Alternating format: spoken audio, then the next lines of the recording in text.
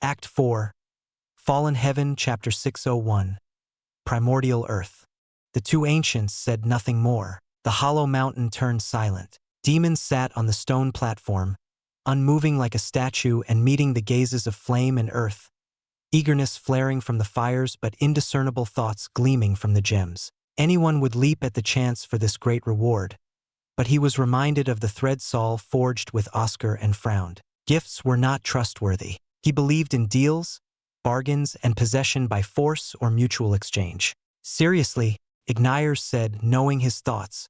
He sighed out embers and scratched the ends of his lively head. You're not wrong to be cautious, after everything that happened years ago, but I can speak on Tectones' behalf. He is a prankster but never harms intentionally. How will it help me? You haven't answered that yet. Demon ignored Igniers and walked to the open maw of the Ancient of Earth. Matures withheld information about Saul when we first met. What can you say to convince me? He held no respect or awe for the ancients. They were mere tools that wanted tools of their own, not worthy of any of the reverence they received. The stone face of Tectones never changed, and his mouth shut tight. A few seconds later, a few rumbling chuckles resounded, quaking the earth beneath their feet, comparable to the sound of rocks bashing into each other. Tectones' lips cracked wider into the stone, spreading upward, resembling a smile a child would carve into a pumpkin. Believe, moment, choice. You may not understand it now, but believe in the gift I will bestow upon you. The moment will arrive when it will change everything or not. It all depends on your choice. Unlike others, I grant you the freedom to choose. If you don't want it, it's fine. I believe in your decision. Igniers translated for Tectones. That is acceptable. At least there is honesty in your words. Not at all light. For years, he experienced all the lies and trickery. The simple proposition of choice was rare and believable. Urged by the Igniers' grumbling, Demon stepped closer and reached his artificial hand into the stony jaws, the teal gems glow waxing and waning to the deep thumping that sounded from the earth. The gem was smooth, carved into a perfect shape with equal sides and dimensions. He saw his reflection on the multiple surfaces, raising an eyebrow at the man in the gem. A multitude of black, lifeless eyes stared back at him. Oscar. It reflected not the coldness or indifference that dulled his gaze, but the lifelessness and despair that muddied Oscar's. Tectones waited, keeping his mouth open while Demon contemplated the reflections in the gem. The artificial arm grasped the gem, ending the confounding visages of a broken man. Power surged into his body. He felt stronger and healthier than ever. Suddenly, he lurched forward, nearly stumbling into the gaping maw. His arm creaked, the metallic fingers groaning while squeezed into thin strips, barely the width of twigs. The unknown force spread from the fingers, crushing the palm, and swept up the forearm, nearing the shoulder. Hesitation bred trouble. Demon quickly detached his artificial arm and tossed it away. In its path along the air, the gem of primordial earth broke apart the arm, condensing it all into a compact bead the size of a seed. There, gleaming like a wondrous diamond, the gem landed on the stone platform, rolling around and behaving like an ordinary jewel. Cursing the loss of a precious arm, Demon glared at the Igniers and Tectones. The arm was made from Erden's antlers and a precious grade 4 ore. Its loss was calculated in tens of millions of gold. Body, Tectones said. It is a test of your body. Normally, only one from the Volten lineage and wielder of Reese can take it. Your perfect Reese body may be enough. Withstand it with your body and claim it. Igniers cheered him on, releasing flames that brightened the dimly lit cavern. Demon leaped over, cracking the stone under his soles, and clenched hard on the gem. He didn't feel any pain, but a tremendous force emanating from the gem split his skin apart. They had been tightened to the point where they could no longer hold together, exposing the flesh they protected. Red blood drenched the gem, seeping into the cracks between the stones. He nearly choked from the air rushing from his lungs that now faced the terrifying pressure.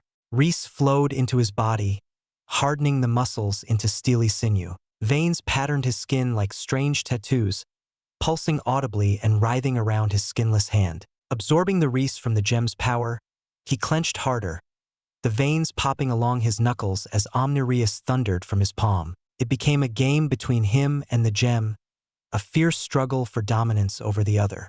Several hours later, the gem's power weakened. He had gained the upper hand and was not about to let it go, pouring more reese into his hand. The gem vibrated violently, attempting to escape, but even with the slick blood on its surface, it could not escape Demon's grip. One final burst of Omnirius sealed the fate of the gem as it hummed weakly and flew into his chest, hiding in his inner world. It had been subjugated.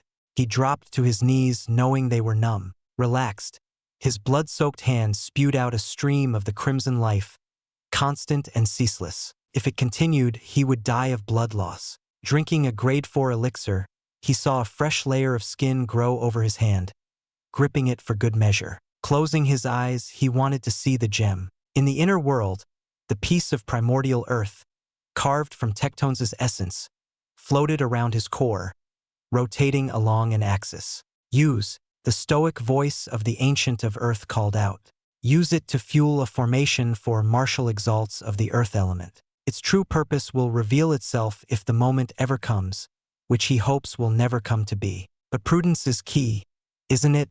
Ignires burst into the inner world, a fanfare of bright flames illuminating the darkness. The big oaf always keeps to himself, but like the formation of this mountain and the sudden rise of a new continent, his tricks are always for the benefit of others. Back in the real world, Demon faced Tectones and nodded.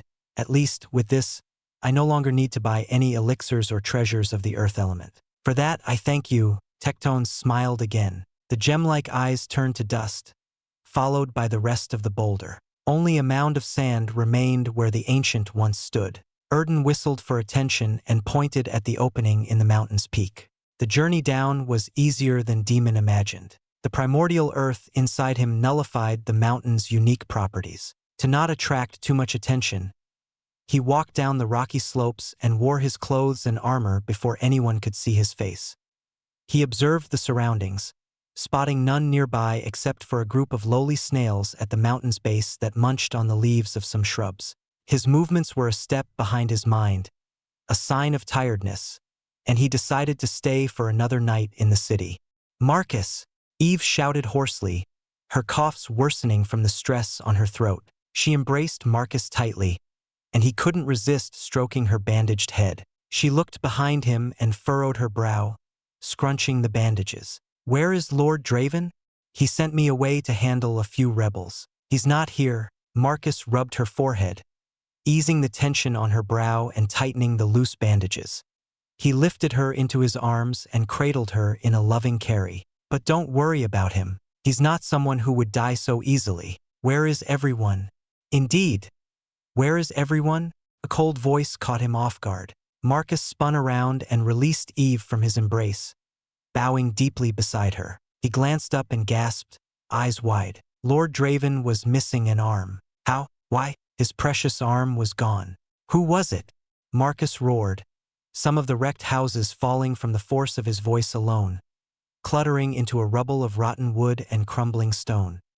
His shout attracted the attention of the others, who quickly gathered around from wherever they were, their eyes also wide at Lord Draven's missing arm. Crag slammed his fist into the ground, baring his sharp canines. Santen, the ever-calm, had an indescribable expression, his eyes reeling to show the white behind the pupils. Restel scratched the ground with her nails, blood spurting from the exposed fingertips. Orin bashed his head on the ground, glaring the fiercest he had ever seen on the boy. Tell us who dared hurt our lord. Give us a name, and we shall see them ended, Santen said, clasping his hands tightly.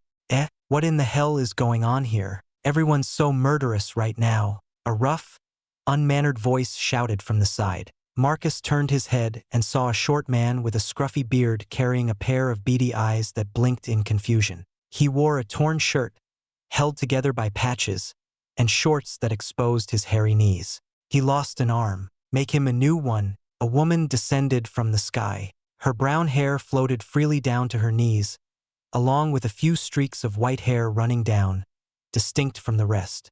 Her blue eyes locked onto Lord Draven's missing arm as a sigh escaped her lips. Her green robes swayed softly until their ends rested on the ground. "Hector, Helen, why did you take so long to return?" Lord Draven asked. Act 4, Fallen Heaven, Chapter 602. A new member.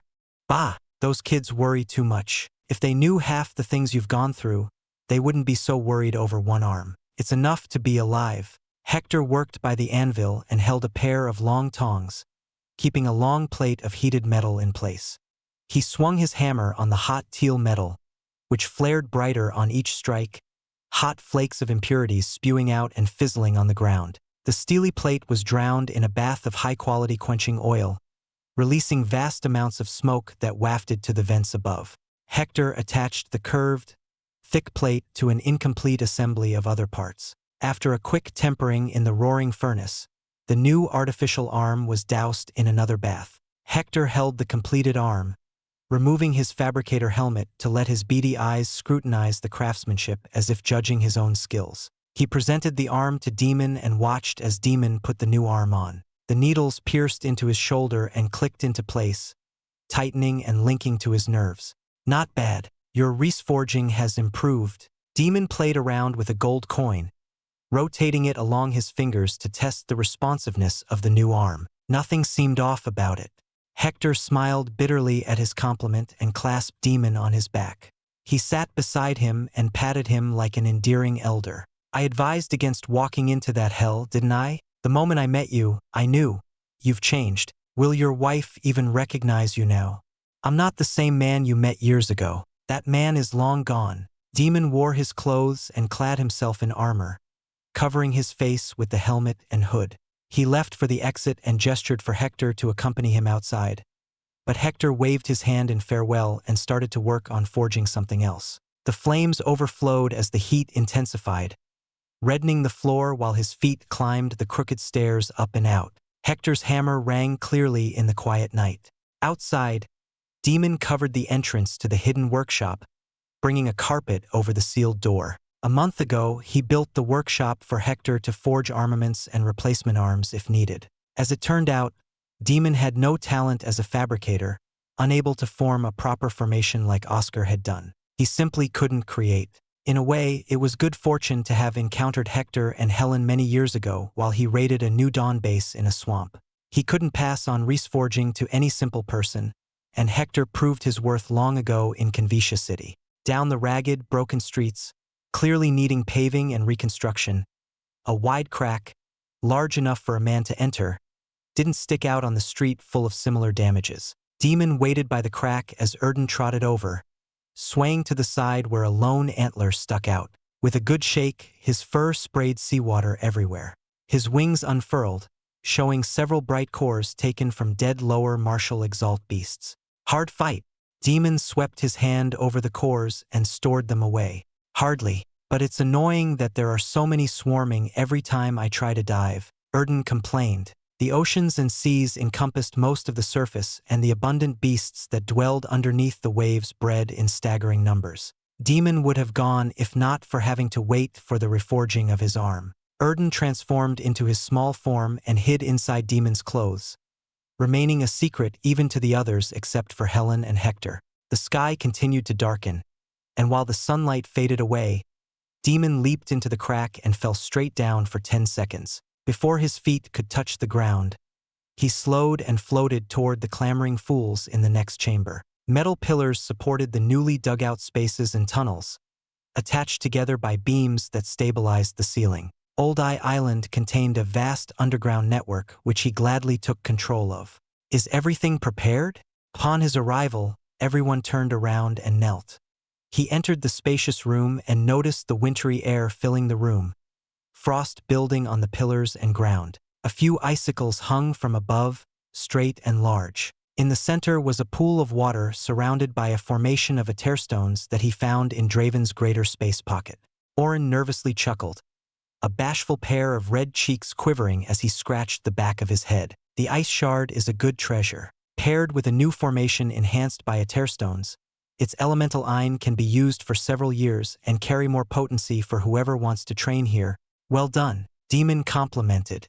Orin's work was impeccable despite the inferiority the boy sometimes expressed. Alchemists and fabricators used a personal formation to create their elixirs and armaments, but they were limited to only that. Many could copy the formations others use, such as city barriers and others, but few could improve on the designs or create new ones like Oren.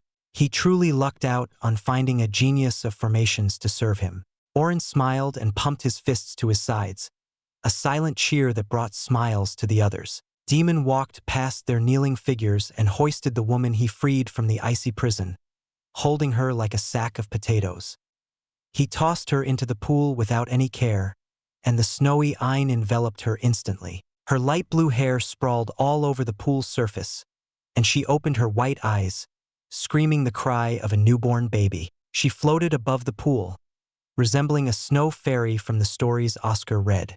Ice expanded from the pool. Sharp, cold blades pierced from below, threatening to skewer them. Demon withstood the chilling air, interested in the parts of his armor turning snow-white, a state of dense frost spreading. Eve was about to charge forward, but Demon ordered her to stay put and stomped his foot against the icy blade, bathing the entire chamber in his blue flames. He charged ahead, the flames closing in on her, and tapped the space above her chest, engraving a seal into her skin, shaped like a flame. Igniers first taught him how to forge the seal to stop Eve's rampage, but it worked fine on the water element. Demon tossed her down, sending her tumbling over to the others, a few pained groans escaping her bluish lips. She gasped, choking on the air and squirming on the ground, tearing parts of her white robes. Santen and the others held her down as the flame seal on her chest shone, calming her down.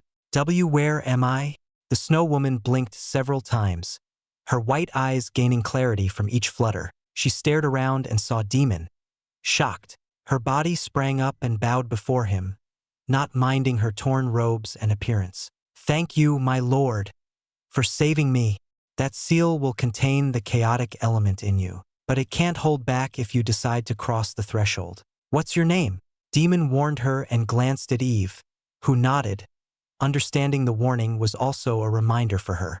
I am Astrid Freydetter, daughter of the Freys. I was taken by them when I was 15 and endured for decades until my lord saved me. Astrid showed grace and elegance, proper for a noble lady. Her face hardened, and she exhaled sharply, a resolute gaze meeting his. I cast aside my past and hereby declare my loyalty to you. If you ever wish to destroy my family, I will stand against them. Someone with a family, Marcus murmured and suggested.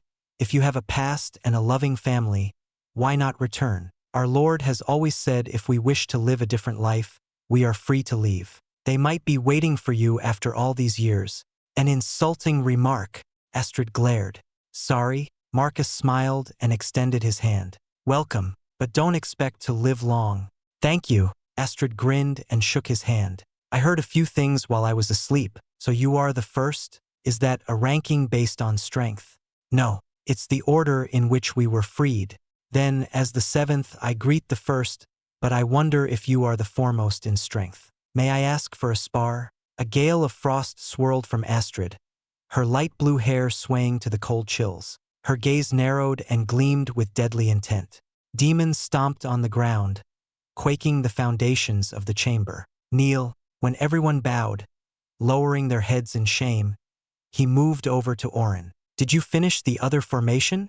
Yes, the flame Ain is gathering well in another chamber, fit for Sister Eve to use, Oren answered quickly. He led him into the next room, where a blazing column of fire resembled a tree on fire. It used his supply of primordial flame, thanks to Igniers, and supplied a stable stream of fiery Ain. Nodding in approval, Demon said, Make another for the earth element. As for the material, this is suitable. Before Oren could ask, he held out his palm. A pulsating orb of yellow light condensed in midair and fell on his hand. It was an extracted piece of primordial earth from Tectones' gem, which had dimmed slightly and needed to recharge. Oren received the concentration of earthly Ain, currently speechless at the power. Don't ask. Finish the job, and when you're done, you will accompany me outside in a week. Demon also gave him more Aetherstones to work with.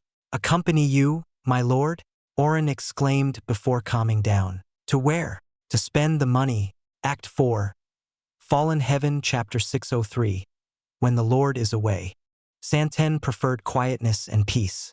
His creed ever since he was imprisoned and experimented on by the New Dawn was to excel at being calm. However, right now his usual calm was compromised. Clasping his trembling hands together, he breathed in and out in a hypnotic rhythm, his chest heaving up and down, matching the ebbs and flows of the ocean waves crashing on shore outside. He counted each time, but more shouting and curt remarks filled his ears, clinging to his hearing like an annoying gnat buzzing around. I have no problem tearing off every hair from your head. You ice witch.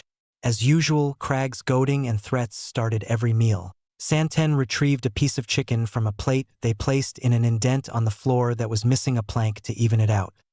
He bit into it, sighing at the grease flowing down his long, skinny arm. Nothing was going right today. Crag smashed a plate and growled like a beast, glaring at Astrid, the new member, with a menacing glint in those cat-like pupils. A crude threat from a crude man. Behave yourself, Astrid smirked, a smug look that enraged Crag further as he stood up, the tattoos on his body squirming as if they were alive while his face contorted. She stood up and balled her hands into fists, not backing down against Crag's threatening posture. Santen blinked his large, fish-like eyes in astonishment. How could she be so prideful enough to antagonize everyone? Crag and Marcus couldn't help it due to the arrogant beastly instincts lingering on every thought. There's nothing to be proud of. We were all weak prisoners under the heel of the New Dawn. Santen stood up, the others halting from his sudden movement. He took a plate of chicken and some sides and marched to the exit, closing the makeshift door they had placed in earlier today. The crisp night breeze swayed the green shrub on his head, tickling his pores. He breathed a puff of white, hot air and felt his head cooling down. He sat beside Marcus, who was guarding the entrance a few steps away, and gave him the plate of food. Every time Lord Draven leaves, you sit here and protect the entrance. Eve will keep worrying if you don't eat. Thanks, but it's my responsibility. Marcus tied his blonde hair back and gladly ate the food, a slight smile forming as he chewed. I also have you to rely on to give me food when I'm out here. It all works out in the end. Ah, at least it's peaceful talking to you outside. Santen enjoyed the respite outside, facing the lazy moon that shone, surrounded by stars. Soon, the shouting resumed from inside the house, every vulgar insult and chilling threat imaginable echoing out of the thin walls. Groaning, he scratched his flat nose, finding no peace. They're quite lively, Marcus laughed, setting his empty plate aside. He received a cup of tea from Santen, a perfect remedy for the oily chicken. We can only hope they mellow out as time passes. I don't think I'll be eating much inside anymore. It's too noisy. Santen chortled in a series of loud, rapid clicks. Blinking once, he lowered his voice even further than his norm, enough to escape their sensitive ears. She's too eager to prove herself, but her actions drive others away rather than pull them into confidence. Isn't it enough to know we all suffered the same pain?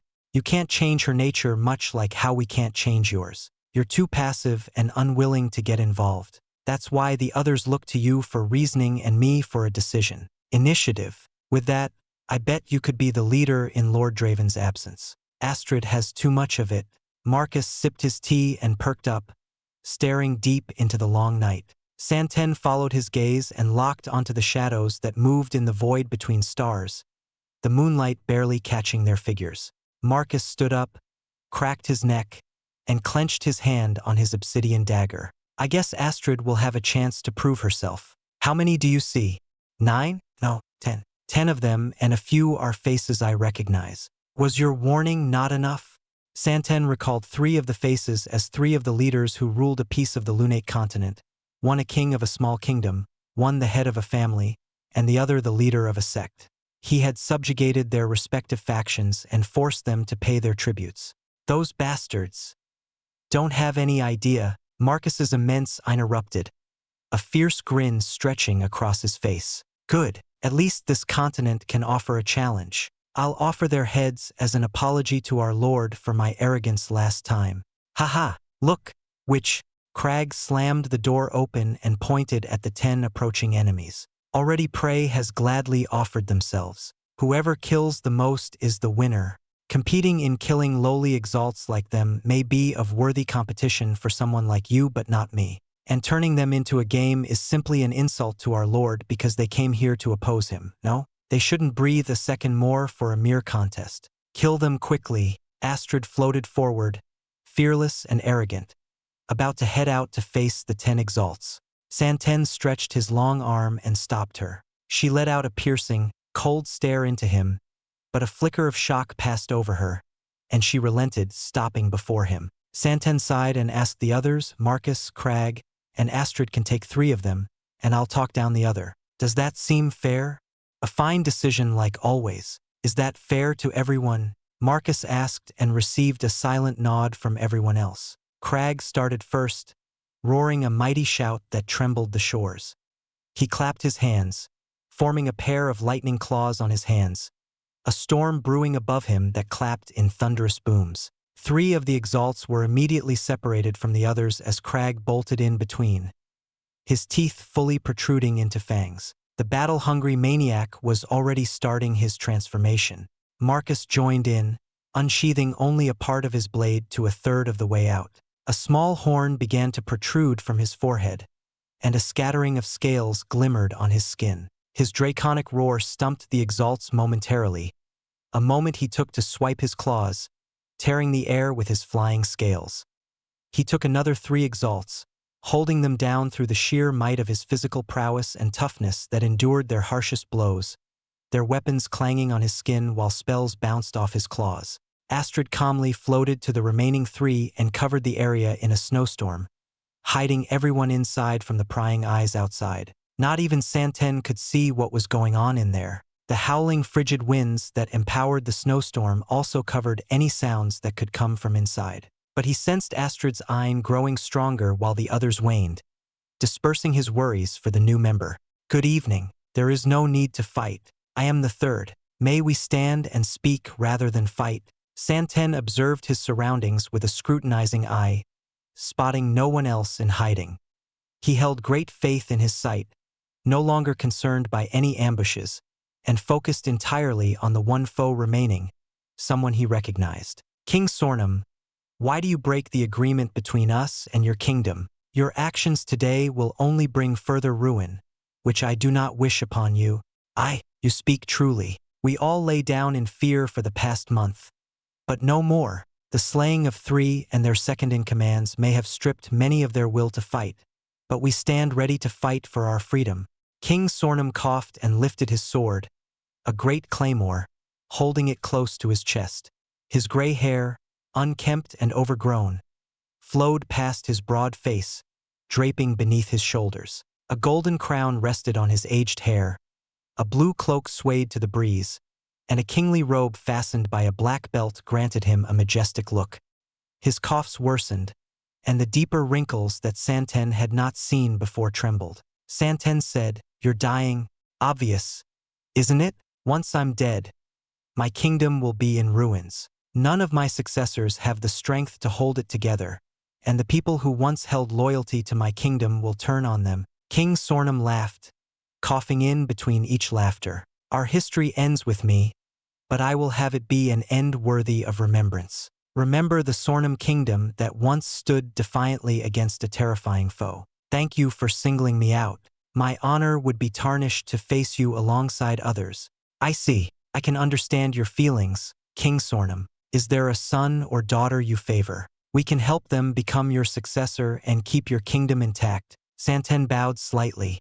"No, that is their road to walk. You can extend its life by force, but it will never be the Sornum kingdom that my ancestors and I have built and cared for. If any can rise and claim the throne by their wit and talent, they will have proven themselves worthy in spirit to carry on our legacy." King Sornum denied his offer, pointing out his claymore at Santen, a glimpse of moonlight shining from the edge. "Now let me fight my final battle. Let my life burn its brightest near its end." "Very well. In honor of your determination, I will grant you the finale you wish for." Santen wept a single tear. "One strike, one exchange, one death." Act 4. Fallen Heaven, Chapter 604. Santon's praise. As the floor shook and the walls trembled, clattering the shingles on the roof in an unsettling tune that foretold a preeminent collapse, Hector rubbed his scruffy beard and reached down to touch the floor, his eye flowing from his palm to coat the torn walls, the even floor, and the unsteady ceiling, bringing them all to a halted silence. Hector nodded to Restel and Eve and enjoyed a delicious roasted beef shank, filling his belly with the well-seasoned and oily feast. Oil dripped from his beard, though his eyes stabilized the house from collapse. Shouting and valorous cries were not blocked. Hearing the battle outside, Hector grunted and shut his eyes, feeling the violent emanations of the Ain from the battles. He confirmed that none of them were in danger despite fighting 3 against 1. It was as expected because of their unique strengths, and Hector wondered how they might fare against higher-grade Exalts. He found the attackers to be merely grade 2s and 3s. Ah, why couldn't I go with Helen and Oscar?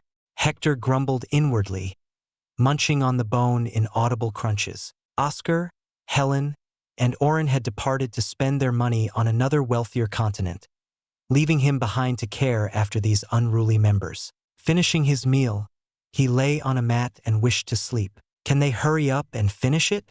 Santen waited patiently as King Sornum raised his claymore over his head, sweeping his gaze over the king's stoic figure. From the deadly Ain enveloping the entire area around him, including where he stood, Santen assumed he would be receiving a final blow, a strike that burned one's life to the fullest for a burst of strength. The claymore shined softly like the moon, glinting like a piece of topaz under the blanket of night. All the Ain that permeated the area converged into the blade as it melded with the king's claymore anima, becoming a rusted claymore, the opposite of the brilliance it showed before. King Sornum readied the ruined blade, holding it in a piercing stance, ready to stab it forward. A sharp light from refined metal gleamed at its very tip. Santen realized that was where all the Ain had gone into. The king's body visibly withered, the wrinkles deepening and spreading all over his body as the flesh shrank to the bone. Indeed, it was a strike containing all of his Ain, will and heart, and Santen raised his hands, intent on facing it head-on, which was the only way to show respect to the Exalt's dying blow. A faint grin lifted from King Sornum's cracked lips, gratitude overflowing from the sunken eyes before a sharp look overtook them, the glare of one fighting with everything he could muster.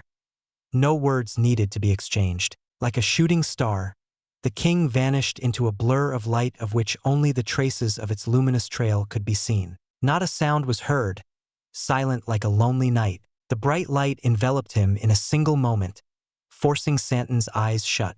Santen clasped his hands, holding the claymore's destructive thrust between his palms. The sound finally caught up in an uproar of the air's screeching, while the winds howled in tumultuous cries to return to their rightful place in the calm, breezy sky. A thin slit, too thin to be called a chasm but too wide not to be distinct, cut across the ground, the shore, and the waves. After a few minutes, the sands rejoined, the waters merged, and the ground crumbled together.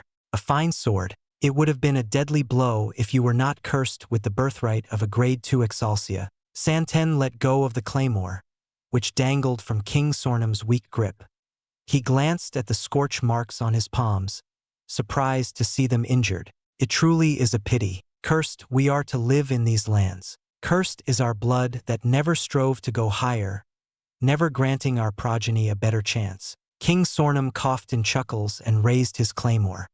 His arms quivered, and his breathing quickened into the dying gasps of a man at his end. Now, end it. Farewell, King Sornum. You will forever live on in my memories. Santen lifted his right arm, pointed straight like a spear. He swung once at the king's smiling figure, seemingly more majestic in this weary form. The rusted claymore crumbled into red dust, gone to the breeze, and King Sornum was cleaved in two from the shoulder to the waist. The withered body also turned to dust, leaving no mark of his existence except for the crown that landed in Santen's hands. He could hear a faint whisper thanking him before it vanished, never to be heard again. With the battle ended, Santen returned to the house and sat outside the entrance, waiting for the others to finish. Later, Marcus floated down, carrying 3 bodies and lying them orderly on the ground. Vented enough? Santen slowly rotated the crown, eyeing every detail. No, that's 10 factions that must be punished. I don't want to tell our lord that we lost him a good chunk of the tributes. Marcus wiped his hands and untied his blonde hair, sitting beside Santen. This battle only added more annoyances.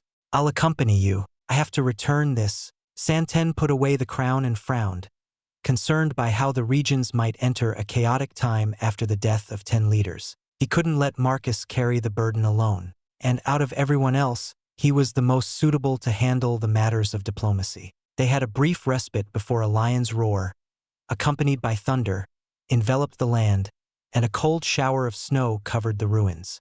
Crag tossed several mangled bodies, barely recognizable anymore, onto the ground and boasted about his kills, swaggering his beastly body toward Astrid, who held up 3 pale heads covered in a layer of frost. She swung them by their hair and threw them onto the pile of corpses. Before they could start another ruckus, Santen clapped his hands together and said, "Marcus and I will depart to handle the aftermath of their deaths. We entrust that the 2 of you can protect our home. I don't require this oaf as a partner. I alone am enough." Astrid waved away Crag, treating him like a child to chase away. Suddenly, she clutched her chest and gasped heavily. The flame seal that Lord Draven placed on her spread all over her body. Steam hissed from her pores and orifices, her screams becoming muffled by the smoke overflowing from her mouth. Crag roared in laughter, smacking his knee at her misfortune. "You need an ally. Restel and Eve are not fighters, so Crag is your only choice." Marcus didn't go to help her. Neither did Santen. The flame seal erupted because the rampant element inside her threatened to exceed the threshold, a warning she seemed to neglect. Astrid opened her mouth, presumably to retort, but scalding steam hissed out, and she lay limp on the ground. Without waiting for her to calm down, Santen carried her inside and bid farewell to the others before departing with Marcus. He wrote a list of the 10 factions that tried to attack today and circled their locations on the map, deciding on their first destination, the Sornum Kingdom. Demon was up early and confirmed the locks still latched on the door. His room was small with no windows, the bed filling half the floor. He encouraged his eyes outward and controlled them into a singular line, his mind weaving it into form and his intent giving it power and purpose. As a small platinum orb was molded into existence, it cracked and fell apart, simply another failure. He found this spell in Saul's space pocket and trained it well to form it with iron, but the line gave him trouble. For several years, he honed his mastery of line and Ignires's primordial flame, yet some spells still escaped his grasp, never falling into his vision of perfection. The platinum orbs broke apart one by one, unable to sustain the powerful line. He paused and pondered in silence after each failure. The constant failures granted him clarity into the flaws of his spells that he tweaked time and time again. If it were Oscar, he'd figure it out quicker than me. Although Demon was the one first to use the iron, it was Oscar who showed a genius level of how to apply Reese and iron in various ways. Demon wondered how easily Oscar would have figured this spell out. "My lord, may I come in?" Caught in his thoughts, someone knocked on the door, and Oren's voice, shy and meek, called out from behind. "Enter." Demon put on his clothes and armor before unlocking the door from his bed. Oren bowed and raised his voice in a loud declaration. "We will be landing soon. Lady Helen told me to tell you to come out, right?" Demon exited his room. For now, his spell training would have to wait. He needed to spend his money first. Act 4. Fallen Heaven, Chapter 605. Belnick Port. Demon fastened his sword to his waist. Ever since the end of the war, he ventured out solely to destroy and kill. This time was a rarity in his life of endless destruction. He had killed many during the war and many more in his path for revenge. But now, he was going to spend a trip in peace and spend money like an ordinary person. Memories resurfaced as his mind turned to the scenes of Oscar and Avril enjoying their outings. He had watched from inside Oscar during every moment yet could not comprehend. Why had they wasted their precious time? His actions demanded a reason. Demon climbed the stairs and joined Oren on the deck. The air was serene because a barrier kept the rushing winds from disturbing the peace. He heard the winds brushing against the airship's defenses, only able to mildly shake the vessel, much to Oren's inconvenience since the boy's face turned a sickly green. What a weak child. Smacking Oren's back, he sent a wave of comforting eyne. Oren's cheeks returned to a healthy red flush.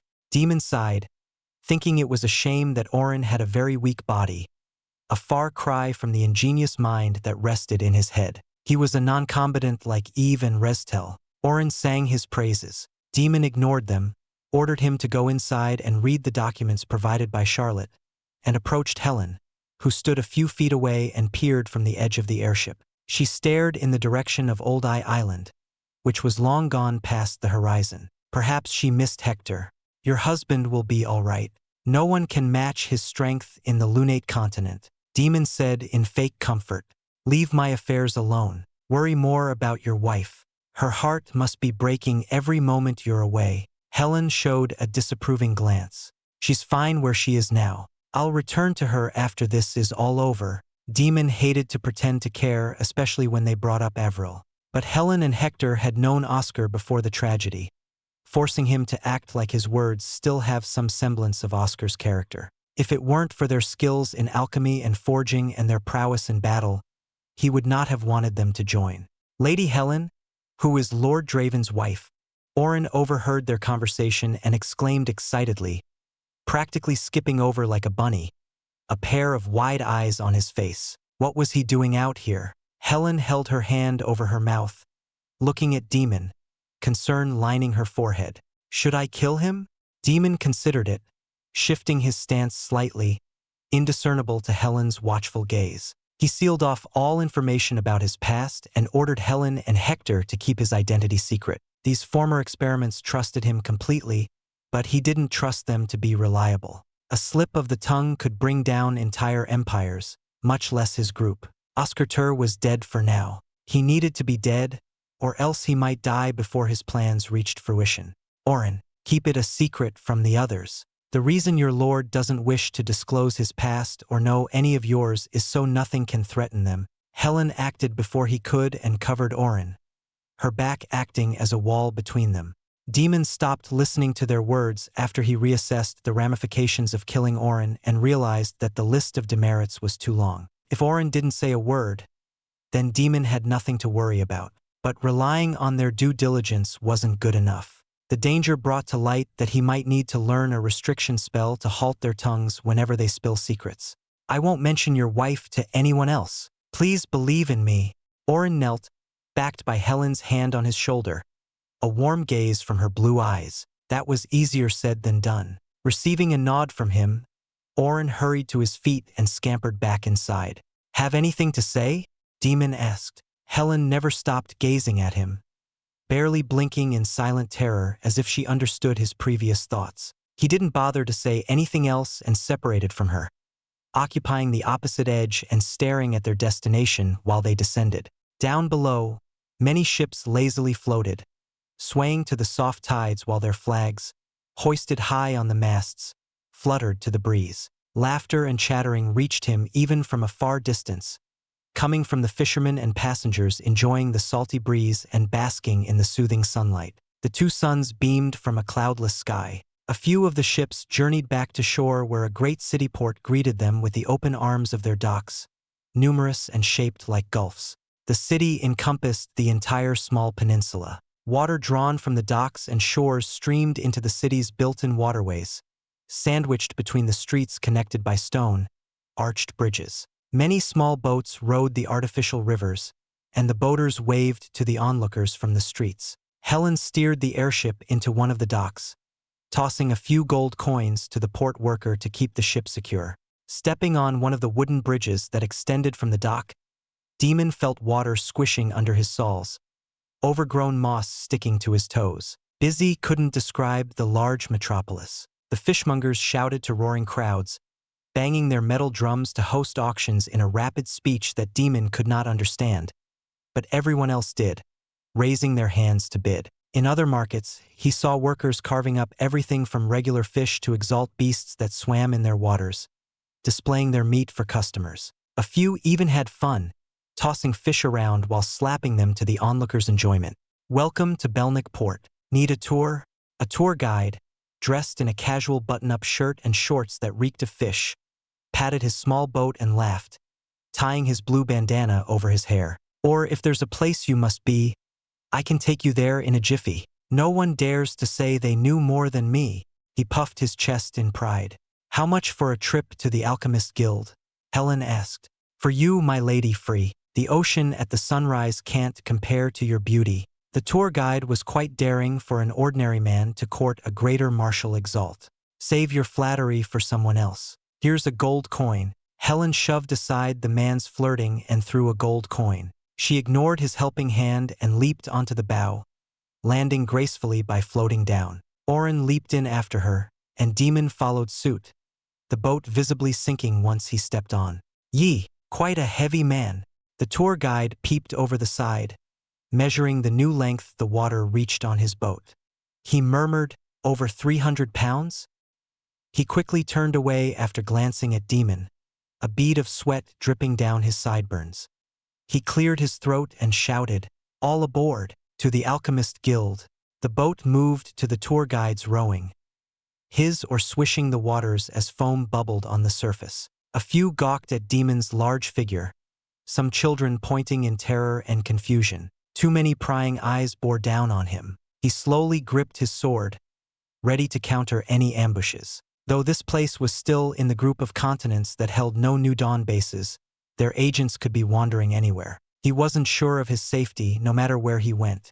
Stone buildings lined the streets in neat rows, well polished to a fine sheen that showed cleanliness opposite the city where the stench of fish and seawater filled the entire place. Past the docks, the boat floated further into the inner city, the buildings more refined than the previous ones. Here, the majority of people roamed the streets, busy at the stores for goods other than the fish that dominated the outer markets. The smell of fish and seawater no longer surrounded him, but his clothes had already sunk deep into it, unable to escape the stench. Helen held her nose, knitting her brow, clearly hating the smell. Orin darted his gaze at everywhere and everyone, his eyes dazzling in wonder. Would he be fine with these two? He wished he had other options, but the others were too eye-catching, and Helen's connections and status were required. A few minutes later, the boat stopped near a platform, bobbing to the river's swaying, and the tour guide pointed west. The Alchemist Guild's that way. Thanks for the gold. After they got off the boat, he rowed away, presumably to find his next customer. Helen took out an elixir, a strange one that held powder instead of liquid. She sprayed the powder over everyone, the salty fish stench no longer clinging to their clothes. In fact, there was no odor. Turning a few corners, he followed behind Helen, behaving like a bodyguard as they reached the Alchemist Guild, a massive mansion that stood arrogantly with golden glints outlining its bricks. In the lobby, many stared at Demon, apprehension overwhelming their once calm faces. As Helen spoke with the attendant and revealed her status, Demon sat with Orin and closed his eyes, traveling his mind to a distant body elsewhere, one that he created before landing the airship. The duality body, garbed in a different mask and gray robes, snapped its eyes open and floated to another dock on the peninsula. It was time to see what else the city offered. Act 4, Fallen Heaven, Chapter 606. A chance encounter.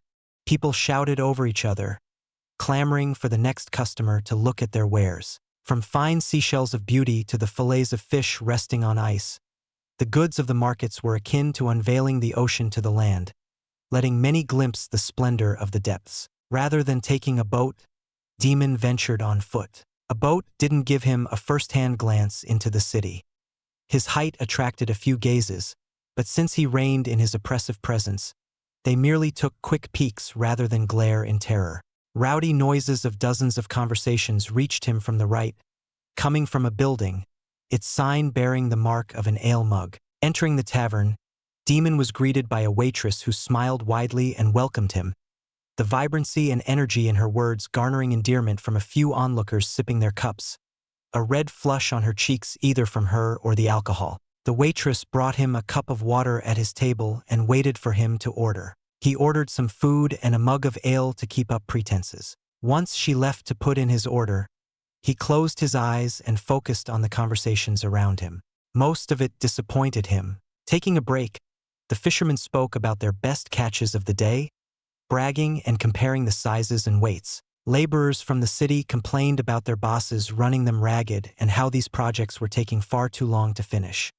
He had Erden, who hid in his robes, listened to the mundane topics of the populace while he turned his attention fully on the Exalts, a mix of mercenaries, wanderers, and disciples of some faction. After sifting through most of their idle topics of complaining about their progress, discussing the rewards from yesterday's job, and laughing about their love life, Demon finally picked up on an interesting conversation.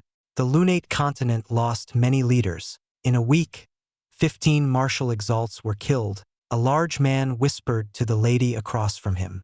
15. Demon counted the 3 that Marcus killed and the 2 leaders of the Reed cartel he slew. What happened in his absence? He guessed a few stragglers must have retaliated after hearing about the deaths of the others. Tapping his finger on the hardwood table, Demon considered letting it be. Santen was there, so there was no need to worry about the aftermath. Who killed them? The lady asked, leaning forward. No one knows for sure. They suddenly appeared on everyone's doorsteps demanding a tribute a month ago. Many powers are interested in them, but no one knows who's behind the group. The large man rubbed his chin. Everyone's suspicious of each other. It's quite a riot. I've also received a few requests to investigate. Are you going to go? The lady showed concern.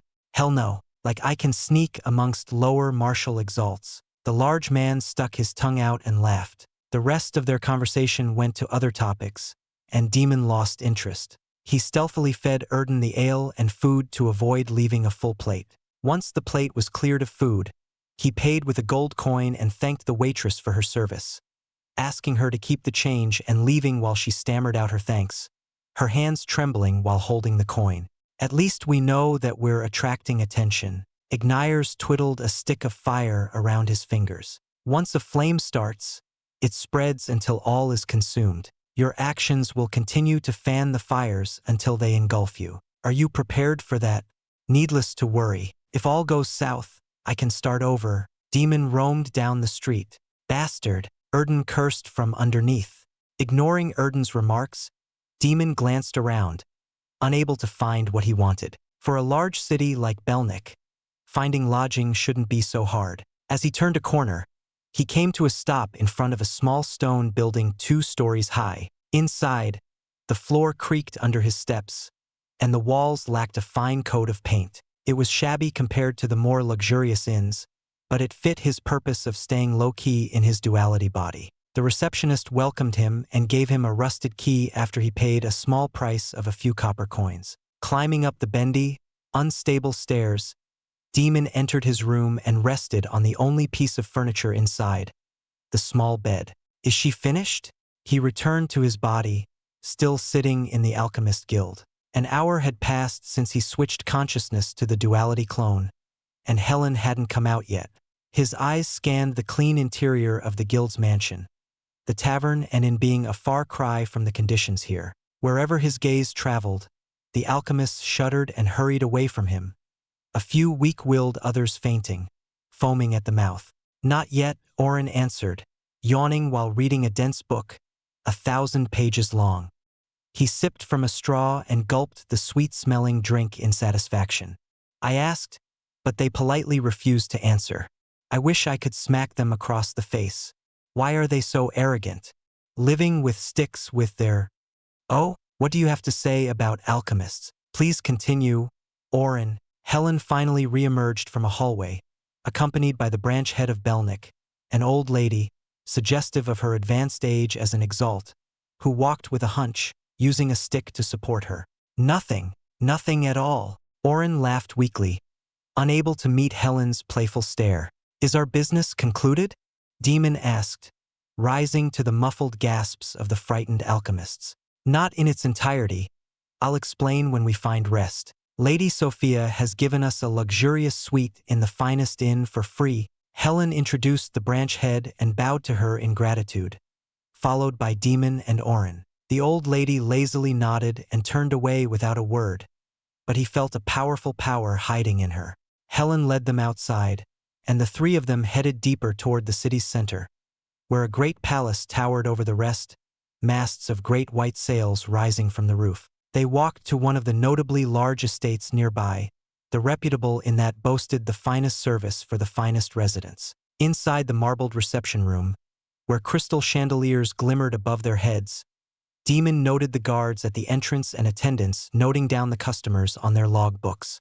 Going to a lesser inn was worth it to avoid the hassle of signing in and potentially risking anyone following his footprints. Demon waited, ignoring the wary stances of the guards. Helen gave a letter to the manager and was hastily led to their accommodations by a circular pad that elevated them to the highest floor. Compared to the straining room where his duality body rested, this room had enough space to handle 40 people. It had doors to other smaller yet large rooms with beds big enough for 5 people. Couches strung from the softest threads stretched across the room, circling the fireplace. Glancing out the wall-sized window, he took in most of Belnik City, noting his duality's position. Contact between them would be hard. At most, Erden could act as the liaison, but he preferred to keep the beast nearby his fake in case an unexpected situation occurred. Demon waved over at Oren and asked, "Have you read through it all?" "Almost everything. There's so much information. My head is pounding." Oren rubbed his head, and Demon flicked it hard, knowing it was a joke. The tiny bit of information in Charlotte's notes was a mere droplet compared to the wealth of knowledge in Oren's head. Oren shrieked in pain, then recovered and said in a flat tone, lacking the immaturity of before, from past studies as well as related events, "I have judged that a few individuals have the potential to be a greater talent than their predecessors. Write them down." Demon gave him a piece of paper and a pen. Oren wrote so fast his hand blurred, but clean words, almost too perfect to have been written by a human, perfectly lined the paper, consistent in size and straight as an arrow. Demon looked at the 5 names and stored the paper away. "Do they satisfy you, my lord?" Oren returned to his lively self. The former golem-like expression was lost as if it were a dream. "Well done." Demon rubbed his head as Oscar would have done if he were here, shaking the boy's tiny frame around. Oren was terribly undergrown for a 16-year-old, almost as tall as a 10-year-old body, a cause of concern for the others in the group. It seemed he had to increase the portions for Oren's meals or forcibly shove it down his throat. Helen returned and sat down, sweating and breathing a great sigh, tired from today's affairs. "I managed to purchase an essence of darkness for Restel and ordered several grade 4 elemental elixirs, but lightning and metal were not on the table. Sophia mentioned we should wait for the auction later this week since they're on the list." Helen rubbed her temple. She held up a finger and wagged it. "Before you ask, I spent almost 240 million gold. That's a 1-month tribute, and those will work for 6 months. Oren counted on his fingers. "We also need elemental elixirs." "Why do we need so much? What should we do, my lord?" "We came here to participate in the auction as well. I didn't expect we'd be down the entire month's tribute just on 2 essences." Pondering, Demon paced around the room. He still had the wealth from the Reed cartel, around 750 million gold, but he believed he needed more. Having no idea, he slowly retreated to his room and said, "Rest for now. Tomorrow I'll have a solution." Resting on his wide bed, he blinked, his vision shifting from the chandelier to a broken wood ceiling. In his duality body, he rested until night and quietly exited the inn, floating to avoid awakening the snoring receptionist. He wandered the dark streets, stuck in thought. The money would be replenished and grow over the years, but he had delayed training for a while now. His group needed to gain strength before the other powers descended on them. Should he steal from the auction? A small series of steps reached him from across the street. He stopped abruptly and turned to the stranger, clenching his hands without knowing. She wore a black crystal hat with a veil that covered her face down to the neck. Dressed in a black dress shirt and a long black skirt, she walked under the bright moonlight before turning into an alleyway and disappearing into the darkness. Despite her being covered and hidden, Demon could not mistake that person and muttered, "Avril, Act 4, Fallen Heaven, Chapter 607. A strange gathering. It's not her." Erden dismissed the thought immediately, sounding very certain. As Demon quietly floated and followed after her, Erden peeked his tiny head out of the sleeve, sighing wordlessly in their shared thoughts. Even fully clothed, she resembles Avril but is not her. "Unlike me, it's natural to be duped since you never cared for her," He didn't forget to get in a quick insult at Demon. Demon resisted the urge to squeeze the life out of the beast. He focused on the black-veiled woman who resembled Avril as she turned several corners. The gait of her strides, the briskness in how she darted her head around, and the scent Erden picked up all were a close match to Avril, but upon closer inspection, as Erden mentioned, they had their minute yet distinct differences. Who was this woman? Why did she give off such a familiar presence to Avril? Digging into his and Oscar's memories, he found the most probable answers. Avril's older sister or mother. Careful, careful, Ignayers warned. I sense others lurking nearby. If you carelessly follow, they will notice you. He showed Demon the locations of certain rises in temperature lurking around with intent. He slowed down and lightly kicked off the air using Reese while hiding his eye, remaining invisible to the prying printsticks of the strangers. Lurking corner by corner, he inched closer in silence, careful not to alert the others who encircled the woman. Strangely, they moved skillfully in a defensive formation, covering each other's blind spots. It seemed they were protecting her.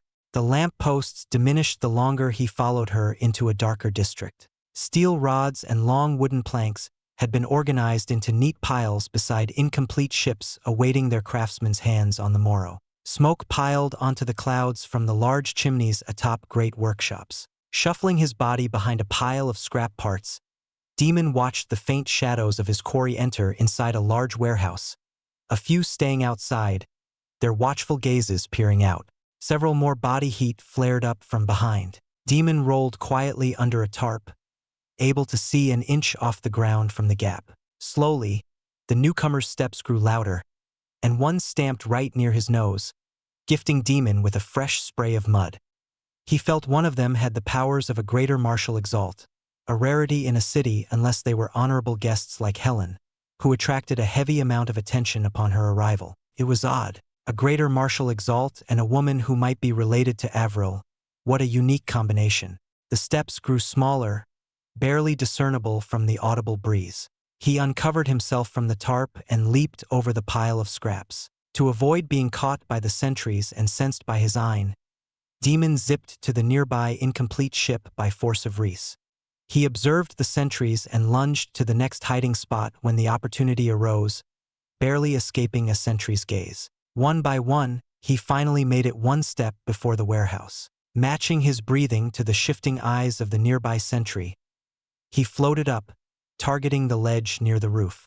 Suddenly, the wind picked up, and his robes flapped audibly to the whimsical tunes of the air. Gritting his teeth, Demon spun and rolled across right as the sentry rushed over.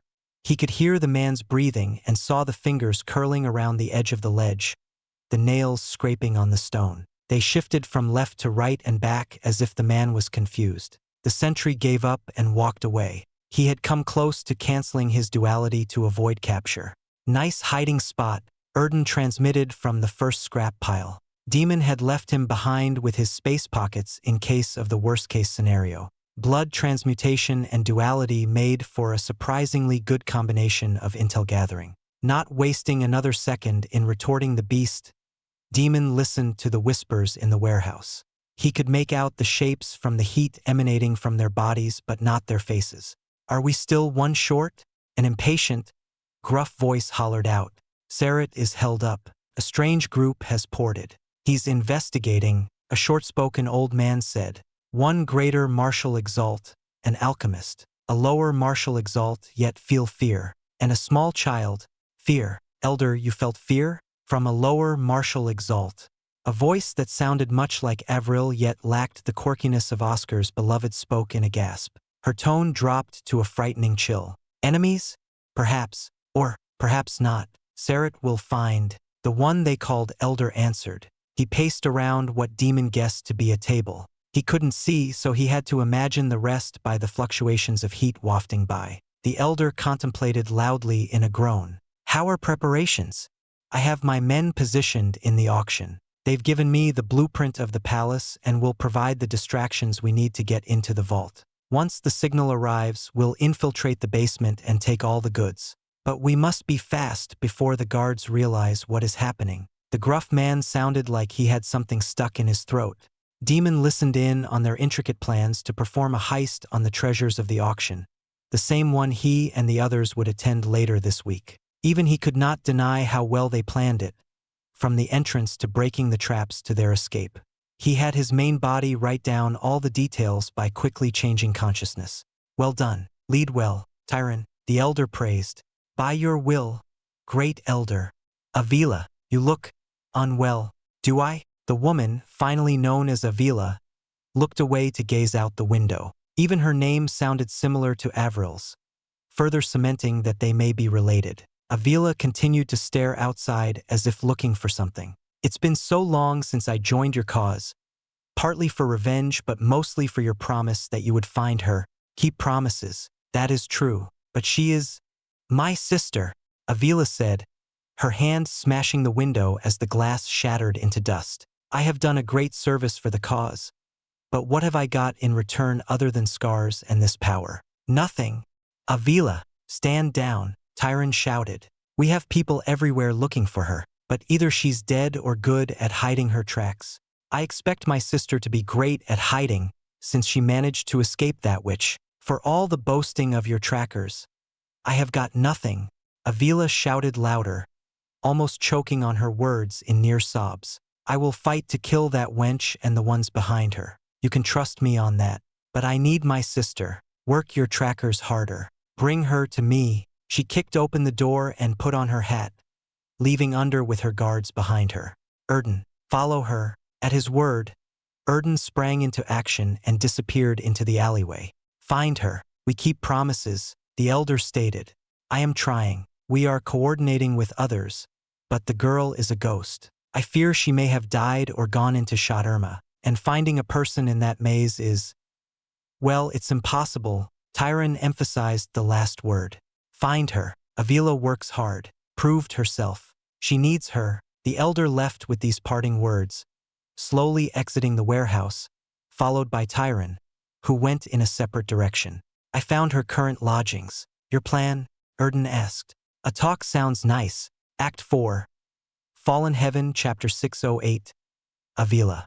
Minutes later, the last of the sentries and guards departed from the warehouse, but Demon clung to the ledge, unwilling to depart yet. He watched in great caution. As the hours swept by, his suspicions turned out to be true. A soft click of a mechanism rotating reached him, and an ordinary tile on the floor creaked open. A few cloaked figures emerged from the new entrance, nodding to each other before splitting off into separate directions. Whatever this group was, they were quite meticulous in leaving behind a few others in a worst-case scenario. Now the warehouse was clear. Sighing, Demon looked through the window, found nothing of worth inside, and then perched himself on the ledge. The soft, luminous moon resting above the shimmering ocean of swaying waves vanished into a blanket of darkness and was replaced by a glaring chandelier. Back in his real body, he barged into Oren's room, where the boy was buried in pillars of papers. Oren didn't notice his arrival despite how loudly the door banged on the wall,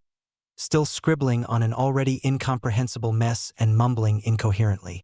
Good focus. Demon approved of Oren's single-minded focus. Still, he had no time to wait and snapped his fingers in front of Oren. From that sudden snap, Oren nearly jumped out of his seat and yelped in fright, tossing his pen, which fell back on his forehead, marking a deep ink mark between his eyes. Perhaps he praised too quickly. A good focus didn't mean to be so easily broken by a mere snap.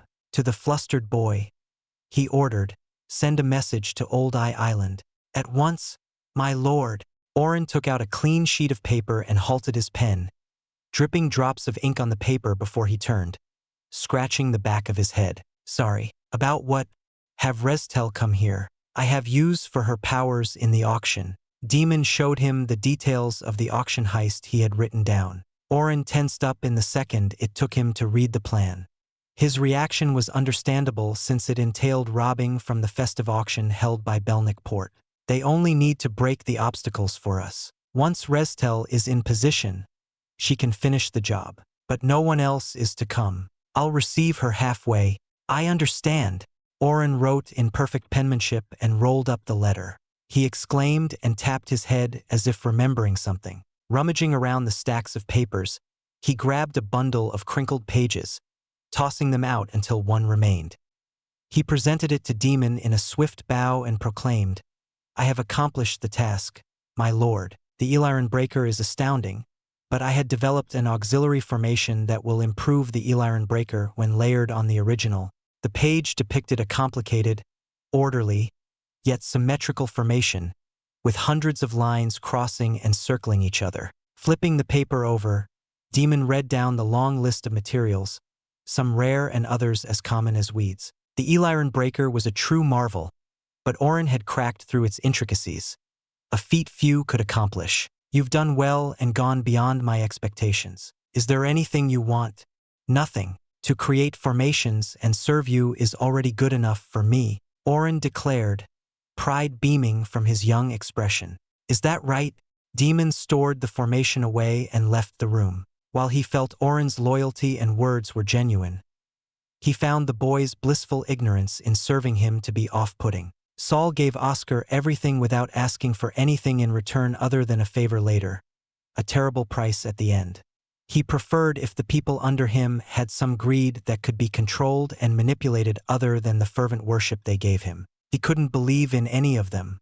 Sitting in the middle of his rather large bed, Demon switched back to his duality clone and leaped off the warehouse roof, heading toward the place where the one named Avila stopped. Erden was still watching over the small home. Rejoining the beast, he skulked in the nearby alley and observed. It was an ordinary home, fit for maybe 3 or 4 people. Candlelight seeped through the thin curtains of one window, not enough for him to peek through, but it meant she was still awake. How should I approach this?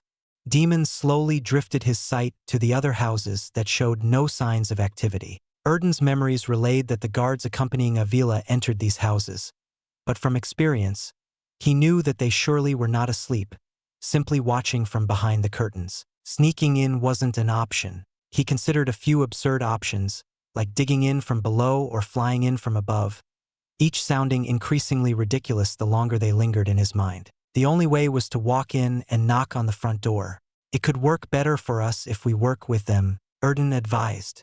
Her fiery words held no lie in her passion for finding her sister. The flames of familial bonds often burn the most comforting light, Igniers praised, much like that Charlotte lady. However, she burned too much that it cost her an arm. "I'm curious what you will decide." Boldly, Demon stepped out and walked across the cobblestone road, his, Erden's, and Ignier's senses sweeping the area, noticing the faint shadows becoming more profound near the windows. In the silent night, his steps echoed clearly. Halfway across the street, he saw a few curtains turning, and when he reached the door, the shadows gathered at the corners, ready to pounce on him. Their calmness and lack of presence were noteworthy, able to hide from most but not him. "Those of you in the shadows, I am not an enemy, but attack me, and you'll face the consequences." His words startled the silent watchers, and he felt their eyne from the chaotic undulations that emanated from their unsteady state. Quickly, they tensed up and readied to attack. "Just a few night exalts. Your loyalty and willingness to die is idiotic. Pick your battles and win another day." He raised a hand and knocked on the door. He could tell someone was behind it and sighed, "Don't ambush me from behind that door. I said I am not an enemy. You and I have a common quarry. Do we? I don't know you." A familiar voice came from a stranger who spoke out from the closed door. It was the one called Avila. She said coldly, "Who are you?" "Evril." "I know her," Demon stated. Avila gasped in utter shock at his words, confirming she was related. He had laid the hook, and now the moment came to reel it. "You wish to know where she is and how she is doing? I have the answers you seek, but whether or not you are trustworthy enough to meet her is another question you must answer. Let me in for a chat, or kill me or force him away and lose your chance to meet your sister. She has indigo hair and golden eyes. She looks quite like you, so I mistook you for her. To think you are the sister she had been looking for. If only he had a portrait of Avril to be more convincing, but Oscar never kept one of her for some reason. Erden kept all of Oscar's belongings, such as the wedding ring and Isaac's clothes, yet not a single portrait. "Now, do I have your attention? Miss, one of the shadow guards attempted to speak up. "Quiet." Avila's voice trembled, shutting the guard up. After a moment of silence, the door creaked open, and she stepped out, wearing the black veil to cover her face. She gestured for the shadow guards to retreat and welcomed him inside. Shutting the door once he entered, she sat across from him and took off her veil. "Looks alike," Demon said, observing Avila's face. Her brown hair was tied into a neat bun as her hair neatly parted in the front, revealing her furrowed brow as two stretches of hair glanced near the outer corners of her eyebrows down her sides. The golden pair of eyes matched Avril's except for the slight dullness from presumably long years of weariness. Though she prefers to braid her hair and let her bangs cover her forehead, he behaved like Oscar at this moment. "Since we were young, she liked having me braid her hair but was always insistent in keeping the bangs." Avila gave a saddened gaze that soon hardened as she reached over and clutched his robes by the neck. Her golden eyes glinted a silvery light, a strange power spilling forth. "Where is she? Answer me." "Oh, this girl has a variant prinstinct. She can see emotions. No wonder the others value her to search endlessly for Avril," Igniers praised. The prinstinct observed the distorted world for intents of Ein, but variants also existed, rare but possible. Among them were eyes to see through the lies and truths and the eyes to see the emotions of others. Demon recalled that the lady of the Raven household and sister of Margaret Ward held a similar power. Igniers scoffed. "Though she can't see through you, I can assume you see nothing from me even with those eyes of yours. But my words carry the truth. I won't disclose her location. For someone else's sake. I can't put her in danger of being involved with whoever you are working for." Demon pushed her away, back into her seat. To negotiate was to take control. "I can tell you what she is doing and how she fares, but you must tell me of yourself." Avila went silent, clearly pondering for a few minutes. She nodded and said, "One question at a time. You ask, then I ask. Fair? Fair. Then answer this. Who do you work for?" Demon asked, uninterested in her but concerned about the power behind her. "We are the Defiance. Our goal is to overthrow the Primal Council." Act 4. Fallen Heaven, Chapter 609. Collaboration. The Defiance. Demon crossed his arms. He had never heard of this organization, but Avila's declaration of overthrowing the Primal Council puzzled even him. The Primal Council ruled the whole of Valen, the unshattered half of Talos, and had existed since the Savage eras, which he placed at a time after the war between the Ancient and the Caroliman. To defeat a power that had existed for tens if not hundreds of thousands of years seemed quite impossible. Either they had incredible backing or were delusional fools. "My turn." Avila leaned in, eyes narrow, studying him through the mask. "Who are you?" Instead of jumping straight to Avril, she asked about him. A sudden turn from Demon's initial expectations. She lit another candle between them and leaned closer as if about to share a secret. The silvery glint of the variant prinstinct still shone brightly from her golden pupils, a flicker of fear flashing across. "I am Erden, and I know Avril," he replied, tapping the bottom of his sleeve where Erden started to tug and shake in defiance, clearly hating that his name had been used.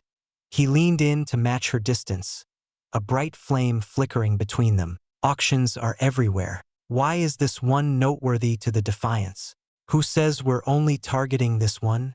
Avila smirked. "Were you under the impression that we're a small renegade group with a hopeless goal? Is that a rhetorical question or not?" "And this does not count as one of my questions," Demon said. "Rhetorical. Were you eavesdropping on us in the shipyard?" Avila asked, her smirk receding into a flat, stern line.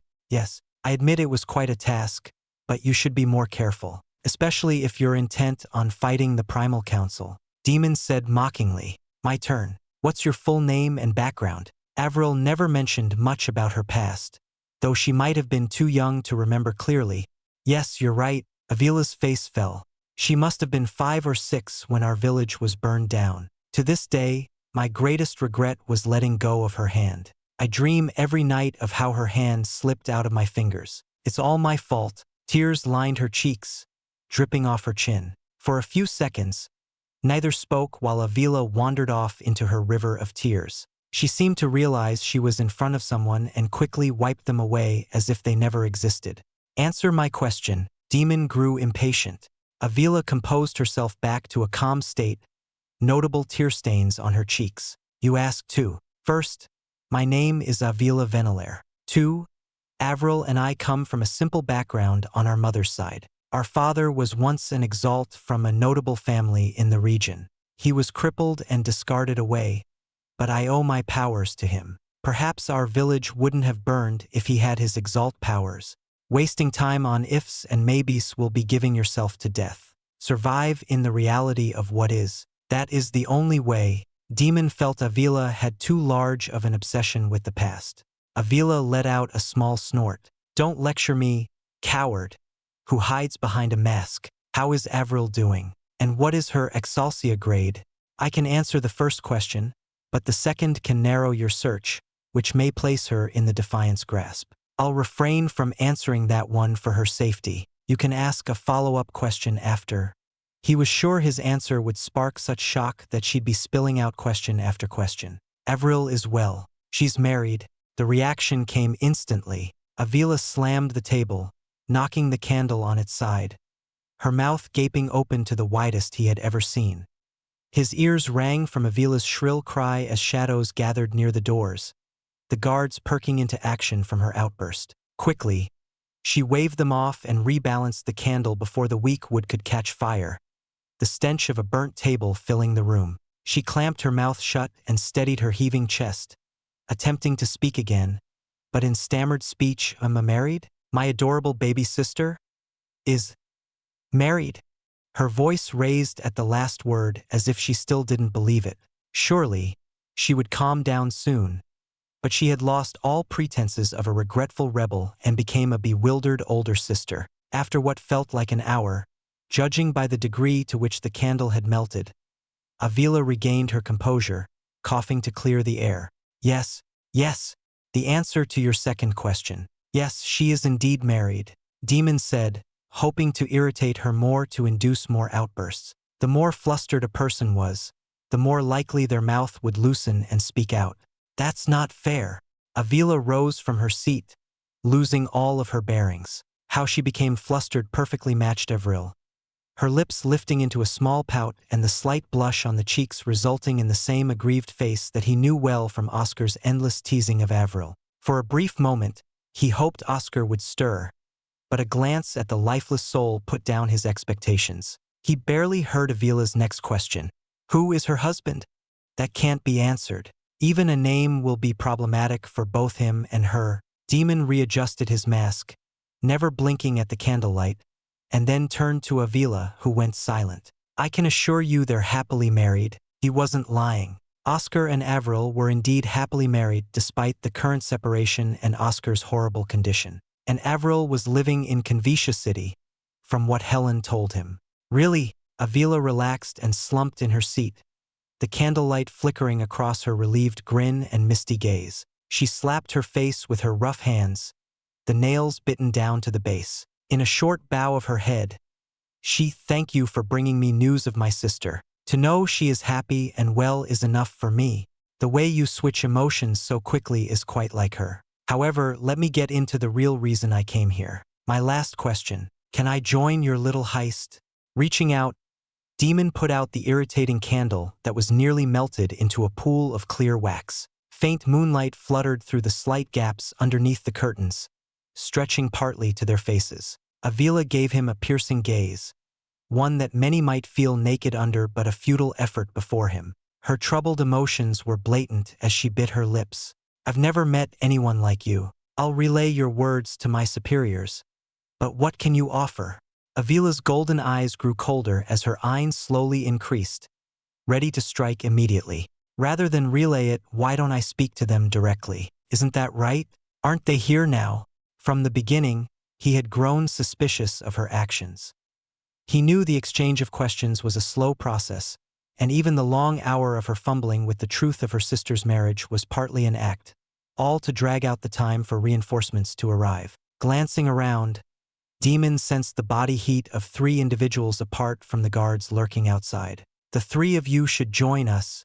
Astounding. A strange one, the elder entered, flanked by 2 others, wariness spilling from their eyes as they readied themselves to fight. They were all cloaked and wearing masks, probably to match him. After all, if one was unwilling to reveal themselves, why should the other? However, the elder wore plain robes and appeared to be very advanced in age. Before he could speak, Avila leaped on the table, spilling melted wax everywhere, and knocked an arrow fully to her eye, the moonlight gleaming off the sharp arrowhead that stopped an inch before his throat, ready to pierce him. The other two positioned themselves next to him.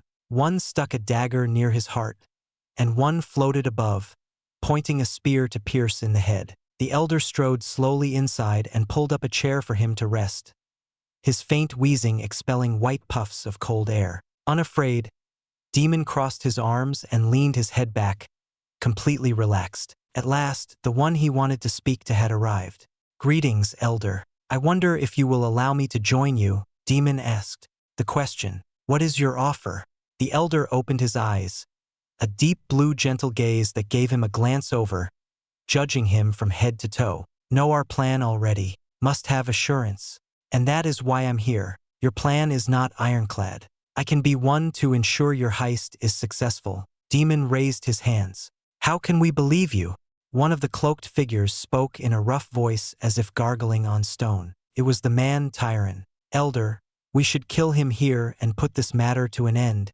He came, prepared to die or escape. The elder rubbed his wrinkled head, stretching the skin out with his gnarly fingers. He watched Demon silently for a few minutes, mumbling to himself or perhaps speaking to another. A gentle grin cracked his dry lips as he clapped and said, "We accept, Elder." Avila, Tyron, and the other exclaimed but went quiet from the elder's raised palm. "Then I'll see you in the auction. Don't worry about my invitation. I already have one." Demon bowed. Standing as the weapons backed off, he nodded to Avila and departed, exiting the path formed by flanking guards. The night was in full swing, a few hours before dawn. Joining up with Erden outside, he roamed the empty streets, returning to the rundown inn to pretend to rest. No doubt they had put spies around to follow him. "Now I need to wait for Restel to arrive. That old man wants to use me, but he's not on par with the pieces I have." Demon knew the elder wouldn't have agreed so easily without a backup plan to handle him. Avila may have some thoughts against it, but she's also a pawn, and he couldn't rely on her to back him up. Perhaps he would die during the auction. Either way, he had his trump cards in Duality and Restel, and they didn't know. That was enough. Act 4, Fallen Heaven, Chapter 610. Start a ruckus. The next day was quite quiet. Unwilling to show more of himself, Demon stayed inside his room, devouring the few lower martial Exalt cores Erden had collected earlier. As the Ein surged through his veins and into his core, his body trembled, a few of his joints cracking from the weight of the power. It was lacking, very lacking. Compared to the Ein provided by a hypothetical essence of metal in Orin's formation, it fell far behind. Finished absorbing the eaten core, he heard Erden's message and switched to the Duality clone. He rose from the bed inside the shabby bedroom and spotted the note slid under the door, and signed with no seal. Erden carried the note on his antlers and tossed it onto Demon's lap. He unraveled the folded page and scanned it, pondering its contents in silence. They wished for him to be the main opener to cause an uproar and divert the guards' attention while they carried on their heist. The note ended with a provocation. "Since you are brave enough to be fearless before us, then surely you must have your means to escape and deter others." Burning the note out of existence, Demon wiped his hands of the ashes and tapped his finger on his knee. Restel could handle the heist, but he had to find a way to deter the security and others who might get involved. Everything was set up to favor them, but the issue remained of whether or not he could take advantage of the chaos. For several hours, he considered his options, his tapping finger ticking like the hands of a clock, counting down the diminishing time he had to think. "Ignires, you are the Ancient of Fire, correct?" Demon asked. "Are you mocking me, brat? I may not be so majestic now, but wait until you see my true power." Ignires fumed. "Then I have a perfect role for you." Demon returned to his real body and barged into the startled Orin, who had been sleeping after a long night of studying. Without warning, he dragged him to the main room and showed him a map of Belnick Port. The boy's eyes turned from dull drowsiness to an ecstatic sparkle of delight, his shoulders trembling from excitement as seen from his wide grin. Oren burst out the door to fulfill his orders, cheering down the hallway. What's all that commotion? A lady needs her rest. Helen wandered out of the room, her hair unkempt and wild. Demon wasted no time and explained the heist to her, including the existence of the defiance. Her blue eyes widened, her mouth agape, and her cheeks twitched as if trying to find the proper expression to react to his words. She laughed for a few seconds, her hair shaking wildly from how hard she laughed. Tying her hair, she let out short chuckles before clearing her throat. From Convicia to here, why do you always cause trouble? It's as if you're attracted to it. Are you with me? Demon questioned her loyalty in this matter. After all, as a former branch head, she surely fell sway under the Primal Council. Helen shook her head and slapped his metal helmet, a motion he saw but didn't dodge. Scoffing, he replied to her slap, "Rude, you're the rude one. Hector and I gave up our positions to chase Aldrich.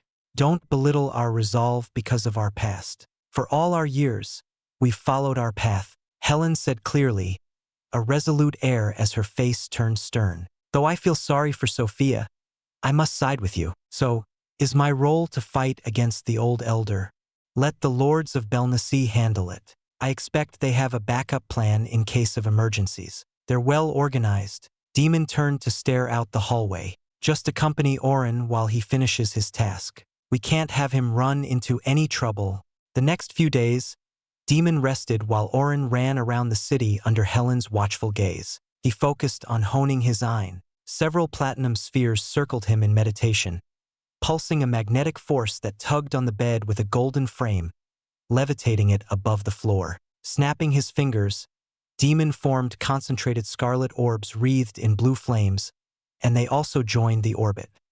He floated above the bed and slowly overlapped his spells, the platinum spheres screeching and turning red-hot as the blue blazing scarlet orb roared. Beads of sweat overflowed and drenched him under his armor, his mind straining to contain the rejection the two elements had for each other. It was not an easy task, probably impossible. The paintings held on the walls trembled and fell off as the table clattered, sounding like a stampede of clopping horses. The blue flames scorched the platinum spheres black and crumbled them into ashes that blemished the scarlet sheen of the orbs. Demon clicked his tongue at the failure and waved off the spell. The bed landed with a loud thud, but he remained floating, staring at his hands. The fusion of fire and metal worked fine under normal circumstances, even with the line, but it all fell apart when using primordial fire. It seemed he had a new reason to go to Matures, to secure primordial metal and complete the fusion of the elements. A knock interrupted his thoughts, and he put on his helmet. "What is it?" "My lord, today is the night of the auction. Restel has also arrived at last," Oren answered from the closed door. The time was finally here. Exiting the room, Demon was greeted by Restel, her black, wild, overgrown hair covering her entire head and face. She bowed and knocked her head multiple times on the floor, stammering out her apologies. I am sorry for arriving so late. Sorry." Her never-ending apologies earned her a hug from Helen, who seemed to have a soft spot for her and Eve. A pointed glare from her was enough to understand she wanted him to speak. A simple exhale from him caused Restel to flinch. "Enough of your apologies. You came when we needed you. Has Oren told you of your role?" Demon asked. "Why yes. How will I get close to them?" Restel bowed again. "Sorry. Leave that to me. Now enter my shadow." Demon beckoned her with a wave of his hand. Restel nervously stepped forward, fidgeting her shoulders. She landed on his shadow and melted into globs of darkness that seeped into his shadow, lightly darkening the shade but otherwise indistinguishable and undetectable. Other darkness users could enter shadows, but none came close to her degree of perfection. Quite a waste for her to be unable to use anything else, or she would have been a powerful assassin. An hour later, they left and arrived at the auction, met by a scattered mass of masked individuals, some wearing full masks while others simply hid behind eye masks with unique and flavorful designs. Many gazes turned to him, an oddity amongst the rest of the party, the visible eyes narrowing in apprehension. He wore his usual armor and helmet, adhering to the rules of the masquerade auction by covering his face. Oren and Helen dressed well in formal attire and wore masks, Helen swiped a glass of wine from a nearby attendant carrying several glasses and made her way to a group, mingling with the chatters of high society and gossip. Standing like a statue, he positioned himself diagonally behind her, the usual spot of a bodyguard, which eased the prying gazes that probably believed him to be her guard. Oren somehow became the center of attention, introduced as Helen's relative. His flustered demeanor and speech only flamed the teasings of the wily, old aunts who took quite a liking to him, even trying to set him up on dates with their young relatives. Here he comes. Shifting his stance, Demon saw a small group passing by. One of them was his duality body, currently controlled by Erden, who grumbled internally several times. But beside his clone were Tyron and Avila, who dressed up in a fine blue suit and a black dress for the occasion. Avila's hair was tied back but had been changed to blonde, while a pair of red eyes shone from the eye mask. As for Tyron, he had simple brown hair and eyes, though Demon knew for sure it was a disguise. Tapping his foot on his shadow, Demon got Ristel's attention. Go into the shadow of the white-robed man and then transfer to the woman's shadow. Why yes, Restel answered. Timing it right, Demon turned, pointing his shadow before their path. In the duality clone, Erden stepped on the shadow, not a single inch off in his strides, and Restel transferred herself to him. Quickly, the darker shade faded from the duality's shadow and propped up in Avila's. Knowing his task was done, Demon swapped bodies with Erden, taking control of the duality clone. That man, Demon spoke from the duality's lips. He paused slightly to build tension. He glanced at his real body, now controlled by Erden. He's strong. You've noticed, Avila whispered. The elder also mentioned the same. But he won't be a factor if we follow the plan. She separated from them, as did Tyron, who left with a stern warning. Leaning on the wall, he watched them go about their roles. Avila pretended to be slightly drunk and approached a key member of the auction house, blushing and speaking sultry words that piqued the man's interest, his lust-filled, drunk, reddened eyes wandering around her graceful figure. Her act was very good, and her tolerance was incredibly high. She drank several glasses of high-quality wine meant for martial exalts and still didn't get drunk, quite different from Avril, and endured the more than familiar hands of the man. As she led him away, she darted her gaze to him and went upstairs to the private quarters. A good woman. Worry about her. A gentle, aged voice came from the side. Wearing a strange wooden mask, the elder chuckled and relaxed on the bench, hunching while tapping his walking stick on the crystal floor. So, how will you betray us? Not surprised you knew. Anyone with years of experience would know. Demon was unsurprised to hear it. He had expected it but had to praise the elder for being so brazen to ask in the center of the auction. Are you not afraid I'd report you? No, you want profit. Also, you don't lie. The girl's sister, the elder side, cared for her, raised her, but never found sister. Thank you. Because of that, what do you want? Demon asked. Contest. Will you win? Will I win? The elder's face was hidden under the mask, but Demon could tell a smirk rested on that aged face. Not afraid of being caught? Demon wondered what other plans the elder had. Not a chance. The only variable is you. The elder pointed his stick at him. Why not join us? Your rebellion?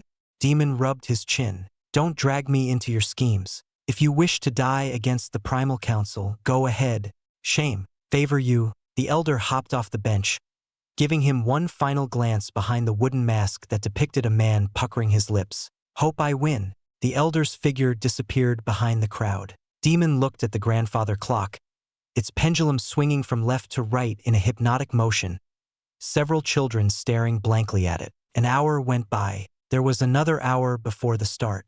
The party and auction would begin here in this open atrium when the moon reached the highest point in the night sky. While looking up, he was distracted by several figures nearing him, their stoic gazes fixating on him. He glanced around, but nope, these people were here for him.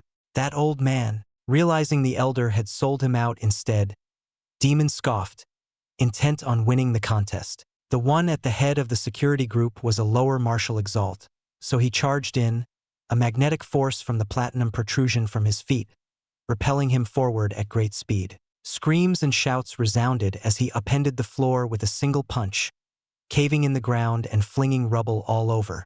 Intruder! The guards assembled, and more rushed over. Many parents carried their children out of the way while other attendees watched gleefully from the side, clearly excited at the show. His original plan had been wrecked. He intended to complete it while remaining hidden, but the old man's plot got him first. Still, it wasn't a loss. Placing his hand on the ground, Demon activated the formation Orin had spent days creating. Faint pillars of light beamed to the night sky from all across the port, and a great fire converged from above. The massive fire crashed onto the barrier surrounding the auction, embers spewing from the pulsating defense. The fires scattered apart, no longer holding any Ein, and rained down, passing through the barrier that deemed them harmless. A spell required intent, Ein, and a foundation for it to work. These flames held no master, no Ein, and no purpose until now. The falling embers and fires diverted from their freefall and collected in the center of the open atrium to the shocked gasps of the guests and guards. Given purpose, the flame formed a giant of fire, a vague outline of a massive monster. Ha ha ha! I am the Ancient of Fire. Igniers entered the masterless fire, eyes gleaming in flames, and willed it to raise its fiery hand before slapping it down on several exalts. It's been a while since I've had a body. Act 4. Fallen Heaven, Chapter 6:11. The Heist. Igniers crackled out laughter, swatting away several guards, their spells burning into ashes like dry weeds, a few embers catching fire on their clothes, but their bodies unharmed. The Ancient of Fire seemed quite pleased as the endless cackling rang in Demon's head. A single swipe of his hand creating a molten divide in the wall. Lava poured into a slow, fiery river that seeped into Igniers's feet, his figure swelling to greater sizes. His blazing form rampaged around the open atrium, setting the entire place on fire. It's been so long since I've fought. Puny whelps, forgive me, or not. Ha ha ha. In his duality body, Demon sidestepped several flanking guards, their fearlessness despite knowing his strength was the pinnacle of lunacy. Their lives meant nothing to him. The surrounding flames reflected bright light off the platinum sheen of his upgraded platinum impaler. Plunging the spell into a guard, he eviscerated the innards, guts dangling from his impaler and dripping blood that sizzled on the heated floor. A wild shout thundered from the side, and Demon turned and impaled a man with a twisted, crying face. Two bodies now hung from his impaler before he tossed them aside. The flames consumed their flesh, its crackling matching the cries of the onlookers around him. "What are you doing?" Igniers asked, but he ignored it. Staring at his armored hand, soaked in scarlet blood, Demon watched the involuntary twitching in his fingers. They jerked and trembled erratically. Was it Oscar? Clenching the quivering hand into a hardened fist, Demon charged towards several attendants and guests, starting his massacre. Their screams fell silent, never reaching him but perhaps reaching Oscar. As the trembling intensified, his fist wildly shaking while crushing another guard's head into a pulping splotch on the wall, Demon looked at the bodies sprawled around him. Igniers's flames, not powerful enough to kill them, were enough to contain the various stronger martial exalts. He prevented the stronger foes from reaching Demon by containing them in a maze of fire, their efforts reduced to a sizzling puff of smoke on the flaming walls. Demon killed off several more guards and guests, rejecting their pleas for mercy and peace, adding them to the burning pile. "Look, Oscar, wake up." He stomped on the head of another, the unsettling sound of a skull being crushed underfoot inducing several more cries from the frightened gallery. They couldn't move away as their legs failed them at this crucial moment, tears running down while some hugged each other. A mother apologized profusely for taking her son here, and a father stood on trembling legs to protect his family, unwilling to let him through. Raising his hand, Demon scoffed at their last moments. "Wake up, Oscar. Stop me. Why are you not answering? Stop me, you idiot, or else they'll die." No response came. Useless. Before his hand could swing down like an executioner's blade, Demon felt the air run colder, a frost forming on his robes. Feathers of snow floated down from above, slightly quelling the flames and allowing the others to unleash their attacks on Igniers. Putting up a platinum shield, he backed away before a powerful slash sliced it apart, his real body bolting in between, wielding the white sword. Erden, controlling the real body, mimicked his swordsmanship and brought his sword straight down. Dodging, Demon concentrated and intended to swap with Erden, but strangely, he still gazed upon his real body hacking away at him, forcing him to retreat. His moment of confusion cost him. A flaming punch landed on his chest, driving him into the wall with a loud boom, cracks spreading until it collapsed, burying him in the rubble. Freeing himself from the pile of marble and steel, he locked gazes with Erden in his body, a great fire blazing as the armored figure walked, leaving a burning trail of footprints. "What is it?" Demon asked, sighing since he already knew the answer. "You've gone too far. This senseless massacre won't help anyone," Erden growled, raising his sword. Clearly, the beast had been training to use a human body, perhaps preparing for the human form used by King Exalt beasts. "The hate will go on to me, and no one will know we were behind it. The target of their revenge and hate will go on to another. It's not senseless." Demon brushed the dust and pebbles off his shoulder, matching Erden's pace as they neared each other. "Why can't I retake my body? You have no authority." "But he does," Erden said. "Impossible. He doesn't stir." Demon rechecked Oscar's condition. The same lifeless soul greeted him, eyes still blank and dull. "It must be instinct. The soul might have gone beyond our reach, but the instincts and beliefs that formed it will never perish, never fade. Oscar is not awake, but his will still reaches us." Erden stopped, a foot separating them. "Is that so? Then, if I kill everyone else, will he finally wake up and cast me out?" Two silent warriors met in the center of the scorched floor, everyone scurrying away from the two tall figures. A few glanced back and cheered for Erden to win, annoying gnats buzzing around. Clenching his fists, Demon said, "Stop me." "I intend to," Erden replied in his voice. Metal screeched against the roaring fire, the impaler sparked against the sharp blade, and the floor caved in as the pillars tumbled down in burning pieces.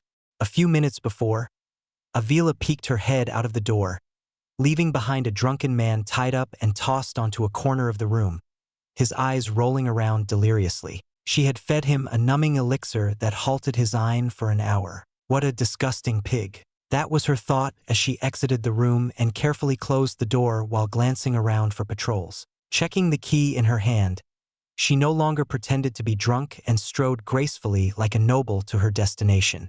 An attendant blinked and fluttered her eyelashes several times, giving her a set of instructions, and Avila turned left, frowning at the guards flanking the doors. Was she too early? Right before she could glance at the clock above, the guards fell limply to the carpet, a new figure standing between them. He wore a fine black suit and an eye mask that revealed a pair of fake gold eyes matching her real ones. He had his black hair slicked back and sipped from a glass. "Fine wine, my dear Avila." The man gave a charming smile that would have enamored many. His voice sounded gentle and deep, a magnetic tone that drew others in. He was a natural charmer.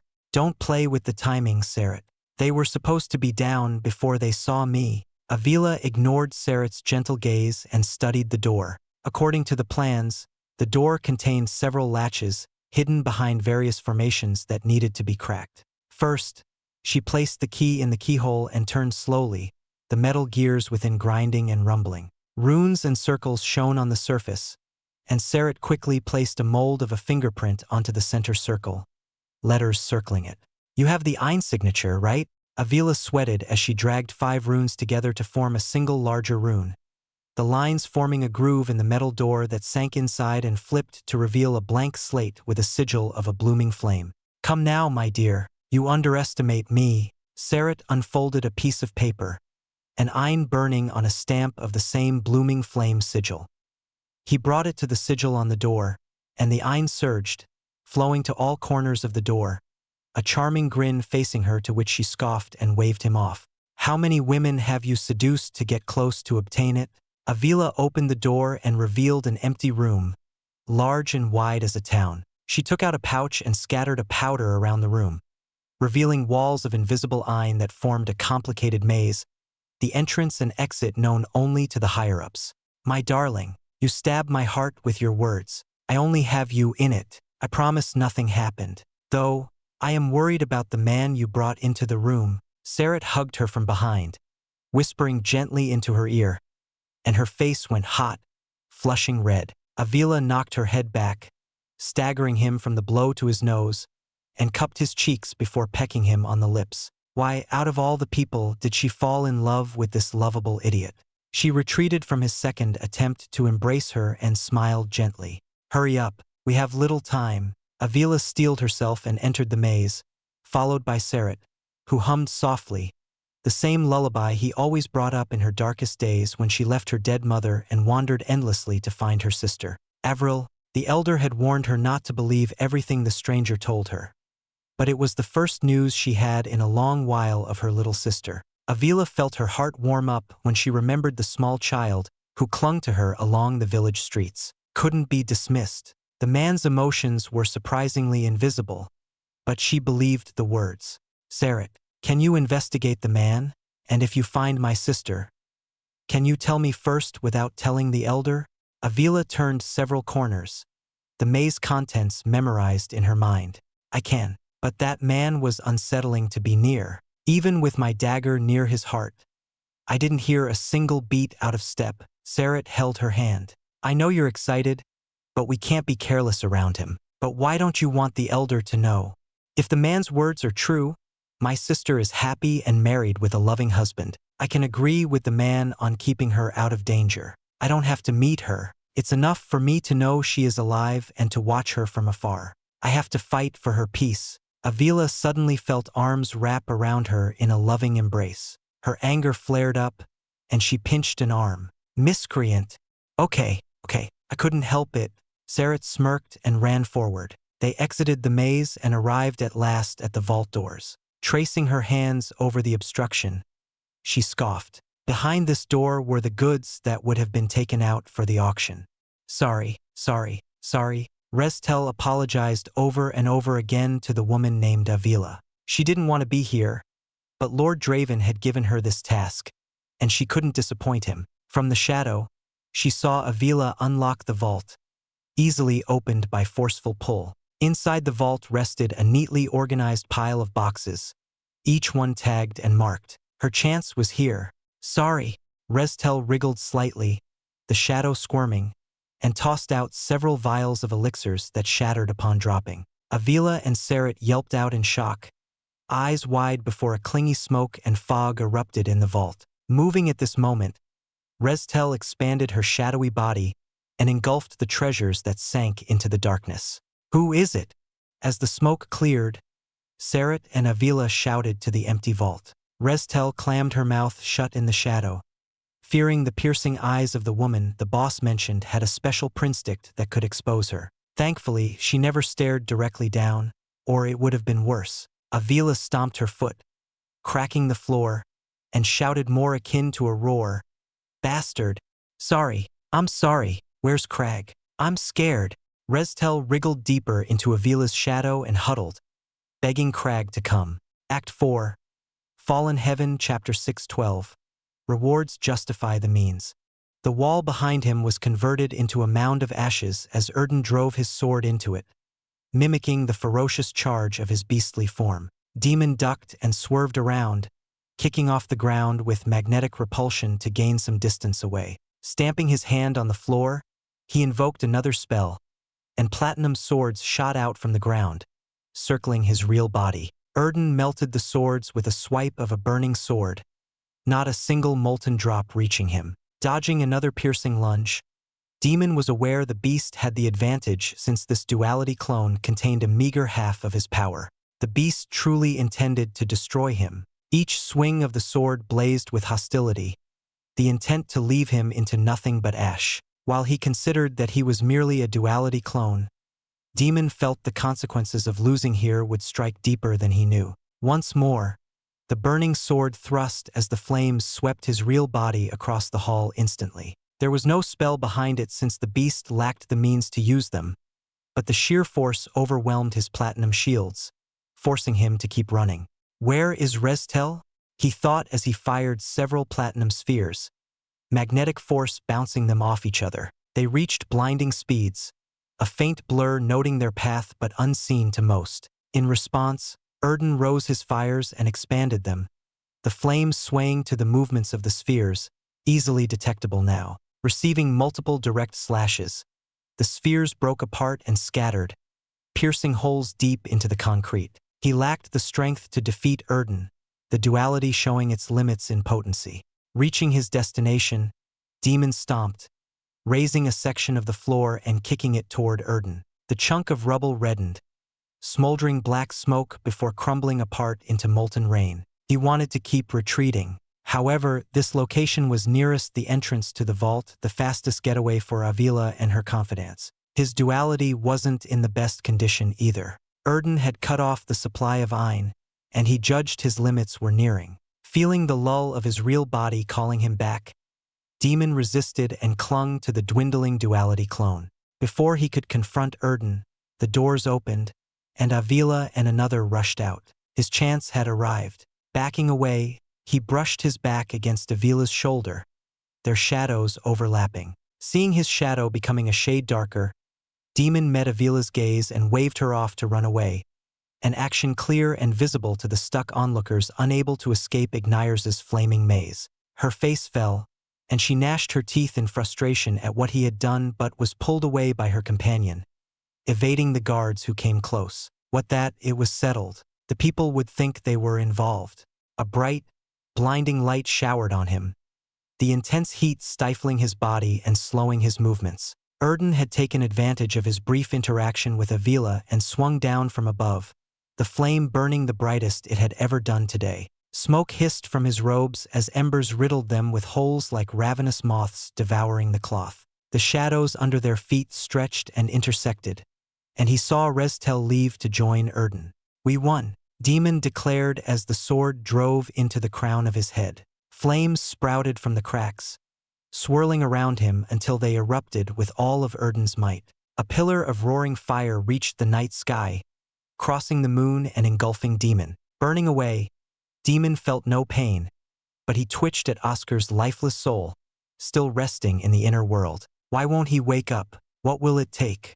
As the blue core pulsed a soft light and droned a simple note, Demon sat beside Oscar, glancing over the unresponsive figure. Ignires joined him but spat out embers in his direction, seemingly unwilling to converse. Erden handled the aftermath of the battle, still in control for now, as Demon tried to tug back the link to his body, finding it impossible for the time being. Oscar's will was strong, somehow still reaching him despite the current circumstances. "Idiot, wake up if you're going to be this stubborn." Demon gave up for now. He suspected it would take time for him to retake control. For now, he had no problems with Erden taking charge since the damage had been done.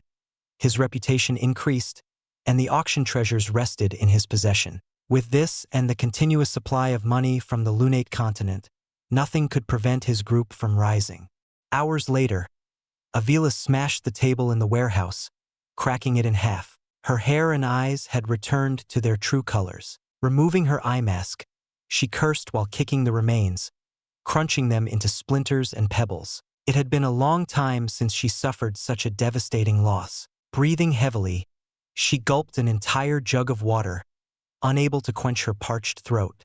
"That bastard, he played us." Avila slammed the jug on a crate and wiped her lips. "Calm down, Avila. From what I heard, despite eyewitnesses reporting he was cut and burned into ashes, the Marshal Exalt's present found no evidence of his death. We have a chance for revenge in the future. For now, let's celebrate escaping that place." Sarat seemed to know her thoughts and pulled out another jug of water, her habit of drinking water endlessly when stressed all too familiar to him. He had also reverted the elixir changes, his slicked back hair now chestnut brown with slight streaks of blonde at the roots and his eyes reflecting a light blue shine. "The Elder will want to meet us tomorrow. We can't show up without anything." Avila swiped the jug from Sarat's hands, thanked him shortly, and chugged down the contents. A different taste burned her tongue, the sweet aroma of grapes causing her nose to twitch. Surprised, she gazed into the empty jug and creaked her head in a creepy manner that matched the cold rage chilling her heart. "Wine. Ah, damn. Sorry, I gave you the wrong jug." Sarat laughed weakly, stepping away from her slow steps that echoed clearly in the empty warehouse. Suddenly, a round black object fell between them, attracting their gazes, a cursory glance showing it was a space pocket. Attached to the space pocket was a letter, not even folded or rolled. Avila frowned, and as she read the letter, her frown deepened, but soon shock stunned her face. Couldn't be, but it was. She picked up the space pocket and looked inside to find half of the treasures they saw and wanted to steal from the auction. Sorry for the inconvenience. Next time we can talk about Avril if we ever meet. Reading the last line, Avila smiled and burned away the letter. She turned to Sarat, knowing he would understand. He nodded and gestured over his lips, letting her know he understood. They would not tell the elder about the mishap and say this was all there was. Grateful, she kissed Sarat and mused at his loving gaze, drawn in by those light blue pupils. Tomorrow, do you want to tour the port? It would be my honor. Sarat bowed and took her hand. But first, we have to get past the elder. It took Demon a day to recover control over his body, and the moment he did, he entered a stalemate with Erden, both unwilling to back down as they stared at each other in hate and indifference. He had just found out that Erden gave half of the treasures they plundered to Avila and the Defiance, an act that offered no benefits. He wished he could tear the beast in two, but the blood transmutation left him no choice but to endure. Sighing, he backed down and entered meditation, ignoring Ingires's complaints and scolding. A knock sounded from the door, and Demon exhaled a hot breath. Enter. Helen stepped inside and covered her nose, clearly not enjoying the stench of blood and sweat in a luxurious room. I wanted to thank you for rushing in and stopping the massacre. Lady Sophia and the others commend our efforts and have given us several rewards. She didn't know about his duality, and he intended to have it stay like that. The greatest advantage was the lack of intel the enemy had on him. What rewards? He asked. Erden's actions may have been against the original plan, but it all turned out for the better, more perfect than he could have foreseen. By involving themselves and saving lives, they earned the respect of the nobles of Belnic Port, connections they would need to expand their operations outside the Lunate continent. Rising to his feet, Demon received several space pockets from Helen, the contents of which matched their current needs. Inside it, lightning crackled, earth rumbled, metal hummed, water pulsed, fire roared, and darkness squirmed in numerous vials. Other sources of elemental Ein, wrapped in seals, rested in a corner. Nodding, Demon approved of the rewards and said to Helen, "Well done. That and the auction treasures will be enough for several years. Sell what we can in other cities." Bastard, Erden grumbled behind him. He seemed not to enjoy his actions benefiting Demon. Outside, Orin and Reztel bowed deeply to him, and Demon stood before Reztel, her quivering figure diminishing to a frightened still. "You have done well, both of you. I believed you would have trouble, Reztel, but you have fulfilled your task. Sorry for causing you doubt," Reztel said. "What's our next move, my lord?" Orin raised his head, eyes glittering in wonder. What else was there? Demon pondered. Nothing else remained for them in this port. Now he could return and train in earnest. Act 4, Fallen Heaven, Chapter 613. The plan unfolds. In the darkness, Demon felt a pulsating distortion washing over him like a wave in the ocean, a magnetic force that crawled along his skin and churned his blood. Metal Ein dove into his pores and seeped inside, wriggling down his veins and reaching his core that spun endlessly in joyful absorption. A reservoir of metal Ein hovered above the core, silver in color and reflecting Ignires's fiery glow. After several hours, the reservoir went dry, all used up. He drank another vial of grade 4 elixir, refilling the reservoir. It's here, at long last, after a decade and a half of isolated training. His core shuddered, bursts of blue Ein erupting along its surface that arced around, their size and length increasing every second. He couldn't delay any longer. Opening 10 more elixirs, he poured their contents down his throat and growled, clenching his teeth as small puffs of vapor escaped in drawn-out intervals, his lips clamping shut to prevent the precious Ein from escaping. His advancement had arrived, and he needed every drop. Oscar always complained about the pain, but there was none for him. Like the eye of the storm, the core rested in the center of a great movement, all the Ein swirling and reaching out to it. One of the veins on his arm popped, and blood splurted out, unrecognizable in the dark cavern. Following that, several more writhed until they burst apart. His body died in scarlet, drenched in blood. Contain it.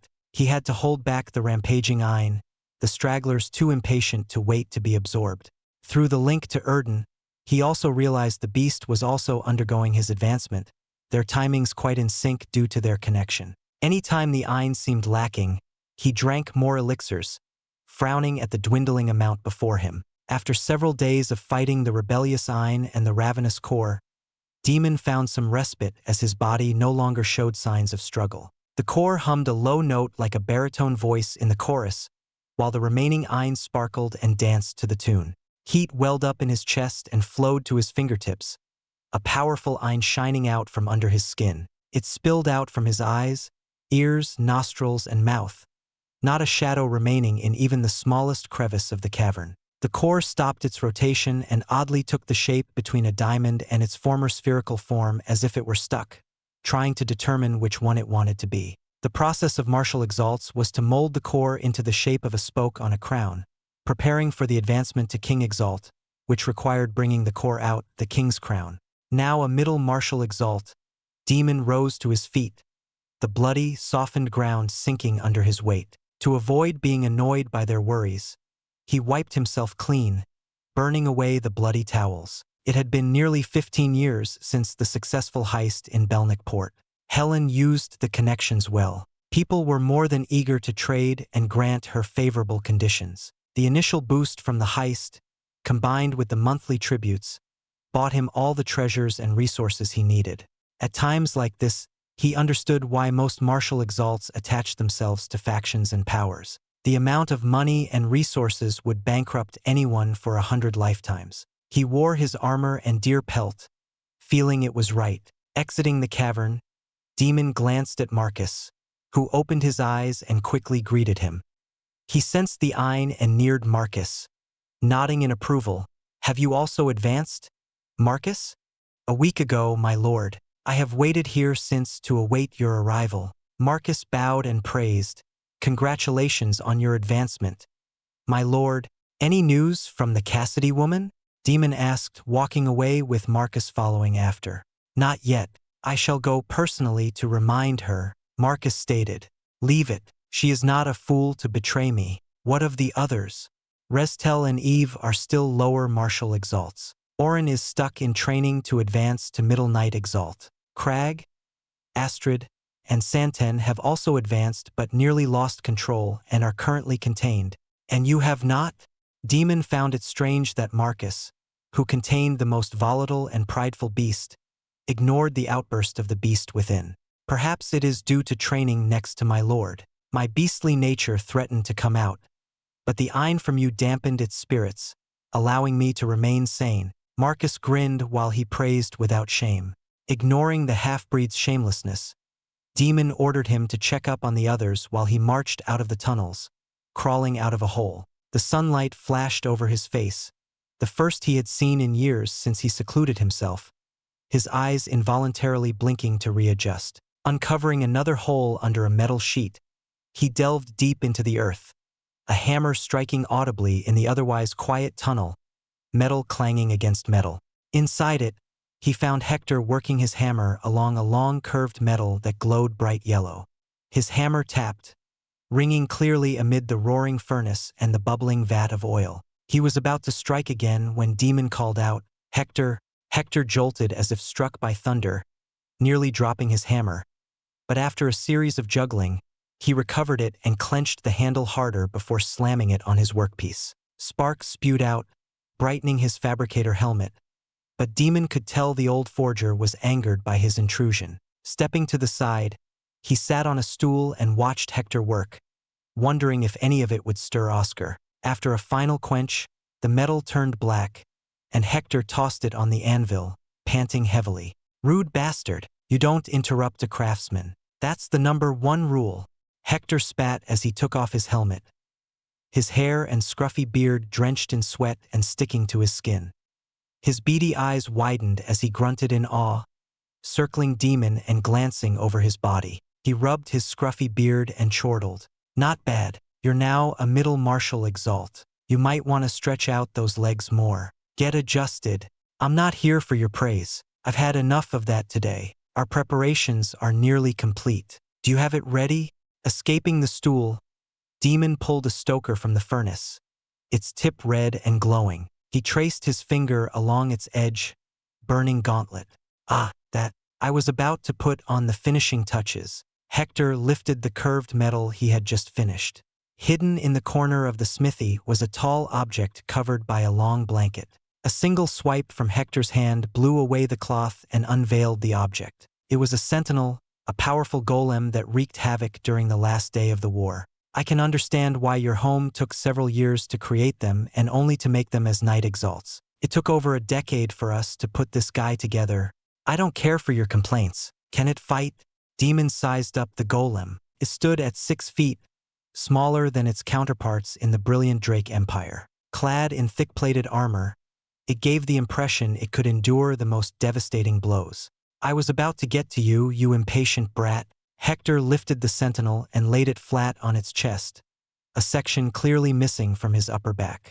The curved metal fitted perfectly into the groove and clicked into place, followed by several clanks from the other mechanisms latching onto it. Standing it up, Hector chuckled and tapped it in a prideful pose. It's complete, a fully functioning sentinel that can fight at the martial Exalt realm. I hope you followed my requests. Demon took out a long spear, the lightning piercer Oscar had taken from the golem in the snow realm. This sentinel also had that golem's body as the base. That's why it took longer. Helen had to lock herself away for months to figure out how to combine the spear-wielding function from your destroyed golem into this one, Hector said, cursing under his breath. Sentinel, activate. The blue eyes of the sentinel shone from its visor, its limbs moving without a single creak, silent and fast. A flat voice came from within its helmet. Acknowledged. Hector Brenton turned to Demon and bowed. Master, good. Now wield this and show me. Tossing the spear, Demon stayed back. The sentinel got accustomed to the spear, swinging it masterfully in graceful yet powerful arcs of trailing lightning. Dust filled the workshop and Hector ordered it to stop, but his words could not override Demon's orders. Waving his hand, Demon stopped it and turned it off, its eyes dimming into darkness. He stored it in his space pocket and left Hector alone to clean up the mess, ignoring the curses behind him. Are you leaving? Erden asked, still in seclusion. I need to adjust to my power, so I can't go with you. It's just a small trip. I do not need your help. He flew away from Old Eye Island and sped, heading for the city under Aeon Peak, the mountain visible even from afar. Landing on foot, he set out on foot, adhering to the city rules, but the guards simply allowed him past since they knew his figure, their faces paling as he brushed past. In a short trek past the crowds that parted for him, he reached the Cassidy district, the former Reed district now renamed and owned by Charlotte. None of the Cassidy guards dared to meet him in the eyes, their shoulders trembling as they hurried away from him. He noticed several figures hiding from plain sight, carefully following him, some retreating away to the palace in the center. They had powerful presences, one more martial Exalt than before. It seemed the Cassidy auction benefited well from his purge. From a distance, a black-haired woman rushed down and quickly bowed, her tidy bun now nearly in disarray, many hairs out of place. Her trembling black gaze met his gaze, fear flashing across her pupils. Yet she remained focused on him, a welcome improvement from her subordinates who huddled in fear. In a clear voice, she welcomed him. I, Charlotte Cassidy, welcome the Lord to my humble abode. I did not come for your pleasantries. Enjoy your wealth as long as you bring me what I need. Demon slowly grasped his sword, and Charlotte's shoulders quivered. See, certainly. I was about to visit you and give you the information you requested. Charlotte drew in a deep breath and exhaled, her complexion improving. She held out a scroll and presented them in front of him. One has finally emerged from our small continent. Truly, Demon unfurled the document and scanned the contents. For years, he had Orin use his fantastic calculations to predict the emergence of a high-grade Exalsia in the lunate continent, constantly feeding off the pages of information on individuals Charlotte had provided. However, all turned out to be duds that inherited their ancestors' poor blood, none mutating into a higher being. But now he found one. They kept her hidden, but when she reached 15 and was found to be a grade 8, they smuggled her out of the continent to train, Charlotte explained. At last, I thought the only way was to go on the offensive, but with this, we finally have a justification. Gather more information on her, her friends, her connections, and the powers interested in her. Demon turned without hearing her reply. Confident of his plan, he clenched his fists and readied himself for the battle that would surely come. Act 4. Fallen Heaven, Chapter 6:14. To find their place. His artificial arm clicked and latched onto his shoulder, a connection forming between him and the arm. Cracking his new joints, Demon stretched the arm, finding no faults in Hector's improvements. The plating thicker yet not a single pound heavier. His thoughts were cut off. A bag was tossed and landed in front of him, the familiar clinking of heavy coins greeting him as they always had month after month. 39 more bags joined it, piling to the height of his head. From behind, Marcus kneeled, but Demon detected a hint of a scowl flashing over the usual steadiness. That's a first in over a decade. I had thought there were no more troubles with the tributes, but your face says otherwise. He stored the bags of gold away, knowing Marcus had checked them earlier. What happened? He gestured for Marcus to sit normally, and the loyal soldier sat cross-legged at his seat. The amount is unchanged, and they gave it without a fuss. Most of them seemed normal, like always, but no matter how they tried to hide it. I noticed a few trying to hide their smirks. Marcus tried to seem calm. His right cheek twitched slightly, betraying his emotions for Demon to see. Which group? Demon asked. The answer was clear, but he needed direct confirmation.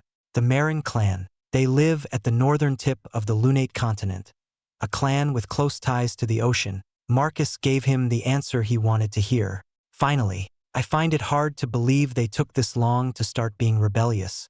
Demon eyed the map of the Lunate continent and circled the northern tip before crossing it out. The chance finally arrived. Without looking at Marcus, he ordered, "Gather everyone. Our time has come." With the added 5 years since he became a middle marshal Exalt, he put this plan into motion 2 decades ago, and it couldn't have worked out more perfectly, like puzzles all falling into place with some added luck that let them gather together. As Marcus departed to gather the others, Demon glared out the window, the sunlight pouring in through the glassless window where a mere rusted frame hung lopsidedly from the wall. Did the 2 suns shine in celebration or to burn him away?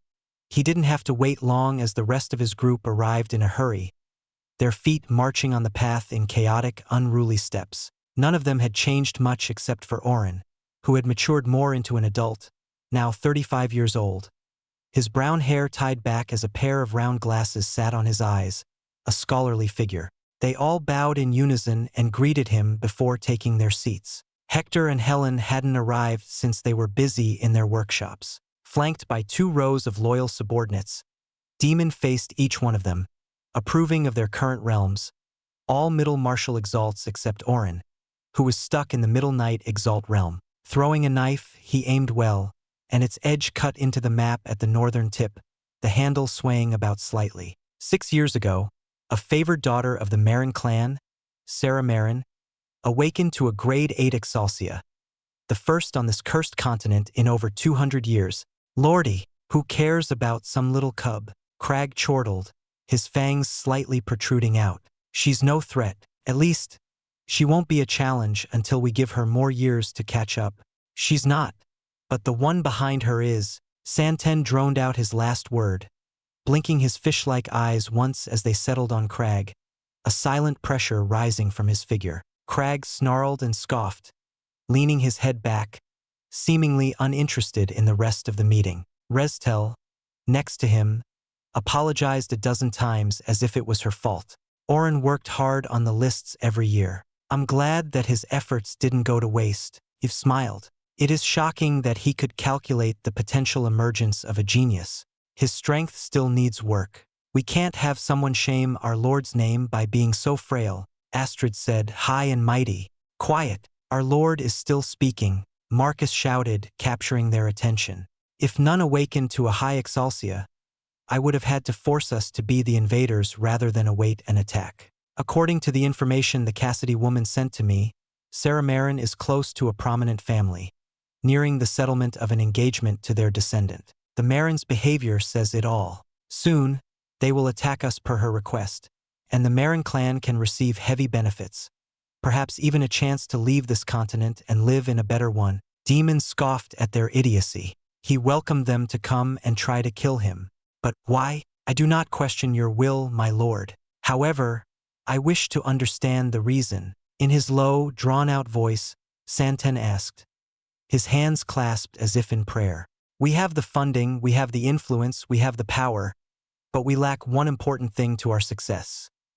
A backer, Demon answered. All fell silent and focused on him, even Crag peeking out his beastly pupils, doubt and wariness permeating the air. Their response was natural since they never trusted anyone other than themselves and each other, outsiders being enemies or strangers to them. By this battle, through victory, we will gain renown and attract the attention of others. We cannot fight the new dawn without a backer to provide us with information and even more resources, and we cannot continue to hide ourselves on this island. But the new dawn will know we're here as well. If word travels, they'll descend on us, Eve said as a flicker of worry pressed on her blue eyes. That's what I want. For some reason, those insects avoid these continents, so they have no one here, and even if they do come to us, as long as our backer can stop a King Exalt, we can handle the rest. By achieving victory in the coming battle, we will have shown our strength and have King Exalts asking us to join rather than us going to them. The conditions will be more favorable to us. Demon rose, and the others also stood on their feet. Win, and we come closer to destroying the new dawn. Yes, everyone shouted in a single voice, mixed yet all intertwined with a singular purpose and a strong bond.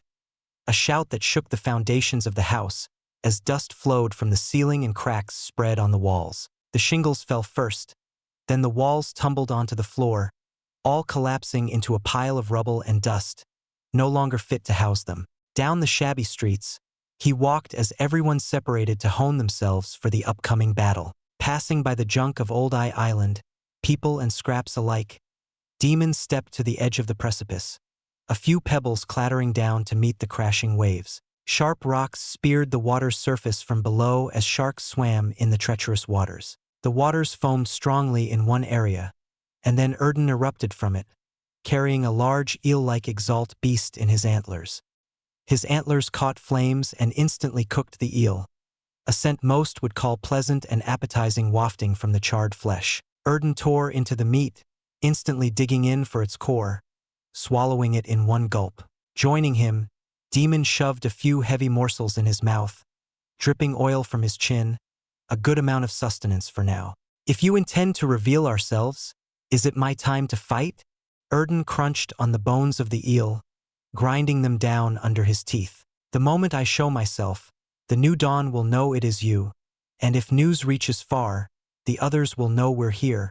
When you say others, you mean her, don't you? That's why you're not a part of it. I will fight by myself. I can't have her die before Oscar's eyes. Though placing her in trouble might stir something, the risks are not worth it. Demon put away the densest part of the spine for further use. She has a right to know, a right that you deny. But you are not the one to decide that. Erden set himself aflame, drying his white fur. He huffed out a hot breath, growling at Demon. Then tell her, I won't stop you. Go and see what happens. Let another die before him. Demon goaded, gesturing for Erden to leave. The beast snorted and rested on the precipice, far from him. He never left the precipice and carried on, staring at the horizon as the two suns and moon journeyed in the eternal cycle that they had since the birth of Talos, accompanied by the glittering stars and blanket of blue. Beyond the whistling winds and far past the crashing waves, a slight noise akin to a sharp call pierced through the veil, and Demon opened his eyes and stood up. He couldn't see them, but that sound was surely the cry of a horn, a short and powerful one similar to the ones during the days of the war. At last, faint shadows of airships and flying exalts dotted a small portion of the horizon, the rising suns at their backs. They're here. Act 4, Fallen Heaven, Chapter 6:15. Battle against Togros. Drums thundered in the vastness of the blue sky, giving the illusion that a storm approached, their beats and thumps happening in too quick succession followed by a loud, emphatic strike. Then silence arrived for a second before the drums resumed. Two then one, two then one. This rhythmic beating could only be paired with the faint rumbling from the airships as they drew near, all merging into the sound of war. The only sound missing was the war cries and wretched shouts of the unfortunate fighters. Unmoved, Demon simply watched, his feet hanging over the precipice. Erden transformed and bounced his small form around to hide in Demon's cloak. He would come out as a trump card, a last resort if needed. The sword cried out in a piercing song, a ringing tone, as Demon unsheathed it, sharp and clear that grated on the ears. Resting the white sword on his lap, he tossed the sheath into his space pocket, for it was not required today. His lone figure seemed to attract their attention since some exalts flying by airships shouted and pointed at him. Rising to his feet, he rested the sword down and scrutinized them. Large blue banners of fine tapestry draped down the sides and front of the airships, shimmering a deep color as the winds swayed them to the sunlight. On them was embroidered the figure of a scarlet tiger with 6 legs and 2 tails, a fine beast, not one of the firstborns, the mythical beasts, but one close to them, a second-generation beast, the tigrina. Slight fluctuations of Ein rippled across and reached him, and he knew there were quite a few martial exalts, including a greater martial exalt. "My lord!" Marcus arrived, leading the others. His blonde hair had already been tied back, and he directed a fierce gaze at the incoming airships. Santen closed his eyes, seemingly in prayer, as he mumbled to himself. Orin, despite having grown up, still couldn't contain his shoulders from bouncing up and down, quivering in delight. Crag and Astrid exchanged a look, provocation pouring from their hardened gazes. Eve and Restel stayed at the back, quiet and restrained. He didn't say anything. There were no words to say to them at this point. They knew the plan and had prepared for it.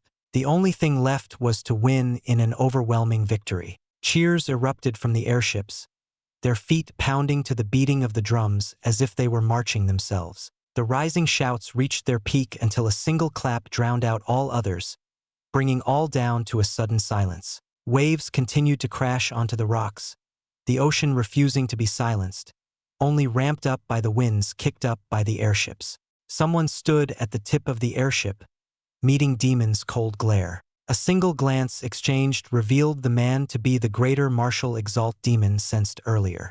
He wore a cuirass that had been molded into the shape of his chest and muscles, the intricate details placed in to replicate the linings of his muscular frame. A fur cloak, a tiger's pelt, covered his bare shoulders and draped down to his feet, past the leather kilt and reaching the brown sandals.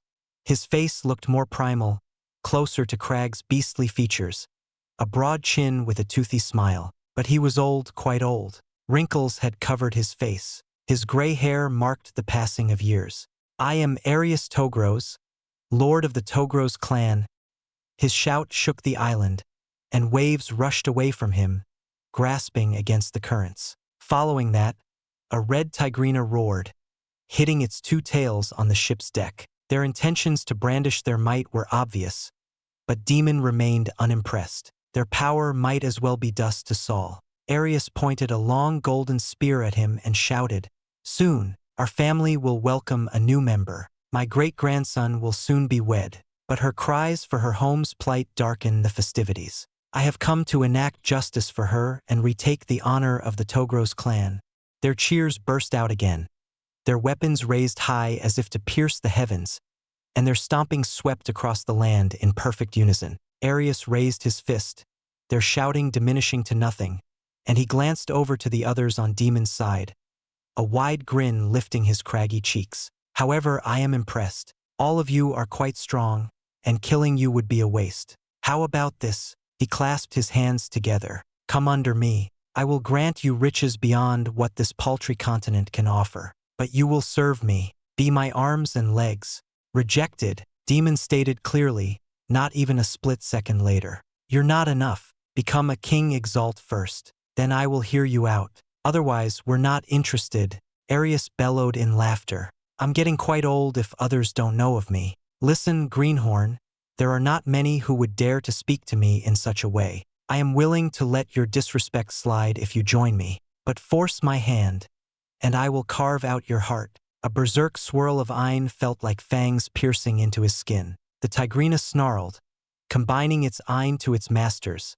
Another greater martial exalt.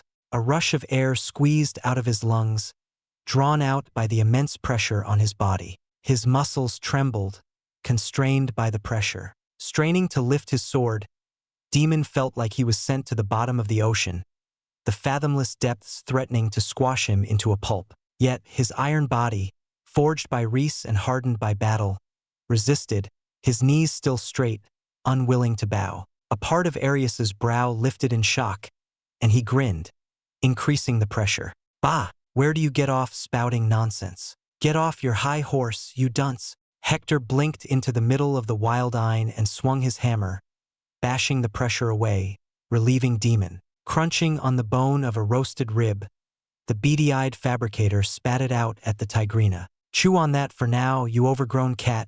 A greater martial exalt? Arius narrowed his gaze. I didn't expect this. Are you the true leader of this group? Wrong. I'm just a hired hand. As if I want to lead these brats. Arius, let's not be hasty. Why don't we step back and settle this another way? Hector rubbed his scruffy beard, smirking smugly. And what's to stop me from sending my airships to bombard them? Arius grinned, matching Hector's attitude. These two greater martial exalts seemed to be kindred spirits in their demeanor.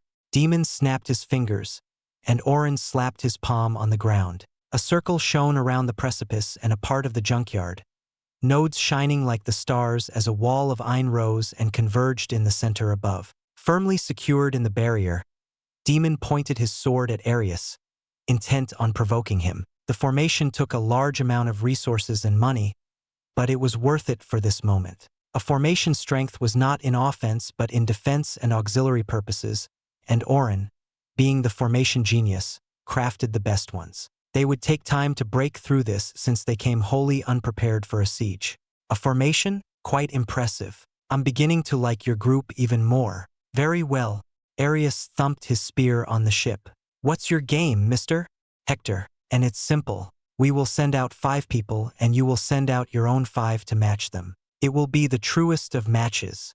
A one-on-one. Hector rested his hammer on his shoulder and puffed his chest out proudly. If we lose even a single match, then we will leave this continent. If we win, then you get lost. How about it? I'm sure the great Togros clan will not miss a chance to showcase their prowess. Interesting, right? A true warrior should settle this by their fists. Arius laughed. So simple-minded. Demon shrugged. It didn't come as a surprise they accepted the proposal. He, Hector, and Helen decided this method was the best after receiving information on the Togros clan from Charlotte. At least it works out.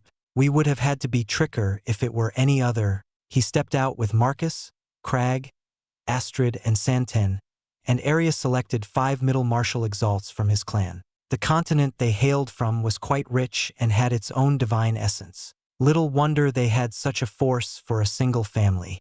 As Togros, we will send out our combatants from weakest to strongest. Belina, go! A woman leaped out into the gap between the ships and the island at his call. She wore a tiger cloak and a similar cuirass to Arius's, except a black undershirt extended to her wrists, and a pair of thin silvery pauldrons rested on her shoulders.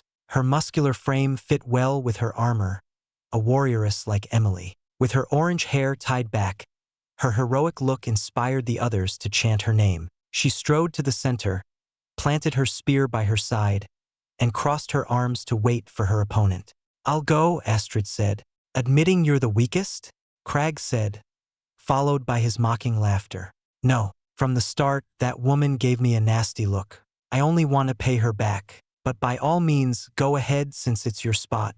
Astrid gestured, but Crag refused to move, and she flew out to meet Belina, ice already gathering under her feet like platforms to walk on.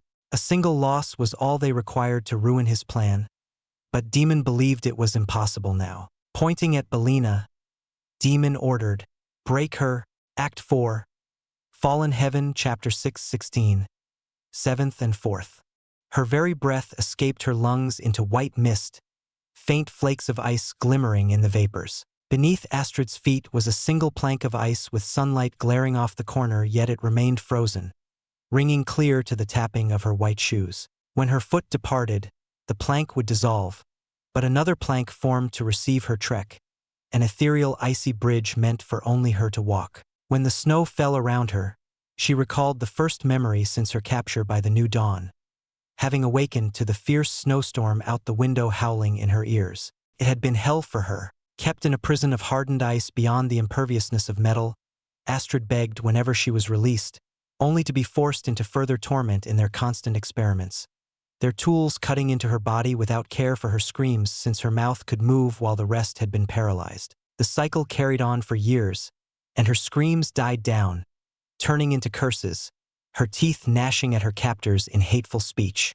When all seemed lost, the years had gone on too long without respite, and when she saw more bodies of so-called failures be dragged away to be disposed of, she had given up. But then, a voice whispered to her, calling from outside the frozen prison. It was a voice unlike she had ever heard, carrying no life in it, as if he talked merely to speak words for the sake of it, not to express his emotions. Yet, there was an odd comfort to it, far different from vile delight, the angered disappointment, and the sly tongues of empty promises by the new dawn. It carried a chill colder than the ice on her skin but brought warmth to her heart.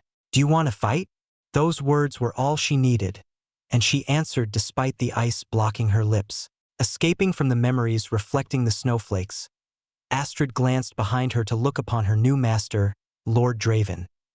His hand stretching out to point at the enemy, and he said, "Break her." 2 words resounded in her head, and she opened her arms wide, bringing a storm of ice and frost. Enlivened by the order, she gazed at Belina, the warrioress, contempt glaring from her cold expression. She wondered about how she could fight to bring the most prestige to her lord, ignoring the boisterous boasting of the thick-headed tigress.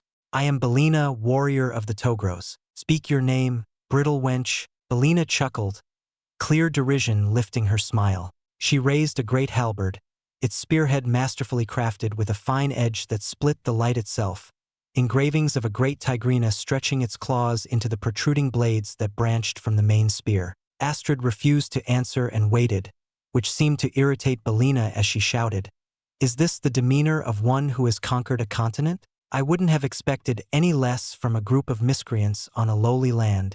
"Belina!" Arius shouted, snarling at his own family. "Are you a Togros or not? You dare sully our name with your behavior. Look upon your enemy. She's prepared, far better than you. Fight now." "Yes," Belina said abruptly, her posture straightening up in fear, acting like a prey standing before a predator. "Pathetic," Astrid remarked, her words echoing to the back. As Belina's gaze sharpened, she spoke again in curses. "A bastard child like you isn't worthy of fighting. Run away and sleep with your tigers since that's the only comfort you could possibly have, you muscle-headed dunce." Before her opponent could retort, she waved her off as if she were a gnat buzzing irritably around her ears. "Seriously, get out of my face. Either shut up and fight or leave. Your voice is insulting to my ears." What was the point? She saw her opponent flare up the Ein into a volcanic fury, manifesting in a scarlet halberd anima that soon melded into her armament. Flames spat out from the blades, now red and larger than before. The fire breached into her snowstorm and burned out its own domain. Half of the battle was now engulfed in red flames while the other remained enveloped in an icy storm. Belina took a broad step forward, and Astrid made her move, deciding to end the battle in a single instant. From every pore of her body, a white mist escaped and expanded, all in a split second. Like a snake swallowing its prey, it engulfed the entirety of the battlefield, Belina and her flames included. She willed the mist to condense, and it instantly shrank, bearing down on her enemy with the force of 1,000 crashing avalanches.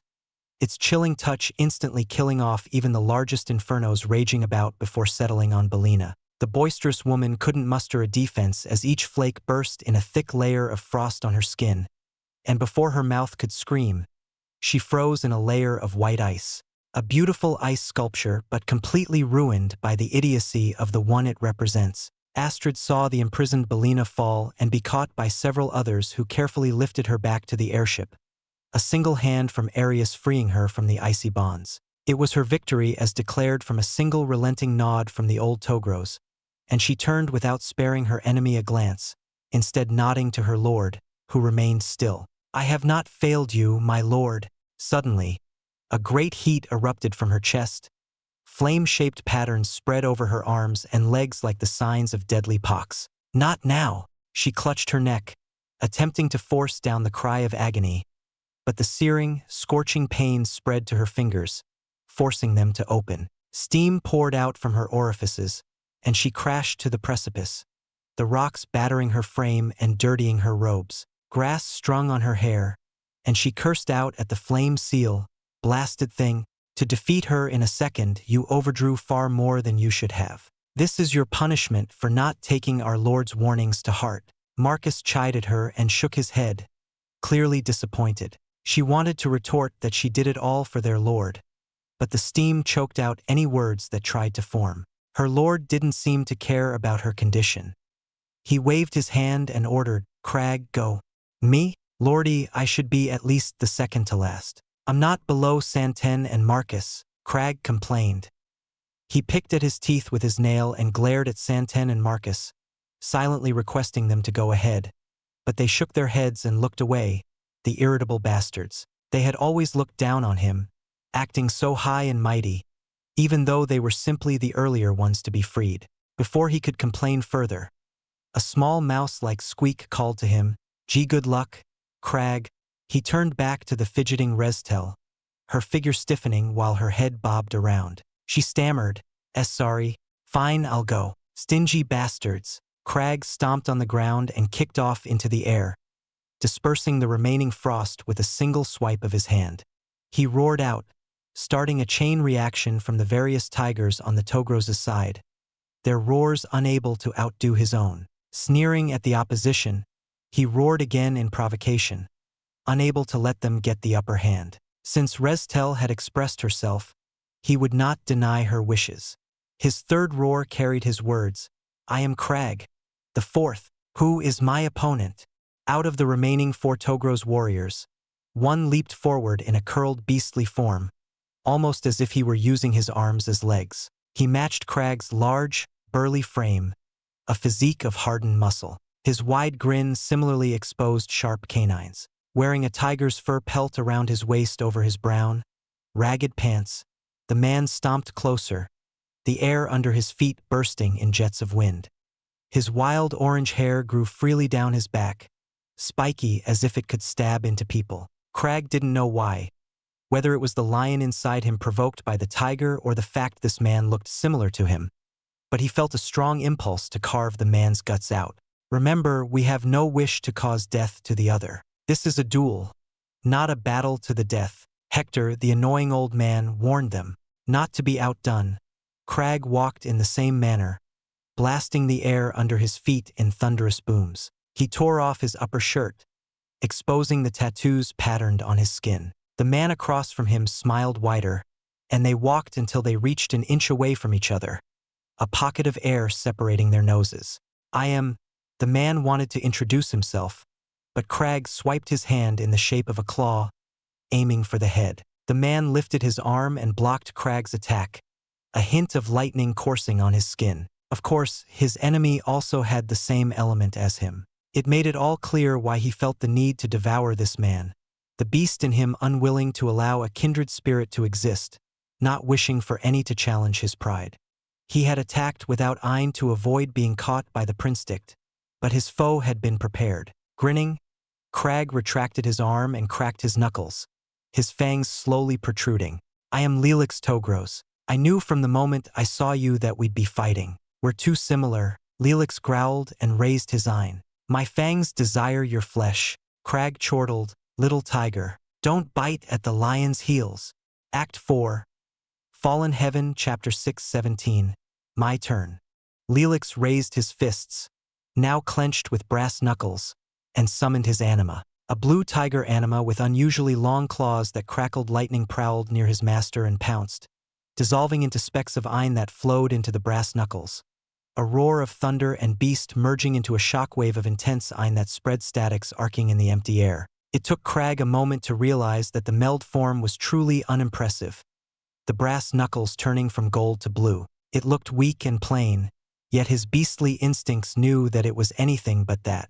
Bearing his slightly protruding fangs, Crag charged without care. Unlike the others like Santen and Marcus, who would have observed in caution, he believed only in full frontal power. Lightning quickened his pace, the rapid beating of thunder escaping from his steps. Lelix matched him at the same lightning speed, their gazes unblinking on each other. Exchanging a fierce smile, Crag stomped and raised his fist. Crag punched out in a wild force of lightning. His bare knuckles reached Lelix's brass knuckles, and a single ripple of coiling thunderbolt burst in a flash from their clash, its booming sound piercing his ears. Crag could see Lelix's eyes widen in shock as his fist was slowly pushing him back. A few more inches and he would carve out the heart. But a sharp pain came from his wrist, his arm no longer able to delve deeper to plunge out Lelix's chest. Stunned, he found deep gashes on his thick forearm, blood pouring from the wide punctures. He recalled this type of injury, having received them many times.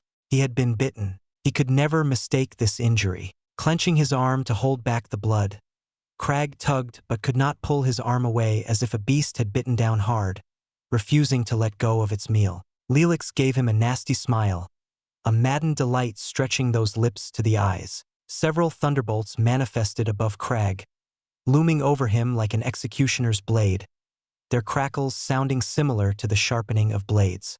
They reached him in a flash that shone brighter than the two suns, their sharp tips right before his pupils. Crag swung wildly, smashing them apart as their remnants landed on him, exploding into powerful static that scarred his skin. Suddenly, Lelix's other fist thundered toward him, and he readjusted, unwilling to back down.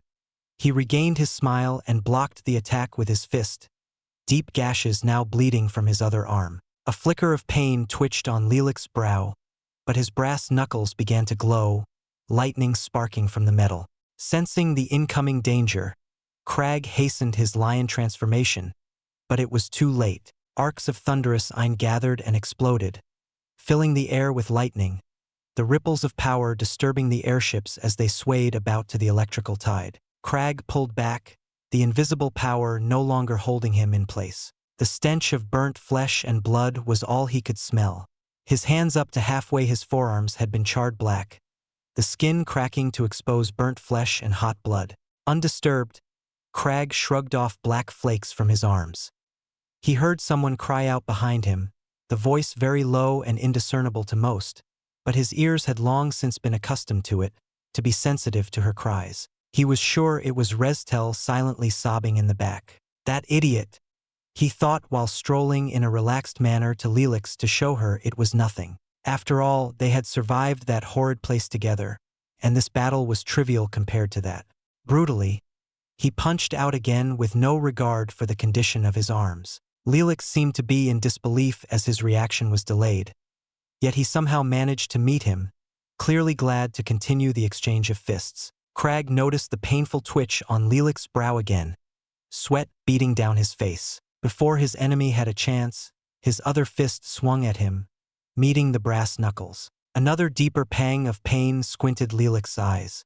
Another burst of lightning swallowed his arms. His feet stood firm, withstanding the power trying to force him away. Roaring louder than the lightning thundering in his eardrums, he punched out twice and was met again by Lelix's deflection, the idiotic grin flattening in contortions of confusion and pain. He punched again and again. The pain was bad, but the idea of losing was worse. Fist after fist, blow after blow, he lost count after a few hundred times.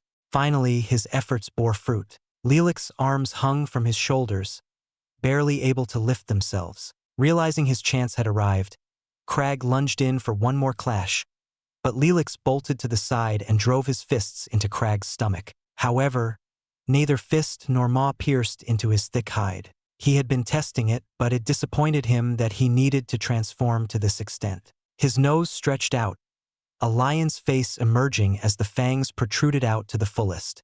His charred arms shed off their blackened flesh, now twice as large and covered in golden fur. A roar echoed in his mind, trying to overwhelm his control. "I told you," Crag said while resisting the lion's call, gnashing his teeth. Lilix's arms trembled, his mouth gaping wide as his eyes trembled at the sight. "Don't bite at the lion." He chomped on Lilix's shoulder and tore off a chunk of flesh, excited from the delectable blood. Lilix shouted in pain and retreated in a bolt of lightning, paling and gasping while clutching the uneven shoulder. Madness snarled in Crag's ears, the lion's roar growing louder, wiping away all other thoughts. "Enough!" Hector appeared before him and slammed a hammer into his gut, and he spat out the flesh he had bitten off. Marcus and Santen chained him up and gagged him before tugging him away. He saw red. He wanted blood and flesh. He needed to feed, growling and drooling under his chains, their links creaking from how he expanded his form. Crag muffled out a roar until a slight hand petted his head, a cold touch that soothed the lion's wrath. "Sorry." Restel continued petting him. Crag felt the lion receding away and relaxed himself, looking away, ashamed of his display. "That should count as our win, isn't that right?" Tossing a rock off the edge, Demon pointed at the injured Lilix, who had gone unconscious. Arius glared fiercely at him and Crag. He nodded. "Fine. He would have killed Lilix, which is a win. But from that ice woman to this lion, what the hell are you people?" "Third round. Santen, go." He ignored the old Togros's inquiries. At his command, Santen bowed and flew out, many whispering at his arrival, seemingly shocked by his lanky figure with long limbs. It didn't come as a surprise to see their shock. Even Demon had been taken aback at the impossible figure of Santen when he discovered him. Arius frowned, and a new challenger stepped out from the lineup. Uninterested, Demon ignored the introductions, not sparing an iota of memory to the name. After all, Santen was the more grounded and one of the most powerful members of his group. He was interested in Crag's and Astrid's performances, and while rough, they cleared his test. But Santen and Marcus didn't require any more assessments. The battle started, and as expected, Santen clasped his hands together on the enemy's sword. The enemy slashed fast and directly, all aimed to sever Santen's limbs, but he swayed his arms in an odd motion, his hand skimming on the cold blade to change its course, delicate touches that seemed incomprehensible to the foe. No matter the water spell, Santen ended it with a clap of hands, crushing it all, even breaking apart a water prison threatening to drown him. "Can this just end?" Santen had an aversion to attacking. Minding the time, Demon said, "Santen, end it." "Understood." Santen raised his hand high and brought it down, garnering Demon's approval. The enemy could not withstand the blow, his sword blown back to press on his flesh as a long, bloody cut started from the shoulder down to the thigh. Arius rushed in and deflected Santen's attack, and it veered off to the left and split the ocean halfway to the horizon. Fourth round, Marcus. "Make it quick." Staring at Arius's angered glare, Demon wondered how strong that old man was. Surely he would be a better challenge. While Demon pondered, Marcus burst ahead and pointed at one of the Togros warriors, declaring his imminent victory. And it was a quick victory. Marcus faced a foe that hunted him, constantly circling his back, but a tiger could never fight a dragon. The floating scales tore the warrior to near shreds. "Well done." Demon welcomed Marcus's return. "You've maintained control up to this extent. I will not disappoint you like I did years ago. My lord deserves the best warrior." Marcus knelt. He turned his head to the Togros and remarked, "I feel they are not worthy of fighting you, my lord." "Maybe, but I suppose I will go and find out." Demon floated upward and waited. His turn had finally arrived. Act 4, Fallen Heaven, Chapter 6:18. An unexpected visitor. "Will you truly not use me?" Erden asked, squirming under the armor. "If you went first, I would not have said anything, but you're pitting yourself against their strongest." His words fell on Demon like raindrops to an ocean. Indeed, without Erden and the element of metal, he had handicapped himself to a weaker state, a far cry from the days when Oscar clashed against 3 enemies at once. It was not time yet for him to unleash his full might, not when word of this battle would spread. Slicing his sword once to clear the area, Demon faced the last remaining combatant of the Togros clan, gesturing for her to hurry up. She was a stern person, surrounded by a silent, imposing air as she rode atop her tiger beast. Her orange hair sprawled and swayed behind her like they were on fire. Faint black streaks lined down her hair, resembling a tiger's stripes. Unlike the rest of her fellow fighters, she wore a simple top that exposed her muscular abdomens and shoulders, black pants that stretched down to her sandals, and a tiger pelt wrapped around her waist. Her hands gripped a pair of claw weapons, the blade reaching the length of daggers and the silver glove depicting a tiger's maw. "I am Phoebe's Togros." Her bellowing roar matched Arius's as she raised a claw high, garnering the cheers of the army behind her. She had a rough tone, not a hint of gentleness or nobility, all belligerence carried by her words, quite like Emily's when she was angered. The tiger Exalt beast under her roared to its master's cry and pounced forward, landing and prowling closer to him, drool leaking from its fangs. Phoebe's halted in front of Demon. "Our honor has been lost. The 4 losses will besmirch our clan's name. However, I will reclaim it." Facing the cheers resounding behind her, Demon realized her aim and scoffed at the pathetic attempt to intimidate him. All the people behind her acted as an insidious poison that could unnerve a person or, at least, unsettle them slightly to ruin their concentration. Too bad that he had no care for the voices of the rabble and did not experience anxiety. Her mind seemed to be good, but what about her strength? To test her, Demon slashed once, clanging against her claws. She could not withstand his power and flung back. "I have no interest in you or the Togros. My view is incomprehensible to the likes of you." He hadn't used a speck of reese in that attack, or else those arms would have been disintegrated in a splatter of blood. Too much time had already been wasted in the previous battles, and the pool of resources that fueled Oren's protective formation was running out. She glared at him hatefully and leaped off her tiger, spouting nonsense he cared little to hear. Her face darkened, power glowing from her pupils. "Ignires, this woman is finally going to be serious. Lend me your fire." Demon could feel the air changing the moment she seemed to make her resolve instead of shouting. He had some information about the Togros warriors from Charlotte, and knew Phoebe's had achieved the integration stage, the final stage of the anima. There was no chance of matching her with just a blade and fire. As Phoebe's manifested her tiger anima, Demon urged Ignires again. "Give me as much as you can." "Boy, are you sure? I only filled your core halfway in the fight against Orden, but you won't be able to use your metal element if I do this. Your body will also burn slowly. The pain will be unimaginable," Ignires warned, emphasizing his last word. "Pain? And what is pain? I wonder." Demon beat his chest, gazing into Oscar's lifeless soul. "Pain is what caused this, and I feel none. That is why I'm here. I can take it." Ignires' 3 orbs flared up, staring intently into him. Flames sprouted from them and intensified the fire of his head. The Ancient of Fire cackled and walked to his blue core, placing his multicolored flaming hand on it. Red invaded the core, the blue waning before the overwhelming scarlet. Once the core turned fully red, Demon ignited it all and entered the guise, but instead of blue antlers, red flaming horns extended from his helmet, and fire constantly spewed from his visor, replacing the bluish moonlight that once shone from the eyes. His entire guise, represented by fire and Ignires, not metal and deer, set his body ablaze. The air became dry, sweat instantly evaporating into smoke that steamed from the gaps in his armor. He felt the fire sear his skin and wasted no time, dashing toward Phoebe's. Phoebe's had already integrated her anima into herself. White tiger ears popped from her head. Her hair changed to white with black streaks.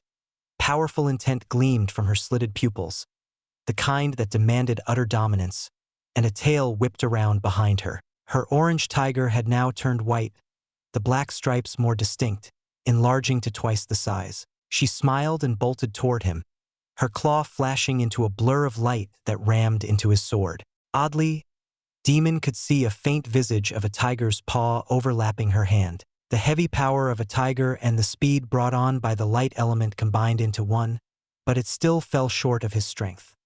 His sword pushed closer to her face, an inch away from burning her skin. She flinched and fell back, drenched in sweat. Before he could act on it, her tiger leaped across at impossible speeds and showered down a rain of claws created from light. Slashing once, he shattered the claws, his condensed shattering wave slicing toward the beast, but it vanished in a bright light and returned to its master's side. However, it failed to dodge in time as a scorched scar cut across its paw. Seeing Phoebe's worry about its condition, Demon felt an idea forming, a horrid one, but he never cared about being clean. Charging him, he clashed with Phoebe's, light shining to envelop his flames while his fires sought to engulf her light. The integration had increased her speed, power, and instincts and granted her an invisible tiger that acted like a guardian spirit, adding its attacks to hers. It suited a straightforward person such as Phoebe's. However, that nature was the weakness Demon saw. Phoebe's unleashed chains of light that failed to bind him, melting from the fires blazing from her guise's natural defenses. Her claws shot out 3 spears apiece, faster than the wind and brighter than the 2 suns. Her barrage was endless, countless spears stabbing into him. But Demon endured, for the injuries could not pierce deeper into his flesh. The tiger rushed at him, and he welcomed its participation, slicing into it again, forcing it to retreat with another seared wound. He noted it could return to its master's side, so he pursued, stamping fire under his feet. He stabbed into his front leg as Phoebe screamed and drove her claw into his arm, 3 bloody daggers protruding from his forearm. 3 larger bloody holes accompanied them, a transparent tiger's claw embedded in them. His sword, however, refused to slow, slashing into her beast, fire spreading from its wound. "Stop!" Phoebe's yelled, worry trembling in her voice. Enduring more of her lashing, Demon slashed downward, upward, sideways, diagonal, and stabbed. Radiant spears stuck out from his back. No pain. Holes punctured into his flesh. No pain. Light burned into him. No pain. Only his blood splattered down to the cold ocean foaming below, now slightly red. Black stripes were gone, replaced by scars that now decorated the once noble fur of the white tiger. Phoebe seemed to have lost it, trying everything, but Demon shrugged off the attack with Edgericeglad, bounced them away with Ripple Shroud, and endured solely on the lack of pain. The tiger whimpered, losing the fierceness of an apex predator. Fear shivered the whiskers as the tiger tried to retreat. Scoffing, Demon reached out his hand and clenched on the beast's neck, holding his blade to its eye, the tip nearly touching the slitted pupils. He turned to Phoebe's, who halted, tears staining her cheeks while her teeth bit into her lips. "Surrender," he stated. His armor barely hung from his body, shattered into remnants that stuck to him. "What?" Phoebe said in a grating tone that clearly wished to tear him to shreds. The condition was not to kill each other, but a beast isn't included in the rules. I can kill it without losing the battle. So I offer you this chance. Surrender, and your precious beast can live. Or you can try to fight and fail. I assure you, you will never be able to save it. I, Phoebe stammered, torn by the decision. "We surrender. It's your victory," Arius interjected, clasping his hand on Phoebe's shoulder. "Grandfather," Phoebe's shouted. "Thank you for teaching us a lesson long forgotten. Peace has dulled our claws and numbed our wits. The Togros clan has been enlightened by your determination. It has been a while since we've fought in such battles." Arius sighed and retrieved the tiger as Demon released it. He bowed slightly. "Thank you for the lesson. Let's go, Phoebe's." "And the matter you came for?" Demon asked. "We do not renege on our promises. The Lunate continent is yours. You won't mind if I pull the Marin clan away, do you?" Arius posed an alternative. "I promise to bring you all down." "Since that's impossible," agreed. "You have your troubles to handle. But the price for their release is 10 million gold. Demon never let go of a chance to make a profit." "Sure, that's a steep price. It will be given to you a week later. You have my word." Arius sighed, then glanced at each person on the precipice before ending on Demon. "What the hell are you people? Besides the lack of anima, which should be impossible, you all have strange powers. Are you even human?" Demon remained silent and turned away. "We are renegades, homeless and abandoned. That is all we are." Landing on the precipice, Demon ordered the others to disperse as the Togros airships departed. The battle had ended, and the news of their victory would surely spread across the nearby lands. Sitting alone on the edge, He drank a low-grade healing elixir, having a long respite. He observed the day change to night, the moon overtaking the two suns. A strange feeling rose in him. He knew he was alone, not counting Erden in his cloak, or he should be alone. Glancing around the horizon from where the stars met the ocean to the sprawling junkyard, Demon found nothing, absolutely nothing. Ignire's flared in him and confirmed his suspicions. He called out, "Who is it?" An intangible voice sighed, unable to be sorted out by his mind. A disjointed chorus of voices, some slow, some fast, some female, some male. A strange feeling descended on Demon, causing him to nearly slump down. But he held on. This unnatural presence that escaped his thoughts, memories, and senses was similar to the one he felt long ago in the lands of Zerat.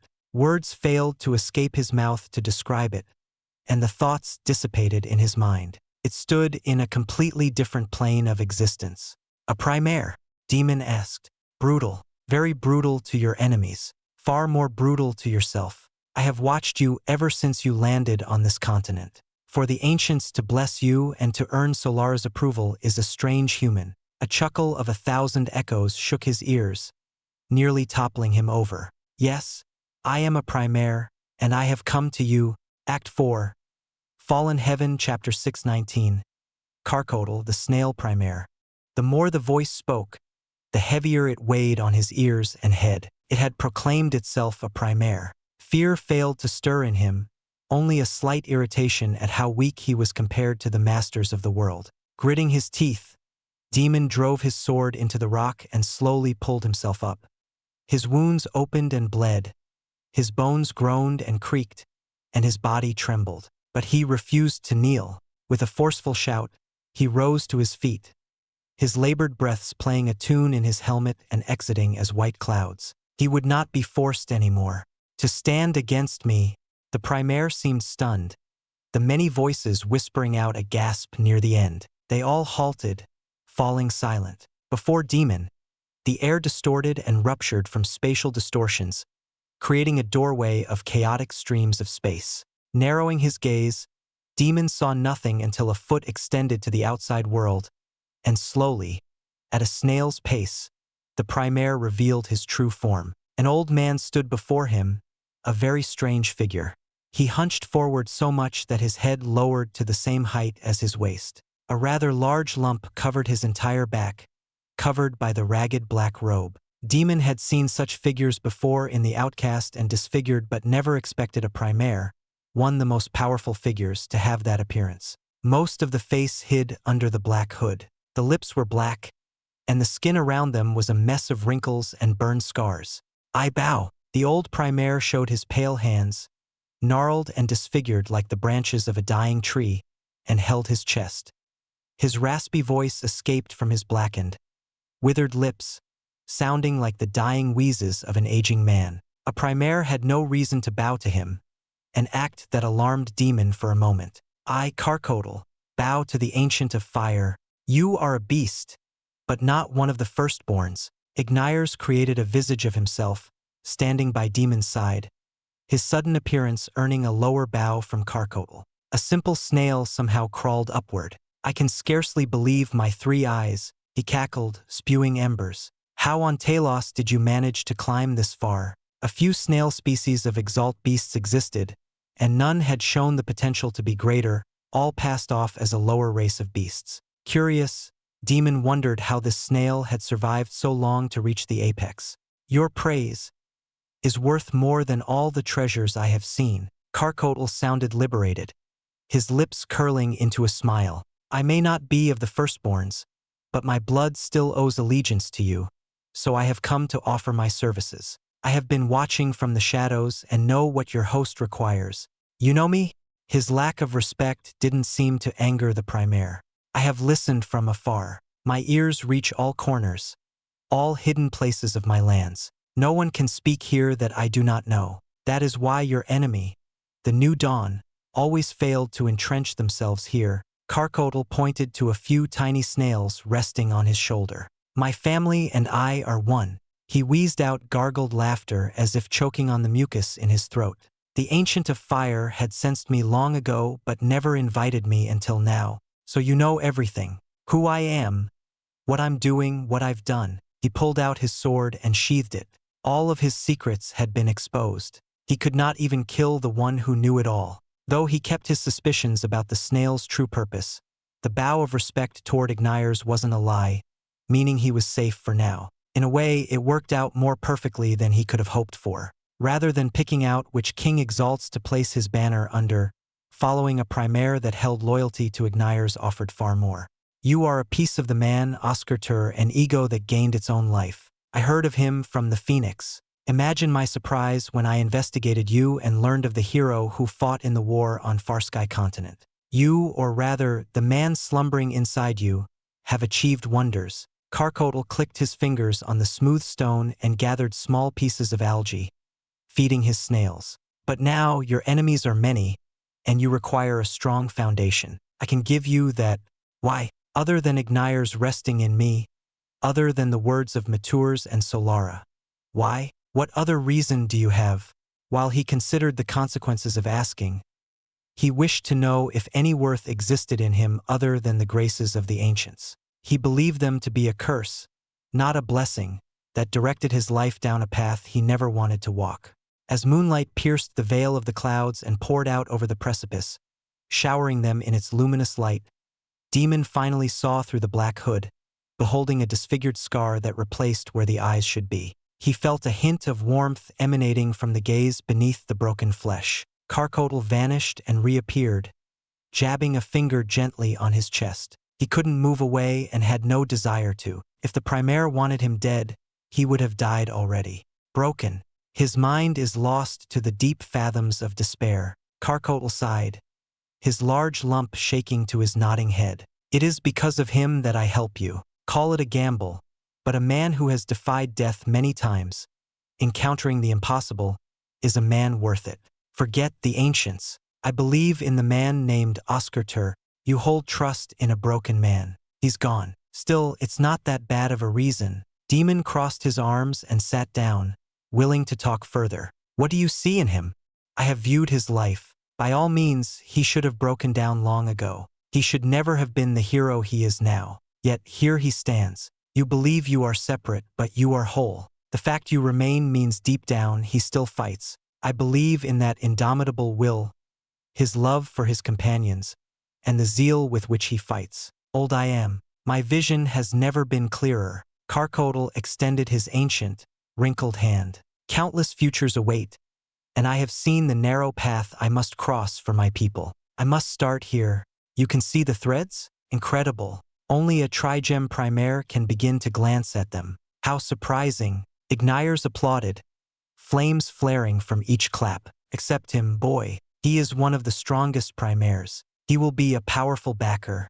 What conditions will you offer? Demon retained his senses and carried on to the negotiations. I will grant you lands on my continent. My home has a natural wellspring of metal, fire, and earth eints. You may use them as you wish and receive hefty amounts of elemental elixirs to supplement your growth. You will no longer need to purchase any of them. As for your companions of other elements, I will grant them the same. Karkotl's proposal surpassed his expectations. Wary of the price to pay, Demon remained silent. Karkotl smirked a toothless smile. I only request that if you ever become a primaire, take care of my lands, family, and people. That's highly unfavorable to you. What if I never become one?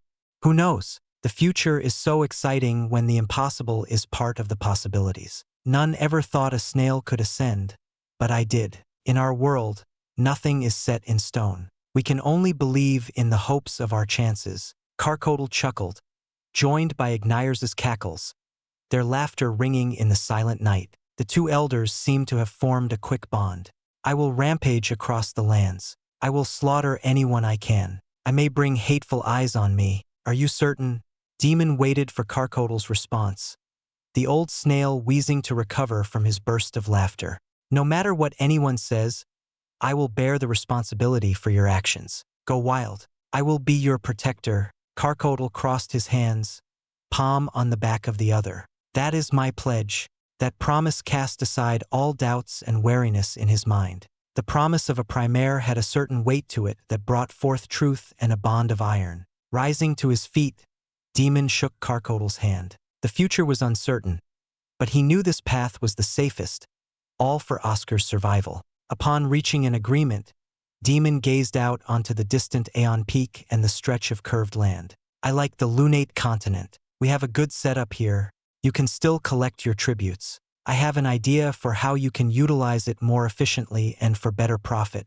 Carcotal snickered, feeding more algae to his snails. Create a sect here. Gain power, recruit disciples, and create an army to make your war. Become the true master of this land. We can discuss that later. For now, I have to find someone. You will protect my people, right? One hope remained for Oscar's return.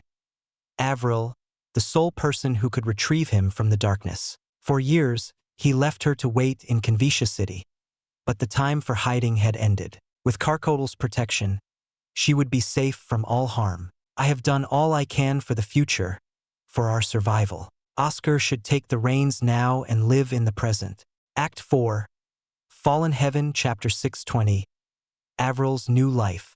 The cauldron bubbled and boiled on the hard oak table, stained by various colors, and the lid began to clatter, venting out white smoke between each second. Noting the timing, Avril carefully waited for the 100th steam and freed the cauldron, allowing its contents to touch the air. For the finishing touch, her scroll anima unfurled to the 3rd section and bathed the cauldron in refreshing iron that cooled down the elixir inside. One final touch remained. She opened a vial of blood and poured slowly, her hand stirring the cauldron's mixture with a short stick. Behind the veil, her eyes glimmered at the finished elixir, a grin stretching across her lips. Lifting the cauldron, she tilted it and slowly dripped the little amount that remained into a flask, pleased to watch the elixir turn transparent with bright stars shining from within, the sign of a complete refinement. It had taken her many days and several sleepless nights to finish it. Dipping a small needle, Avril brought it close, an inch away from her discerning gaze, the needle changing colors to a golden sheen. She cheered inwardly at the 95 purity, quickly corking the flask to contain the elemental power glowing inside.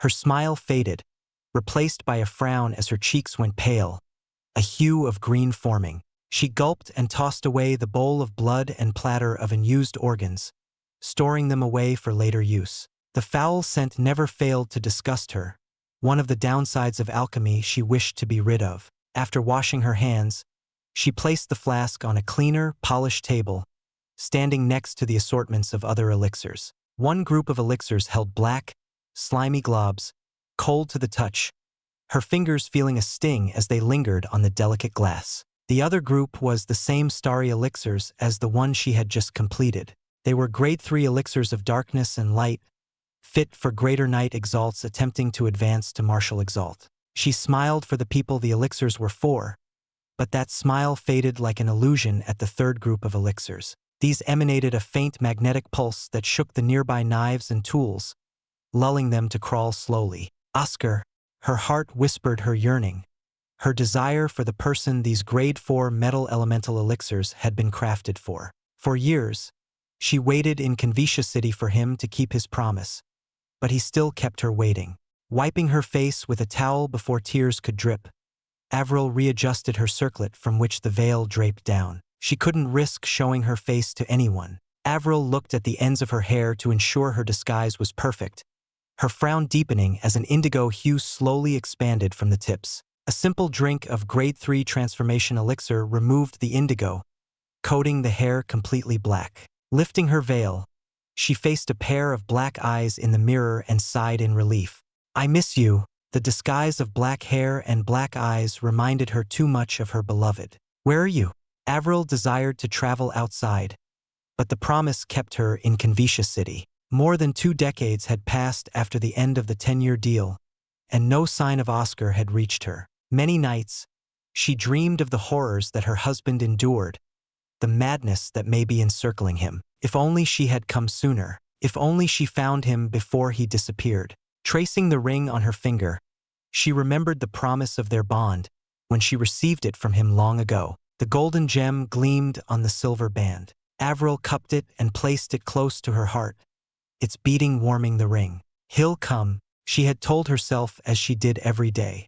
Exiting her personal workshop, she wandered the long hall, lined by carved statues that poured water from their bowls onto the steams by the walls. She entered the room marked by the words, Branch Head. Two long, soft velvet sofas on a purple carpet stood near a large stone table, intricate carvings engraved in the legs. The morning sunlight fluttered in the room past the large curtains. She sat on the main chair, overlooking the enlivening view of the main street from the window behind her. The lively scene of the morning folk about on their business to open their shops always pleased her. The door knocked several times before she answered for them to enter, and a scholarly man, dressed in a fine blue fabric that was buttoned up to the collar and a matching black sash to secure his waist, entered and bowed. Branch Head Yule, congratulations on exiting your retreat. He called her by her alias, her identity now borrowed from old Yule back in the Burning Valley. After so many years, it still felt odd to be called that. Gabriel Aldira, I hope everything is well. For you to come here first must mean there's trouble. Avril constantly bit her tongue, holding in the habit of speaking her thoughts. She wanted to say how she was bothered by his visits every time, but her appearance and reputation took priority, despite how much she wished to express her feelings. Gabriel dropped a large stack of documents, the scrolls tumbling down the sides and rolling off the table. Why did she leave so much work for later? The role of Branch Head granted her access to the vast information network of the Alchemist Guild but shackled her to her desk. She swore if not for trying to find Oscar, she would have never taken this post. The next few hours, she felt like she would sink into the chair, her hands scribbling at every document, approving and disapproving requests to be posted on the board, stamping on crucial financial documents to be reported to the guild, and more bothersome tasks. Gabriel departed with a bright smile at the finished work as she slumped in her chair, exhausted far beyond what normal alchemy strained her to. Sighing in satisfaction, she glanced at the two setting suns and stood straight, needing to go home for the day. I need to prepare dinner. Avril rushed outside, nodding to everyone who bowed to her, all dressed in fine blue alchemy robes. Exiting through the back door, she sprinted faster into a section of marbled roads and arrived at her large estate, enclosed by tall walls and a metal gate that stuck out from the other estates. The custom work to have them was expensive, a transaction that still hurt her to this day, but well worth it to detach herself from the outside world. With no one to see her, she removed her circlet and veil and undid the transformation elixir, glad to see her true colors. Inside the empty mansion with no servants and no attendants, Avril squeezed her nose, blocking herself from the scent of the meat in the smoker. Since the children would be returning from a long mission, she cooked twice as much, filling an entire 3-foot pot with a healthy vegetable stew. For sides, Avril decided to deep fry some fritters of seafood and thinly cut vegetables that enticed the appetite. Once the meat was done in the smoker, she seared them, the smell nearly forcing her to vomit. We're back, a cheerful voice shouted, and footsteps rapidly thumped on the stairs, getting closer until a loving embrace wrapped around her from the side. Avril laughed and hugged back, caressing the braided brown hair. A pair of blue eyes peeked out and peered above as her head tilted upward to Avril. Something smells good. Mom, what are you cooking? Gloria, you're over 30 years old now. Why do you keep acting like you're 10? An angered man stomped down. He was a handsome man with sharp blue eyes that drew others in, a narrow face that exuded confidence, and curly brown hair that added to his charm. Avril parted from Gloria and hugged her adopted son. He blushed slightly, the ever-shy man who could never express his feelings properly. Welcome back, Ren. She's excited to see her children safe and sound and can't let go of her hug. Avril patted his back. Ha, see, you're 32 years old and still blushing when Mom hugs you. Who's not acting their age? Gloria gloated, whistling from behind. Oi, Ren shouted. Get ready for dinner, Avril interjected. The children's propensity for fighting each other was a certainty every day. They used to be quite the cute children when she picked them up years ago, but now they fought like cats and dogs. She wondered if that came naturally between brothers and sisters. Oscar had no siblings, and she only had one older sister. The children departed, still arguing with each other down the hall. Sighing, she gathered the bowls and plates. The moment they get home, they start acting up again. Avril sighed again. No, they acted the same during the mission. They need more discipline. A beautiful woman appeared from nowhere and scooped up some soup in a ladle to pour into a bowl. Her white hair, clean of any blemishes, swayed at her waist, and her scarlet eyes sparkled like rubies. Her soft expression seemed resigned and tired, creases of sadness lining her delicate brow, as it always had for years, a face that would itch the hearts of many to want to comfort her. Dressed in white pants that went inside her black boots and a red uniform coat bound by a white belt, she sighed heavier than Avril, cutting up some bread. Maya, Avril hugged her friend. Thank you for watching over them. She knew she could count on her. She wonders if her friend will stay for dinner. Aren't I here now? Maya sighed and finally grinned slightly, a small upturn of her lips that barely distinguished it as a smile. Thank you for having me. There's no need to be so formal.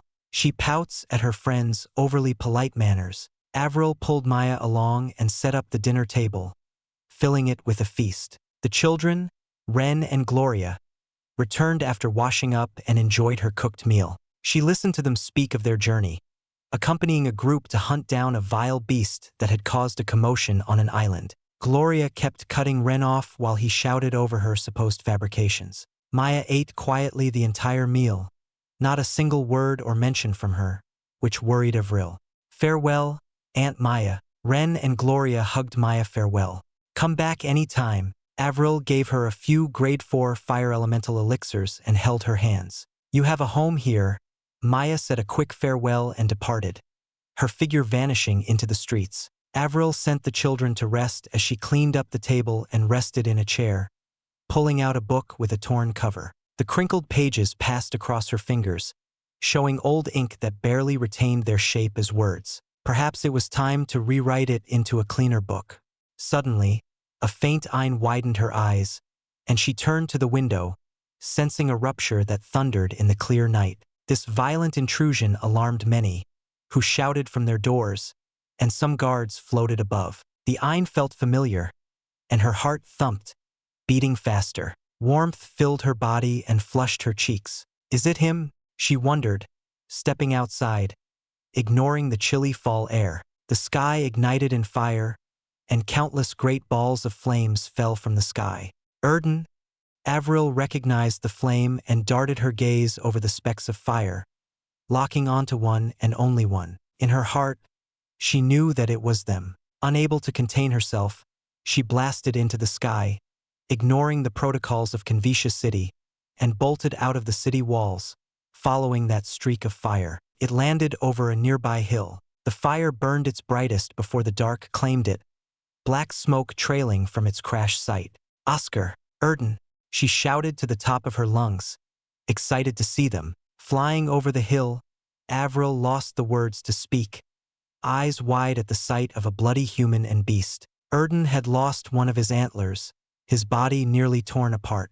But to the side, she trembled, losing all color in her once bright face. The broken helmet revealed Oscar's face, the one she had seen many times in her dreams. Without caring about the grievous wounds and the dense scent of blood on them, she swooped in and embraced her love, crying a river of tears. She was so happy to see them. Why did Oscar take so long? Why did he come so injured? A mix of joy and sadness drove her tears out.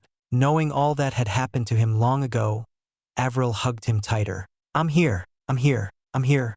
Act 4, Fallen Heaven, Chapter 621. Avril's Journey.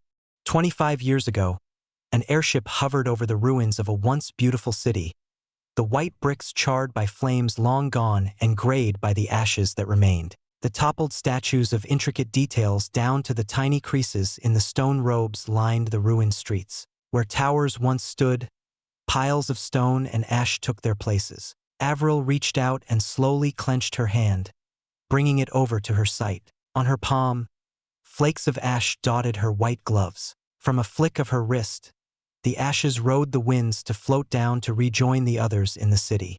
Odd shapes lurked among the rubble. Shadowy forms roamed, crying and weeping, shouting and lashing, laughing and skipping. They lingered like ghosts haunting the desecrated city. Some stared up and she withdrew. The restless regrets and hatred of the deceased had given birth to wraiths. She had read they formed in droves on former battlefields. The battle here had been fierce from what I heard, the captain said, stepping onto the deck while sipping from his bottle. You're up early, Les. The suns are barely up. Breakfast isn't for another 2 hours. I'm used to it. Avril grinned and stared at the two suns, the arc of their heads barely glancing over the horizon.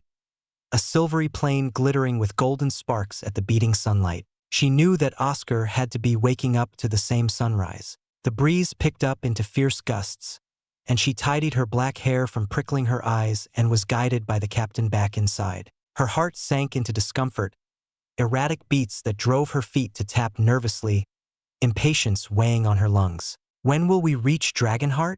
Dragonheart is off limits to outsiders. You'll be locked out the gates unless you can provide proof of your citizenship.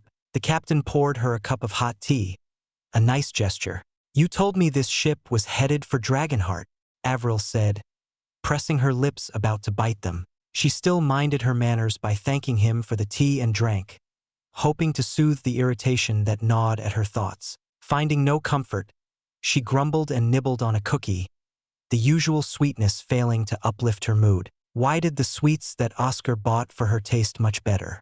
I just got the news. Sorry, Les. I can refund you part of your fee. The captain lightly placed a pouch of coins, metal clinging against each other on the hardwood. Before he could open it, Avril denied his kind request and asked to be alone. The captain nodded and left her the entire pot of tea. Avril sipped her tea as she studied the map on the wall. Before, it depicted another continent when the airship flew over it.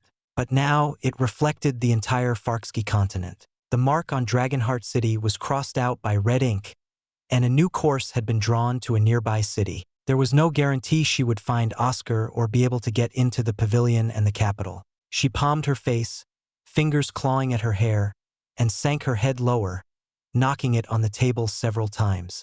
I want to see you. She grasped her ring and sighed deeply. The more she drank the tea, the colder it became from the passing of the hours. A few hours later, the airship groaned as a horn sounded on the deck, signaling their arrival. Avril exited the cabin and relaxed at the scent of cleaner air, walking to the rails to overlook the scenery. An intact city greeted her, the walls high and mighty, their shadows stretching over the meadows and rivers of a lively land. At least this part of the land was safe from the ravages of war. Everywhere else had been scarred, a sight that stuck like a stone in her heart, her worries turning to her beloved. To see this beautiful city still standing gave her hope.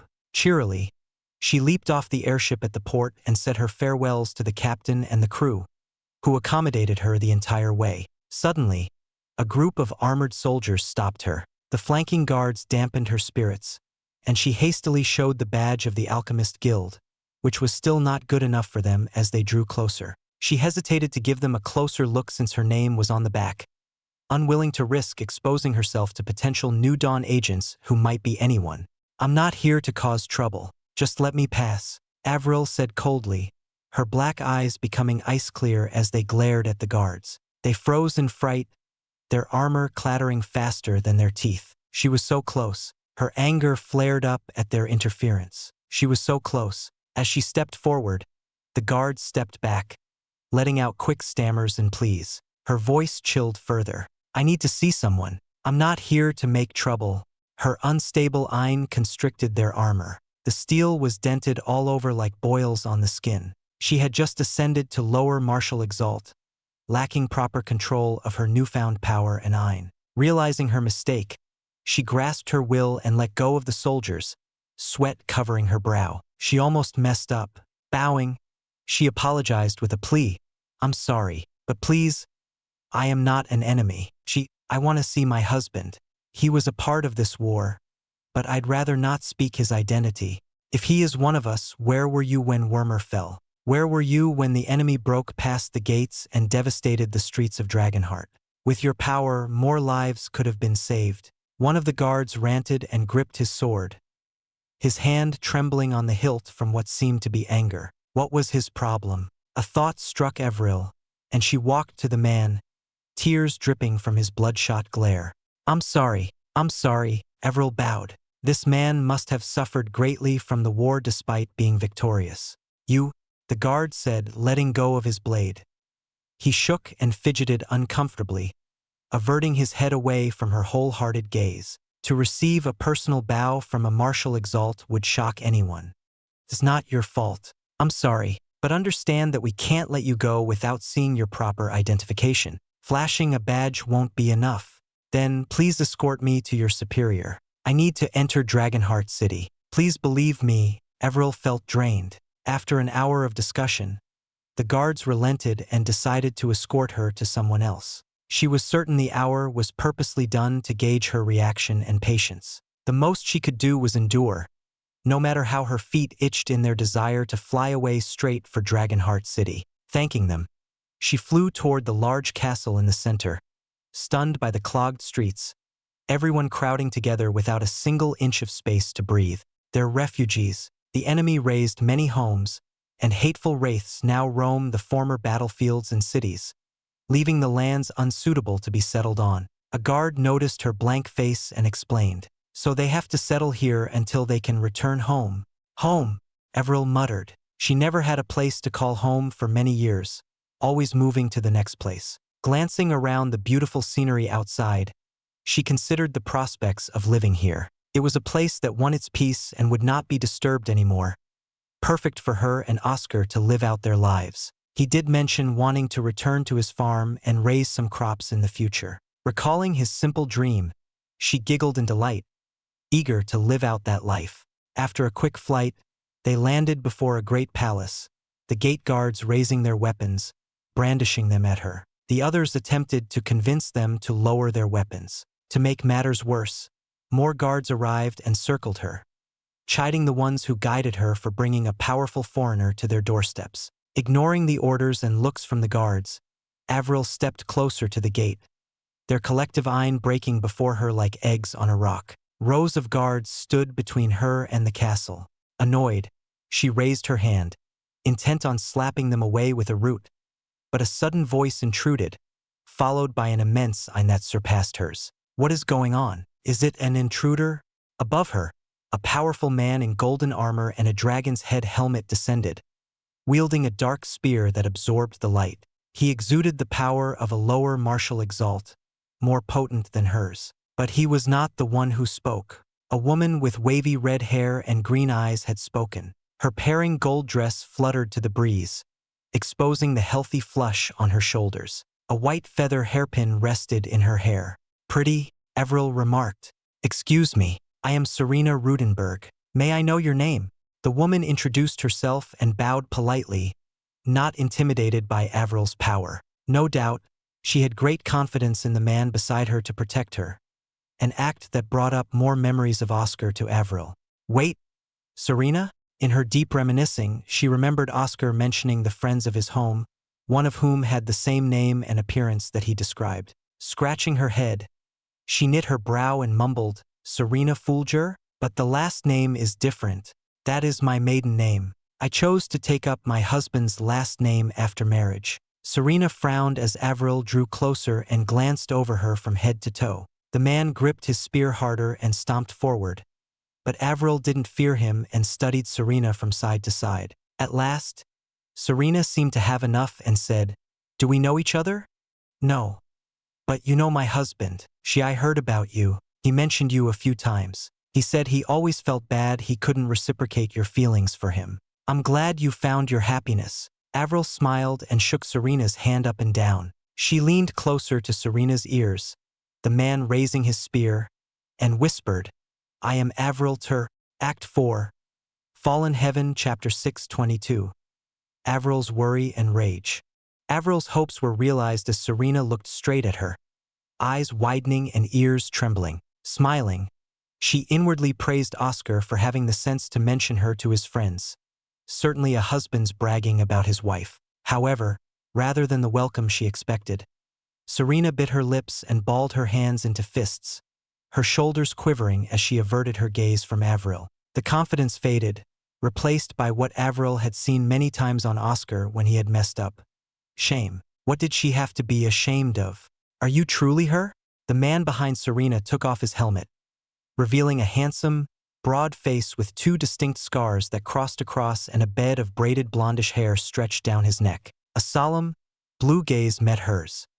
He covered his face as if about to cry and clenched hard, his armored hand squeezing his head. "I assume you have put on a disguise. Follow me inside." The gold-armored warrior gently pressed his hands on his wife's shoulders and led her weak, shaky figure inside, with Avril following. The two guards flanking the gate placed their hands on their side of the door, a formation of iron brightening in intricate patterns. From a rotation of their wrists like keys in a lock, a series of metallic clacks drummed inside the heavy door until it unlocked fully. They pushed it open, and a gorgeous garden greeted her, the fragrance of flowers and freshly cut grass relaxing her somber mood, more pleasing to her element. It had been too suffocating earlier. She wanted to ask about Oscar, but the two sullen backs in front of her forced away the questions on her tongue. Did Oscar? Her smile flattened as a chill stole the warmth from her blood, and she felt like she had been tossed naked into a snowy mountain in the heart of winter. Gulping, she tried to calm down, but a dark figure lurked in the shade of the hedges, resting its scythe on its shoulder. Oscar couldn't be dead. He couldn't be. Avril believed in him, but why else would they have such sad eyes? Desperately, she sought to ask, to pose the question. However, the visage of her mistress neared, each step silencing her words, fear choking her throat. "Are you all right?"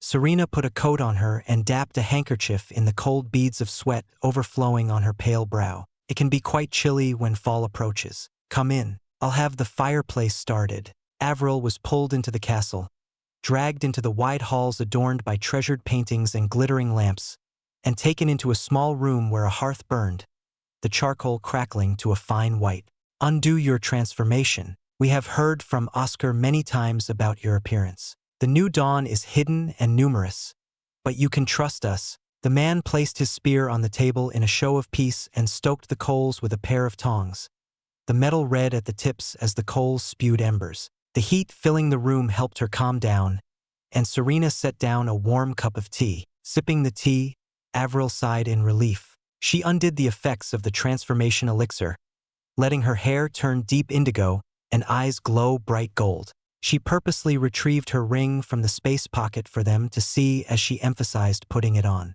"Are you Avril Tur?" Serena asked.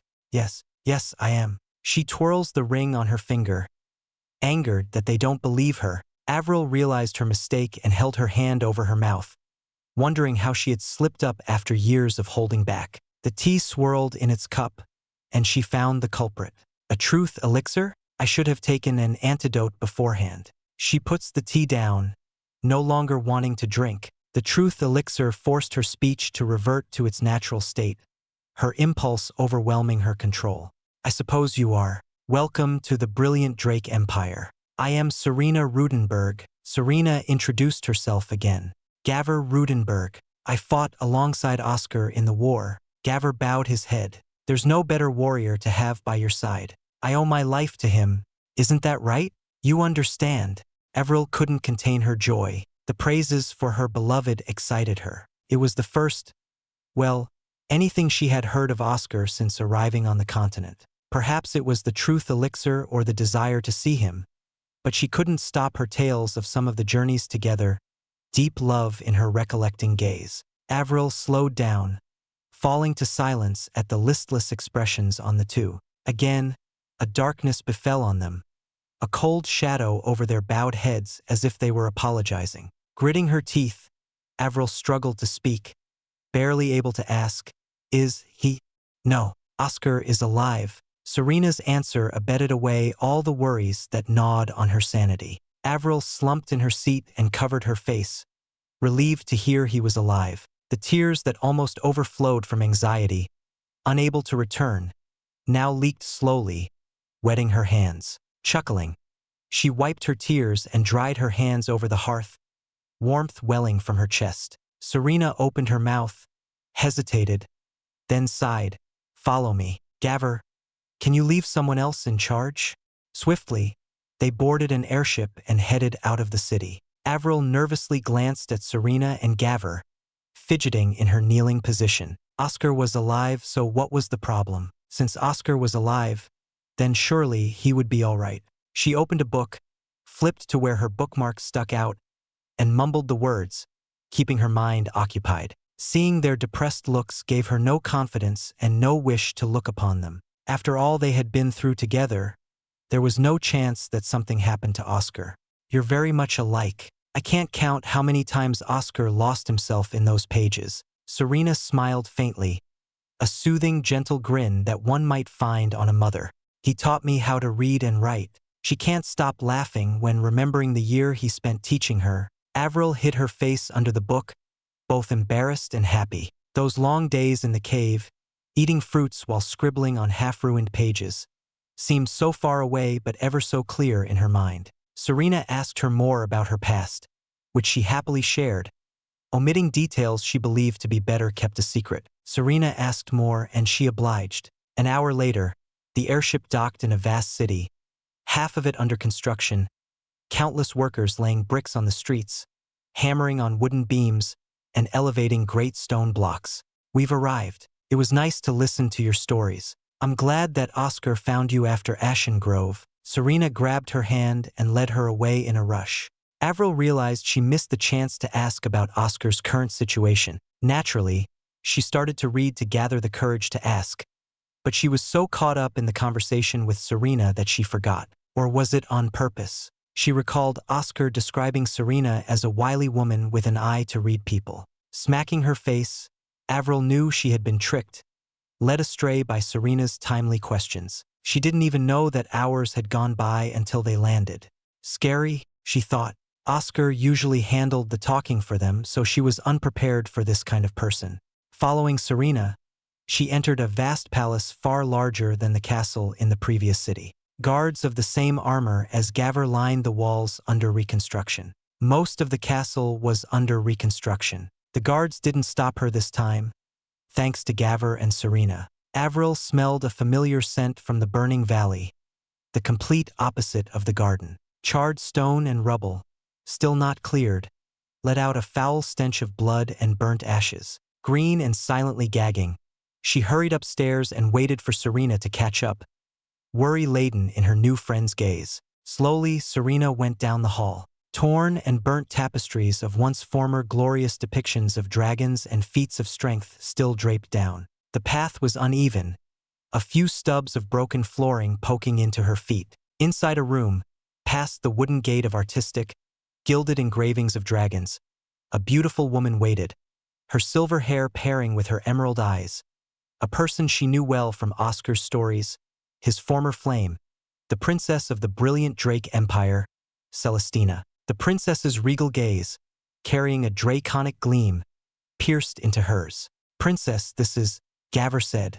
"Avril, I have heard much about you," Celestina interrupted and approached. She stood an inch or two taller, yet Avril could swear she was far taller. That sharp demeanor and royal presence towered over her. Suddenly, all that withdrew, and Avril found herself in the princess's embrace, confused at why she had received a warm hug. Celestina said to her ear, "Thank you for helping him. Thank you for letting him go to help us. But, I'm sorry." The princess gnashed her teeth, and a warm liquid dripped on Avril's shoulder. Celestina was crying. "I'm sorry for being unable to help him.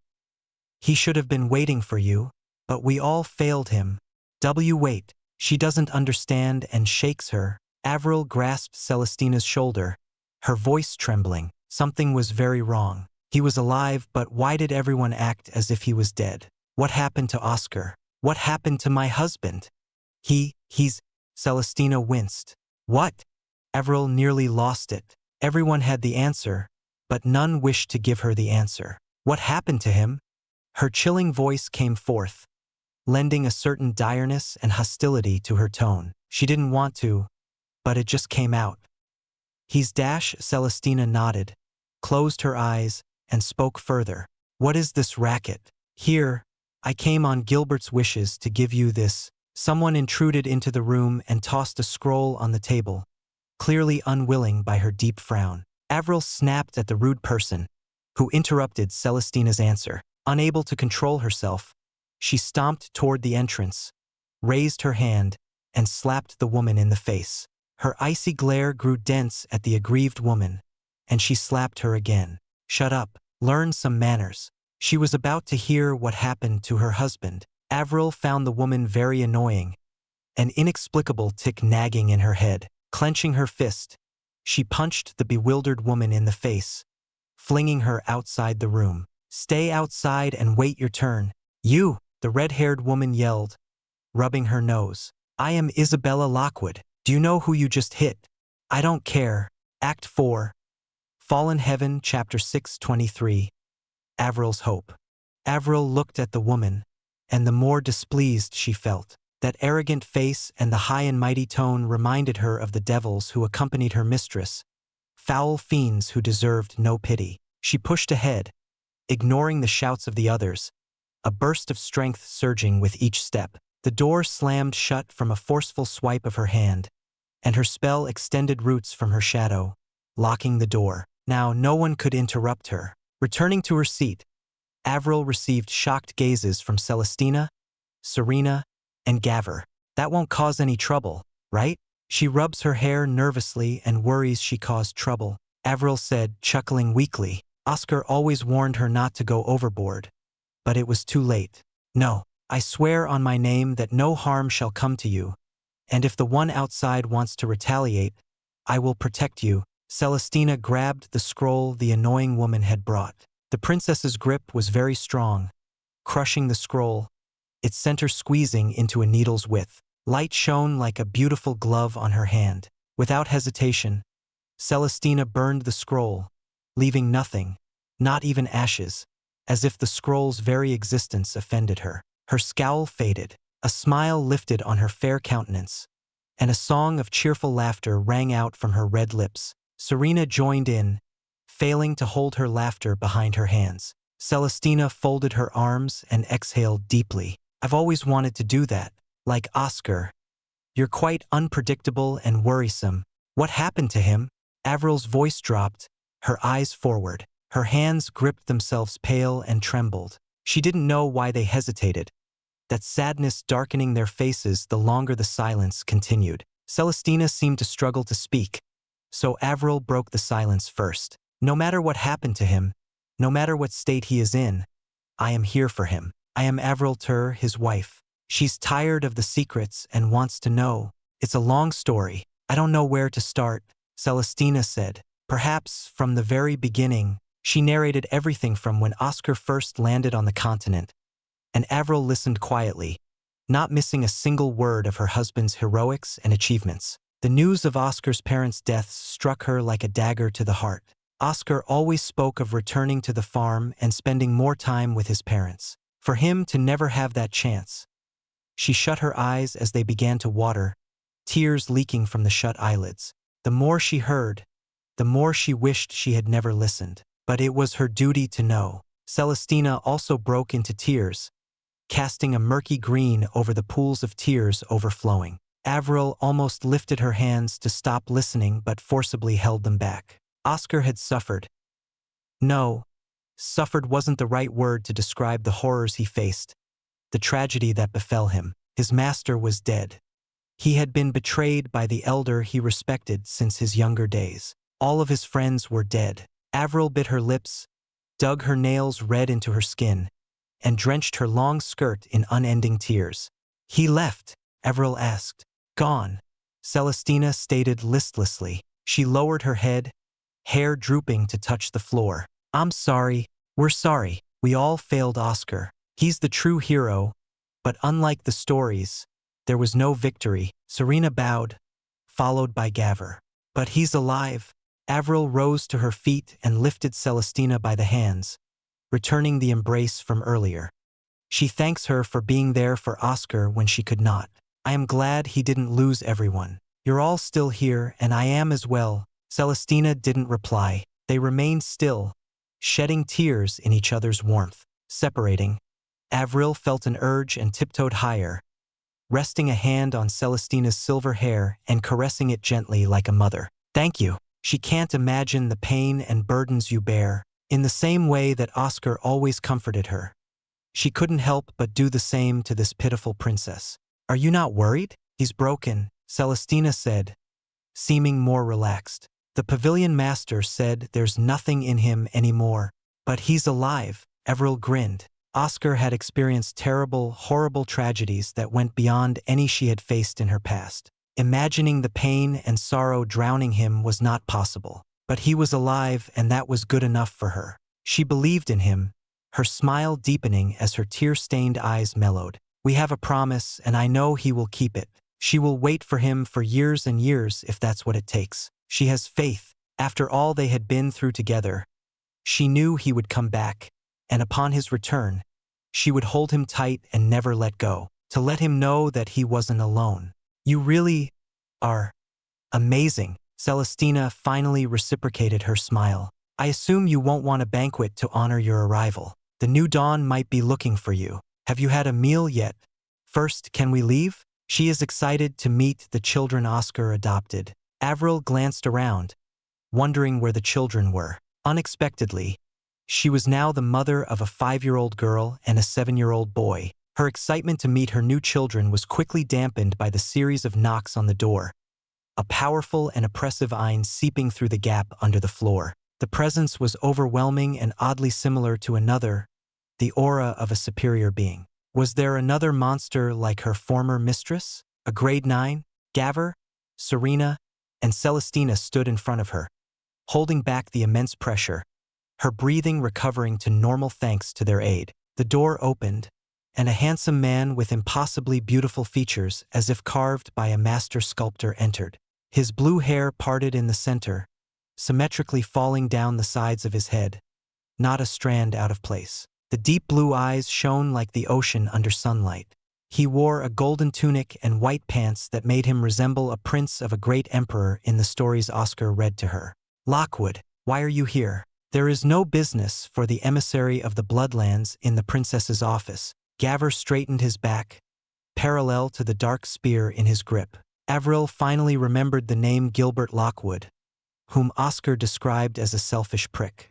One of my wives returned, having been struck by a stranger. I wish to understand how such an offense transpired. Gilbert didn't seem angered and put on a welcoming air, the previous terrifying presence fading. A calm and reasonable man now stood before them. Avril stepped out before the others could reply and faced Gilbert, his blue eyes slightly raising at her, faint glimmers of interest sparkling in those pupils, not hiding the attraction toward her. He bowed slightly and extended his hand, waiting for her to take it. I do not know you, my fair lady. I am Gilbert Lockwood. May I know yours? No, only my husband and friends can know my name. Avril shook her head and dragged Celestina and Serena by the arms, heading to the exit. She wanted to get out as soon as possible, unsettled by Gilbert's presence that strongly compared to her former mistresses. Forcing herself to keep calm, she replied to Gilbert without looking back. Your rude wife barged in and interrupted. I taught her some manners. Farewell. She scampered away, fearful of staying longer. Wait, Gilbert trailed behind. Gavin stepped in between, his courage admirable to intervene in the path of a grade 9. Gilbert gave up chasing and spoke louder. Princess, I am still awaiting your decision. I sent my wife to invite you to join me in the Bloodlands, and now I say it here. No, my place is here. You can move on to the heights you wish for. I will go on my path. Celestina sighed, grinding her teeth. The war is over, my dear princess. The hundreds of years of waiting have ended. The brilliant Drake Empire has claimed hegemony over the continent. You are free. Prince Charles can take over. Let your wings spread. I can't bear the thought of you holding yourself back, Gilbert said, his charming words sounding like sewage to Avril's ears. And with my freedom, I choose to live for my people and empire. Farewell, I have to be with my friends. By all means, live well in the Bloodlands, Celestina snarked, her brow tensed with deep lines of anger. Avril led them out of the room and down several stairs, stopping to laugh. The others couldn't contain themselves and joined in, their cheers echoing in the broken halls. Gavin watched from the side, smiling warmly at them. Avril hummed and exclaimed, excited. I'm glad to have new friends. She's so excited. I haven't felt this gratified since the end of the war. That bastard never stopped pressing on our precious princess. Serena frowned deeply. If only that bastard came earlier. We can't dwell on the ifs. All we can do is live in what is. Our lives have to carry on our duties for all that died. For all who suffered. Celestina looked somber. But Avril flicked her forehead. Oscar's signature technique for knocking her from whatever mood she might be in. Celestina rubbed her reddened forehead, raising a brow, clearly confused. Then don't look so sad. When Oscar saw the people who died in the burning valley for him, he grieved but bounced back. She remembers him saying he needed to live a happy life to make their sacrifices worth it. She flicks her again. Avril flicked Celestina's forehead again. The three chuckled again, especially Celestina, who let loose as if pouring out all the bottled-up emotions in her heart. That's right. If I can't hold a smile for the future that they built, then what was the point? Celestina thanked Avril. Her mood was visibly better, with a healthy complexion on her smooth, relaxed face. Almost prancing, she took Avril and Serena outside, where the streets and houses held no distinction, bricks and rocks everywhere in ruins. Workers cleared parts of rubble and laid down foundations for new houses. Celestina personally thanked each worker, receiving their praises of confidence in her. She was a good person. After a few minutes, Avril arrived at a half-broken estate, its ceiling gone and part of the structure ruined. An old butler and two maids greeted them inside before two children peeked their small heads from the side and strode toward her. Their adorable, small legs were too cute. She knelt to meet them at eye level and caressed their heads, unable to contain her joy. Hello? I am your mother. Act 4. Fallen Heaven, Chapter 6:24. I'm still here. I am your mother. Avril hoped she didn't stutter her words out of usual excitement. When she first heard about the children that Oscar saved from the fallen city of Orbis, she was gratified to know her husband's kindness had not waned in the slightest. Her initial anxiety of anticipation for meeting the two children was gone. Holding them in her arms, she saw their warm, small bodies shuffle in place, as if her nervousness had transferred to them. How cute! The boy and girl had similar blue eyes and brown hair, with slight lumps of baby fat still plumping their cheeks. Your Majesty, who is she? The old butler asked, kneeling with the two maids. She is your master's wife, the lady of this estate, Celestina declared. The butler and the two maids glanced at Avril in shock and rushed closer to bow and introduce themselves. They had served Oscar for many years during the war. The old butler was declared, an elderly gentleman with a straight back and thin shoulders, an elegant pose of manners and loyalty, and the two maids were Eris and Arlen, one who hid her emotions and one who bore them on her face. Mom, the young girl, Gloria, said, tilting her head and drooping her ponytail to the side. That adorable action pierced Avril's heart like an arrow, and she tightened her embrace as a squeal nearly ran out her mouth. The girl had no business being so cute. Suddenly, Gloria burst into tears, crying loudly, not the response Avril wished for. As her tiny fists pounded on Avril's shoulder, the sobbing toddler begged, I want Daddy. Where's Daddy?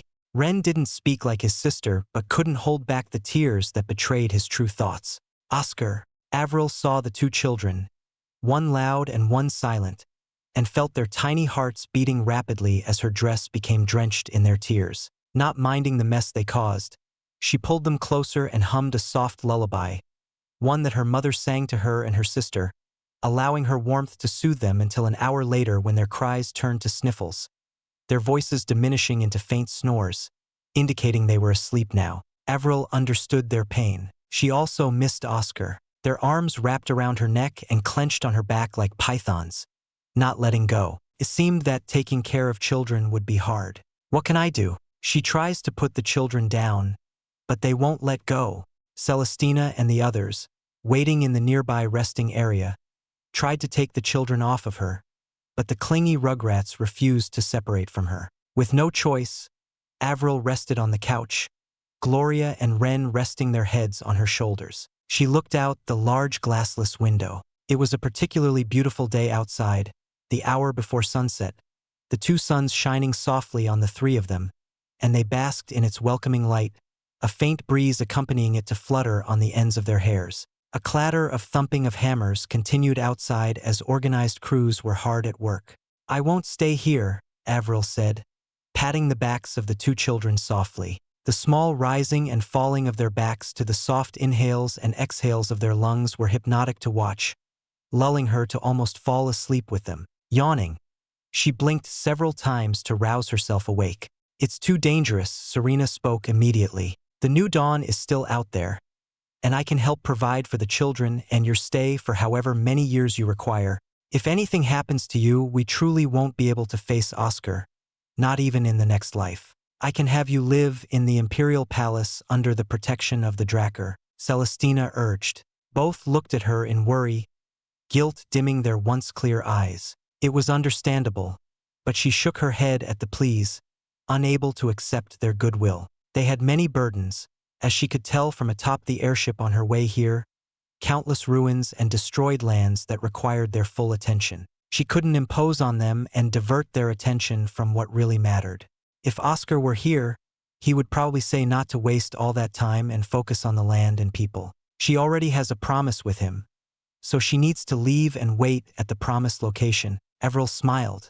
Oscar was gone, but he'd keep his promise as always, her belief in him unfaltering. She turned to Declurd, Arlen, and Eris, knowing they would be out of a job. "I'm sorry," they simply bowed and accepted her decision. She felt bad and wanted to take them. However, traveling with normal people was dangerous, not when enemies lurked in every corner.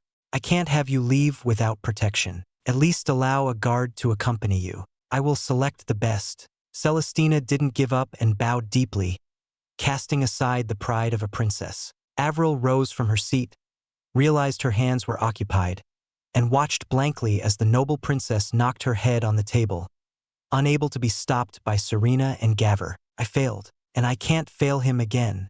A princess should not lose herself. You have passed your father's trial and kept your kind heart. Don't let the responsibility destroy your heart, and don't let your heart overwhelm your position. I have failed in that, so you must not follow in my footsteps." A gentle voice spoke, carrying a hint of sadness at the end. Celestina's body halted as a cloud of Ein surrounded them. An old figure appeared in the middle, garbed in plain blue robes akin to a monk's. No strand of hair grew from his wrinkled head, completely devoid of facial hair. Sweating, Avril held the children close, wary of the elder whose power vastly surpassed hers. He was a king Exalt. The old man leaned on a walking stick for support, his breathing haggard as he stood. "I will be her guardian." "Pavilion Master," Celestina and the others exclaimed. "Who are you, elder?" Avril wanted to kneel, but a wave of Ein reversed her movements, placing her back in her seat. "I am Remulus Grant. I am the master of Draven, Oscar's master. I am his grandmaster, and therefore, I am responsible for you." Remulus wheezed like a broken bagpipe, clutching his chest until he settled on a seat. Avril summoned her anima, unfurled the scroll to the first section, and sent a flood of Ein into Oscar's grandmaster, but the feebleness remained. Remulus chuckled. "Thank you for trying. Your powers can't heal these injuries. Only time can cure them."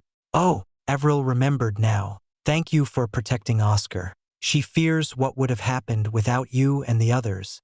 "Pavilion Master, are you certain?" Celestina asked.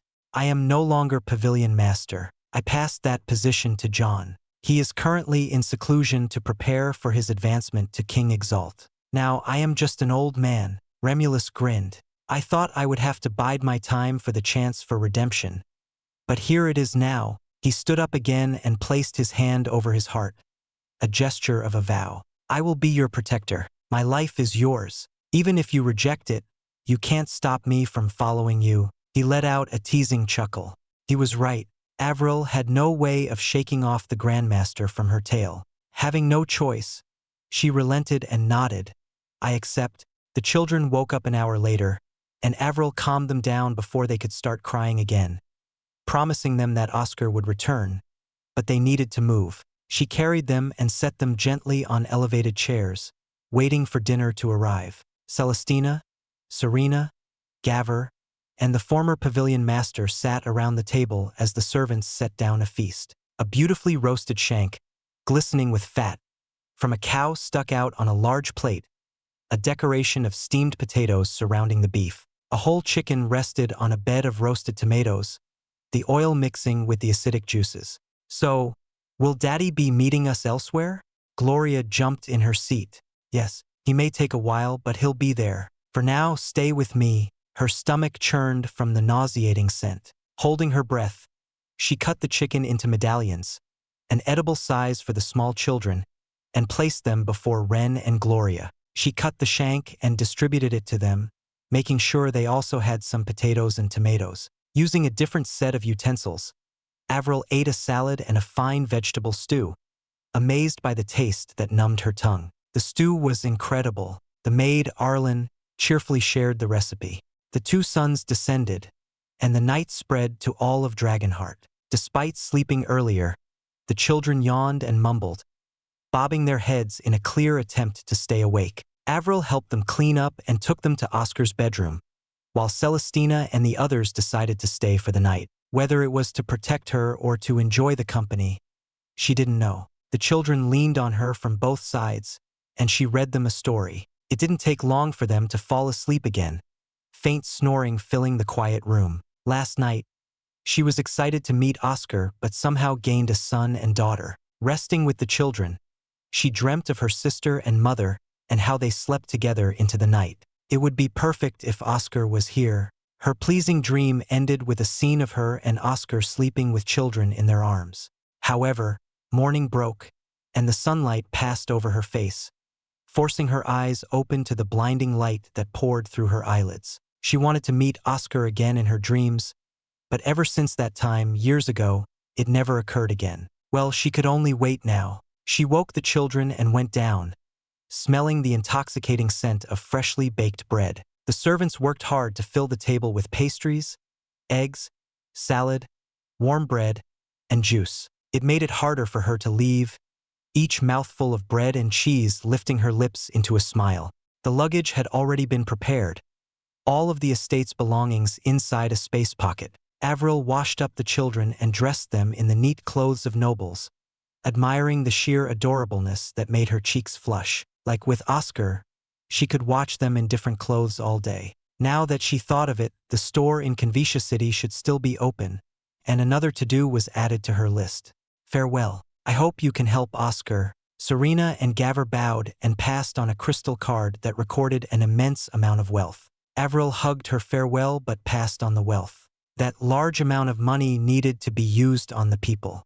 I'm relying on you. Celestina shook her hand. Please help him. You love him, don't you? Avril asked. She wasn't angry but only felt sad for the princess, feeling like she had taken her place. Oscar mentioned before that Celestina was his first love. Perhaps if Oscar had never landed in her rock on Shot Irma, it would have been different, and she would be the one suffering alone while the princess lived a joyous life. I don't have the right to. When he sat on the bloody path, hugging Frederick, I was close enough to speak to him. But I said nothing. I didn't console him. I ran. I went back and left him alone. Celestina paused as if reliving the memory, lowering her head in shame. I rejected him because I valued his freedom. But really, my love seems so pitiful compared to you, who can run to his side without hesitation.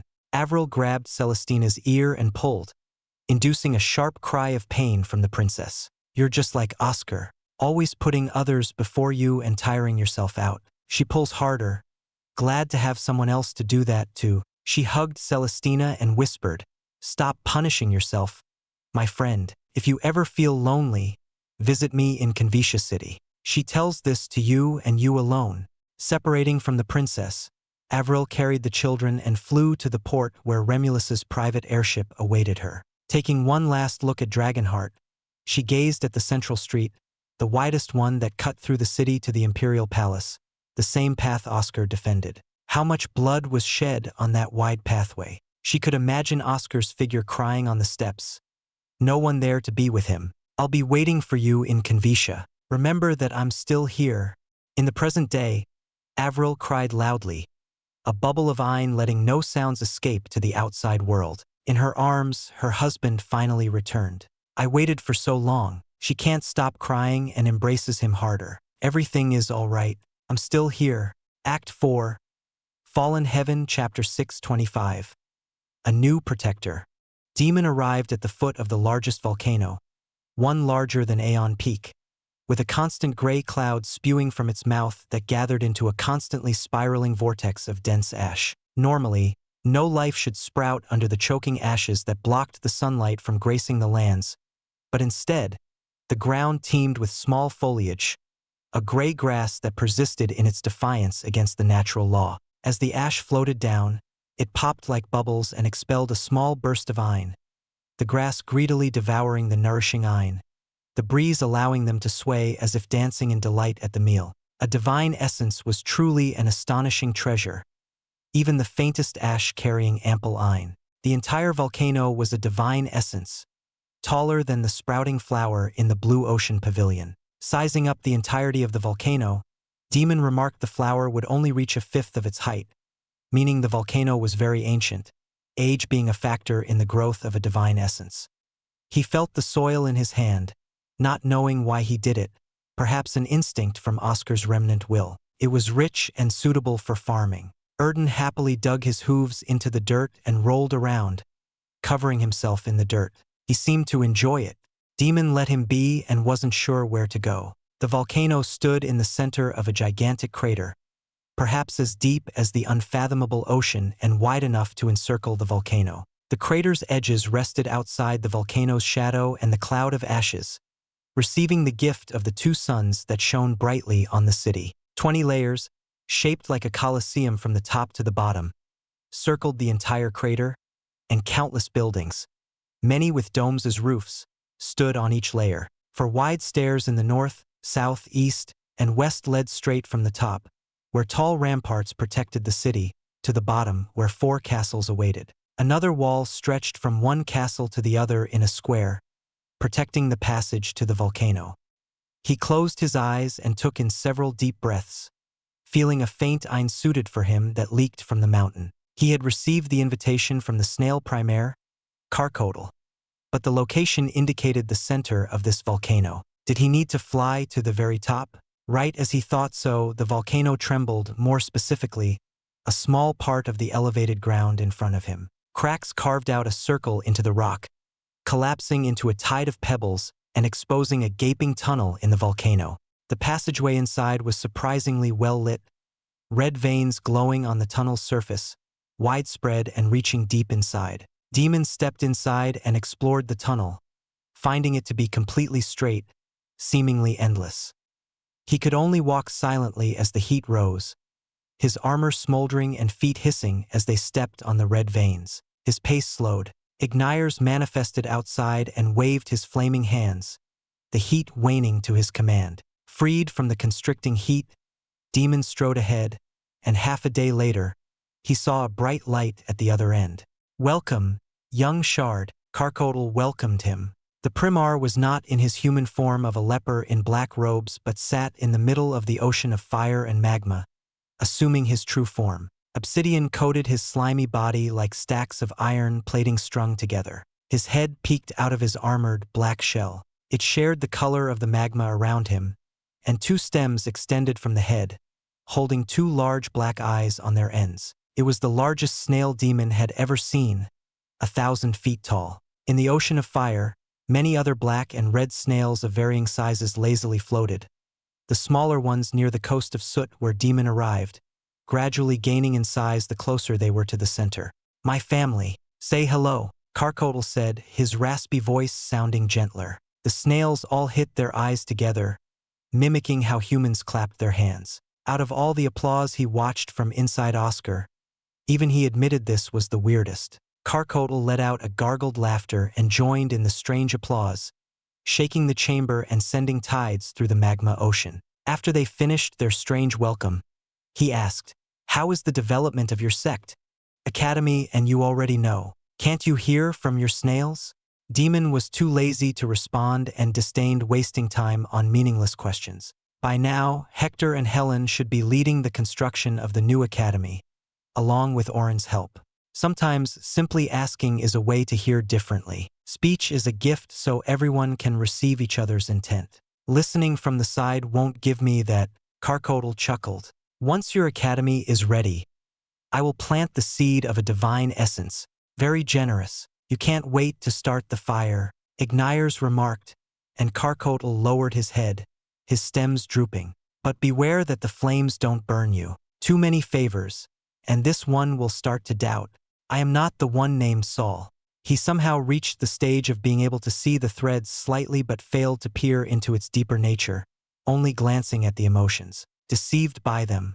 His actions might have differed if he saw what I do now. Karkotl coughed and bathed in the ocean, a relieved sigh echoing from his mouth that leaked pus. And what do you see in my threads? Demon asked. Nothing and everything. There are no limits to what you and the one inside you can be, so there is a chance of nothing and everything. Compared to others, your threads can stretch to infinity. Karkotl laughed and splashed around. You can be crushed to the dirt, shamed and lowered beneath all, or climb to the highest peak that no one has ever been. That is your potential. So I help you. For your family? Demon crouched and picked up a snail that crawled on the soot. It didn't seem to fear him and squirmed on his palm, not retreating into its shell. So weak. He could kill it in a simple clench, yet the Primaire placed so much importance on it. Not just them. You saw the city outside. No? You saw the land when you flew over to reach me. Karkotl coughed again. A few shards of obsidian fell from his body, magma seeping from the exposed skin like blood from a wound. I am old. I am approaching the end. All on my lands are everything to me. They had propped me up and given me all I needed. So shall I ensure they last? You are honorable, ancient one. Erden bowed his head. But the decision will be up to Oscar. As it should be. I can only sow the seeds, but the choice is his. And I shall honor his decision, Karkotl promised. Now you wish to retrieve his wife and bring her here. Indeed, she will be the safest here. But the journey may not be as easy as you intend. Why is that? Demon asked, letting the snail return to the ground. The Primal Council is interested in the inheritance of Isaac Stonewell, the greatest golem crafter and advent of advancement. They know that his heir has come forth, Oscar. Karkotl transformed into his human form, a rotting body hidden under a black robe and hood. They have learned of his existence, but the Dragner boy made a convincing report of your death. Still, he was forced to give up the plans for the Garantulum and Gungnir. Bastards! Erden growled. I remember the war between the Divine Stone and Forest Heart clans. I was a fresh Primaire at the time and knew Isaac. He is a friend. Often he came here to get some rare ores. Partly, I must protect you for his sake. After his demise, I learned that some of the Primal Council secretly backed the Forest Heart clan. Their greed for his inventions led to us losing one of the brightest minds on Talos. Karkotl hissed. They will want you. A few are skeptical of the death report. For some reason, your threads are well hidden and masked by fakes, visible only to us beasts. The more powerful Primaires already know you're not dead. It must have been Matures. I see why Tectone said he's sleeping. To manipulate the threads must have been costly. That idiot, Igniers scratched his flaming head. They will be competing to catch you. No one would want to share the knowledge you carry. Your display of strength against the Togros did not spread to the other regions. I have hushed them, but the danger is still nigh. You must get your wife and quickly return. Karkotl shouted to the ocean of fire, calling out, Scormo. The surface bubbled, and a large snail ascended from the depths, a third of Karkotl's size. It yawned and extended its stems, revolving its eyes around to peer around the ocean. Drowsy, it toppled to its side, splashing a huge tide of magma to the surface. Igniers flared up and diverted the wave from touching Demon, remarking that it was a Tricrown King Exalt. The King Exalt snail rolled to its bottom and asked, Yes, protect him. Karkotl descended into the ocean, no longer speaking. As you wish. Squarmo gazed at Demon and floated above, dripping magma off his obsidian shell and scales. He reigned in his King Exalt's presence and transformed into his human form. Garbed in black robes, Squarmo walked on the surface of the magma, his long black hair draping to his waist. With smooth, glossy skin, he had a lazy look, his eyes closed as if asleep, only flickering open in tiny gaps. On his shoulder was a black snail shell like armor. I am Squarmo. Let us be off. I already miss soaking in magma. Act 4. Fallen Heaven, Chapter 6:26. Revealing himself. Demon wore a simple white shirt and black pants on his way to see the others gathered on Old Eye Island, his helmet still attached to his neck. The time for hiding behind his armor and helmet was soon to be over, odd after decades of wearing it. The Primaire's protection meant no more cowering, and Oscar's hopeful return meant the end of his moment at the forefront. Only the darkness of the inner world awaited him afterward. He didn't care. If Oscar could survive, then it was enough. He had no desire other than that. Waves crashed onto the shores of the Gulf and the rocky cliffs of Old Eye Island, the waters knowing to part to reach all shorelines. Demon passed over the cliffs, overlooking the beginnings of a wall, its bare wooden frame standing flimsy against the racking winds. The men carried stone blocks that were cut cleanly without a single groove or bump and transported from other continents, courtesy of Carcodal. They layered the blocks one by one, slathering them in a binding mortar, the weak frame now hardened by stone to weather the fierce elements. The junkyard had been cleared and turned into scraps for constructing the new academy that Carcodal proposed, the old and ruined feeding into the new order. The ground was surprisingly clean and freshly paved, beds of grass already filling in the open spaces. Deeper inside, the workers hammered on metal plates, their beating reaching even him in the air and thumping across his veins. Dozens of new buildings, still incomplete like the wall, were in progress. To undertake this endeavor required far more gold than he could collect in 100 years, the resources of a Primaire far deeper than he knew.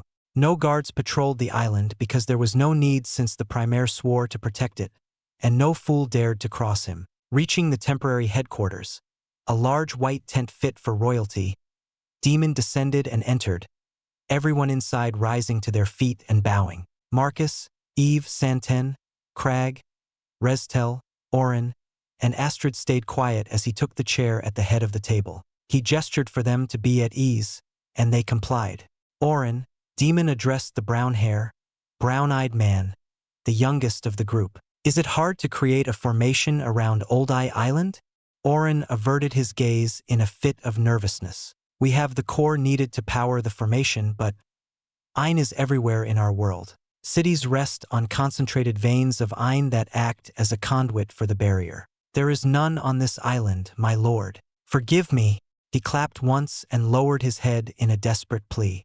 The fault is not your own. The problem is this poor land. But Carcodal will provide the seed of a divine essence. Is that enough to solve your problem? Demon said. Once fully grown, divine essences had the power to produce a seed that could grow into a new divine essence, but it took a mind-numbingly long amount of time and chance. To receive it freely was a charity he felt was impossible to repay to be on even grounds. Oscar will probably accept the responsibility, he thought.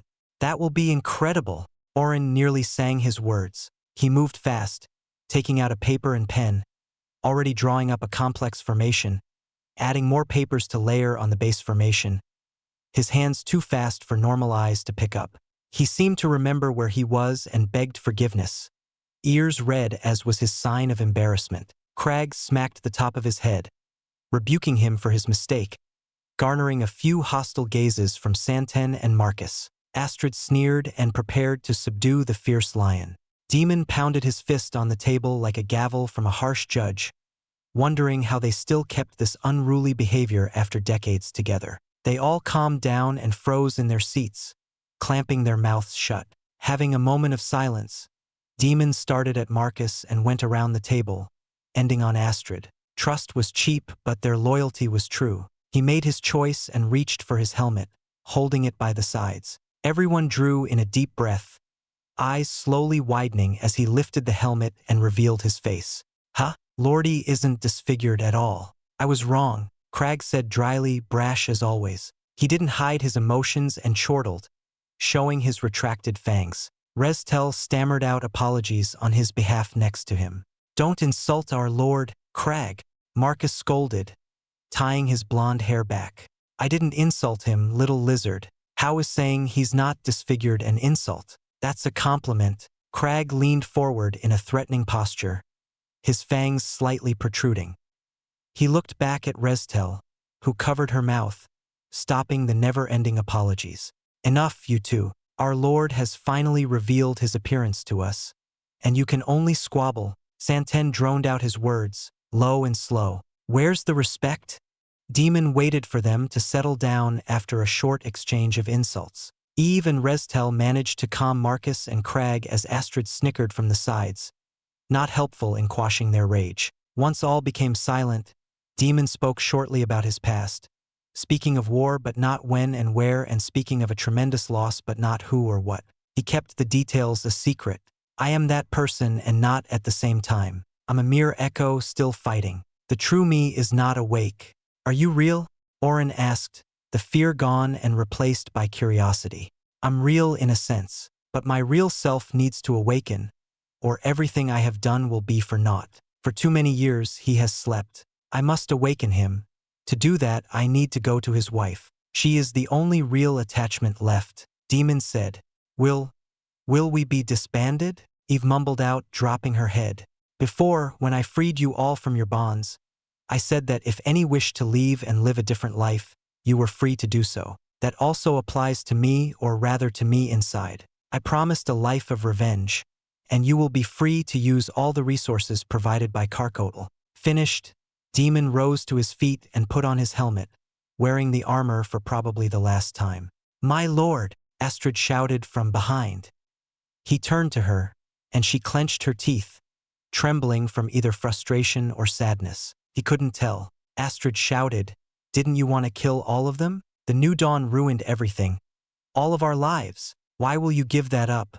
I did think that, when I first set out, I wanted to spill all guilty blood. But I exist for survival, and there is no survival if it isn't Oscar. It is what I must do, Demon declared. Yes, his priority had never changed. It was always for Oscar's survival, not his or anyone else's, but Oscar's. The sunlight poured through the gap he created by lifting a part of the tent's curtain door. Marcus, Crag, Santen, Restel, you will accompany me. The rest focus on defending the island.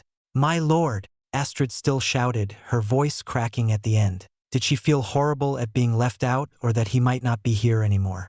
Demon ignored her and stepped outside, seeing Helen and Hector waiting for him. The others exited after him, and all nodded to each other, understanding the journey may be far more treacherous than they realized. 2 greater martial exalts, for middle martial exalts, and 1 non-combatant middle martial exalt was not an ordinary force for a simple trip. Demon led the group to the precipice where the Togros clan attacked, a small airship currently docking on the cliff, its rear engines humming softly. Scormo, the Tri-Crown King Exalt, raised his limp body to stand, his robes and long black hair fluttering to the breeze as a yawn escaped his mouth. Welcome, welcome, Squarmo repeated himself in a fit of drowsiness, his eyes still closed. We're off to Rusk Continent, right? But we don't have to land on it directly. Get close enough, and I can snap you across. Is the enemy already aware? Demon already unsheathed his sword. If any had any senses, they will suspect. Thread from Isaac to my ancestor to me may be what they read. Squarmo squirmed his lips, groaning. But don't worry, I am here. He doesn't seem so promising, Hector whispered to Helen, but within earshot of everyone. He shut his mouth and shivered in fear when Scormo placed his face an inch away from Hector. He scampered up the stairs, scolded by Helen along the way. As usual, the old couple never ran out of things to quarrel about, a waste of valuable time that could be spent on working. Demon never knew when they didn't argue. Glancing around the island once last time, he boarded the airship, immediately feeling the ascend in the trembling under his feet. The engine's humming turned to roars, then silence. The airship was a special stealth type that made no sounds, useless in full-scale wars but useful in roaming alone. He placed his hand over the image of a stone mountain, a symbol of the divine stone clan. Did this airship come from that rambling head? My ancestor and Isaac became friends of the same generation of primaires. All our airships bear the mark of the divine stone clan after their fall in remembrance of them. Squarmo noticed him and answered his wordless question. He gazed with closed eyes at the passing clouds as if peering past the veil of the blue sky. After thousands of years, the inheritor meets the friend. Will it be another tragedy or closure? The world is funny like that, not wanting to engage in conversation. Demon gathered his men and gave them all elixirs of their elemental ine. The enemy could lurk closer any moment, and every second counted in their survival. Restel entered Crag's shadow and writhed around before settling down. Marcus and Santen each took one end of the airship, acting as the guards for each side. Demon waited beside Hector and Helen, spending several hours in training. Suddenly, a strange wave of iron rippled in the air like a heat wave, and Demon snapped out of his meditation, his instincts picking up on an encroaching danger. Everyone stood and converged in the same spot on the deck, back to back. Squarmo floated above, sighing once, an act that cleared the clouds and calmed the ocean below. A Tricrown King Exalt was indeed a powerful existence. Why come all this way to cause trouble? Squarmo asked to the empty sky. Do you wish for a war? Is the inheritor of Isaac worth dying for? A voice replied, causing the winds to pick back up and the oceans to churn, directly contradicting Squarmo's calming effect. My master wishes to meet him. Isn't the inheritor dead? Squarmo smiled. Sorry, you've come all this way for nothing. Act 4. Fallen Heaven, Chapter 627. Escort Mission.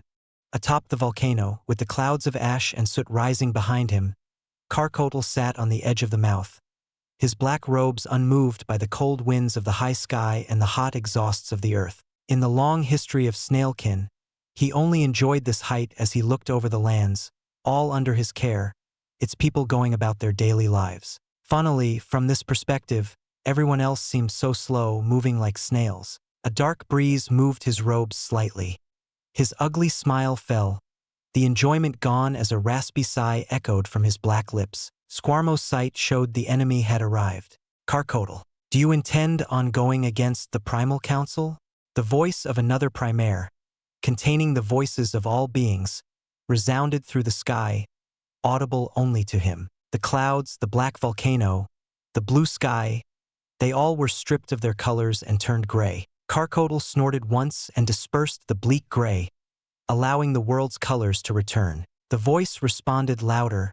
Thousands of years ago, you chose not to intervene. Back off. Thousands of years ago, I was not the Primaire I am now. The years may go by, and the name may be forgotten, but somehow the will lives on, Carcotl said, gasping out the last few words. I'm old. You're old too, Carrick. Back then, I was too weak back then, and you were just a pawn. Receiving no response, Carcotl stood, his hunch not a bother for him to balance on the edge. I am leaving. I can't let you go. Isaac's heir is a sensitive matter that even you alone can't take the reins of. Carrick still refused to show himself. Stop prattling on. You're still recovering, aren't you? Looking at the threads is a risky endeavor. What price did you pay to look in mine? Carcotl probed. A cursory glance at a thread was fine, but to delve deeply into a person's threads required a huge draw of vitality, an act for which Trigem Primaires, like him and Carrick, suffered severe consequences. Since the Ancient of Metal masked Oscar's threads, the vultures of the Primal Council surely had to glimpse into his threads. Carrick, you tried to look into his threads, didn't you? Tell me, what did you see? The air shuddered, and Carcotl stretched his lips into a smile that many would avert their eyes from. Nothing. Yet he lives. Don't you fear what could manipulate the threads? It could only be. That's enough, Carrick warned. Carcotl didn't care and spoke, the ancients or them. I often wonder what side the others of the council are on. We are our own. If our interests align with one or the other, so be it, but we are the masters of Talos. Their time is past. But now, the so-called masters are at each other's throats over a boy. Carcotl coughed and spat out on the volcano's slope. He was tired. He sat back down and stared into the distance, smirking at the empty air, knowing someone was there. A laughable attempt to hide from his senses. Now that two of you have come out, I must stay. He dusted the soot off his robes and rubbed the large lump on his back, content with keeping the two Primaires here, and trusting the rest to the others. Demon stood beside his men, their gazes hardened at the airship that appeared from thin air, its towering figure casting a shadow on their small vessel. The airship, strangely shaped like a spinning top, released white light down through the slits in the layers of its metal hull, spreading a shower of bright rays that gave it what some might describe as a holy aura. The light didn't bother him, but the several presences blatantly letting themselves be known did. Gripping his unsheathed white sword, Demon prepared himself for a sudden ambush. The metal hull groaned as the hatch on the highest layer opened, and a chill air poured from it as if death awaited beyond. From the darkness in the airship, a woman emerged, wearing a red blouse and blue pants, a pair of glasses that rested on her thin nose and emphasized her hazel pupils. Her short, curly blonde hair swayed to the breeze, glancing at her cheeks. Holding her hair from her eyes, she narrowed her gaze at Squarmo. The snail primaire will not help you here. You are alone here. Who are you? I'm sleepy. Can't you go away? I'm not in the mood to fight against a bicrown king Exalt. Squarmo yawned and sat, leaning his head back lazily. He seemed unbothered by the woman's arrival. Demon couldn't tell the difference between king Exalts, but if the woman was truly a bicrown king Exalt, then there was no issue. I am Naim Lil Issa. Naim shifted her focus to the others on the ship, starting with Marcus, who gritted his teeth and fell to his knees, then fixating on him. Erden shifted under his armor, and Demon stared back, the pressure laughable compared to Saul's maliciousness. She raised a brow, seemingly surprised, and chuckled. So it is you. As the emissary of the Tri-Heaven Elysium, I relay this message to you. My master invites the inheritor to a banquet hosted in his honor. Tri-Heaven, that name sounded familiar. Searching through his memories, Demon recalled that name, a memory from Oscar's conversation with Avril several decades ago, pertaining to the identity of her torturer and former master. So this woman came from that land. He scoffed at the twist of fate to encounter them before meeting up with Avril. Was the natural tugging of threads too strong? Naim lost her smile and raised a hand, intensifying the pressure on him, his bones creaking. To scoff at my master's invitation is the highest of disrespect. The only way to repent is to beg forgiveness in his presence. She misunderstood him.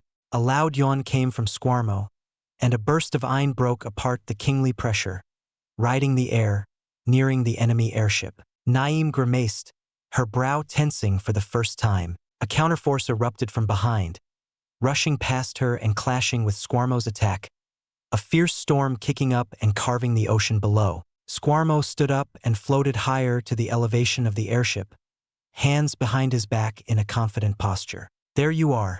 How long has it been, old Jules? Stop getting my name wrong. It's Julius, an old man, having as many lines of wrinkles as rings in the trunk of an oak tree, came out of the hatch, wearing a blindfold over his shriveled head. He stood no higher than 4 feet and hunched his way past Naim, his walking stick tapping clearly on the empty air. Behind him, a more imposing presence followed, causing Naim to back away, fear paling her face. The other wore an executioner's mask, soulless eyes staring out from the eerie holes, and ragged gray robes. Julius rubbed the folds of his wrinkles. Squarmo, relinquish the inheritor. We have no wish to fight. Bullish words. Why is he here then? Squarmo pointed at the executioner. I can understand old Jules as a mediator, but there is no need for a divine enforcer. How many primaires agreed to this? I simply follow the majority will of the council. Anything other than that is inconsequential. Julius tapped his staff rapidly, and more exalts flew out of the hatch, many emanating the Eye of martial exalts, all having the emblem of 3 swords. He unfurled a scroll stamped by multiple seals of various primaires. Under the authority of Primaire Carrick and supported by 12 others, the matter of the inheritor will be handled by the Tri-Heaven Elysium with the support of 1 divine enforcer. Haha, like the Forest Heart clan, you use the Tri-Heaven Elysium now. Squarmo laughed. Very well. However, per the old laws set forth for the rights of the minority, if we succeed in escaping you, there is no more pursuing him. If you believe in tradition, you will agree. Very well. That is the law. Then, feel free to fight to your last breath. Julius snapped his fingers, and the divine enforcer vanished, but Squarmo caught him in the air, a few feet from the airship, and tossed him back up. As the 2 king exalts fought, their battle thundering across the sky, invisible to all, the main force of the Tri-Heaven Elysium marched down, dozens of martial exalts and Naim. Form up, Demon bellowed, turtling along with Marcus, Crag, and Santen. Hector and Helen, their 2 greater martial exalts, took the helm since they were the only ones to combat the enemy's more powerful foes. However, Demon knew it was hopeless. Rusk continent was too far away for Squarmo's plan to work. The Bicrown King Exalt, Naim, reached her hand out, no manner of spell or attack deterring her power, simply crushing all opposition in her way. His mind raced faster than his cold heart could beat, funneling through all the options, but none offered a solution against her. Her power hoisted his body up, an invisible grasp of iron clenching on his armor, parts breaking off like brittle clay. She smiled and tried to raise her hand when a black feather stabbed into it, the veins around it turning black. Groaning, she let go of him and retreated, pulling the feather out. She squeezed on her arm, repelling the black poison and expelling it from her body, parts of it landing on an unfortunate few who screamed in anguish, their bodies rotting before his eyes. "So that's how it is," Demon remarked as the screeches of crows sounded in the distance. Led by Yatscrows, a small flock of giant crows dove toward them, ramming into the enemy. One, in particular, a crow with 4 wings, cawed loudest and slashed all 4 into different foes, sending them out of the way. Ruvin! Erden leaped outside, re-entered his true form, and roared in the beast's tongue. The 4-winged crow was Ruvin, the friend from the lands of Zeret. "Erden," Ruvin cawed in cheers. "I thought we could settle our fight from the pools of ascension, but you have drifted far behind." His feathers spread everywhere, throwing the enemy into disarray as they swarmed them. He lifted his proud beak, showing up to Erden. He was a greater martial Exalt. Riding the crows, several large gorillas lunged for their nearest target, bashing their fists into them. But why did they come? Demon wondered. "By the order of the Phoenix Primaire Solara, you are to stand down. Leave, or else this will be your graveyard." Humans, a beautiful woman with black hair and black eyes, wearing a dress of black feathers, too low to cover her shoulders and too short to cover most of her thighs, lifted her chin at Naim, clearly looking down on her. "While I despise them, I, Ness, the mother of crows, will not allow you to take them. Rejoice, for the lands of Zeret have come to help." Ruvin perched on the airship. Demon finally found the way out. Act 4, Fallen Heaven, Chapter 628. A third party. Demon placed his hand on the floor, sending a sliver of iron to seep into the hidden crack that led to the core of the airship, a small translucent orb, and gained control of the airship. Like an extension of his body, the airship's reaches and surroundings became known, his eyesight stretching to encompass a bird's eye view of the ship. The situation didn't favor them. The reinforcements from the lands of Zeret unleashed their beastly fury. The gorillas, wreathed in elemental power, broke through the enemy ranks, enduring shallow wounds on their thick skin, and the crows slipped through the gaps, releasing a rain of feathers to stop the enemy's advance. But it wasn't enough. More exalts poured out from the hatch in the enemy's airship, slowly filling in the gaps created by the initial ambush, weathering the beast's onslaught with a flurry of defensive spells, their allies taking a moment to catch their breaths before coordinating a counterattack. Demon peered from the battlefield around them that reached a delicate balance, neither side giving an inch. He gazed up at the broken sky and frowned. Powerful Ein sundered the sky in torrents of chaos like a blue tapestry torn to shreds. The upper sky was now impossible to tread. The King Exalts made sure of that. That left only one path, below, near the ocean's surface. The Ein raged inside him and burned crackles of light into the core. The engines rattled momentarily, and light blasted from its exhausts, the airship now diving straight down. Shouts called out after him. A detachment of enemy exalts started to chase, already casting several spells. Helen entered her integration, snow owl wings unfurling from her back, wielding her circular blade spear adorned with feathers. Her feathers spread, jewels of flickering white that glittered brightly and clung to the enemy's spells like snowflakes on cloth. Their attacks slowed, and they switched to defensive spells, pushing onward against the tide of feathers. A little more, steadying his feet, Demon balanced himself on the airship, near vertical to the horizon, raising a hand, and the others glanced back and nodded. The pursuers drew closer, but it wasn't time yet. Above him, Helen grunted, a forceful breath of exertion, and struck out, her weapon elegantly splitting the incoming attacks in wide arcs akin to the crescent moon. Time seemed to slow as Demon watched them. 200 feet, 100 feet. Their armaments blazed with their eyne, prepared to break their airship. 50 feet. Not a bead of sweat formed on any of his loyal men, fully prepared for the worst. Once the enemy reached 10 feet away and ready to fire a barrage of spells for close combat, Demon stated, "Now."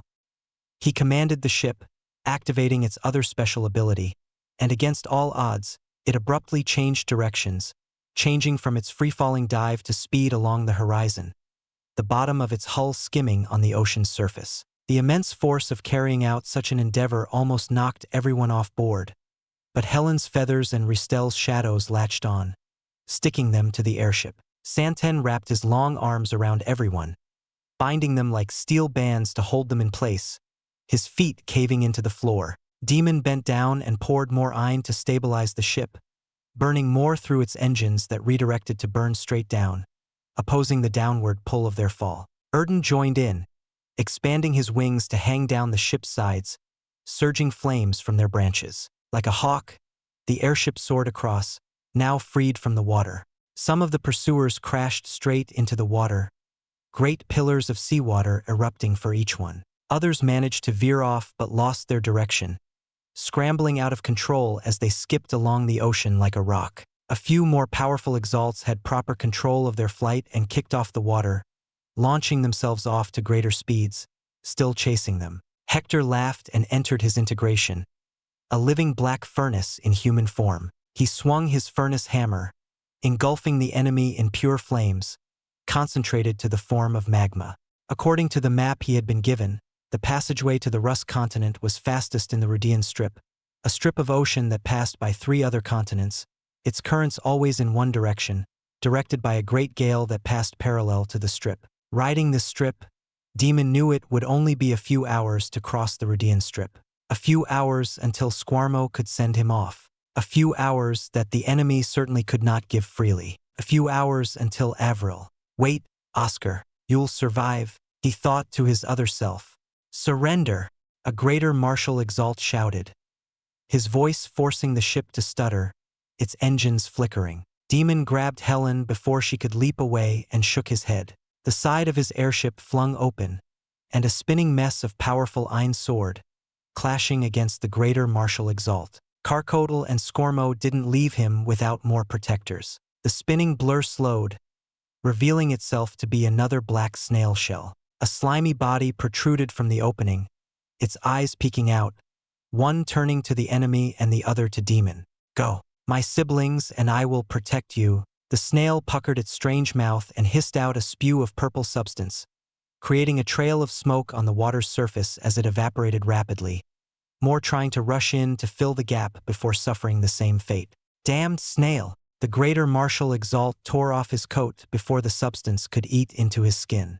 More greater martial Exalts descended, sending a piercing gaze at them. More snails rushed out of the airship like cannonballs, ramming into their opponents. They equaled the enemy in number, strange to Demon. Everything perfectly matched, whether it was the number of forces between the enemy and his allies. Judging from the enemy's reactions when the beasts arrived, they surely didn't know about the reinforcements. It irked him. It was as if people had placed pieces on the chessboard, all equal, and were now beginning to play. What was Carcotl up to? He hated the lack of control, but that was part of the need for support to survive. Refocused, Demon zipped the airship to the side to avoid a beam of light that would have caught them, a part having touched the edge, a noticeable gap in the metal beams. Helen looked to Demon and he gave his consent. She palmed Hector's flaming, armored cheek with a loving smile, swiping her wings, scattering feathers to encase them in a protective layer. Light and ice danced above, a scene Oscar might call wondrous as the shattered ice glimmered with sparks of radiance.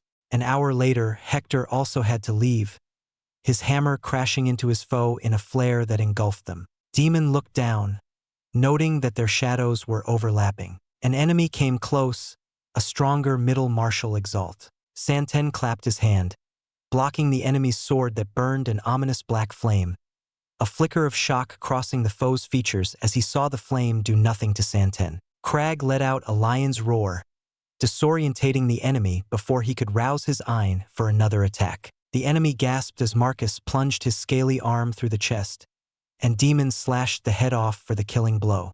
"Marcus, be faster with that," Crag roared. "Shut up." He still had some sense in him even after your roar. "Do your job properly," Marcus said, facing the other way. Calm down. We still have a long way to go." Santen clapped his hands several times, dispersing all manners of spells. Two enemies came from different directions, but Santen whipped his long arms to deflect both of their blows, his hands riddled with cuts and burns. Swiftly, Crag swiped his fists at them, the lightning paralyzing them for an instant that Marcus used to pierce into their chests. Slashing down, Demon sent two more heads to fall into the ocean, left for the sharks. He couldn't focus on the other battlefields as more assaulted them in waves. A Primaire faction was a cut above the others, fielding many martial exalts beyond the norm. Santen continued to defend, the skin on his hands exposed to the salty hair, but no pain showed on his fish-like face. Crag overwhelmed them with his roars and lightning to halt them long enough for Marcus to severely injure them, leaving them vulnerable to Demon's killing slash. Though the martial exalts were many, the quality of power he and the others possessed outstripped theirs. Restel also provided a steady stream of Ein into them, refilling their losses. They could endure. As they traveled further, the battlefield followed. The large airship floated along the great gale of the strip. No matter what, Demon felt the gaze of the one named Old Jules watching him from above, the old king Exalt mumbling to himself while tapping his finger on his walking stick. Where were the other armies? What game were the Primaires playing? The board was now almost in his favor, but he spoke too soon. Another large airship descended from the storm clouds, possibly hidden there the entire time. The top resembled a large steering wheel, its spokes pointed outward and rotating on a tower. Each spoke opened, and a new batch of exalts emerged, glancing at his ship. Scrutinizing each person, Demon narrowed his gaze at one, a woman who heavily resembled Evril with her gold eyes, a difference clear in the long brown hair, Avila Venelaire, accompanied by the old man, the burly man named Tyron, and the supposed brother-in-law Saret. The Defiance? Why are they here as well? Is that blasted head's ideas that alluring? Demon stopped his ship. The battle also halted, everyone glaring at the newcomers. So this one is Isaac's heir? Space cracked, a tier of distorted spatial energy swirling in the broken air. A figure slowly stepped out, wearing a golden mask shaped like a man's face, a black mantle over his white, regal robes of embroidered art and rich fabric, and gloves on his hands that held a crystal scepter. The world turned silent at his coming, the chaotic disturbances in the sky patching back into its bright blue and the oceans clean of all the filth from the spells it endured. A crown manifested over his head, a circle of white Ein that held 3 white spokes, carrying 3 brilliant gems in its sockets, giving credence to his power, a trigem primaire. Another one. Demon looked past the ship, only 30 minutes until the threshold. Act 4, Fallen Heaven, Chapter 629. A truce, a new threat. The trigem primaire of the Defiance sat on a simple chair made from woven light, his hands clasped on the scepter as he looked over the battlefield. His mask exposed his eyes for all to see, gentle pools of light yellow that shifted over to Demon, engulfing him in a strange sensation as if he were laying on the bed of shallow waters. Demon tensed his relaxing muscles, preventing them from loosening up. He was nearly caught off guard. The Primaire raised his hand in a gesture of peace and was soft-spoken, neither loud nor overbearing. "Be not afraid. I am Olener, the leader of the Defiance, and you are the inheritor of Isaac's legacy. Are you not?" Demon didn't respond, nor did he intend to. His focus remained on the patch of ocean beyond the Defiance ship, the final trek to the exit. But Squarmo's power surely had no effect under the domain of this powerful interference, the Primaire's Ein already spreading to every inch of the surrounding ocean and sky, enveloping all in its tides. The Ein came in soft waves that ebbed and flowed on his skin. He shifted his arms and legs, checking that they still moved to his will, but the immense yet soft Ein tossed out any thought of running past. He was stuck like a fish in a bowl. "Ignires, can you block that Primaire?" Demon asked inwardly. Are you serious? My fires are not enough. I need to be resurrected for that, Ignires exclaimed. The limited choices now fell to none. Despair was foreign to Demon. He would not let it be familiar. Marcus, Crag, and Santen had used ample Ein in every exchange, pouring out their full power against each foe. But their weary gasps quelled as a healthy color returned to their once paling faces. Restel had clearly overdrawn herself to help them recover, so she was out, useless for the last charge. Crag gnashed his teeth, digging his sharp claws into his palm. Demon sighed and stepped forward, his feet resting on the tip of the airship. No, he spoke no lie. Oscar was the inheritor, not him. He had no talent in forging. No, peculiar. There is no lie in your words. Quite an intriguing fellow, Oliver said, his finger scratching on the back of his hand. He tilted his head, studying Demon. When I was younger, I met Isaac. My admiration for him was beyond measure, for his light shone brightly yet was gentle. It is a great shame what the others did to him. His light was too bright, and the blind feared him. Their eyes were used to the comfort of darkness. What is blind is your view that he was a benevolent creator. A rushed, stern voice resounded, the waves rising and the clouds churning in response, an overbearing Ein forcing Olinor's Ein to recede. A new primaire had arrived. An old man with a brown eye patch over his aged face walked out of a spatial tear, his figure straight like a sword. Looking upon him, Demon felt he was before a blade pointed at his neck, and others paled from gazing at the primaire. In a simple brown cloak that parted down his shoulders, strapped on by a golden tassel, the primaire rubbed his receding gray hairline, frowning. He withheld many secrets from us and refused to comply. Carrick. No one could say for certain what transpired except for the ones who knew the truth. You still cling to what you have been told is right. Despite being a trigem primaire, you are surrounded by darkness. Oliver put his palm on his face, a sadness leaking in his soft voice. 1,000 years? Has it been that long, Oliver?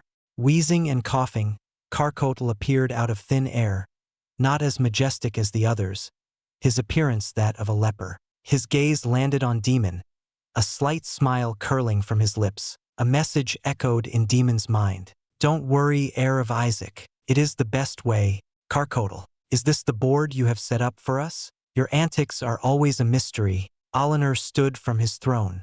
How many spies did you place? You aren't injured like us, so you must have been privy to Carrick's movements. Carcotel walked over, his rotting pale fingers peeking out from his sleeves, a sight many gagged at. Carcotel, as one of the Primal Council, your duty is to assist me in killing the insurgents, Carrick said. Or are you with them now? He matched his pace to Carcotel's, walking toward Oliver, clutching his sword. Fight me if that is your wish, but we will all die here, you, me, him, everyone. And we all have people we don't wish to lose. Oliver floated forward, and they all stopped, a mere 2 feet separating them. No one said a word, all eyes widening at the rare sight of 3 trigem primaires, the highest powers in the world, meeting so close. Oliver reached into his dimensional cube, a special space pocket for primaires, and pulled a jug and 3 glasses.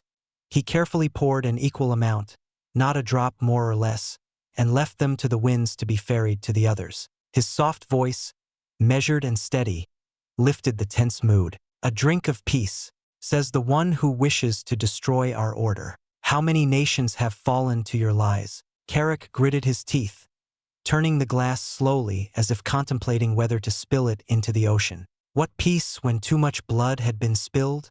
You spill more of your own blood than any other. I don't offer a peace for all transgressions of the past. I offer the cups for a truce today, Oliver said. And what becomes of Isaac's heir? Carrick looked at Carcotel, clear disdain in his eyes. Carcotel chuckled and coughed, unbothered by Carrick's insulting glare. He drank the cup of wine, agreeing to the truce. I have an idea. We can all back off and let the battle resume. The truce is for us not to intervene. Let the younger generations decide their fate. The promise is still the same. If he escapes, you will have nothing to do with Isaac's heir while he is under my protection. He hissed out. What a shrewd old man. Demon guessed the snail was the one who leaked the information to the Defiance, setting up the so-called board. With a third faction thrown into the mess, his limited choices grew, a great boon for his chances. Another message entered his thoughts. Sorry for placing you in danger, but the only way to stop them actively hunting you is to make a display of it. Survive this, and they can no longer openly call for your surrender. Do you even understand what you're saying? I worry for you, old friend, Oliver asked, his concern not appearing to be a lie. I agree. Or are the Defiants mere cowards who only whisper malice in people's ears? Carrick goaded, his confidence quite alarming. Where did he get the confidence to beat both Carcodal and Oliver's forces? Demon checked Ristel's condition. She had been recovering his Ein during the appearance of the Primaires and was improving. It didn't fare well that the enemy was regrouping, some of the scattered Exalts reorganizing themselves. Carrick downed his cup in a single swig and gestured to Oliver, who sighed and poured the wine through a thin slit where the mouth was on his mask, spilling a great many that ran streaks of purple on his golden chin. The three Primaires rose higher, passing the heights of King Exalt's, far away, so far that they appeared as tiny dots. But their voices still reached them, loud and clear. Begin! More Exalts exited the Tri-Heaven Elysium's airship, many divisions flying out in separate lines, all separated by a distance. Their tactics seemed simple enough. Attack in waves to disrupt any defenders and push through. Demons slammed the deck and pulled the ship into retreat, hastening the pace to avoid the blockade by the Defiance. The Defiance chased, but the ocean rumbled, and many sea snails, their shells long and coiling into a fine point, intruded between, sending long-ranged attacks. The Defiance slowed, unable to endure the onslaught for the moment. Demon rode the airship, steering it to the side until they reached a considerable distance from the Defiance airship, using the same trick of the abrupt turn to stagger many off their tail. He sped the airship back on the original course, the great gale spurring them on. 30 minutes left. In the middle of the battle, Avila, Avril's sister, wasn't focused on him. Her arrows set loose on the people from Tri-Heaven Elysium, many skewering a hapless few. It seemed he didn't need to think about how to spare her. Come to think of it, Avril was a slave of the Tri-Heaven Elysium. Not surprising the sister is hell-bent on killing them, Erden remarked, his antler wings continually burning to quicken their speed. Then wouldn't she be? Demon jolted, a scythe resting on his neck. He grabbed at his neck and found nothing, but the feeling was very real, as if the scythe was about to behead him. Knowing the image came from reality, he stood up, ignoring the enemies that Marcus and the others fended off, staring at the figure who flew at incredible speeds, about to catch up to his ship. In her hand, a large scythe gleamed dangerously, the sunlight riding the edge showing how sharp it was. The Ein emanating from the figure revealed her power. She was a grade 9. Act 4. Fallen Heaven, Chapter 630. Lilith. Her sudden intrusion on the battlefield rang across the skirmishes, many halting their spells and weapons as they turned their gazes in a mix of shock, fear, awe, and adoration, for the woman's presence warranted such responses. She wore a white-laced shirt that lightly revealed the fair skin under her sleeves, and a long black skirt that fluttered down to her ankles. Her long black hair draped down her back like a cape, and her deep blue eyes resembled icy glass, almost seemingly artificial. They were similar to his, devoid of emotion, carrying nothing, a void that swallowed all in her gaze. The woman swung her scythe once, a smooth motion that swiped through 5 nearby Defiant members. They didn't know what had happened until their bodies parted in two. Screams ensued, not the kind that Demon heard many times on the dying in their last moments of anguish, but the cry of a child having a nightmare. Tears overflowed as the cries continued. All scratched at their eyes and writhed, becoming more unstable with every passing second. Something was wrong. This reaction was too unnatural for even those at death's door. It was terrifying. She doesn't want to recall it.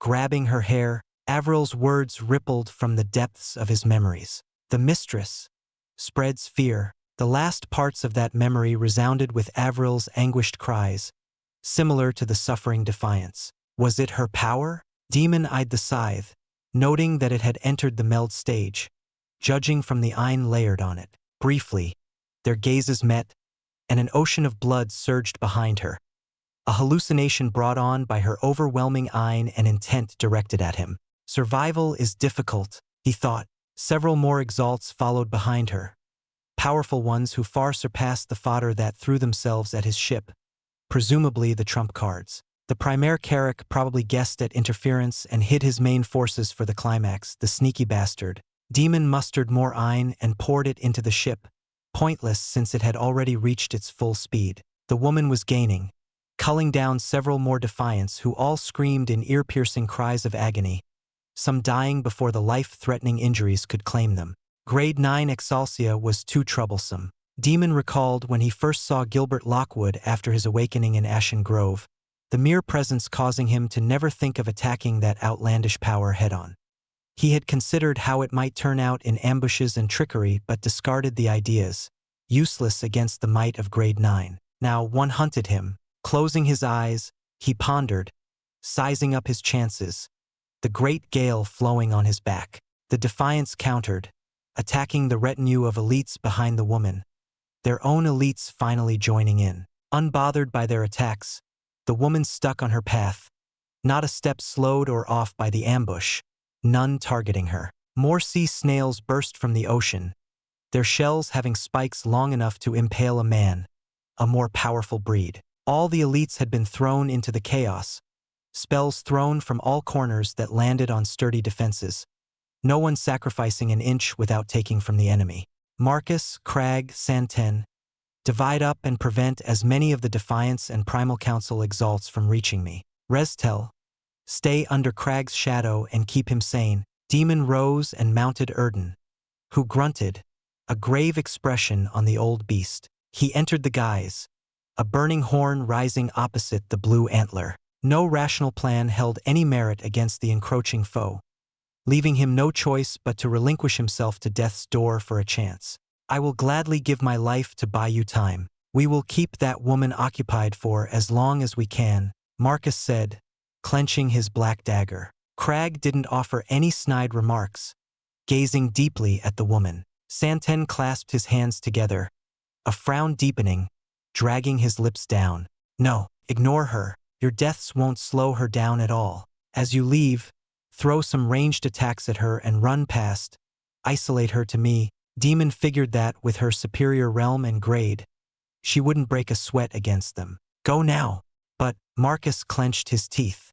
I said go. Demon raised his voice, and they complied, leaping off the ship and splitting off in different directions. Santen raised his hand and chopped down, his powerful attack splitting the ocean. Marcus punched, hurtling a barrage of scales, each thick as armor and sharp as swords. Crag swiped his claws, lightning slashing across in claw marks. Their trifecta of attacks clashed against her. The ocean erupted and engulfed her in its high waves that rose from Santen's slicing motion, electrified by the lightning claws and scattered by the scales. She stepped out from the mists that formed from the devastation, platinum shards falling from her left cheek. Not a single scratch ruined her perfect skin.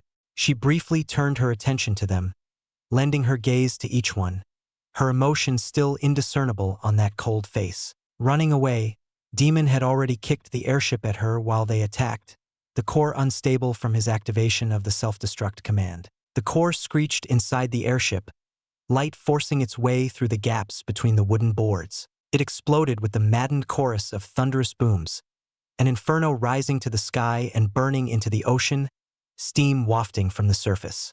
Erden flew at full speed, spreading flames to obscure the view from behind. Standing and looking behind, Demon took a defensive posture. It was certain that these attacks were not but a mere hindrance to her, like throwing eggs on a rock. His ears perked up, picking up a faint whistle. A thin platinum needle, long as a spear but still thin, glinted as it shot from the steam. Quickly, he turned his head, his speed not enough to do anything else. The needle broke past the side of his helmet, leaving only a small hole as proof it had passed him. His right ear went numb from the sound it left behind as cracks spread from the hole, clattering in a drizzle of shards, exposing a part of his face. Once again, she emerged, unharmed from even the airship's explosion. Her shoes emitted a platinum gleam, and she turned into a flickering blur, chasing with incredible speed. She snapped her fingers, and several more platinum needles shot ahead, straight and forward. Her actions went faster than his instinct could predict. Twisting his body and repositioning his sword, Demon encased himself in platinum armor and a barrier of scarlet flame, condensed to crystal form. It was the last desperate plan he could think of. The needles pierced past the scarlet flame and embedded themselves in his platinum armor, one screeching as it drilled against his white sword until veering off course to hit him elsewhere. He hoped his sword could at least block one, but all it did was barely change the course. Well, luckily, he had also considered that. Undoing his platinum armor, Demon pulled out each needle. They turned to dust as her eye faded from the spell, spilling down the gaps between his fingers. "That's your plan," Erden shouted inwardly. "I don't feel pain. If I can keep her from harming any vital parts, I can endure. Focus on flying away, you damned beast." Demon slashed multiple times, concentrating the shattering wave into his fiery blade. Countless scarlet blades and platinum spears filled the air between him and her. He laid down magnetic orbs that attracted her scythe to deter her further, but all seemed futile. She mowed down the barrage with several wide swings and stomped on the orbs, breaking them apart. "Ignires, can you pull it off?" Demon asked as the woman finally reached a dozen feet away. "I need more time. Buy me more time." In the inner world, Ignires swayed his hands slowly over a beating flame, its pulsing growing stronger. Ignires needed time, but Demon had none to give. The woman was before him, her black hair fluttering to the side. She watched him with a cold gaze, which he usually gave others. Without warning, she swung her scythe, his sword somehow able to catch it. The tip, however, stabbed into his shoulder, owing to its outrageous range. Clenching his muscles, he prevented the sharp blade from driving deeper into his flesh, his mind counting down the time needed for Ignires to be ready. Strangely, she halted and tilted her head as confused people would, but her expression remained without a flicker or twitch of emotion. "I am Lilith Lil Issa." Strange. Her voice was clear yet sounded off as if he was speaking to a normal golem. A human's voice should contain a hint of the heart, rising and falling in tone and speed depending on the person's state of mind. She had none.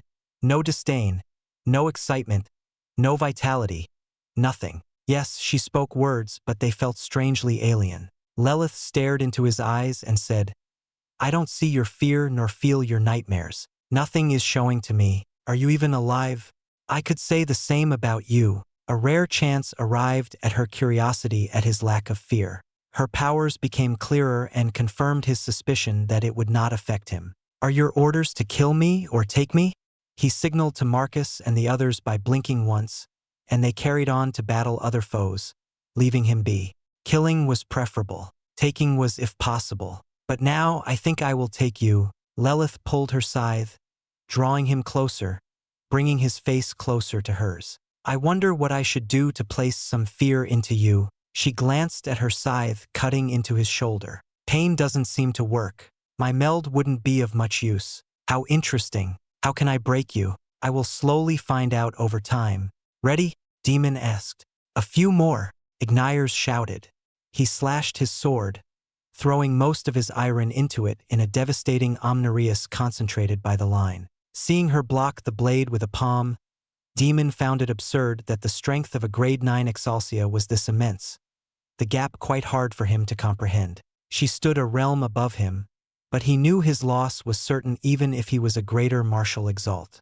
"If you struggle, that means there's still a chance for you to feel fear. I wonder what drives you to be so impertinent so I can take it and see your anguish." Lilith reached out her hand, looking dark as the two suns didn't shine toward it. She stopped and turned her head, swiping her hand to block a flurry of incoming arrows of brilliant light. Demon turned to the untimely savior and saw it was Avila, anger reddening that familiar face, her teeth gnashing in clear sounds of grinding. However, it wasn't all right, not for him. Oscar's soul might break further upon seeing Avril's sister die. He could only wait for Lilith to keep stalling herself. Catching a breather, he witnessed the two women stare at each other. "Slave?" Lilith tilted her head again. "When did you dye your hair?" "I didn't allow that." I am Avila Venelaire, you wench, mark my words. One day, I will kill you. Avila knocked her arrow, ready to fire. Avila? Avila? Lelith tapped her chin, deep in thought. Right? That's not the name. It was Avril. I remember now. Are you related? If you know where she is, tell her to come back. Her absence is quite rude. I haven't finished her yet. She was so lively when she first came to me. For the first time, perhaps the most unsettling of a smile curled from her lips. Very slight, yet any crack in this woman's expression became more pronounced. You know, when I get a slave, the first thing I do is get rid of their name. She was fun. Even after many years, she stubbornly remembered her first name. Slave is a perfectly fine name. Ah, I miss the fear she showed me. The glimpses of her village burning and loneliness from separating from her family. Ah, that's where I saw you. You, Avila cried, tears flowing down her cheeks. She fired several more arrows, all easily broken by a casual wave of Lelith's hand. If I catch you too, that's a set of sisters. I can only imagine the fear as I place you in the same cell. But Lelith retracted her gaze and focused on Demon. I have a job here first. You're too slow. Demon opened his hand, holding a bright flame in his palm. I'll be the one to kill you. Act 4. Fallen Heaven, Chapter 631. Escaping by a thread. The bright flame in his hand thumped, its beating akin to a warm heart as it swelled and diminished. Sewn by Ignires's hands, the fire burned in a myriad of colors as if threads had been carefully woven into a singular masterpiece. Ignires had taken quite a while to create it, and he endured much damage to his body, but the results were worth it.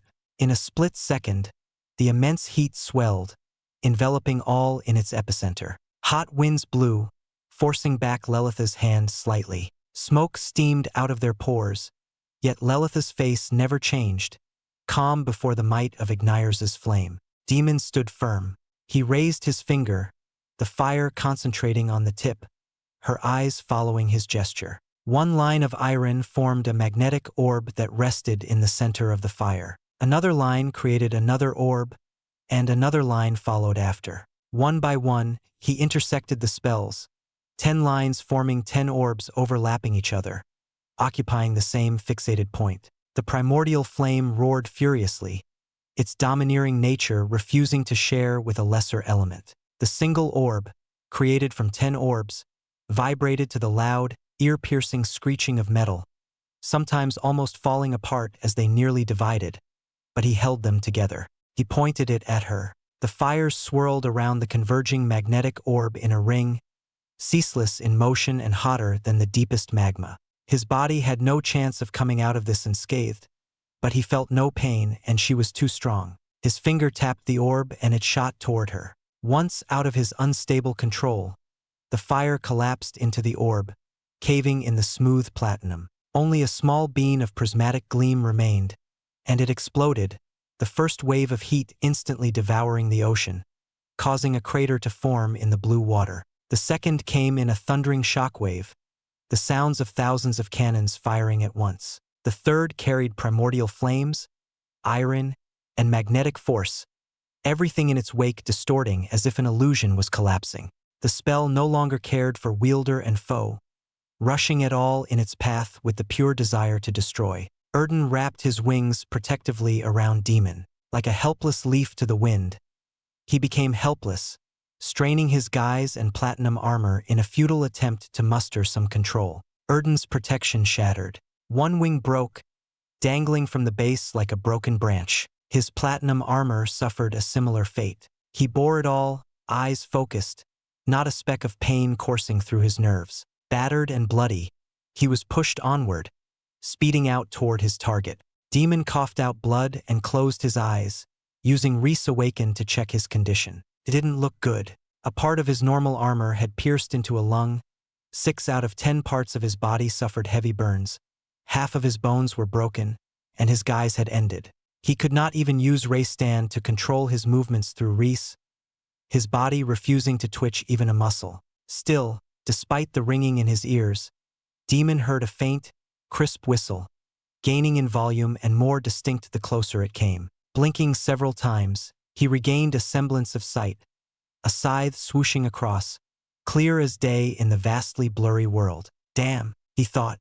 A splash of blood splattered on his exposed face, the remnant heat burning it off his skin. Erden growled, baring his teeth as his face twisted in pain. The scythe protruded from his shoulder, almost separating the limb from his body. He saw a memory that forced itself through the connection to Erden's soul. It replayed a scene of a close death in Ashen Grove when the beast was almost sacrificed on the altar, Erden's eyes watering. That was Lilith's power. Her blade drew forth the fear and trauma, forcing one to relive it in the present. Erden was still lucid, but the memory still played, a terrible state of being in reality and memory together. Why did the beast have to interfere? I hate beasts. A human expresses fear the best. Though it's interesting, you were once a sacrifice. Lilith stepped out of the flames. Her white lace shirt and long black skirt had been torn and burned in several places, but the skin revealed underneath showed no signs of injuries, simply darker from ashes and soot. She rubbed her thumb on the corner of her lip, gazing intently at the splotch of blood, its red color distinct enough for him to catch. Her voice spoke in its usual emotionless tone. This was my mistake. I should have used integration and ended it faster. She clenched her hand, and Erden's body jerked, the scythe pulling on him. In all my battles, no one has piqued my interest as much as you have. There is no fear in you. Perhaps, if I can induce fear in you, it will also be enough for me to feel it. Several more arrows swept across toward her, and she lazily waved her other hand, a large platinum pillar breaking them, their explosions tickling the metal. Right, there's still another I need to take back. A snail, the size of a carriage, rose from the ocean. Its red, coiling shell flattened and separated out into a spiraling pattern of individual plates. The snail's slimy body turned to liquid as it streamed from each plate, linking them all together into a formation that shone brightly, blazing on its edges. Erden tore off the scythe, his front leg hanging by a thin thread of sinew and skin. Erden pushed Demon, and they entered the formation, burning in a rejuvenating fire that healed their wounds slightly. You all made it. We've won. Igniers cheered. The last sight he saw was Lilith giving chase, her scythe swinging toward them, accompanied by the glint of platinum needles. It was too late. The world distorted and shifted into the starry network of the spatial domain, and he couldn't stop himself from falling unconscious, letting his body ride the bright path to his destination, to Xianxia City. I win, Carcodal declared. He stood up and brushed off the dust from his black robes. Actually, he was wiping the sweat off his palms, his heart pumping faster than it ever had in thousands of years. It came down to the last moment, and he exhaled deeply, relieved he didn't have to interfere and incur the wrath of the Primal Council. It wasn't yet time. He turned to the other two, nodding slightly to Olinar and smirking at Carrick, delighted by the deep frown on his counterpart. Carcodal, Carrick said through clenched teeth. Come now, don't say it's unfair. The goal was for Isaac's heir to reach that point and escape or be stopped. Carcodal laughed to the point they were not but chortling wheezes. You brought on the Tri-Heaven Elysium's grade 9 and still failed. Seeing Carrick's frown deepen, he lowered his voice and threatened. If you continue to press the matter, the other neutral folks will start to stir. I won't bother you about Isaac's death, but his heir is a different matter. Now back off. His gargled speech turned surprisingly clear. Fair. Oaths must be kept. I will have no quarry with Isaac's heir. But you can't prevent me from sending gifts and favors. Olinar lowered his eye, and the blue sky retreated, replaced by a starry expanse, the moon shining gently on the remains of the battlefield, shimmering on the ocean's waves. His powers were as impressive as always. Carcodal looked around the sudden night that was freed from Olinar's eye. Olinar turned around, his imperial robes swaying to the dark breeze. But come fallen heaven, all oaths will be broken. Farewell. Olinar disappeared, and the rest of the Defiance retreated to the tower airship. It flew away, vanishing into thin air. As Carcodal sighed, Carrick spoke sharply. He has raised quite the elites, capable enough to overwhelm ours. Carcodal followed Carrick's gaze to the aftermath below. The clashes between the martial exalts from the Tri-Heaven Elysium and his and the lands of Xerath were in a stalemate the entire time, But it was a different story for the Defiants who slaughtered their side. Many bodies bobbed up on the waters, far more on the Defiance side. Oliver trained them well. Carcotle smiled. They fight against insurmountable odds against our primal council. Perhaps we have been too complacent. The Argent Lords of Shot Irma will know of this battle and may gain confidence in invading us. Then why not stand with me? You opposed the council at its most crucial moment. Carrick patted his eye patch, a wound that he sustained at the hands of an Argent Lord. You refused to accept Isaac's methods, but you let the new dawn be. I sometimes wonder how one can live with such hypocrisy. Carcotle was disgusted and spat in the other direction. Isaac had reckless ambitions to harness a weapon to turn an entire continent into a desert. The New Dawn's goals are laughable in comparison. He never wanted that, and he never did, yet he thought of it. The mere existence of the thought, even if he didn't desire it, is dangerous enough. The same for Isaac's heir. Carrick grumbled. But you will not harm him, that is the deal. But come fallen heaven, there will be no mercy, Carrick said sternly. He ordered the Tri-Heaven Elysium to retreat. It's over. Carcotle floated down and felt his heart start to ache. Clutching his chest, he grimaced, the pain becoming unbearable. Broken shells of his children floated on the waters. Their slimy bodies either burned to ashes or dispersed into the ocean, forever gone. They were all dead, so many of his family, his precious family. He wanted to cry, but no tears could ever flow from the blockage of rotten flesh in his eyes. Still, he silently wailed, the lamentations exiting as faint wheezes. Old Snail, from his side, a woman with gentle features akin to a loving mother appeared. She had flowing rainbow hair that sprawled freely to the winds. Her rainbow dress seemed to be woven by flames, lines of them burning at the seams and edges. I weep, child. I weep for the lives lost and more that will be lost. Carcotle picked up a piece of a shell, the salty waters drenching his robes. He gritted his teeth and gripped the shell harder, pus leaking from his rotting fingers. But the world must change. Thank you for blocking the other one. Now hurry to the lands of Zerit. He will be in the Rusk continent closer to your domain. Receive him and hide him well. Understood. Solara departed with the crows and gorillas. I'm sorry, my children. Forgive this old beast. Carcotle collected every shard, every piece that remained of his beloved family. Now be by my side. Act 4. Fallen Heaven, Chapter 632. What comes next? Oren wiped a bead of sweat from his brow and sighed into the deep pit, several tens of feet down. The workers had dug well. He rechecked his theorized formation on his scroll, tapping on the point corresponding to the hole before him. With his memory, he didn't need to recheck any notes, his memory never failing him at any moment. But as a rule, Lord Draven imposed on him to always double-check. Oren smiled, glancing over the formation again, proud of his handiwork. He lifted a pillar and slowly lowered it into the pit as the workers shoveled the dirt back in to let the pillar settle on its base. Thank you. Oren cheered to the workers, who all smiled back in return. They ran off, presumably to share a drink during their break, a common occurrence amongst the workers. He didn't understand why, but he didn't have an opinion since the construction was progressing well. With this pillar added, the formation was almost complete, probably to be finished at the end of the day. Dusting off the dirt on his clothes, Oren groaned at the mess in his tent, particularly the table. Pens scattered everywhere, leaking bits of ink on the table, papers strung along the floor toward the entrance where he stood, and the candle wax had melted and overflowed, already hardened on the table and floor.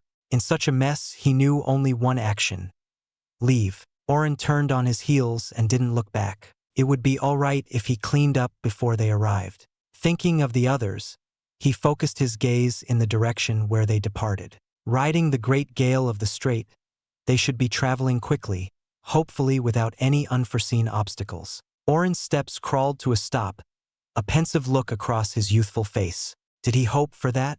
Oren frowned as his mind calculated all possibilities and angles, but he could not determine if it was better or worse for Lord Draven to have left. Or rather, was it better or worse for himself? Oren recalled when he first heard a small part of Lord Draven's plan when he journeyed to Belnick Port. He had always known before anyone else that their lord once had a life before all of this. I don't understand, he resumed, walking in silence. Marcus, Eve, Santen, Crag, Restel, and Astrid all had lives before the new dawn captured them. Lives that they seldom shared only in cryptic speech. But what about himself? He tried to remember a time before new dawn, only to find nothing. Did someone tamper with his memory? Or perhaps…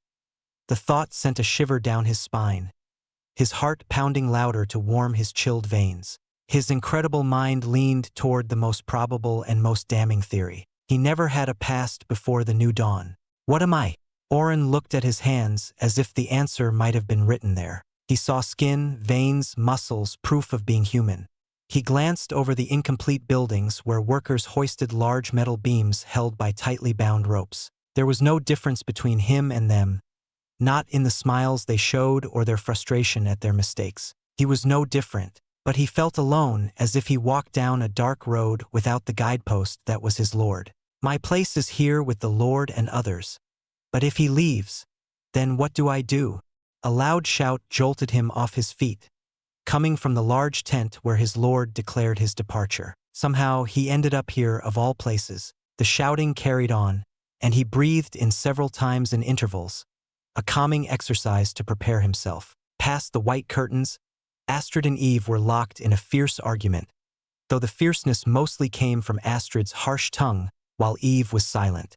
I'm saying, what the hell were we worth? Not even worth the chicken shit. Astrid was standing and slammed her hands on the table, a layer of frost creeping over from her palms. He promised us revenge on the new dawn, but now he wants to leave and play house with some wench? And revenge we have gotten. The bases we were housed in have been destroyed, and even more have fallen. What else do you crave for? Eve swiped her hand gently on the table, melting the frost and drying the wood. Her gentle voice failed to calm the frustrated Astrid. The new dawn has gone quiet. Will you spend the rest of your years chasing after them? That is what I was promised. Astrid's voice trembled, and the air suddenly fell several degrees, as if she was about to lose control. She chuckled coldly, a few octaves lower than usual. Are you that eager to live peacefully with your man? What wishful thinking. You know that you can never… That's enough, Eve stated. The tea in the cup started to boil, and Oren coughed from a dry throat, their eyes snapping to him. Eve blinked her round blue eyes, seemingly surprised, and lowered the heat. Oren, when did you return? A minute ago. Eve, can I ask you something? Oren shifted the topic away from whatever they were discussing, noticing that Astrid's last words had touched on a sensitive matter. Though he burned with the desire to know, to be closer to his brothers and sisters, he decided against prying deeper. He took a seat after she gestured for him to come closer and waited for her reply. Sure, anything for you, Oren. Eve poured some tea, the aroma smelling like burning fumes due to the earlier boil. I don't know. I don't know if I should be happy for Lord Draven or sad that he's leaving. Oren lowered his head, his brown hair dangling down to itch his eyes. I don't know anything else. I only know us, nothing more. Once he leaves, that will fall apart. While he is our Lord, and I want what's best for him, what about what's best for me? Oren, Eve said. Marcus and Eve have each other. Crag and Restel are strange but rely on each other. Santen is Santen. Astrid wants to keep fighting. Everyone has a vision for afterward. But I don't have that. Oren sipped his tea, coughing and huffing as his tongue writhed in burning pain. Where do I go if we all part? That's your decision to make, you little brat, Astrid said, her voice domineering. I could care less because that's what you choose. But I have an issue with our Lord breaking his promise. If not for that, I wouldn't care if he ran off. She broke her teacup, chunks of ice flying out. Oren, when you were the happiest? Eve knelt and gathered the shards one by one, plucking them off the floor. Serving him, I won't make formations or calculate for anyone else, Oren declared. A hint of pride welled up in him as he answered. Then why don't you go to Xianxia City? Eve chuckled gently, like a mother's laughter. Wasn't I ordered to stay here? Oren pointed at himself. And if you believe we're all parting afterward, why not get a head start? Go if you believe your place is by our Lord's side. The formation is almost finished, isn't it? Eve said, throwing away the pieces of the teacup. She smiled brightly and patted his head. It's okay to be selfish. You, out of everyone, deserve to do as you wish. But Oren wanted to retort. Ah, just go, Astrid snapped. And when you see him, keep annoying him to convince him to come back. Promise is a promise. She waved him off as if to shoo him away, a flash of tiredness flickering across her pale face. Then, I will go. Oren bowed to the two of them. Thank you for your advice. And Astrid, don't worry. I'm sure our Lord will not forsake us. Talkative brat, Astrid snorted. Go on, Oren. If you hurry up, you'll catch up to them. Eve hugged him and pecked him on the cheek. He ran outside, eager to follow, renewed by their encouragement. Eastward, he looked where the calm waves fluttered like blue curtains under a soft breeze, and the clouds parted as if to show him the path forward. Radiant light showered down, the faint shadows from glancing at the clouds accenting their brightness. It reminded him of his first ever memory when he opened his eyes to see his Lord under the sunlight that poured from the gaping hole in the ceiling. Indeed, there was no one else to be beside. Excuse me? Geez, I came here to look for someone, but I can't sense a hint of him at all. Do you happen to know? A sudden voice intruded on his memory, vibrant yet chillingly colder than Astrid's. He froze, unable to muster a word against the figure who swerved over to meet him face to face. Her white armor, light and mostly leather with metal at the joints, reflected the two suns at his face, but he could see a frighteningly beautiful woman, her blonde hair tightly bound into a side braid. A pair of violet eyes, shockingly clear, drew in his gaze. Hello! She snapped her fingers several times and sighed dramatically. Geez, did I end up asking a mute? Oren wanted to speak, but his body refused to follow his will. Fear rooted his feet to the ground and shut his mouth. The woman stepped closer, and her brow twitched as an icicle suddenly landed where she stood. New dawn. Don't think I don't remember you. Circe Valten. Astrid pulled Oren back and tossed him into Eve's embrace. What did she say? Oren widened his eyes, shocked to hear a New Dawn member had gotten so close. Former New Dawn. I'm now against them. The woman, identified as Circe, shrugged. Geez, it's a wonder that you're still alive. I thought you would have frozen yourself to death by now. And that woman, is that you, little Eve? She chuckled. I'm not here for you. I'm here for him. She showed an image of Lord Draven. All this time, I heard about a group that had been demolishing New Dawn bases at a frightening speed. Good work is what I wanted to say, but you messed with too many. However, I'm glad to know he's still alive. Circe smiled widely. Where is he? Act 4. Fallen Heaven, Chapter 633. Avril's Vow. Still alive? Erden asked, groaning as his one good wing held the broken wing and the nearly severed leg. The bits of sapphire armor flaked off, revealing his white fur. You're still alive, aren't you? Why ask such a meaningless question? Demon replied, his vision blurred as the deep darkness of the spatial domain melded with the streaks of light burning from the stars and realms that passed by. From outside came the sound of their crossing, high-pitched tunes that resonated into a chorus and rippled across his body as if he were liquid. He took a deep breath and tried to rouse his core. It refused his call, staying dull and unmoving. He could only hang on and ride the light to his destination. I didn't speak up earlier because you decided to return to Avril, and I feared my questions may change your mind. But why did you do it? Erden asked. Do what?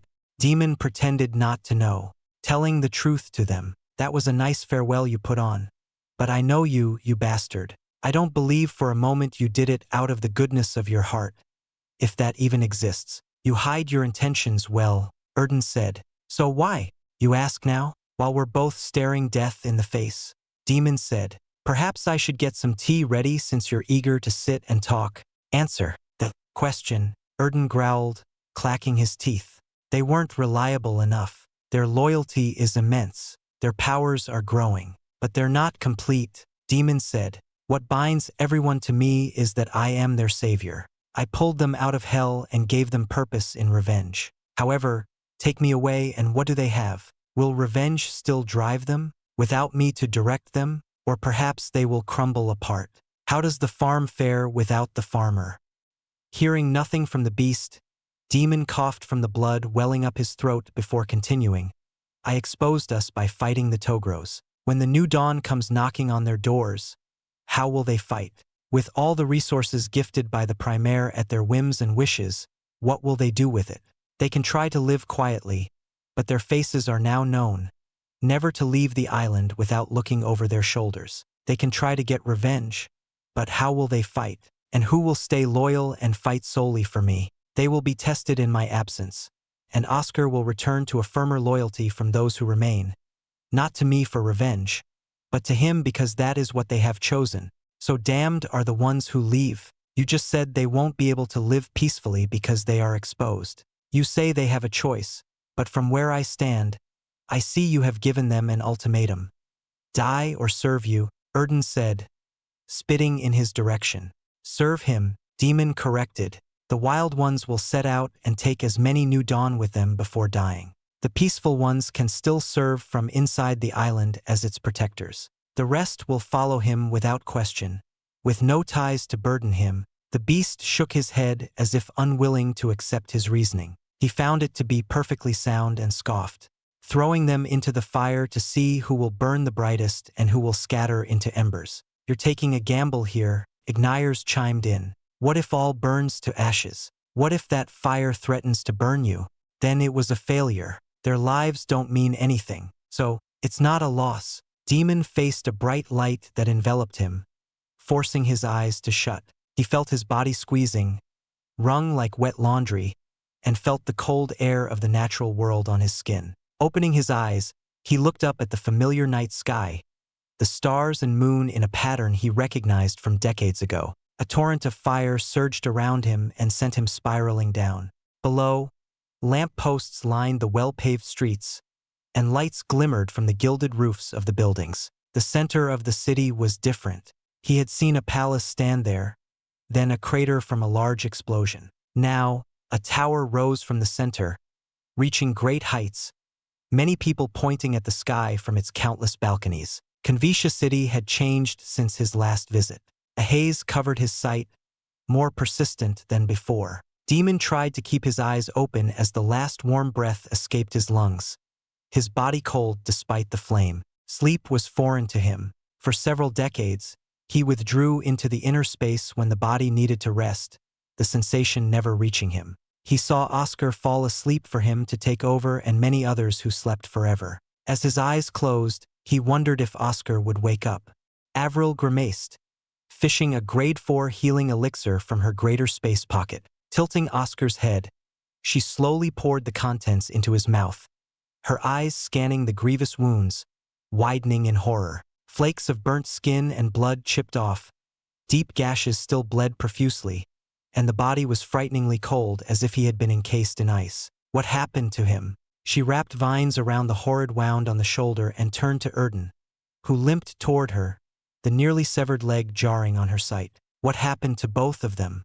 Erden, she cried out as her vines bound Erden's leg to his body, keeping the small sinew from tearing off. Erden fell over, gasping and shivering like a fish out of water. He was going into shock. Avril bloomed several flowers on the floor that released a dim yellow pollen. After a few seconds, Erden calmed down, his breathing under control. She poured another grade 4 healing elixir into Erden's mouth, 2 sizable fortunes now used, but she couldn't care less. She had dreamed of their return all this time, but not like this. Oscar, Avril elevated his head, cradling his face in a loving embrace. She palmed his cheek, shaken by the lifelessness in those dark pupils. He always had the brightest gleam in his obsidian gaze, tugging at her heartstrings, full of determination and vibrancy, what she loved most about him. However, none of that showed in the mind-numbing dullness facing her now. At first, she suspected that Demon was in control. Soon, she tossed that thought away since Demon's gaze was sharp and cold, the opposite of these. Oscar's eyes were that of a dead man's. She placed her hand over her chest, reconfirming his heartbeat. He was alive yet somehow dead. Avril, Remulus, the old pavilion master, appeared from thin air, wearing a hood and a mask. He knelt beside Oscar, muddying his blue robes without care, and enveloped them in a bubble of iron. I can't believe it. He's back. Can you help him? Avril pleaded. I have stopped time momentarily to keep his wounds from worsening. We must leave. The guards will be here soon. Remulus lifted them all up in his bubble and soared into the sky, passing by a few Exalts who couldn't notice them inside the King Exalt's protection. They arrived at her estate in no time, passing the gates and barging into the front door, banging them on the walls. Avril laid Oscar and Erden on the kitchen table, where she prepped ingredients. Blood flooded the cold metal table, her green vines already drenched in scarlet.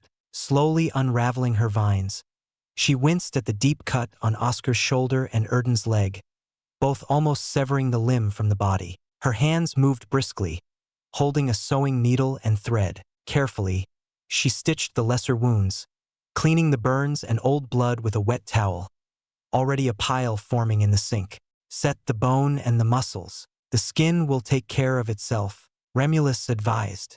Nodding, Avril held Oscar's arm and tightened her grip on the shoulder. In one motion, she pushed and pulled, a loud crack sounding from the bone as it settled back into place. Her hand raised to wipe her sweat. She stopped and shuddered, looking at her bloodied hands, a green color forming on her cheeks as nausea drummed her mind. Avril held her gag in and focused on Erden. After setting the bones and reconnecting them, she bound the wound in thick bandages to hold them together.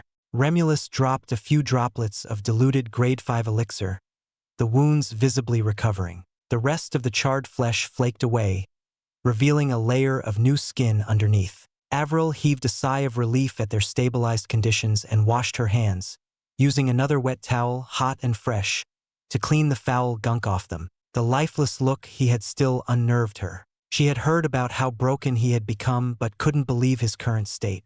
She had seen similar expressions on other slaves, the ones who truly gave up and only waited for death, which her mistress easily granted, bored of their lack of reaction. Oscar.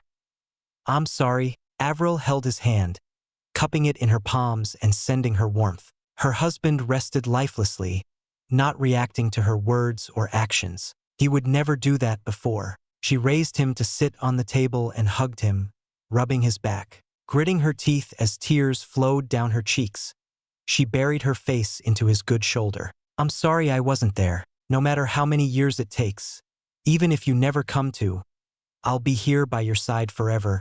Avril sniffed. I'll feed you. I'll bathe you. I'll take care of you. So please rest now, my dear husband. Rest for as long as you need. Act 4. Fallen Heaven, Chapter 634. The past hurts. Avril hastily unlatched the broken armor, tossing the pieces without care, a sound like glass shattering echoing behind her. Squeezing another wet towel, she wiped down most of his body, grimacing at the large scar, like a gaping hole, on his chest over where the core should be, as if something had pierced through it. The droplet of grade 5 healing elixir had done good work repairing Oscar's body. But this scar had come from the King Exalt, Saul, a mark that persisted unless she could find a more potent reagent. Gnashing her teeth, Avril cursed Saul. She slathered a salve made from herbs onto his skin and bandaged him. After doing the same for Erden, Avril wiped more sweat from her brow, hoping nothing would go wrong tonight. She sighed in relief as color returned to Oscar's pale skin, and the stench of blood faded, replaced by the pleasing scent of herbs and roots. But the sight of the bloody table made her gulp. Knowing her thoughts, Remulus waved his hand, and the blood disappeared, a speck and span table glinting the ceiling crystal's light. Thank you. Avril lifted Oscar and Erden and took him to the common room. Tenderly, she rested him on the soft chair and Erden on the rug. The fireplace crackled and spewed embers when more wood was tossed into it, the air rising in heat. Sweat beaded down her face while she stirred the coals with a poker, its tip red and hot, causing her sleeves to stick to her arms. A red flush spread up to Oscar's cheeks, a welcome sight, but as her eyes traveled upward to the lifeless gaze, she shuddered, feeling a chill envelop her. To see such a look on Oscar was unnerving. Avril breathed in and out, calming herself. Oscar needed her help right now. Wavering here was not allowed, not when it meant helping him. Rummaging in the closet, she pulled out several thick fur blankets for Erden and Oscar. As she tucked Oscar into the soft fur, She embraced him again and confirmed her worries. He was warm, at least his body was. When they had embraced for the first time, she had felt a different warmth that soothed her. And when they embraced after realizing their love, the warmth had reached her soul. There's nothing. He's so cold. Avril couldn't sense that bright heat that once resonated with her. It was cold, very cold. Her palms held his face, and she lifted her face, gold meeting black, their gazes meeting. Not even a ripple in that lifeless stare. Her right thumb caressed his cheek. For many years, she had dreamed of being this close to him to feel his warmth and receive his loving gaze. But the warmth had vanished, and the eyes were dead. She leaned forward and kissed his forehead, not at all satisfying as before. Return when you are ready. She wants him to rest. She knelt, resting her head on the armchair. I should cook a nice steak for him. She raised a brow at Remulus and chuckled. Is there a reason to keep that mask on? You're indoors, master. Is it? Tonight has been so eventful that I have forgotten. Remulus took off his mask, deep wrinkles like chasms across the face, dry like the desert, showing themselves. He stepped forward, then hesitated for a couple of seconds, a tinge of regret darkening his expression, wincing in sorrow. Avril reached out for the old elder's withered hand, craggly and rough, and smiled gently, letting him know it was all right. He could make up for his mistakes now. Remulus gave a wry smile and nodded, led by her steps. He knelt in the manner of great apology. Oscar, grand disciple. It has been many years. Oscar jolted, a reaction she did not expect. Avril hurried to his side and saw his lips trembling, every part of his body shivering to his fingers and toes. What roused him? Excited, Avril waited, eager for him to awaken. A choked groan gurgled from his mouth, and he shook more violently. Her smile fell flat as horror widened her eyes. This process, this reaction was familiar. Shockingly, his behavior was unlike hers when she underwent her breakdowns before Oscar could help her. Wrapping her arms around his trembling figure, she said, Oscar, listen to me. She rubs his back, hoping he will respond. It's all right. Forget it. Forget it all. Tears streaked down her face. Why did the same curse afflict her beloved? Why did the world have to be so cruel to break him to this extent? She hummed into his ear and swayed as if rocking him like a baby. The shaking showed signs of slowing, his chest not heaving heavily anymore. A little more and he would be relaxed. But her hopes were dashed as the door opened, and 3 people entered. Nam, you're back. We got worried since you rushed out and looked around for Aunt Maya, Gloria announced, ever so lively. You're too loud. Tone it down. Ren knocked his sister's head gently, irritation brewing on that handsome face. Mom, what's the matter? Please no, Avril paled. She knew exactly what may tick off Oscar's outbursts and seizures, the very same that afflicted her. Seeing Remulus's face and voice set him off just now, and she feared worse would happen from those 3, especially the white-haired woman in the middle, standing behind the children. Before her lips could speak out the words, her fears became reality. Maya approached, passing the 2 and said, What's wrong, Avril? Who is that you're? Her crimson pupils shrank, her face frozen in shock as her lips gaped slightly. He's. In her embrace, Oscar shook violently and burst out. Avril was flung away and crashed into the wall, the pain from her back crushing her lungs and escaping as dry gasps. Oscar bolted toward Maya, who shouted at the children and pushed them away before she stamped her foot, fire spreading from her soles to form a blazing red barrier. He punched the wall, the sheer force rippling the barrier into violent waves akin to an ocean under a storm. In no time, the barrier collapsed, its dense fire flickering away into embers. Oscar Tur.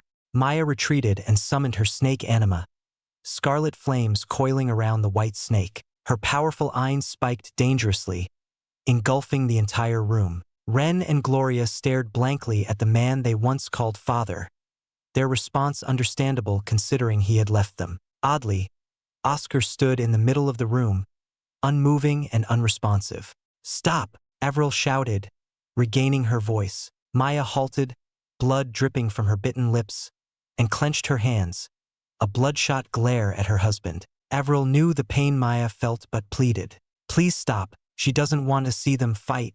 A roar numbed her ears. The room quaked, cracks spreading from Oscar's feet.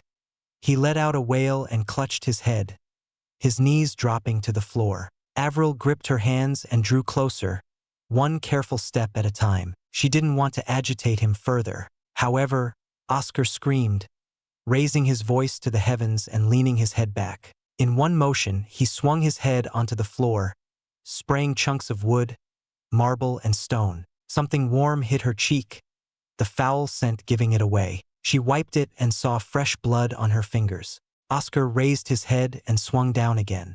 The loud sound of his pounding drummed up from her shoes to her heart and sparked a piercing agony in every single one. He repeated it several times, shouting incoherently as the floor caved in. Blood splattered further and further on each swing, dyeing the room in red. A few minutes passed until she realized she was doing nothing, caught dumb by the terrible scene. Avril found strength in her legs and rushed out, sending forth roots to entangle him. He struggled against her spell, about to tear open his wound. Suddenly he stopped, encased in a box of iron. Remulus had acted, using a time spell to stop Oscar from damaging himself. "Everyone get out," Avril warned, pouring some elixir into Oscar's mouth. "Mom, Ren spoke up.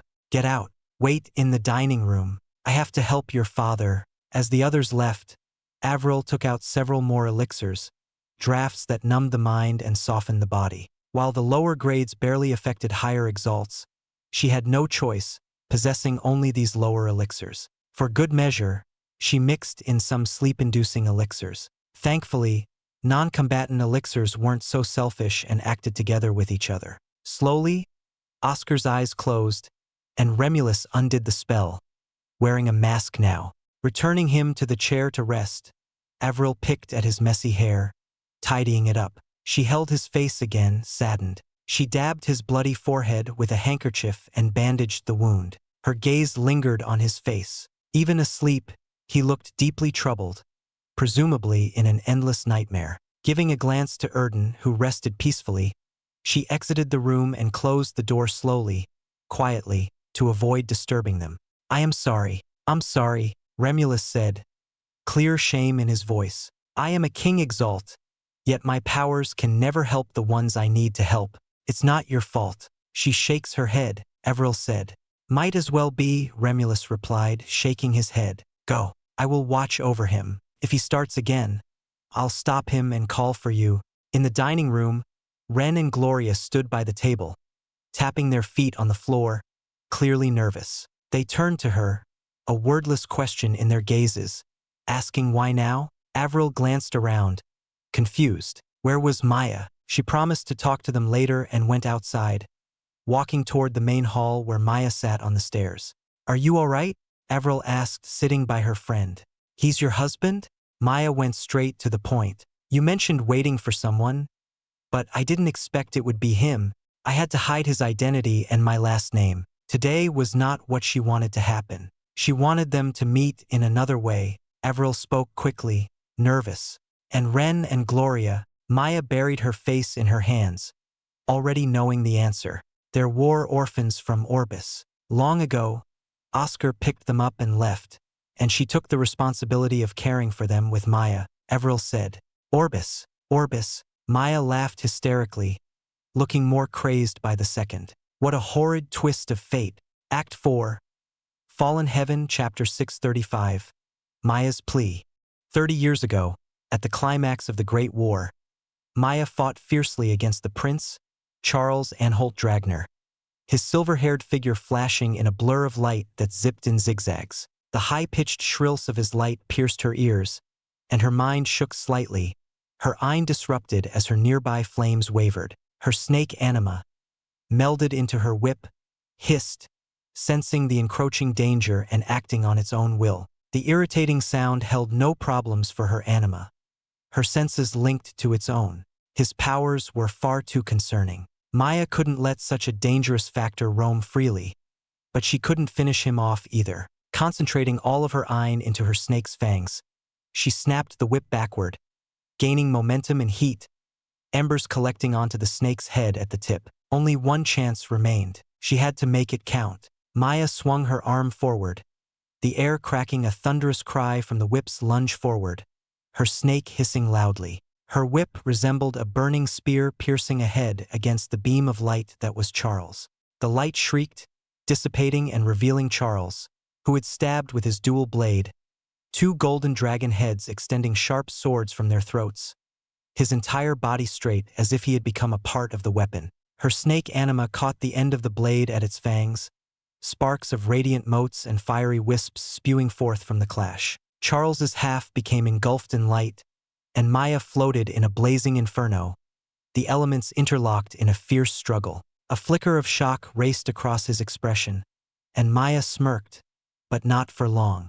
It sounded like glass shattering, a sound that concerned Maya. A large splitting crack spread on her snake anima's fangs, red flames bleeding from the wounds. Maya shouted and tried to rouse more Ein, but the battle had been long, and her Ein awakened couldn't keep up with the constant use. Another crack formed, this time on Charles's blade, his pale face paling further. Their hands trembled as both weapons shattered, the brittle Ein breaking away like skin peeling off visages of an amphiptera, a scaly dragon-headed W-worm with wings and no legs, and her white snake showed briefly before crumbling away. Maya felt the rebound of her anima's destruction, a great pain that stabbed into her core as if someone had struck it with a hammer. Clutching her chest, she fumbled back, hastily balancing herself on thin air. Clearly, Charles fared no better than her, and Maya had no leeway to back down now, not since the war was nearing its end. One more push, she told herself. Maya wiped the blood from her lips, lamenting at her wounds, several deep cuts that cut to the bone on her legs and ribs, seared black and shut. I can't lose here. Maya rallied herself and stood firm. To lose here would be a tremendous waste of all that her family spent, the waste of the lives that her beloved aunt, close cousin, and countless others had given. Thinking of her aunt, who passed away years ago in a reckless charge on Orbis, she looked at the stormy sky, wondering if there was any happiness for the dead. Aunt Diane never found her peace and joy in living. Ever since that day after the prison break, she knew her aunt was simply living, driven only by her duty and nothing more, a shadow of who she was. Hey, Dragner Prince, Maya called out, still looking at the burning sky, scorched by fumes and cut by streaks of lightning. Her voice, drained of energy after a long battle, sounded hoarse. She couldn't believe it was her voice. I can still fight. And you? An absurd question. So long as my people draw breath and fight, I answer the call twicefold. That is the Dragner way. A shining clarity flared in the prince's golden eyes, strength and determination pouring from the gilded gaze. No compromise and no cowardice. The only pity is that my powers can't help the others. But that goes for you as well.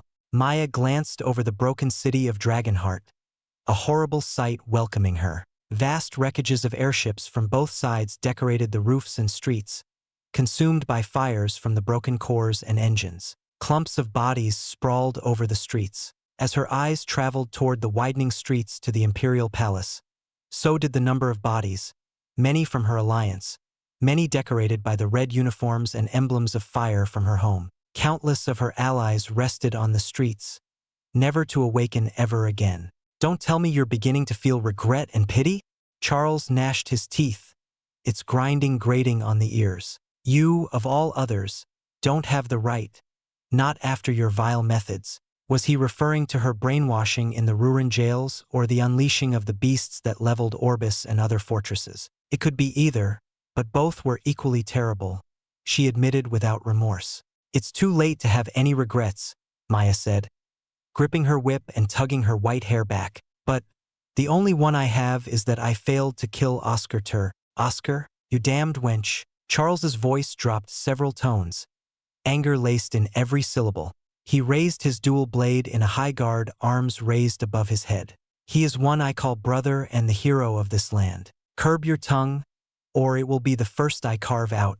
Both stepped forward, charging toward the other. Maya sidestepped and lashed her whip.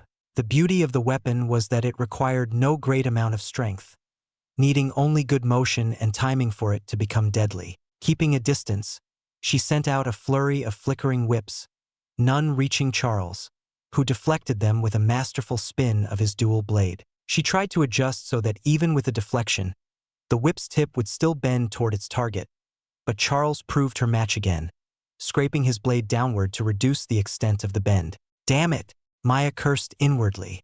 Her expression turned to shock as Charles bolted forward in her moment of lapse, his objectively handsome face before her as the high guard stance lowered into a deadly slash. Her whip returned in time, and she blocked the endless attack. The blade stretched out the whip, forcing its way closer and cutting into her shoulder, right before the neck. Grimacing in pain, she felt the cold metal lodging itself into her flesh, blood splurting into her peripheral. Retreating was not an option since that would allow the rest of the blade to cut through fully. She had to overpower him. Kicking forward, she aimed for his groin, the most sensitive part of a man. Charles kicked in response, repelling her blow. Stunned, Maya gritted her teeth, noticing that put Charles somewhat off balance.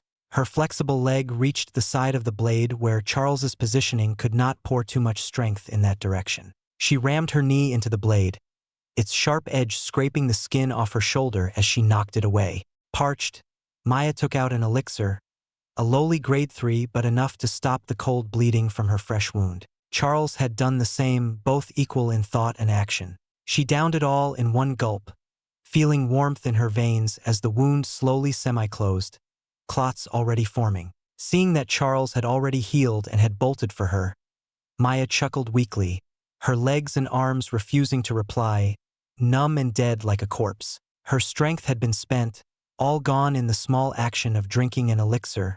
How comical. She closed her eyes and waited for her death.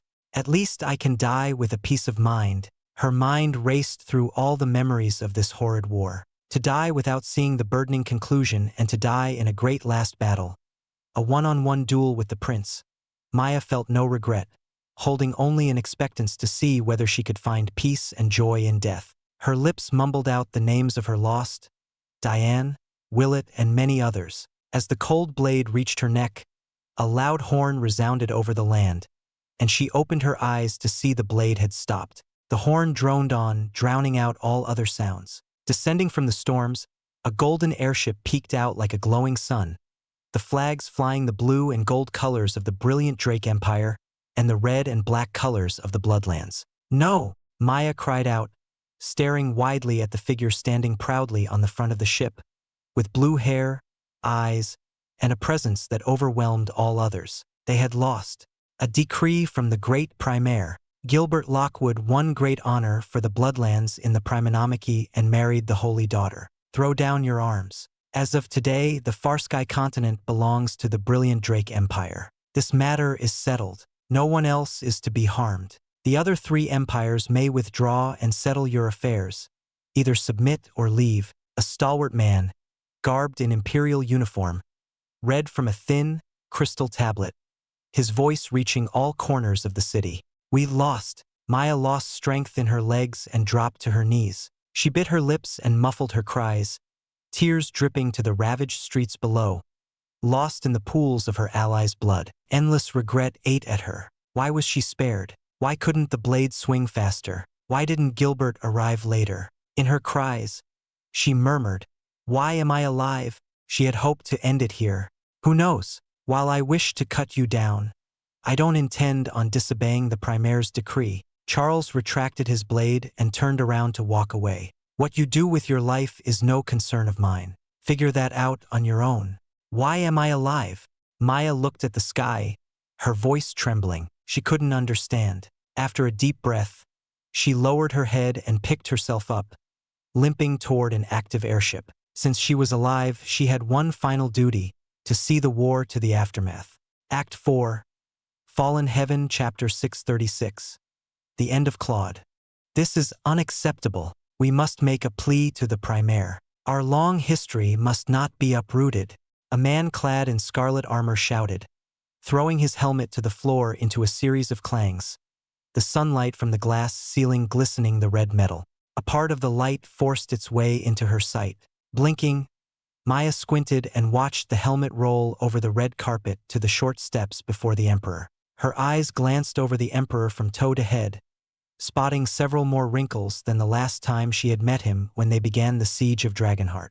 the Emperor Gideon, had been the object of admiration for all, a true warrior and ruler who garnered respect and fear. But now, Maya could see not the faintest bit of that man. She saw a frail man staring out of focus, despair clouding the warrior's face, his straight back that once held up the empire slumping in resignation. No one said another word, their gazes focusing on the emperor who decayed in all but the body. But the slow and audible wheezing showed soon it would claim his body. Maya shut her eyes, a tear trickling halfway down her cheek. Like the emperor, the glorious throne room had seen better days. The red banners that hung down the arches had grayed from dust. The marble floor no longer shimmered from the sunlight. And most of all, the people looked defeated, many unkempt from days of neglect, some still carrying the stench of the battlefield. Emperor, I implore you. The empire's existence is at stake. The man, a general that Maya recalled had served in another army, pleaded again. The people have lost hope. And what? Jess said in a deep voice, coughing loudly. He waved off the attendants who approached in worry and suffered alone on the throne. In a grating voice he hissed, "We lost. To go against the decree is death for all. There is no escaping the wrath of a primare." The emperor rose, leaving his throne, picked up the helmet by his unsteady feet as he stepped down, and threw it at the general, who froze as his head was struck. Staggering as his wheezing grew louder, Jess struggled to breathe and lifted his crown from his head, the metal beautifully crafted in the shape of a ring of fire, scarlet gems depicting the core of the flames. Every chance wasted, lives gone. I have brought shame to my house and ruined the work of the ancestors. After centuries, the dragon has devoured the griffin. Jess gripped the crown and tossed it to the throne. The fire is gone. If any of you wishes to reignite it and continue this foolish fight, take it. It's yours. Taking off his royal cloak, dirtying it on the floor where footsteps had painted a picture of dirt, Jess moved to the exit. The ancestor and I are departing these lands. Anyone who wishes to follow may. The others, do as you will. Maya had no intention of lingering for the endless arguments about the non-existent future. Others seemed to have the same idea as her, breaking away from the grumbling masses. Raising their voices offered little help, their shouts reminding her of children who scream when hurt. She couldn't even laugh at their foolishness because she was the same, simply trying to endure in a different way. Floating away, she reached her family's estate, a large manor near the imperial palace.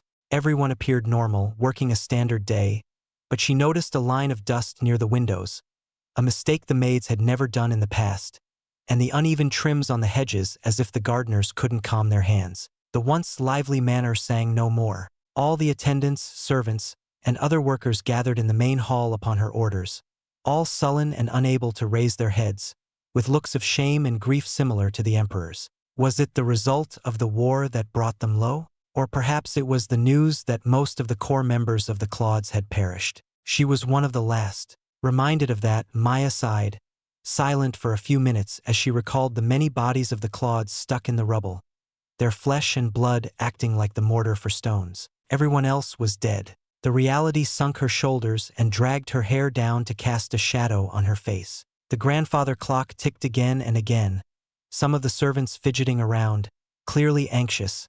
Another mistake they would never commit. The ones that hadn't were commendable. Putting her grief aside, Maya faced the servants. One final duty for the Claude family. Everyone will receive a substantial reward for all your years of loyalty and good work. Go now and leave out the rest of your lives in peace. Maya turned to the chief butler. Go into our lands and give severance pay to the servants there. Tell the remaining branch families they are free to decide for themselves. But scatter the few remaining children from the main family to the branches. Since they were children from the main family, they had a good chance of a decent, if not higher, Exaltia. She didn't believe the branch families would mistreat good prospects. As day turned to dusk, Maya strolled along the halls and glanced at her reflection in the mirror. There, in the reflection, was a sickly woman with a pale face, hidden under unkempt white hair and dark bags under crimson eyes. Moonlight scattered past her unruly hair, dotting her skin, tucking her hair behind her ears. The dots of moonlight merged into a single glow, but it only highlighted her paleness. You look awful, she said to her reflection. The drain of the past few days showed its ugly effects. A set of bells clattered and rang, signaling that someone opened the main doors. Maya slapped her cheeks to rally herself, spots of red that could be mistaken for a blush spreading on her face. She took out her whip armament and hung it from her waist. Aunt Diane always lectured her that anyone who came late at night to her house would either have to be a lover or someone with ill tidings, either news or intent. There was no lover, so it must be the latter. Below the main stairs, two individuals waited for her by the entrance on the lower level. Clearly, they didn't come to break bread or share a drink, as one gave her a thorough, lecherous gaze up and down and up again, a disgusting smirk curling from his lips. While she wanted to tear that man apart, he snorted, releasing the pressure of a middle martial exalt. As if an icy hand gripped her heart, Maya paled but showed no signs of backing off. "Speak, you lowly beasts. Why have you come to my manor?" Maya started with an insult. Courtesy was dead, and nothing could change that. "Richard, listen. Well, Lady Claude, since you set the tone, I shall be direct." Richard, a tall, skinny man who had stared at her without reservation, spoke first with a magnetic voice that attracted several others. "Our families have had our differences for a long time, but we don't want to leave our ancestral homes. After discussing with Lucin, we have come to an understanding. Seems fair. What do you want?" Maya scoffed, her hand ready near the whip. "You," Lucin pointed at her. "Did you think we came here for the empty manor or to give alliance to a family near its deathbed? The only worth left is you. You see, our understanding enlightened us to the fact that we can't regain our former glory in the new empire, not without payment." Maya brushed some strands of her hair back, disgusted by the audible dry gulp from Richard. "Me? And what value do I have?" "Many. The most important is that you are guilty of the accursed brainwashing in the Rurin jails. Bringing a vile criminal like you to justice is the right thing to do. The Claudes are responsible for the inhumane treatment of the prisoners." Richard smirked again, seemingly enjoying his speech. "And bringing you to the brilliant Drake Empire will be a boon to whoever wants you. A sturdy bloodline of a high Exalt family, a woman who can bear children, and a beautiful lady that no man would turn down. You're a prime specimen. What better favor to give to the emissary? Don't make it harder for yourself, Maya. Give yourself up." Lucin slowly climbed the stairs, his eye intensifying after every step, seeking to crush her to her knees. Maya smiled and raised a flask, laughing. With all her backing gone, the wolves have come to claim her. Well, put in their place, she might have done something similar, but she wanted to deny them their precious prize. No hesitation existed in her as her hand threw the bottle to the floor, the two intruders' faces scrunching in apprehension. The manor's formation activated. A blast of iron beamed to the ceiling, and the manor quaked, her vision splitting into sixteenths as the reverberations churned through her body. Regaining balance, Maya bolted away, kicking out the window. "Maya!" Richard shouted, chasing after her, but it was too late. An explosion of immense magnitude, turning the surrounding night into day, vaporized the manor, sending forth the thunderous call of 1,000 storms, deafening her ears. Maya couldn't hear her own shout of pain as several spells struck her back.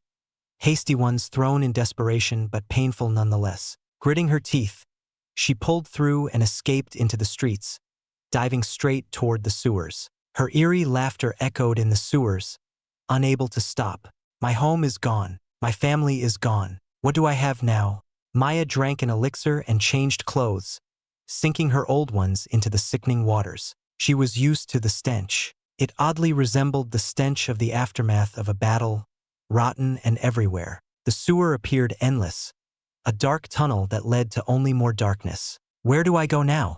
Months later, Maya finally made it out of the Farsky continent, avoiding the agents of Richard and Lucin. A cursory seduction spell on one of the men revealed they brought more families into the gambit for appeasement, starting with her capture. They spread her face all over the former Scarlet Griffin Empire, promising a substantial reward and honors for catching a heinous war criminal. Rising from the waters and crawling onto the shores, Maya left behind a trail of red, her hand gripping her stomach that had been stabbed. What am I even doing? Maya stopped moving, sand covering half of her head. What purpose did she have? Was this how Aunt Diane felt after her heart was crushed? It wasn't a good feeling, and she wished it would end. As blood gushed past her hands and pooled into the sand, she never felt so cold. Cursing inwardly, she blinked several times, her vision growing more hazy. Maya had enough, but death offered no comfort, only a slow, painful process.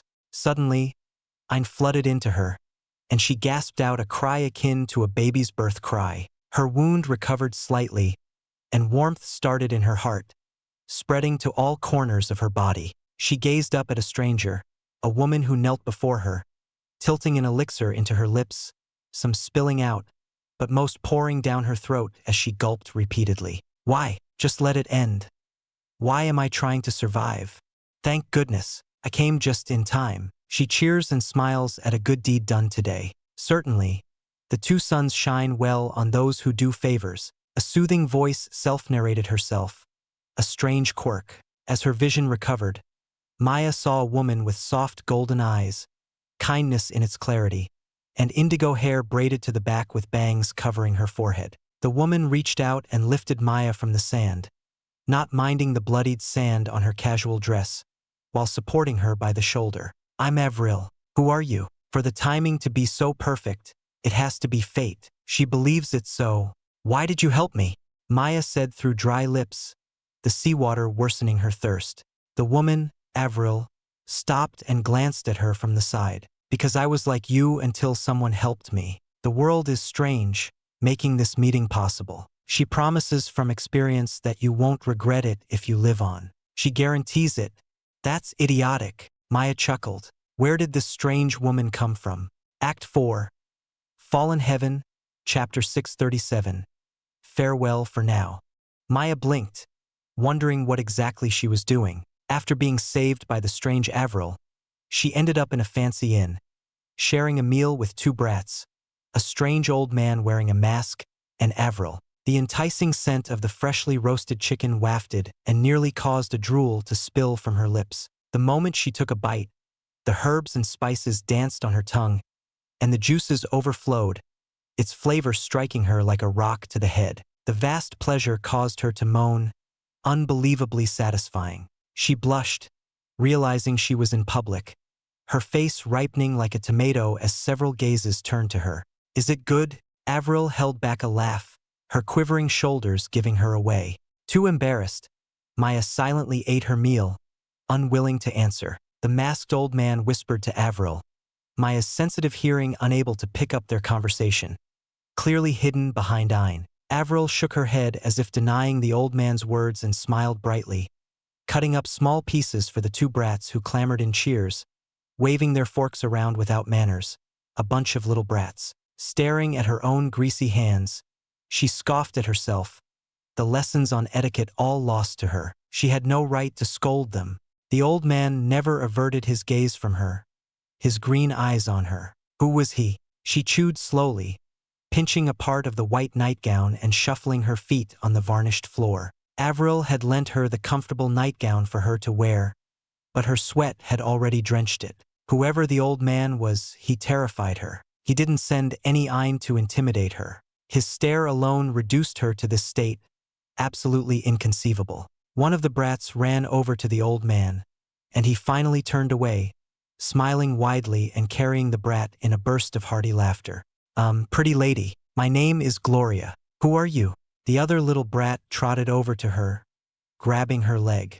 How cute! Maya instinctively thought that first. She jolted, her feet still on the floor, but her shoulders bounced, a chill crawling from her chest. The old man, carrying the boy, locked his gaze on her again as if waiting for her to attempt to harm the girl. Her instincts warned her. She could tell that lying was impossible, not in front of this old monster. I am Maya. Nice to meet you, Gloria.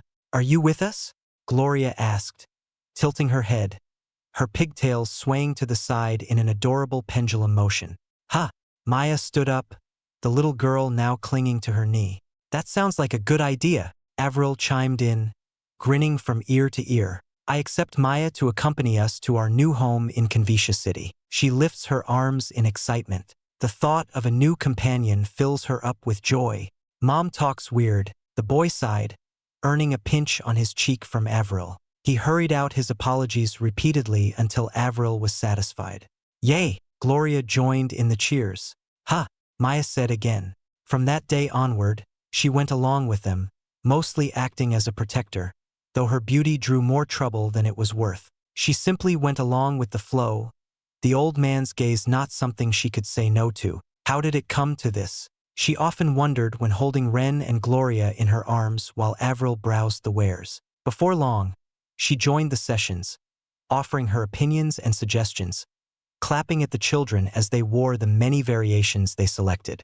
She avoided the old man they called Grandpa, uncomfortable in his presence. In Xianxia City, she settled in a small place of her own but spent most of her time at Avril's estate, sharing meals and helping out with the children. Avril sometimes spent late nights in the Alchemist Guild, making her babysit. As the children grew, she dropped them off at their academy every morning for their classes. Staring at their backs as they waved goodbye, Maya smiled warmly and felt at peace. Avril was right. Life had its worth, after all. She didn't regret living on from that day when she gave up and almost died on the beach. But she spent her nights alone, her nightmares always waking her up in the dead of night, her sheets drenched in cold sweat. Avril seemed to catch on and always asked her to stay in her estate. But Maya wished to avoid troubling her further. It was her past life, and she would handle it alone, refusing to pass on burdens to her new life, to them. Present day. Maya couldn't help but laugh at the cruel twist of fate, the halls resounding in her hysterics. A terrible feeling struck her, a horrid twist of a dagger in her heart. All this time, she buried the past, only suffering from it alone at night. Yet, as it turned out, it was always present at every waking moment. Avril was the wife of her most hated enemy, and the two children were orphans of a battlefield where she fought and allowed the destruction of Orbis by the hands of the insect. She found it comical, almost like a tragic play unfolding before her eyes. "Maya," Avril said, a warming concern pouring from her voice. But that warmth, once soothing, now burned her as Maya wondered why she deserved such mercy and kindness from someone who should hate her. "In all this time, I never did tell you about what I did. The old man must have known. That explains why he always looked at me like an enemy. You knew all along, yet you took me in. Was it to insult me or to put me down? No, you treated me like family, and I held you as a sister." Maya rose to her feet, her flat shoes stepping with a loud clack. Avril seemed distressed, and Maya knew it was for her. Eyes that looked at her in worry, welcoming her to stay. Straightening her back and tying back her white hair, Maya narrowed her crimson gaze. "I was one of the jailers that kept your husband's master and brainwashed many, breaking many more minds. I was a commander in the siege of Orbis and knew the city would collapse into rubble. Yet I fought on. Ren and Gloria are orphans partly due to me." Avril said nothing, and Maya carried on. "But I do not apologize for any of that. I fought and did everything for the sake of my family, for my home, and for my empire. Forgiveness is wasted on me. I still suffer in my dreams, reliving all I lost due to that war and waking up crying. I hate your husband. I hate it all. But I can't place that on you, Ren and Gloria." She stepped down the stairs, standing in front of the exit. As she reached out, Avril called out from above, ending the silence, "You're right. I know that in your past, you committed heinous acts that garnered hatred from many, and you lost everything. But she doesn't hate you. I only know Aunt Maya, my sister who cares for Ren and Gloria." Maya gripped the door handle, resting her forehead on the wood, tears dripping down the paint. "But I still see myself as Maya Claude. That is who I am and who I will always be." The door closed gently, and Avril sighed. She had hoped Maya would stay. However, she also had no right to keep her here. The exit remained shut, and Maya's presence disappeared, presumably too far away. Perhaps, in the future, Maya might return and reconcile. When that would be, she did not have a clue. With that, Avril smacked her forehead and headed for the dining room, taking a few deep breaths to put Maya aside for the moment. Opening the door, she faced her two children. For an odd moment, their younger selves overlapped, the small, cheerful selves under the shockingly adult and depressed figures. When they become such adults? Avril went over and embraced them both, patting Ren on the back and caressing Gloria's head. "Mom, why didn't you stop her?" Gloria buried her face into Avril's shoulder, warm tears leaking out. "I don't hate her. I could never hate her. To think that she was at Orbis and was an enemy," Ren said, leaning on her. "Do you hate her, Ren?" Avril asked. "No," her son stated without hesitation. "I only hate her for not staying to talk it out. She has her own struggles. Right now, she and your father, they all need our help." Avril pecked them on the cheek and held their hands, warming them. "Do you hate your father?" "No," Gloria and Ren answered together. Ren spoke up for both of them. "I'm grateful that he took us in, and that led us to meet you. But I did hate him for leaving you alone for decades. Every time I saw Mom become sad at mentioning Dad, I cursed him. But I can't now. Dad needs our help. I can slap him later for leaving us. But he returned in the end." Gloria put on a strong smile, one Avril knew to be forced. "Good. Then, for now, pack your things. Your father's entrance caused a commotion. She thinks Convicia City will be too dangerous." Avril exited the dining room, passing by the broken light crystals, her steps crunching on the shards as she entered the darker half of the hall. In the wrecked room, Remulus sat in a corner, watching from a distance. Oscar had woken up, but his eyes were still desolate, unresponsive to her arrival. "Avril," Erden grunted, waking up. His pained groans leaked sprays of blood on the floor. Avril rushed to his side, inspecting the wounds. Before she could take out more bandages, an antler wing turned her to face him. Erden gasped, his chest heaving like heavy waves. He warned in a low, raspy voice, "We are not safe here. Go to the lands of Zeret." Act 4, Fallen Heaven, Chapter 638. Escape to Zeret. Erden. Avril tried to settle down the wild Erden. His legs kicked everywhere wildly as if he was drowning and desperately trying to swim. A hoof slammed into the fireplace, breaking the pile of burning coals. She gripped his hooves, her strength enough to hold down Erden, quite telling of his current state. Careful not to aggravate his wound, Avril slowly wrapped him in vines, his breathing growing calmer under her pollen spell. Blood seeped into the surface of the thick bandages. Avril ripped off the bandages, already dripping with blood underneath, and redid fresh ones. "Master, can you inform Maya that we are heading for the lands of Zeret? She's still in your senses, isn't she?" Avril asked. Remulus grunted under his mask, keeping his mouth shut, cautious of Oscar's reaction, and nodded, departing out the window in the silent night. As a family, Maya had the right to know where they went. She stroked Erden's fur. The former soft fur was now prickly and rough, but it was Erden, and that was enough. The vines retracted, and Erden breathed normally. Avril lifted Erden's large head and met his gaze. "She's so happy to see you, Erden. So many years had passed, and she stayed here, believing in you too.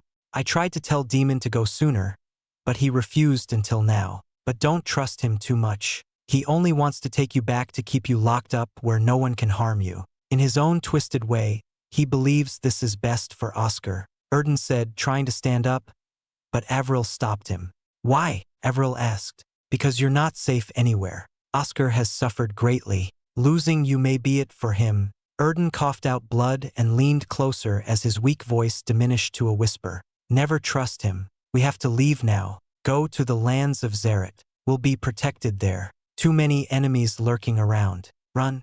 He went mute, his eyes closing in a deep sleep, fainting again. His uneasy, spluttering snores filled the room. The kicked-over charcoals started to lose their flare, the reddish light breaking away, and a mixed pair of darkness and moonlight spread. A sudden chill descended, and Avril wrapped herself in a fur blanket, her breath white. Avril tied a piece of cloth over Oscar's eyes, hiding the world from his gaze, and plugged his ears. She couldn't let him see or hear others during the trip, or his outbreak could occur again. "They're so heavy." Avril carried them on her shoulders, buckling her knees from the weight. Wanting to smack herself, she realized she was an idiot and summoned vines to carry them. Luckily, no one was around to see that. Around the corner and down the stairs, Ren and Gloria waited by the exit, all their belongings presumably in their space pockets. She told them of their destination and new home, and they tensed up at the potential danger Erden spoke of. A few minutes later, Remulus opened the exit and gestured for them to hurry outside. Due to the fires that burst from the sky, the entire city was on full alert, with more guards patrolling the streets than on an ordinary night. No street had less than 2 groups of patrols, 5 in each, and not a single spot was undisturbed by the metallic clicking of the guards stampeding. They also spread in a net around the air, not even a bird able to enter or exit without them seeing it. Thankfully, Remulus hid them well, his eye undetectable to the lowly guards. Passing by the wall, Avril and the others exhaled in relief. The first hurdle dealt with. A considerable distance away from the city, Remulus pulled out a small airship, the size of a small boat, around 10 feet tall. Avril gently placed Oscar and Erden in the middle and sat in the back with Ren and Gloria, leaving Remulus to direct the ship from the front. She wiped a bead of sweat off her brow and entered meditation, holding her staff armament at the ready. There was no telling what enemy, if any, awaited them on their journey. The airship rose above the forests of birchwood. The red, yellow, brown, and orange colors of fall scattering in the leaves that fell from the gusts formed by the airship's ascent. Hidden in the clouds, they rode toward the lands of Xeret. Half a day later, Erden finally regained consciousness and seemed to fare better today. He rubbed his head against the airship rail and managed to stand up. "Where are we?" "On the airship, heading toward the lands of Xeret," Remulus answered before she could. Somehow, she knew that he was giving Erden a wry smile under that mask. That voice. "Is it you, Pavilion Master?" Erden asked in a growl, clearly disliking Remulus's presence. "Indeed, it is I. I know you must have much to say to me, and I have much to answer for." Remulus turned and lowered his head, a bow from a king Exalt. He spoke not as an elder or one with authority, but in a humble tone akin to a servant.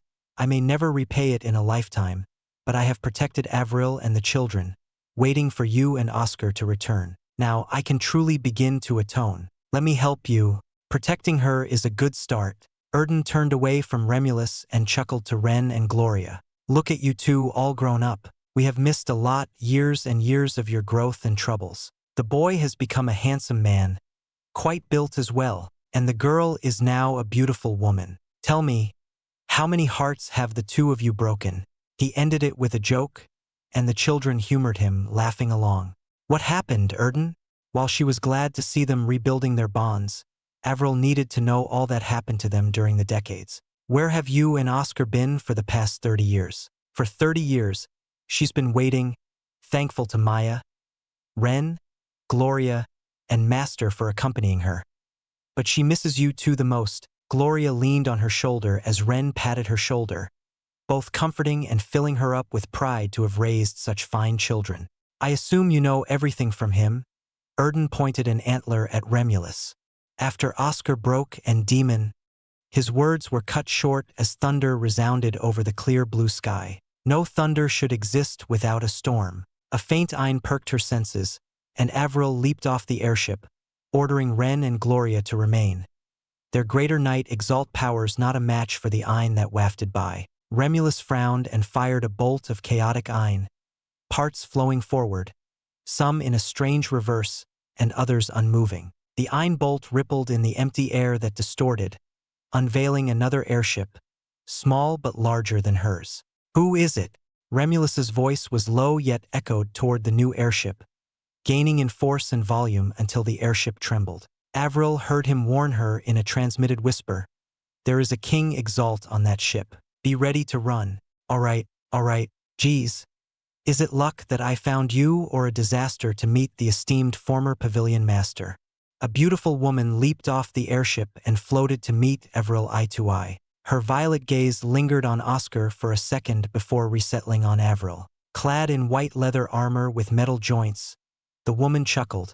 "So you are the famous Avril. Geez, I tried several means to find you, only to finally meet you when looking for Oscar." She brushed her blonde hair aside, studying Avril from head to toe in a scrutinizing glare. "No bloodline, not a Volten, not much of anything. What's the point? With me, he'd father the greatest hero of Talos. Are you all right in the head?" Avril gripped her staff tightly, her anger breaking the seams of her gloves. Who are you?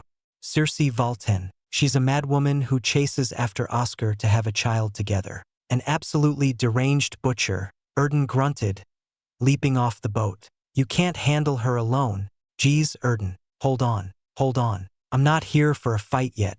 We can still come to an understanding. Circe clapped her hands together. Ahem, Avril, I don't intend to steal Oscar away from you. I only want the Valten savior from him, and the two of you can live as you wish, so long as he will come to protect the child in a time of need. I mean, geez, are a few nights spent with me that bad? It's not like I'm asking him to marry me or leave you. I tried to tell him, but he was stubborn and hard-headed. Every word that came from Circe's mouth was infuriating to hear until the last part. Avril tilted her head up, looking down on Circe with a victorious smile, and Circe twitched slightly, clearly offended. Avril raised the staff, melded her scroll anima, and pointed it at her, the scroll head unfurling as the paper spiraled into a swirl, ignoring the winds. Her stance was clear. She rejected her in one word, scram. I thought you'd be smarter than that.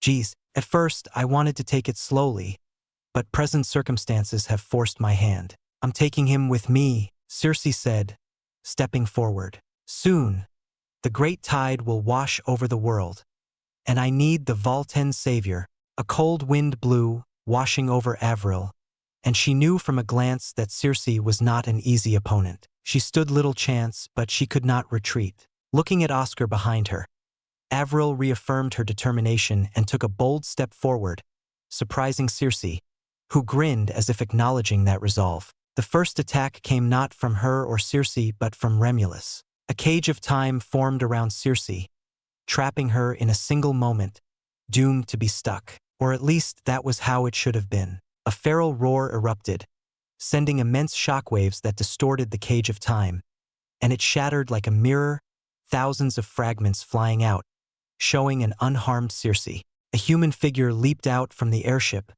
transforming into a large beast with 3 heads. Reaching the size of a whale, the beast had 4 legs where great claws scraped against each other on the end, a coat of black fur that carried black flames that blazed along its spine down to the enormous fire on its tail. Molten magma drooled from its 3 mouths, making the ocean below boil. She had read about them in a book once, the beast with 3 heads, the mythical Cerberus. Remulus clashed against the beast, their powers dead even. Not a good sign for her since Circe started to charge in. Avril used one of her spells sealed in the scroll and doubled it with a follow-up. A flower bloomed, scattering pollen that flew out and stuck to Circe's body, dragging her movements down. Her second spell formed 4 large vines, and she slapped them on Circe from 4 directions. They broke the air in a loud smack and coiled together to imprison Circe. Avril knew that Circe was a middle martial exalt like her and a Valten, a master of Reese. Her disadvantages were clear as day, and so she screamed to the children, "Take your father away. I'll hold her off." "Mom!" Ren and Gloria shouted, not following her instructions. Why now, of all times, did they decide to be disobedient? She didn't suffer that during their growing period. "Just go!" Avril shouted. Sharp water cut through her vines, rapid torrential blades that severed them into tiny pieces, and Circe, shielded in a bubble of jelly-like water, smirked and bolted forward, her violet eyes glaring ahead. The only method of countering her was to use Reese, but her limits were only in the realm of night exalts. Using Reese now may have severe consequences. However, she couldn't allow her to take Oscar and ready to flow Reese into her body. As Circe was about to swing her right fist, coated in pseudoguise and a water vortex, she halted and guarded herself with her left arm. Flames engulfed her, turning into a large fiery serpent that gnawed on the shield of water and tossed Circe away, creating a safe distance for Avril to calm down. She could never mistake the feeling of those flames and turned to the white-haired woman she called sister, the pair of crimson eyes piercing at Circe. "Maya!" Avril exclaimed, surprised to see her friend so soon. She coughed and clutched her chest, out of breath already. Her heart raced from the pre-step to using Reese. Thankfully, she didn't need to use it now. "Is this why you dragged me along, old pavilion master?" Maya sighed, flames surging, fanned by her breath. I wanted to stay away. Nothing is more insulting than to protect him, but I have to protect them. Act 4. Fallen Heaven, Chapter 639. Circe's trampling. Avril inhaled deeply and calmed herself. Her shoulders and hands shook to the beating of her strained heart, so fast she could barely hear it drumming in her ears. Bit by bit, it slowed and dragged, recovering to its norm.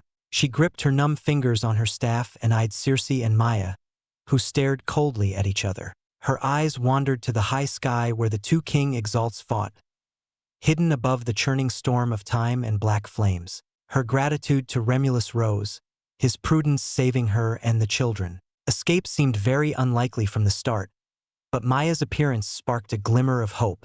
I can't beat her, Maya frowned, holding her melded whip, prepared to attack. The flames on her body waned, the winds cold and harsh, spraying the waters of Circe's broken spell. Maya left a blazing trail as she went to Avril's side and said, "That exchange said as much. We need to focus on escaping." Avril was not shocked to hear that since Oscar had defeated scores of enemies, mostly thanks to his Reese, Circe held the same power, but she knew they were different. Unlike Oscar, Circe didn't have the perfect Reese body her master, Sevon, praised endlessly in the Burning Valley. That meant there existed a weakness, the endurance of the heart. Avril checked her arsenal. 5 sealed spells and 3 Ein empowerments. Erden was in no condition to fight, Demon was not awake, and the children could not match up. There's no other option. I'll hold her off. Run fast and run far. Don't look back. Maya brushed past Avril, standing in front in a protective stance. Geez, why is it always so complicated whenever it comes to Oscar? Fighting the two of you right now is quite bothersome. Circe ran her armored fingers over her hair, her chest heaving in a great exasperated huff. A wide, charming smile stretched from her lips as her violet eyes curled in playful teasing, an unsettling look sending shivers down Avril's spine. Well, it's good that I planned ahead. Give me Oscar or else this one dies. She pointed her thumb back at the airship. A bubble bounced off the edge and floated to Circe's side. A fainted young man trapped inside, his hair brown like Wren's with a more immature look. Who is that? Avril bit her lip as her self-narration sought to escape. She was unwilling to show her quirk for an enemy to ridicule. Huh? You don't know him? Circe tapped her knuckles on the bubble, ripples distorting the blob of water. Geez, did Oscar tell you nothing? This young man is one of his men. It took some effort to snatch him away. Who? Avril sought the answer from Erden, who cursed and answered truthfully. The young man was Orin, one of the prisoners they had freed from a New Dawn facility and a loyal follower who had served Oscar for almost 30 years. Avril grew frustrated at the complicated situation. While she considered running away with Maya and the others after taking advantage of Reese's weakness, she couldn't let Orin be. No more deaths. No more deaths should burden her husband. Standing by Maya's side, she simply smiled at her friend's widened gaze. We can't leave him. Lend me your strength. Crazy. Crazy and outlandishly stupid, Maya scolded, but a faint grin cut across her face. The windy breeze forced her white hair back as a few beats of sunlight poured over her face, accenting the small upturn of her lips. But that's you. She blazed ahead, lashing her whip, an arc of flame trailing behind. Her whip moved so fast it blurred into dozens of patterns, coiling to entrap Circe. Wisps of flame spread, then converged onto Circe, who punched once, a single expanding tide crashing against her whip and drowning the wisps. Be careful. She's a master of Reese and wields 2 gauntlets. The left one makes any water it touches into a slippery substance that can hold its form. Careful of her speed. Erden shouted out his intel. Circe crouched, tapping her left hand on her wet shoes. Avril found her prinstic useful in seeing the flow of Ein to the legs but useless in detecting her next motion. Maya's spells had burned away her pollen, letting Circe move freely. They were the worst pair to team up due to their conflicting elements. As Circe's figure vanished, a few globs of water floating where she had been, Avril pulled on a vine she had attached to Maya's feet and reeled her back in. A drilling maelstrom passed by, nearly skewering her friend. Maya reacted quickly, her snake whip acting on its own to entangle Circe's maelstrom. Steam hissed and rose from the whip, the fires dimming. Avril summoned a large tree. Its branches pointed sharply toward the screeching maelstrom in the coiling whip. In a single command, the tree unleashed a barrage of branches sharp enough to pierce through human flesh. She turned to Orin, noticing the bubble was slowly diminishing, squeezing his body to curl further. "We need to finish this fast." Her staff grew a long vine, and she swung it onto the maelstrom. Maya synced with her movements and sent a great fiery serpent, large enough to swallow a ship. Avril dashed toward Orin. The young man was short on time. A fearsome roar came from the maelstrom, catching her attention. It burst into a crashing wave, a single boom echoing out, a sound Avril recognized well, the ripple shroud. A water serpent roared and hissed, biting into Maya's fire serpent, the iron empowerment allowing it to destroy its counterpart easily. Needles of water easily broke apart her branches, and Circe laughed from within, a single punch undoing the long vine. Small bubbles dispersed, filling up hundreds of feet in every direction. Maya seemed to catch onto Circe's idea and spread her flames out to evaporate all she could get. But somehow, while boiling, these bubbles retained their shape, seemingly far more compact than the norm. Circe jumped off a bubble, her delicate steps landing on the next, then to the other, blurring into a zipping frenzy as she flew around like a fly, erratic and with abrupt turns. Avril cursed inwardly. She was close, so close to Orin. But Circe was faster, and Maya could not keep up. The final concept of this is quite nice, isn't it? Don't worry, Oscar won't miss you. His memory will start over with me. Circe appeared before her, already punching to eviscerate her with a piercing maelstrom. Beads of sweat poured down her chin, but Avril increased her speed, unafraid of the vile woman. She cast 2 spells and ducked below, Circe's punch continuing onward, destroying what she left behind. An image of herself. Romulus's spells worked well. The visage was fake, a mere layer of iron that replicated her looks, and her other spell camouflaged her figure to the outside. Invisible, Avril slammed her staff onto Circe's chin, a great concentration of iron on its tip. The scroll shone, activating another instant spell, encasing Circe in a wooden ball, often used for defense but now a prison to buy time. She reached Orin. Her vines tried to tear apart the bubble, but they slipped off. Unwilling to give up, she used an iron empowerment and assaulted the prison. Again she failed. After everything she did, she still could not free the young man. "Are you kidding me?" Avril shouted, bashing her staff on the bubble. "Geez, you do have some good points, but in the end you lack the means to fight against us. How will you stand beside him when you're so weak?"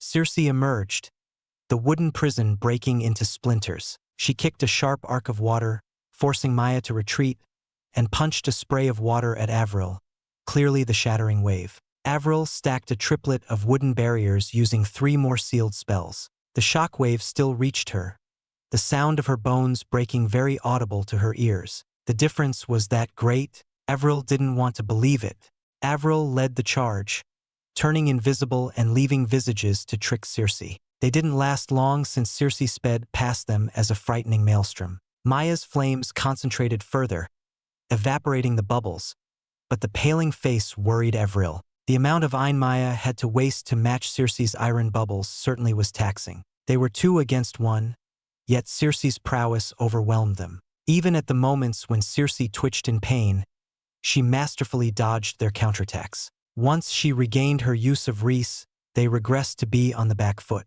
10 minutes later, Avril used her final sealed spell, deflecting another one of Circe's shattering waves. Her clothes were in tatters, and parts of her skin had been shredded off her flesh in bloody messes. Maya managed to catch her battered body, not faring well herself as deep cuts bled from her limbs. Avril gathered her iron for another retaliation. Circe didn't give her a chance and dove in fast, approaching before her cast would finish. Maya burned her flames, but the long battle and wounds had caught up to her. She gathered mere embers. Suddenly, a beam of darkness shot between their heads and landed on Circe, who stopped and brushed off the attack. "Ren?" Avril gasped for air, a rib piercing her lung. A soft light engulfed her and Maya, slowly tending to their wounds, the feeling quite familiar.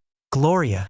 Why had they intervened? Gloria's healing wouldn't do well on wounds incurred by martial exalts, and Ren's attacks would be akin to raindrops to Circe. We're not leaving you. Ren supported her shoulder, wielding a long sword. You can scold us later like you always do at home. For now, lean on us. There's a foul wench trying to break apart our home and family, and I want to say in that, I won't give Dad to her. Gloria placed a screen of light between them. Who is she to barge in and make demands? She stuck her tongue out, still always the little miscreant whom Avril cared for. Our mom has a lot to say and time to spend with Dad, so scram. At this moment, she never felt more proud of her children, the sweetness of their bravery and love numbing the pain in her body. However, they merely offered themselves like lambs to the butcher. Was there a way to win? She wished for no harm to come to her and the others, for Oscar to be safe. What good kids? It makes me want my own soon. Circe smiled widely again. Avril hated that smile. Her mind raced through countless options, all as unlikely as the one before. What could she do? For the first time in decades, Maya smiled deeply, ever so proud of Ren and Gloria. The immature children who used to cry and beg now protected her. An odd yet wondrous feeling welling up into faint tears trickling down her cheeks. Gnashing her teeth, she willed all the iron she could muster, squeezing every drop in her core for a final gambit, unwilling to let them perish. However, she heard something or someone. Girl, let me help you. A voice called out to her, cackling. Who are you? Maya asked, wondering where this voice came from. I am Igniers, the Ancient of Fire. I can help you, but it will be costly. Igniers warned, the voice oddly carrying a warmth that soothed the pain from her wounds. Will it save them? Maya wanted to know. Your flames are bright and brilliant, stoked by your will to protect. It can work to help you all escape, Igniers said. Then yes, use me, Maya answered. No matter the price, as long as the children and Avril were safe, she would pay it. Act 4. Fallen Heaven, Chapter 640. The blue flames overcome. A small rainbow ember, soft and warm, entered her chest. While she did not know who Igniers was and what an ancient was, Maya chose to believe in the voice and allowed the stranger to delve into her core. Firstly, the power she sensed from the voice far outstripped the former pavilion masters, and she had an inkling she didn't have a choice. Her core screeched, lit aflame in dense blue flames. It felt as if she had swallowed magma, the heat burning inside her veins. Smoke leaked from her eyes and mouth, both instantly dry. Hot failed to describe it. No word in the dictionary could define the heat burning her insides. Every fiber of her muscles, every inch of her skin, and all of her organs drowned in the searing agony. Maya held it in, wondering how much time had passed, and realized almost everyone. The world itself halted. The pain was so immense her mind stretched the moment out to pace out the suffering. No doubt, she would have died feeling it all at once. She closed her eyes. The heat pouring from the sockets made it unbearable to keep them open. More smoke hissed from her pores, thin and soft, akin to the stage before kindlings caught a flame. Blue flames erupted from her body, engulfing her in an azure blaze, and her skin started to burn, breaking out into strange charred patterns. These black tattoos resembled coiling flames, traveling up her neck and swirling on her cheeks. Her meager eye merged into the great inferno, and she saw it, a strange giant of flames, volcanoes erupting on its shoulders, flames of all colors on its fingers, and taller than the highest mountain. 3 sun-like orbs shone on her from its probable fiery head. She couldn't tell. There were no distinct features like a nose or a mouth or even a vague outline of a head, but it burned between the shoulders where the head should be.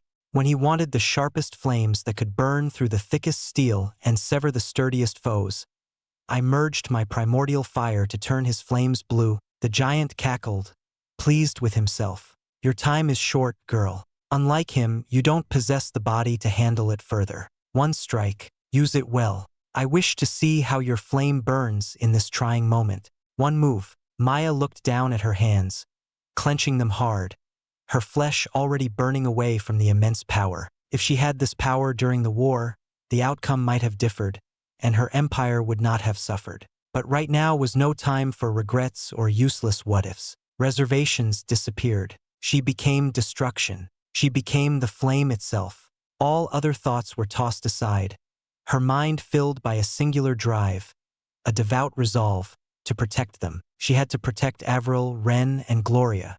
Ah, what a beautiful flame, the voice echoed in her mind.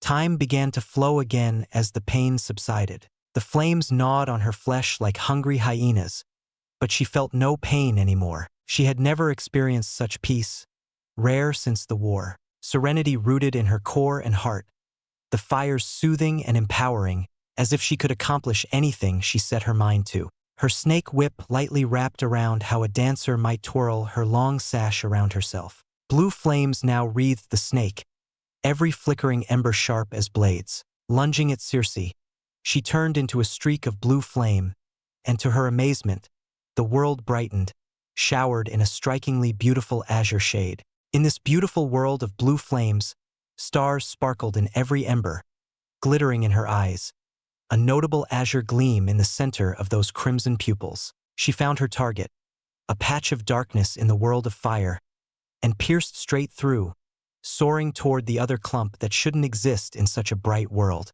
Her whip lashed out, coiled around it, and squeezed hard, the darkness easily parted by the blue flames. Maya held the figure trapped inside and swerved back to the airship.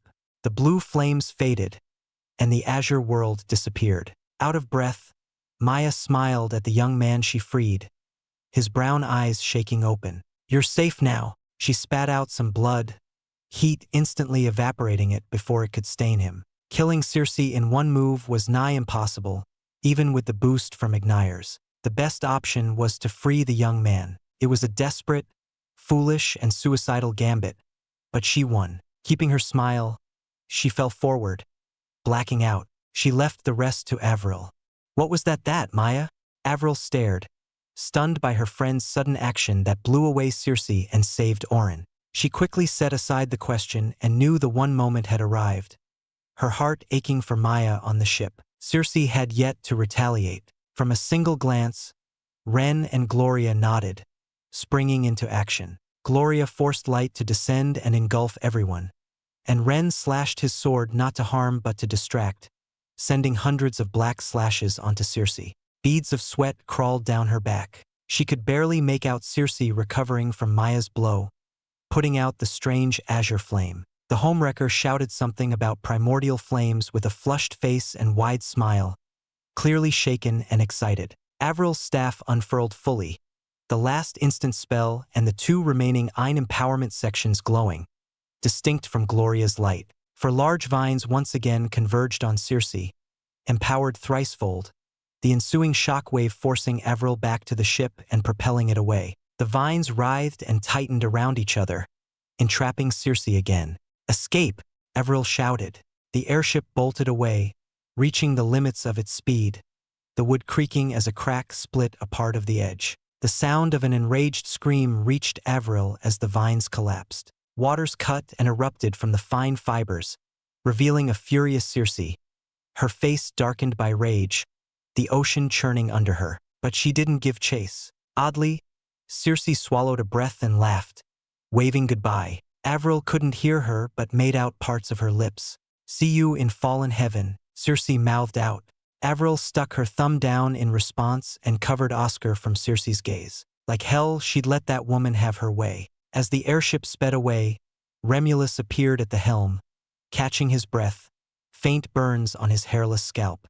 He kept quiet, but the pained grunts escaping his lungs despite the control of a King Exalt worried her. Gloria's healing light extended to him. "You're not strong enough to heal wounds from a King Exalt, little Gloria." Remulus chuckled, waving his hand in a gentle rejection. The light swept back to Avril and Maya. "Master, can you help Maya?" Avril checked Maya's pulse, which was very faint and weak but most alarmingly erratic. She poured a sip of grade 4 healing elixir into her lips, barely anything happening. Horrid burns reduced her into a nearly charred corpse, the chest barely lifting to take in air. Anyone could see that Maya was dying. Gloria's frantic pleas for her aunt to wake up fell on deaf ears. Her friend, her close sister, was dying. The young man underneath was unconscious, seemingly awake briefly after being freed. These burns are not ordinary. They are on her core as well. I don't know where she got that power, but it's not ordinary. Remulus frowned and mumbled something, pointing his finger at Maya's forehead. A layer of iron wrapped around her like the linen wrappings used for a corpse. More layers of iron overlapped until they hid Maya's figure. Remulus slumped back, relaxing his legs to sit. I have stalled the progression of her deterioration. Luckily, she hasn't crossed the border yet. Unlike another, he rubbed the bridge of his nose, sadness trailing at the end of his words. How much time do we have? Tears fall. She can't handle losing another and grabs Master's robes. Avril bit her lips, shaking Remulus frantically. A week at most. That's the limit I can stall it. Remulus gritted his teeth, regret darkening his gaze, shame lowering his head. It's my fault. I forced her to accompany us. If you hadn't, we would all be dead and Dad taken. Ren interjected, holding back his tears. She chose to use her powers to end up in this state. The least we can do is give her a proper burial. Ren! Gloria smacked Ren on the face, crying loudly. She's not dead yet. Enough! Avril stopped them from arguing, holding her head and scratching her hair in distress. Not even an extract of divine essence could bring someone back from the brink of death. She glanced over at Oscar, currently blindfolded and deafened, wishing he was awake and able to help as he had always done. No, she couldn't burden him more. What was her best option? Who could help them? Recalling the miraculous pools of ascension and the great tree that seeped out rejuvenating sap, Avril clung to that hope. Hurry to the lands of Zaret. That is the only place that may be able to help us. She refuses to let anyone die. Act 4. Fallen Heaven, Chapter 641. A Cursed Life. Avril remained silent for the remainder of the journey, tending to Oscar, Erden, and Maya. The entire family spoke not a word, even Gloria, the ever-cheerful and lively Solemn. As Gloria's healing light poured onto the afflicted areas, Avril undid the bandages and wiped their wounds clean, careful not to worsen the burns. The blackened chars left no inch of skin untouched, a darker hue on the coiling patterns resembling a frightening serpent refusing to let go. Simply undoing the bandages released a burnt smell, instantly filling her nose. Unbothered, Avril focused on Maya's treatment. She had enough of this smell since the burning valley. Salve coated over Maya's delicate, charred skin. Thick, heavy bandages wrapped around her like a mummy, and Avril redressed her in white and clean robes without a blemish. Maya preferred to keep herself clean and proper, instilling the same preferences on Ren and Gloria. Perhaps her little actions may provide comfort to Maya. Resting her friend gently to lie down, Avril turned her attention to Oscar and Erden, noticing the true shape of the wounds after all the blood had been cleaned. Avril frowned, an inexplicable weight tugging her heart, heavy and straining. Her lungs deflated as she inhaled in short, choking sounds. What was it? Avril stumbled and fell on him, strength leaving her legs. She traced her finger along the unbelievably sharp cut on Oscar's shoulder. Her finger couldn't hold still, shaking as it tried to keep straight along the wound. Gloria and Ren grabbed and shook her, their mouths moving, but she couldn't hear them. They seemed to be shouting, visibly reddening. A palm felt warm on her back, long wrinkles digging into her skin, even through her clothes. It emitted a surge of heat, spreading into every nerve of her body, and Avril heard herself gasp, rapidly panting as drool leaked from the corner of her lips. Queasy, she leaned over the edge and vomited, her head pounding. Her hair stuck to her face, drenched in sweat. Avril spluttered and panted, trying to recoup her fleeting sanity as her thoughts turned to Oscar's wound. The wound was far too familiar, and her entire body spasmed at the recollection. The thin scar it left behind was etched in her mind, reminding her of other scars where had she seen them? It had been so long that she had forgotten and finally remembered now. They were hers. A shadowy figure lingered at the edge of her sight, and she slowly lowered her head, resting her cheek on the chilled, wooden edge, unable to move like a mouse facing a snake. She faced the shadow, a shrouded figure of a young girl wielding a large scythe. Bit by bit, the shadows wisped away, scraped away by her memory recovering itself. A 15-year-old girl, devoid of emotions, not a spark of light in those blue eyes, tilted her head. Avril shivered, knowing that meant her former mistress was deciding how next to torture her. At last, the name came back to her, the horrifying name haunting her nightmares, Lilith Lil Isa. Her long black skirt and white-laced shirt fit her perfectly, accenting her natural beauty. The younger Lilith, formed from her memories, lifted those flat lips into a slight, disturbing smile, not reaching her eyes. The scythe resting on her shoulder swayed, its blade bobbing and glinting as it caught the light. "You're not real. You're not real," Avril repeated to herself. She escaped to the pages of a book, encasing herself in a plethora of great stories, words crafting a shield. However, Lilith didn't pay attention to her, stepped past her, and sat on the opposite edge, her feet right by Oscar's head. "No," Avril screamed, yet no sound rose from her throat, stuck in her mind, hands clenched hard, clinging to the edge. They denied her from moving, fear paralyzing the nerves, which now felt cold. Lilith raised her scythe and slowly lowered it. The blade, now firm and direct, sharper than the thinnest needle, reached Oscar. Its curved edge brushed his hair and scraped along his blindfold, Avril's ears bursting from the low humming, indicating how sharp it was. Lilith aimed the scythe over the thin scar and reached deeper, the blade softly sinking into the skin, a slight push away from drawing blood. Avril clenched harder, breaking the wooden beam in her palms. "Get away from him," Avril shouted, pushing Lilith off the boat along with her. Falling, she realized she was alone and had grabbed no one. She had forgotten it was all in her head, clarity unclouding her eyes. Chuckling weakly with tears spilling forth, Avril reached out to the airship, her hands still clenching on the pieces of wood they squeezed to a pulp. The winds roared in her ears, and a cold numbness forced her to keep falling. She couldn't fly. "What am I doing?" Avril cried inwardly as her body went limp, splinters hitting her face. She needed to be the strong one, the calm one to care for Oscar in his time of need. But one little wound reduced her into this mess. The bright two suns showered their light on her, but the chill freezing her from the inside persisted. Remulus caught up in a second and grabbed her. He flew back to the airship and into the embrace of Gloria, their shouting clear and audible. "Please tell us what's wrong. I can't stand to see you like this." Gloria tightened her grip as if afraid she would fall over again. "Am I not your daughter? Am I not your child? Please." The tears felt warm as they seeped into her dress.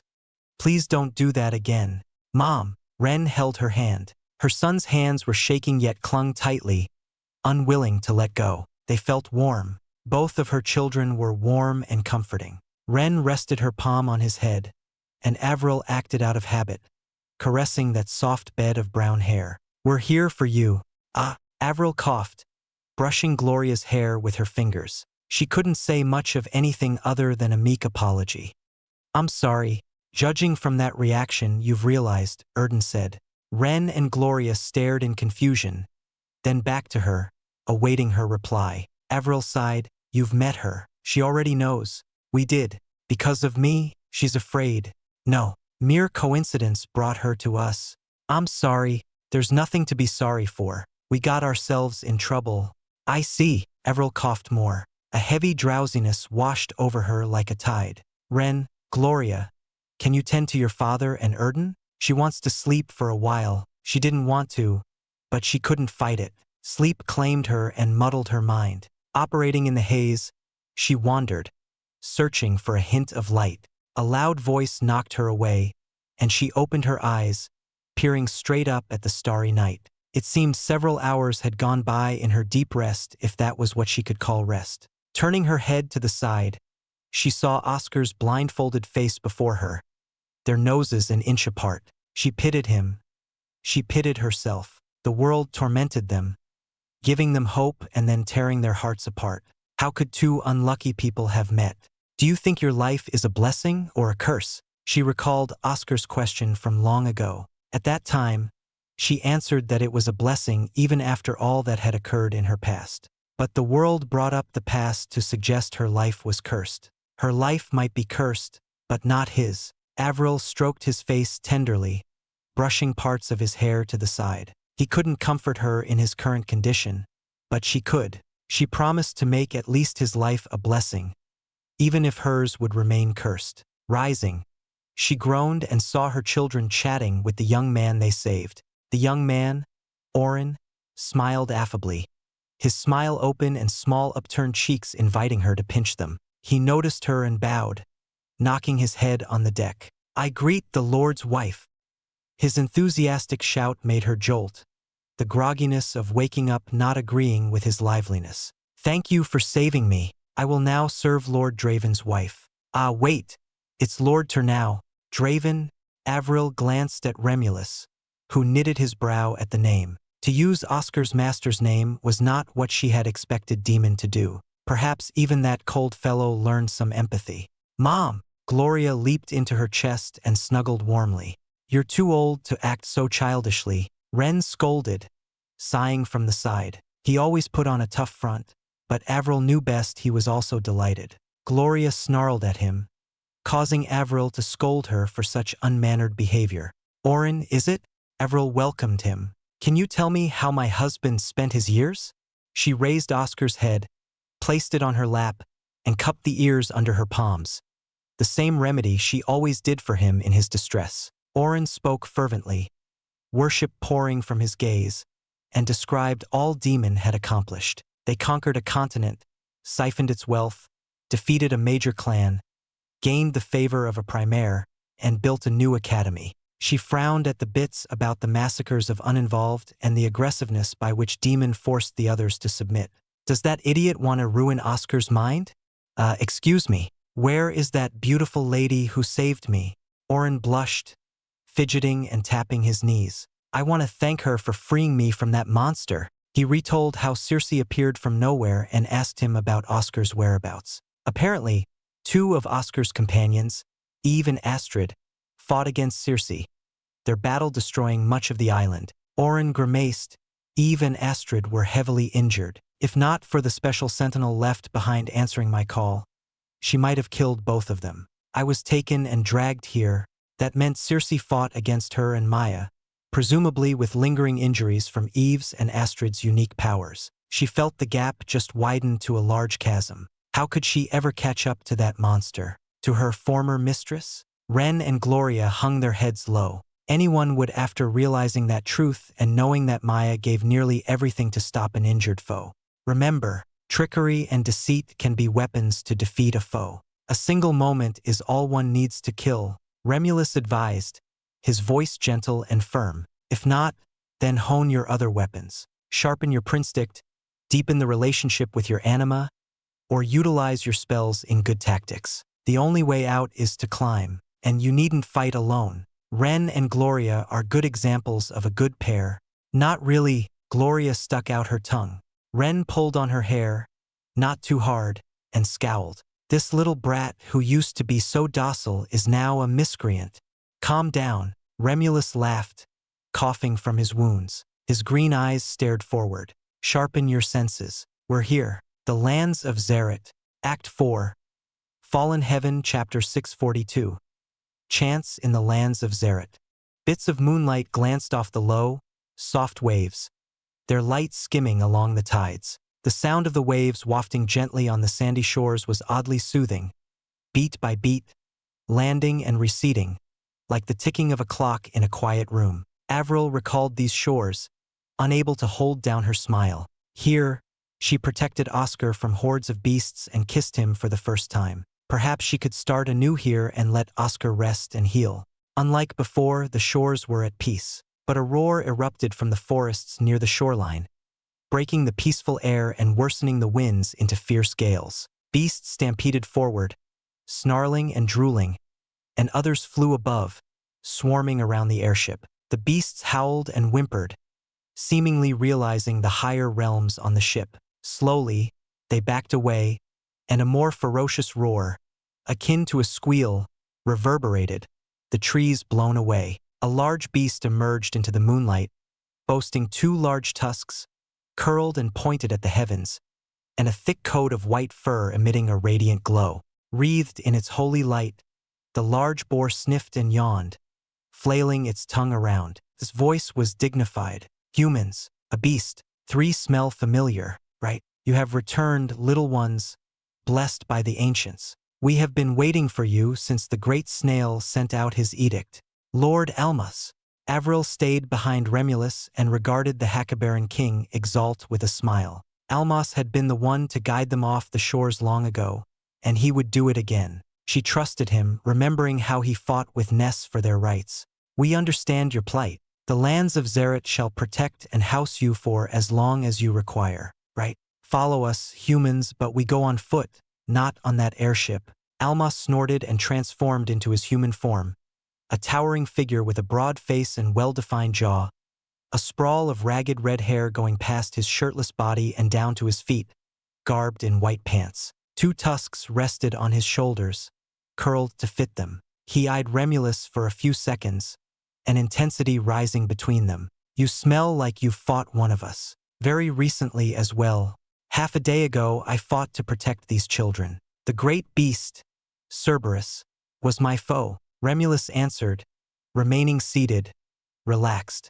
Cerberus? We know him, right? We have much to discuss, human king. The news of Cerberus is alarming. It is good that you and the others have made it safely to our shores. Almas gestured for them to follow him, his figure jumping on thin air, great leaps across the night sky. Remulus put away the airship and carried Avril and the others in a bubble of iron, his speed catching up to Almas, who grinned and picked up the pace, the competitiveness of beasts taking over. Avril cradled Oscar in her arms as the forests changed to a blue hue, the leaves, bark, and grass painted azure. After an hour, a great tree, taller than all the others, came into view, the branches piercing the night sky, its trunk thicker than the mountains, and the leaves shining like the stars.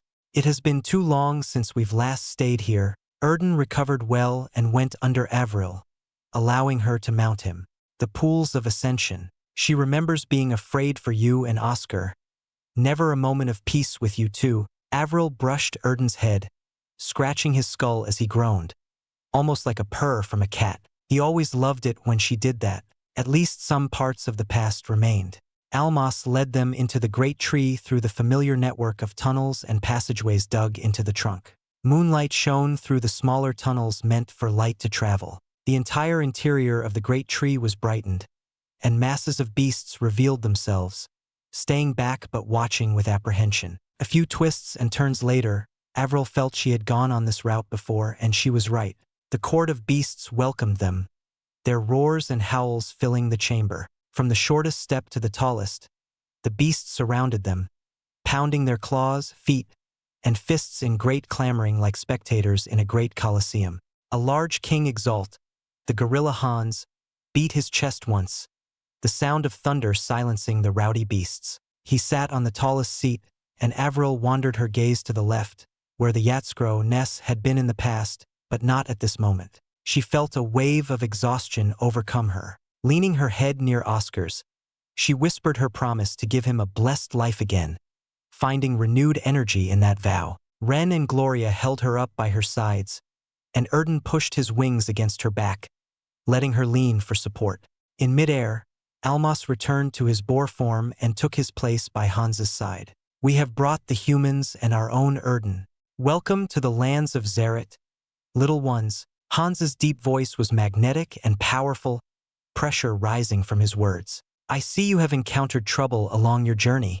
The Cerberus king Exalt attacked them, Almas stated, and all the beasts whimpered or choked, their version of being speechless. It is a clear provocation to us. Let us rend his body and tear off his spine with our tusks along the rest of his ilk. His declaration stirred the beasts again into a loud clamor as fangs clanged and claws scraped in a cacophony of rage. They misunderstand the will of the ancients. Our faiths are put to the test.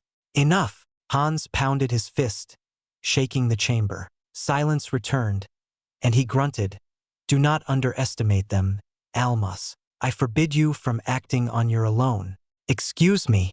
Avril mustered the courage to speak against the king Exalts, all eyes turning to her. Erden roared, spreading out his wings to intimidate. She unmounted Erden, leaving Oscar on his back, and carried Maya to the center of the court. My friend is badly burnt, but they resist all attempts to cure them. Please help her. Hans leaped down, his figure towering over her, but she felt no fear and neared the king Exalt. He sniffed around, raising his brow, seemingly confused. His hand reached out, palm open to receive something. Maya. Avril hesitated, tightening her hold on Maya, then chose to trust Hans and gave her to him, wondering what piqued the gorilla's interest. Her friend looked so small in his mighty hand, a twig that could easily be broken between the fingers. Before the entire court, Hans raised Maya gently. She has been marked by an ancient. The flames are marks gifted by Igniers. He roared at the end, causing an uproar amongst the beasts. See, Hans? It is the will of the ancients. They have harmed one marked by them. Why are we holding back? Alma squealed, slashing his tusks in the air. An ancient? The tall figures of Zers and Okines appeared in her mind. How did Maya come into contact with one? Avril felt a tug on her back. Erden pinched her dress with his antler wing, a wordless message from his shifting gaze. She breathed in and calmed down. She would have to ask Erden about it later. Ein rode her voice and amplified it. Can you help her? Not here. Almas, do you dare to lead our beasts into a nonsensical war? I say no, and that is final. Hans beat his chest twice, forcing Almas to lower his tusks. His stern voice became softer when speaking to her. Follow me, humans and Erden. You must rest for now. In the morning we set out. A few days of travel will bring us to the domain of the Primaire Solara.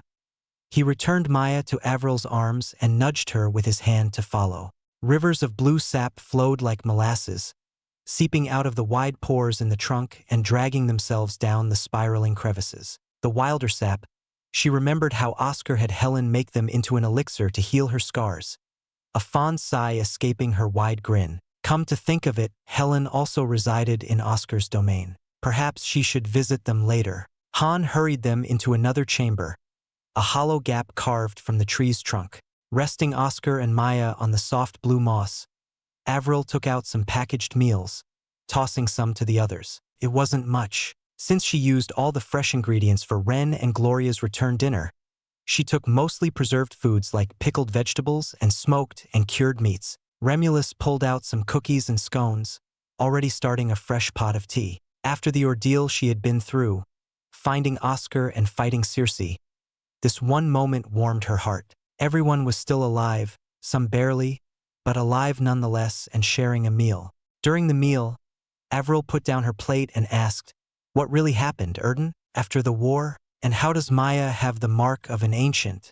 "I believe I can explain that," an unknown voice said. Embers scattered from Oscar, like flower petals to the winds, and converged into a single whole. It burned and fanned in the most beautiful colors, a rainbow swirling in fire. The same voice emerged from the flame.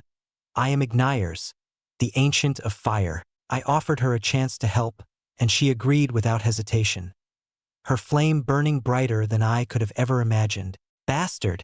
Ren slashed his sword, passing through the flame and hitting the floor with a loud clang. "How dare you harm Aunt Maya? She chose it herself, boy. If not for her burning resolve, all of you would have fallen." Igniers stated flatly. Arguing was impossible because he was right. Avril clenched her hands, feeling so helpless. She didn't want to thank him, but he did save them. "Do not thank me, girl." Igniers somehow knew her thoughts and countered. "I was merely the boost. All of it fell on the girl, Maya, and she surpassed my expectations. Is there a way to save her?" Remulus asked, sipping some tea. "Primordial flames are not meant for ordinary humans or any humans. The boy can use them because of his perfect Reese body, and others with the unique Volten bloodline can do it. For her to use, it has burned her to the very core." Igniers coughed at the unease rising, Avril gnashing her teeth, and quickly continued, "The Phoenix is a beast particularly close to me. All of their descendants will inherit the power of fire, with no exceptions. Esther's created them for me not to want to burn everything. She could never leave me alone. That one. Can the Phoenix Primaire save her?" Avril saw hope at last. "I'd rather not give you that hope. Flames can burn for a while or fizzle out in an instant, The flame crackled. There exists one method, but I won't say. You'll find it out when you meet Solara. But there is a chance. Avril patted her friend's forehead, believing in her chances. The other problem is the boy, Ignire said. Avril looked at Oscar, still blindfolded and deafened. Ignire sighed.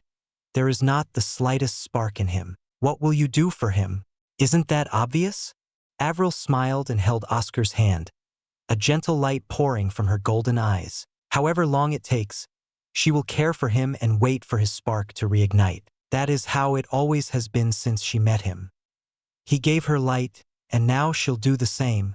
Act 4. Fallen Heaven, Chapter 643. A warm welcome.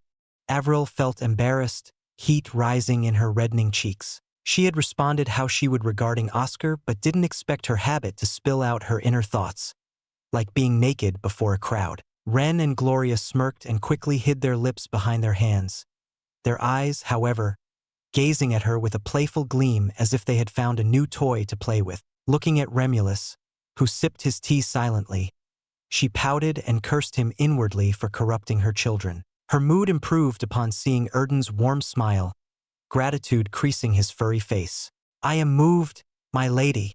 Orin applauded, completely serious and not playing a joke. She couldn't handle his ardent bow and shout, and buried her head in her arms and knees. When I return to everyone else, I will relay your gracefulness and astounding love for our Lord to them. I'm sure they will follow you as I do.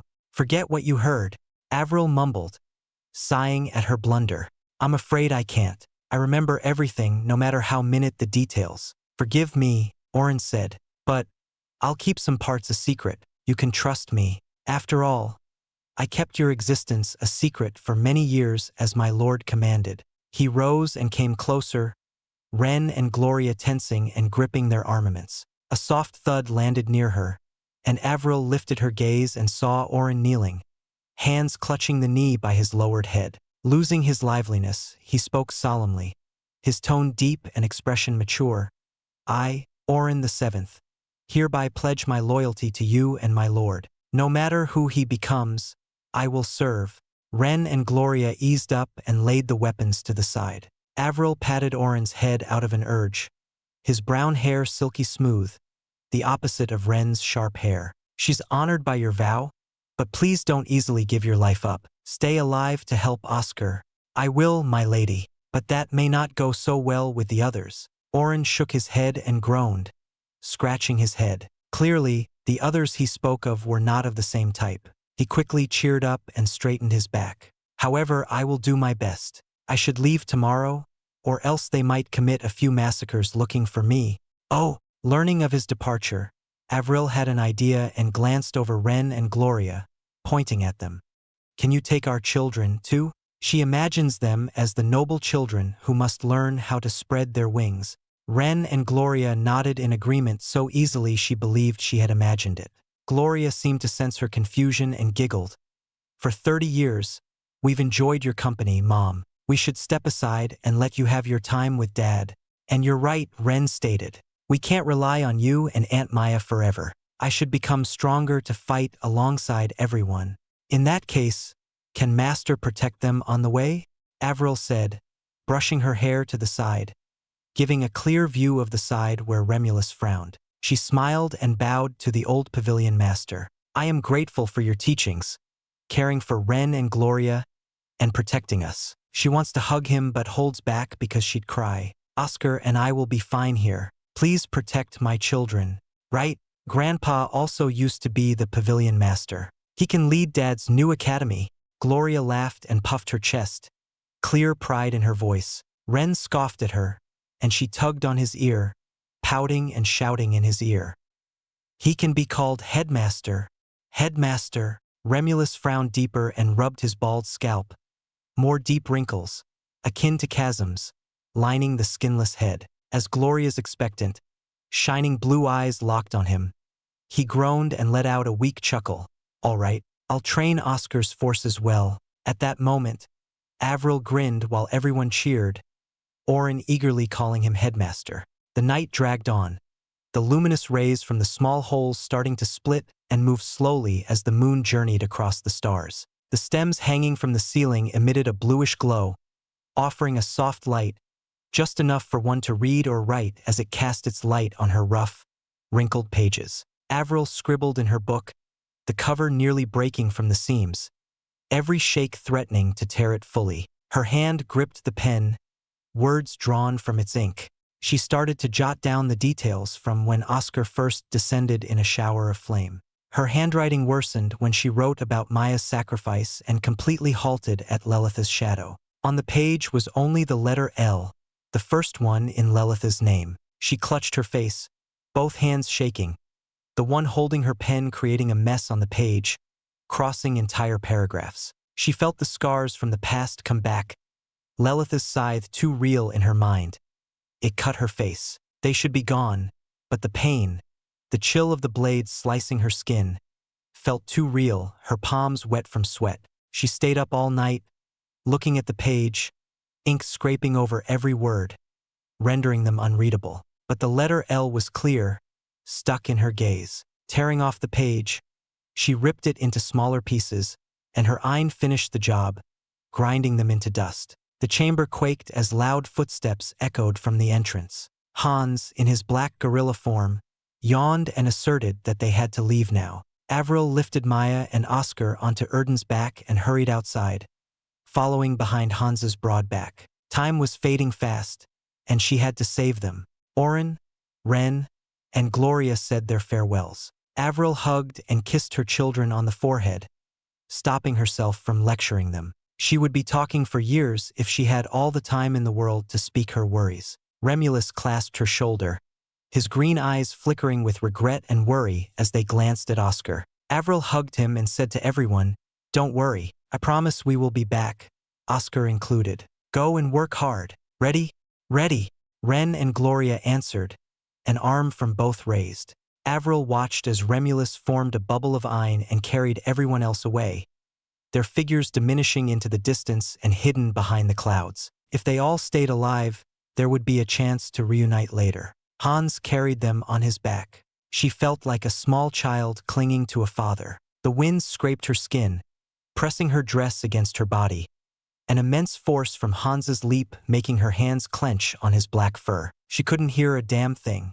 The azure forests blurred past, the world itself moving at incredible speed. Avril couldn't keep her eyes on a single object, the farthest tree already behind her. A visible curtain of rain and dark stormy clouds swept past, drenching her clothes and hair, and the rush of wind instantly dried them. Hans had handled Maya gently, so she was stumped at his crass flight while carrying for people. The expanse of night spread over the blue sky as stars wheeled over her head, streaking in beautiful lines. After a few days of this nauseating yet beautiful journey, the azure forest ended, and fire now?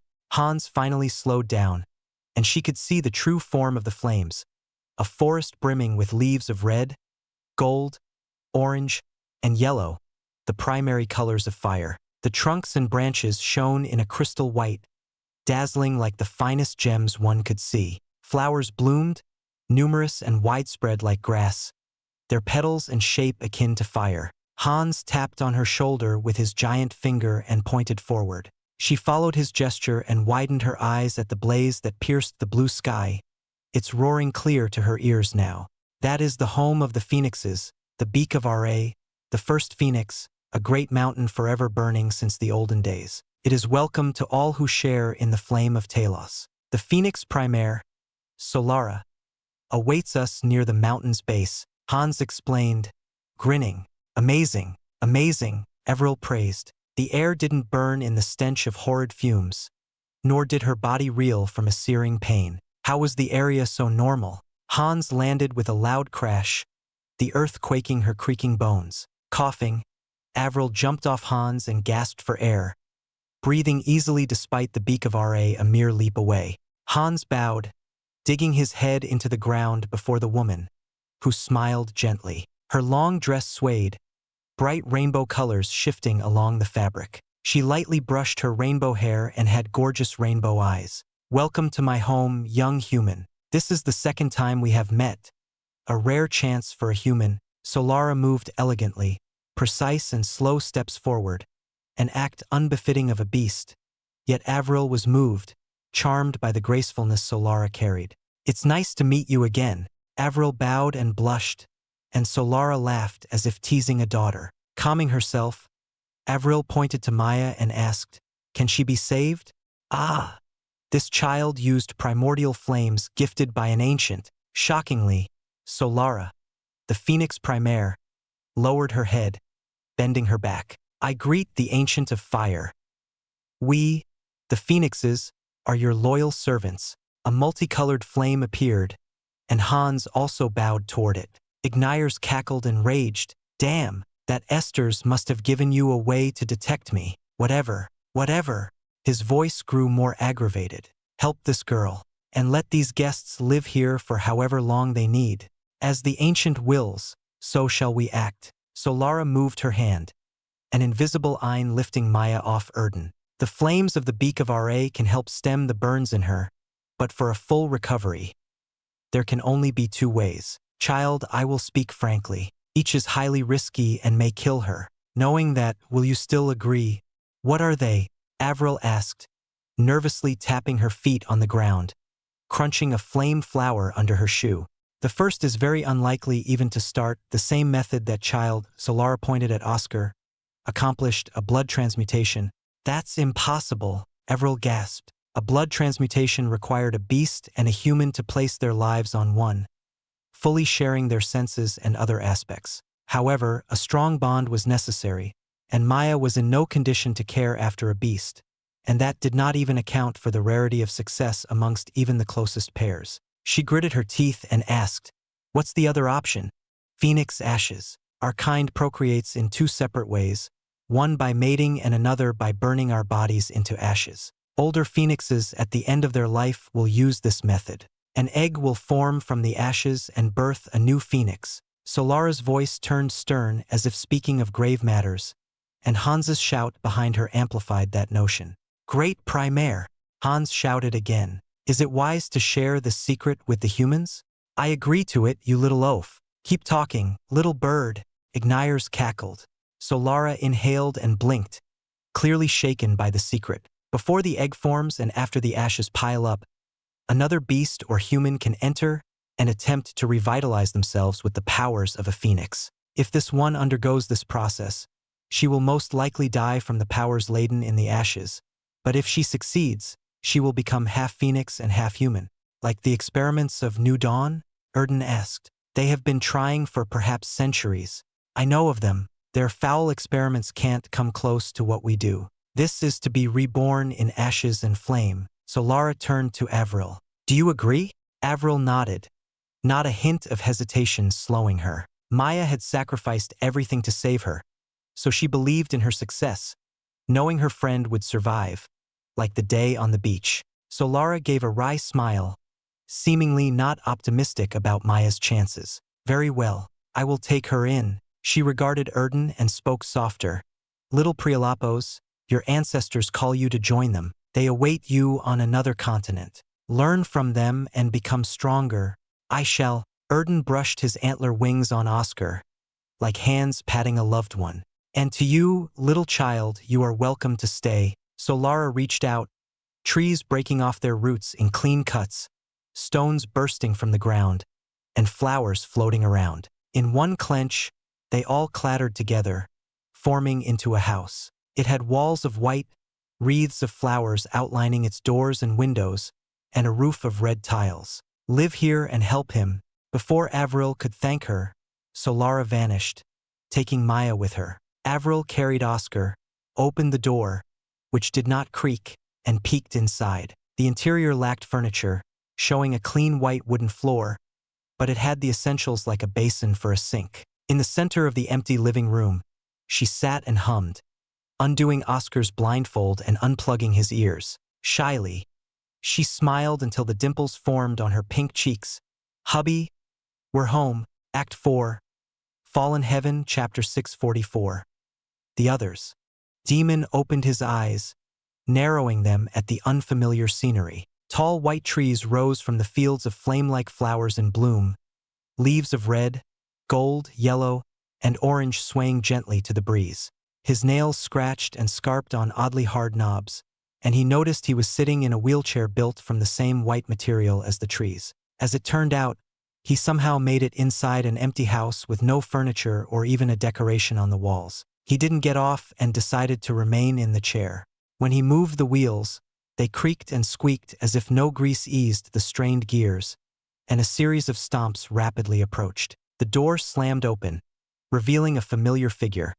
Indigo hair tied back with braids and bangs covering her forehead and golden eyes that first glimmered in what appeared to be hope, but dimmed in disappointment. It was Avril. She sighed, "Oh, it's Demon." She tries to hide her disappointment and fails, sighing heavily. "Disappointed? I am as well. I thought Oscar might finally wake up after meeting you, but he's not changed at all." Demon rose from his wheelchair and closed his eyes, Erden's memories flooding his head through their connection. Every image and every word spoken replayed, and he relived them. It went far better than he could have envisioned. He stretched his back, loud cracks in rapid succession, and stretched the rest of his body, dull after the battle. Good decision on sending them away. Oren's return and words may sway the rest to remain loyal, and Remulus will lead the new academy well. I'll have to keep quiet for a while. He'd have to be careful. His actions had garnered too much attention, Trigem Primaires breathing down his neck. The house met his criteria, being a place hidden where no humans could venture easily and protected by a Primaire loyal to Ignires. He sat back in the wheelchair, a fit of shoddy craftsmanship blaring in the wheels squeaking. Tapping his finger on the knob at the end of the armrest, Demon looked out the window in deep pondering. There was no glass in the window, and he could feel the breeze on his skin. However, he didn't know whether it was hot or cold, the long sleep numbing his senses. His gaze focused on the beak of Ra, the burning mountain. Two variables piqued his interest: Maya's presence and Oscar's madness. The enemy woman had somehow befriended Avril and nearly died for them, meaning as long as he held Avril close, Maya's powers would be his to use, assuming if she succeeded in her rebirth. Oscar's state is far more delicate than I assumed. To go in a frenzy like that, what if he takes over while I'm fighting? If I see something that sets him off? Clicking his tongue, Demon crossed his arms and shut his gaze, seeking answers in the dark. Something struck his head with a low thud, and a pained groan came from Avril. She clutched her hand and hissed in pain, her hand fragile as glass compared to his restrained head. "Can you return? Let Oscar out to heal." Avril faced him down, clearly irritated. "Stop keeping him in the darkness and let him see me. Don't worry, she's certain she will help him," and reaches out a pinky to promise. Her pinky finger stuck out between them, her smile filled with confidence. Was it a fool's hope, or did she know what to do? Whatever it was, Demon had already determined to leave it to her. He flicked away her gesture and retreated into the inner world, passing by Ignires, who said nothing. His steps rang clear and loud in the inner world, and the core hummed a low note. He kicked Oscar once, no reaction. Crouching down, he jabbed a finger into Oscar's chest and said, "The rest is on you. Like I said, there's no point in surviving if it's not you. Let me go." Crag roared, the ground caving in from his leap. Marcus caught up and struck Crag, slamming his scaled shoulder into the rampant lion's chest, the lungs squeezing out the last bits of air and choking the roars into gasps. His feet stabilized him like roots and held him to the ground. Crag dropped backward, crashing to the ground. Cracks spread in spiderweb-like patterns as his body was flung back 100 feet.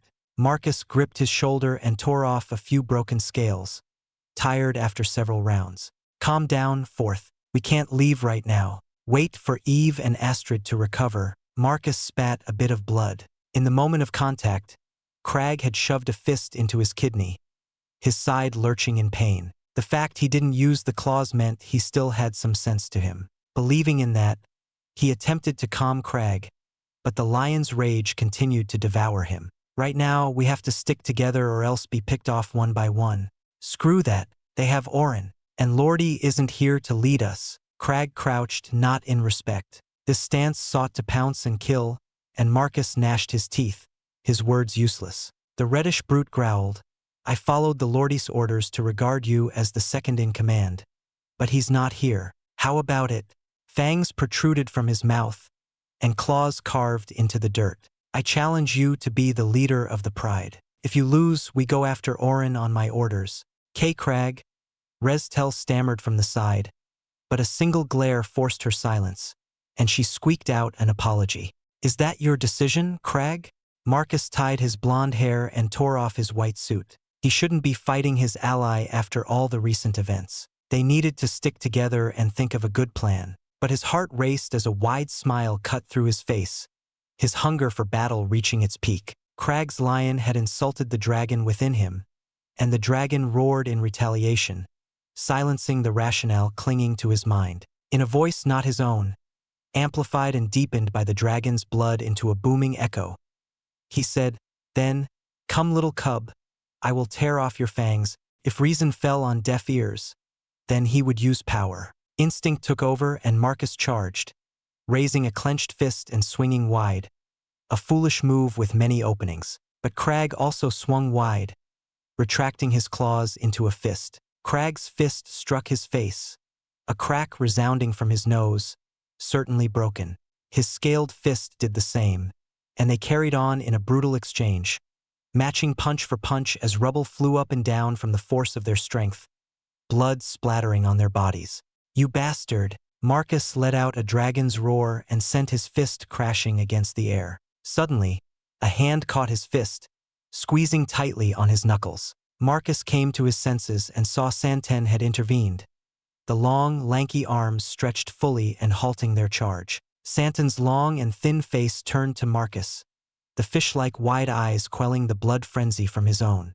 Yes, both of you are passionate and care for Orin. I can see that well. But fighting amongst ourselves will not help Orin, Eve, and Astrid. Santen let go and clapped his hands. I have no idea why, but I am calm. I believe it will be well. Calm? Of course you're calm, Crag growled, his claws protruding like blades drawn from a sheath. You're practically a dead man walking. Crag, Marcus scolded, mostly cursing at himself for failing as a leader.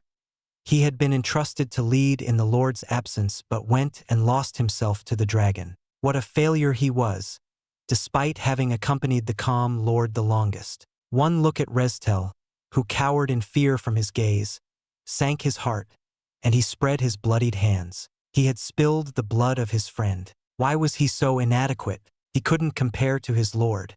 Something dove from above, clouds of dirt and dust rising from its descent. Everyone stopped and stared at the figure in the cloud, and when it settled, it pointed a spear at them, lightning crackling brightly along its shaft and spearhead. Half of its metallic head was caved in, several dents decorated the thick armor, and one of its arms dangled, attached by a string of bendy metal. One blue orb shone in the good half of its head, glowing in the visor. It spoke in a static, "Protect Eve and Astrid. Protect Eve and Astrid. Large Eints must be silenced.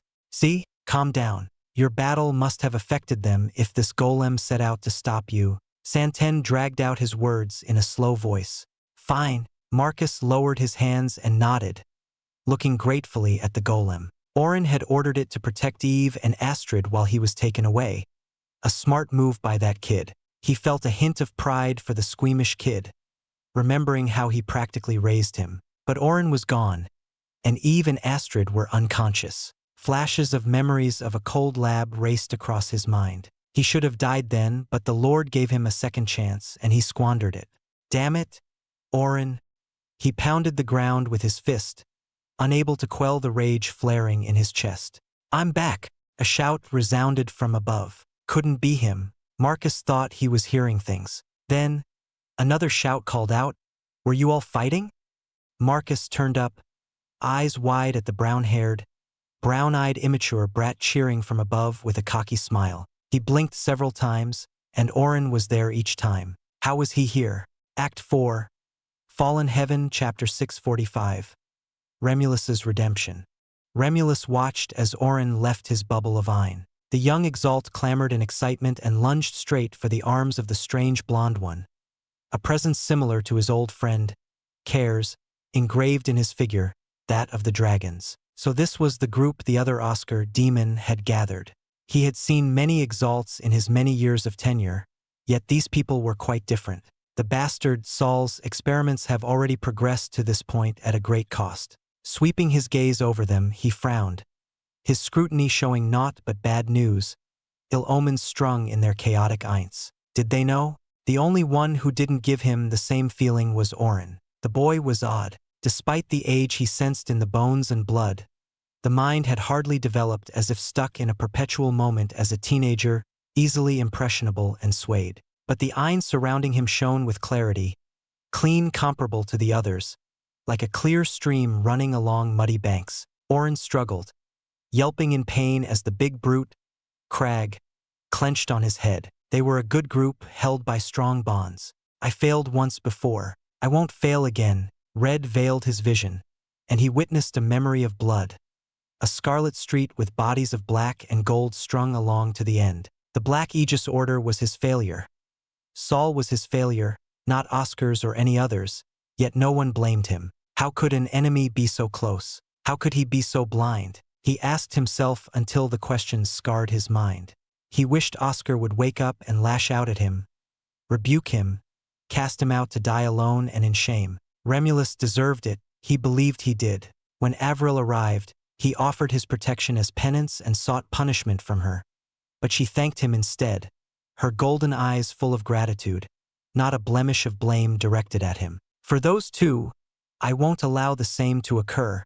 The bubble of Ein popped with a single thought, and Remulus dusted off his blue robes and adjusted his mask. Appearances and first impressions were the most important. Landing on the ground, he protected Ren and Gloria behind him, walking smoothly across the scarred land. Marcus and the others tensed up and unleashed their hostility, staring him down. Admirable that they should have already figured out the disparity in their power and still stood their ground, barking at Oren to run away. They're good companions. Remulus grinned under his mask.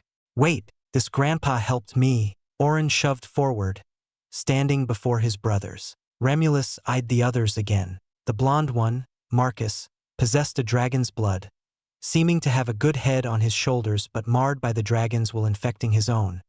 Hence that brutish display he witnessed from afar. The burly red-haired one, Crag, fully gave into the beast within, oddly synchronizing into a potent warrior, perhaps due to how well he and the lion meshed together. Remulus raised a brow, a rare crease of confusion scrunching. The tall, skinny one, Santen, was an enigma, and impossible to glean more from his figure. Coughing, Remulus rubbed the side of his ribcage, the injuries from Cerberus still afflicting him, searing agony akin to drowning in the fiery pits of volcanoes. A soft light warmed his back, coming from Gloria behind him. What a good child. He patted her head. A helmet overlapped before phasing over her head. A small one, a child's one, Draven's. Right, he failed then since the very start. Not anymore, he told himself. He vowed to protect his son's legacy, and since Oscar gathered these outcasts, he would do the same. Pardon me, Remulus approached slowly, their arms and legs positioned at the ready, still wary of him. I am Remulus Grant. In a way, I am the Grand Master of your lord. Questions you may have, but they can wait. First, let me see the wounded. Oren, is he truly what he says he is? Marcus said, his voice strong, carrying the tone of authority captains and leaders required. He is, and more. He has protected our lord along the way to the lands of Zereth. For years, he has protected the lady of our lord. I trust him. Oren beat his chest over his heart, a sign of certainty. Marcus lowered his guard, blue eyes still narrow and fixating on Remulus. After a glance at the other two, he nodded and said, Follow me. But dare to do any tricks, and the snail Primaire's wrath will be upon you. A good warning. I can see why he appointed you above the others. Remulus complimented, but Marcus brushed him off, stomped off, and led him to a large white tent. Behind the folds of the white curtains, the scent of burnt and rotten flesh filled his nose. Something crunched under his feet. Looking down, he noticed the thick layer of frost on the blades of grass, white as a sheet, the green blades hidden underneath. However, on the other half of the tent, the vibrant green foliage stuck out proudly, faint rustlings from the wind passing by their blades. Two women rested on the table. On the left, A woman in thick bandages groaned sporadically, her chest heaving up and down in deep, pained gasps. Marcus's face dropped and darkened as he swiftly went to her side, grasping her hand and tenderly covering her eyes. On the right, the other woman didn't breathe at all, her face pale and body still, as if she were a sculpture crafted from ice. Her bluish hair sprawled everywhere, glued frozen to the table. Elementals, Remulus mumbled, placing a hand on the one with the bandages. Eve. Rampant flames sprouted from her core, blazing in her veins. There was no anima, only the flame. The fierce heat melted the frost around her, keeping her side of the table dry. Too dry, the wood started to crack. Burns covered every inch of her skin, explaining the need for the bandages. He swirled the iron in his palm and released it, a single shining ripple coursing across her body. That should halt her pain for the moment. He turned his attention to the other. How interesting. The woman, Astrid, had no pulse, no heartbeat, and no spark in her brain. Yet her soul clung to the body, latching on like a child refusing to leave a mother's embrace. His eyes stretched into tendrils, coiling around her heart to massage it. A pulse now felt under the cold skin, cycling his eye in a perpetual spell to go on forever. He examined her core, also lacking in anima, replaced by pure iron of ice. Rather than being alive, they're closer to moving fire and walking snow. That makes their lives far more fragile. Remulus retrieved 3 vials, 1 half full and 2 empty. He tilted the contents of the one vial, carefully placing 2 drops in each empty one. Droplets of a grade 5 healing elixir. They will overwhelm a martial Exalt in full dosages, but a few droplets won't hurt, he explained to Marcus, who clenched his black dagger, the metal creaking loudly under his scaled grip. Water diluted the droplets, filling each vial to the brim. Before he could use them, Marcus swiped them and sipped, testing them. Good, aren't they? Amused by Marcus's stunned face, Remulus scratched his forehead, forgot he was wearing a mask, and scraped against the paint. Under Marcus's watchful gaze, he fed the elixirs to Eve and Astrid, their conditions improving. Eve stopped her pained groans, and some burns healed. Unlike Maya, she suffered burns by ordinary flames, not primordial ones, letting the elixirs do their work well. Astrid started to breathe, her skin still pale, but that seemed to be her normal appearance, according to Marcus. Now, shall we clear the room? They need all the rest, lest they wake up too early. Outside, Oren started a campfire, and they all sat around the warm flame. The young lad shared his story after his capture, his enthusiasm reaching its peak and face blushing upon retelling how Maya saved him. Did the boy awaken to love? Remulus held in a laugh, wondering how that former vixen might react. Oren completed his story, declaring his loyalty not just to the Lord, Oscar, but to the Lady Avril as well. So, to introduce them again, he is our Lord's Grand Master. Oren pointed at him, then to Ren and Gloria. They are our Lord's children, separated from him at a young age and left for their mother to raise alone. Then you are our young master and young miss. Please accept my bow. Marcus knelt and bowed his head. And mine. Santen followed suit, as did Crag and Restel. Interesting. I had thought the lot of you had been bound by the desire to take revenge. Remulus probed, no lies able to escape his discerning gaze. When I swore and drank from my cup, I chose to serve the man, not the cause. Whatever he decides, I will enact his will, Marcus answered, and Remulus sensed an iron will bound to each word. His oath was no lie. I like to be calm. Peace suits me best. And it was my lord who first brought that to me. For him I cast aside my wants. But truth be told, I am most calm next to him. Santen laughed strangely, a series of clicks rather than human laughter. I want revenge, but the best fighting is beside my lord. And I know that on the stage he will fight on. The new dawn will appear. Crag sneered. There is no need to leave.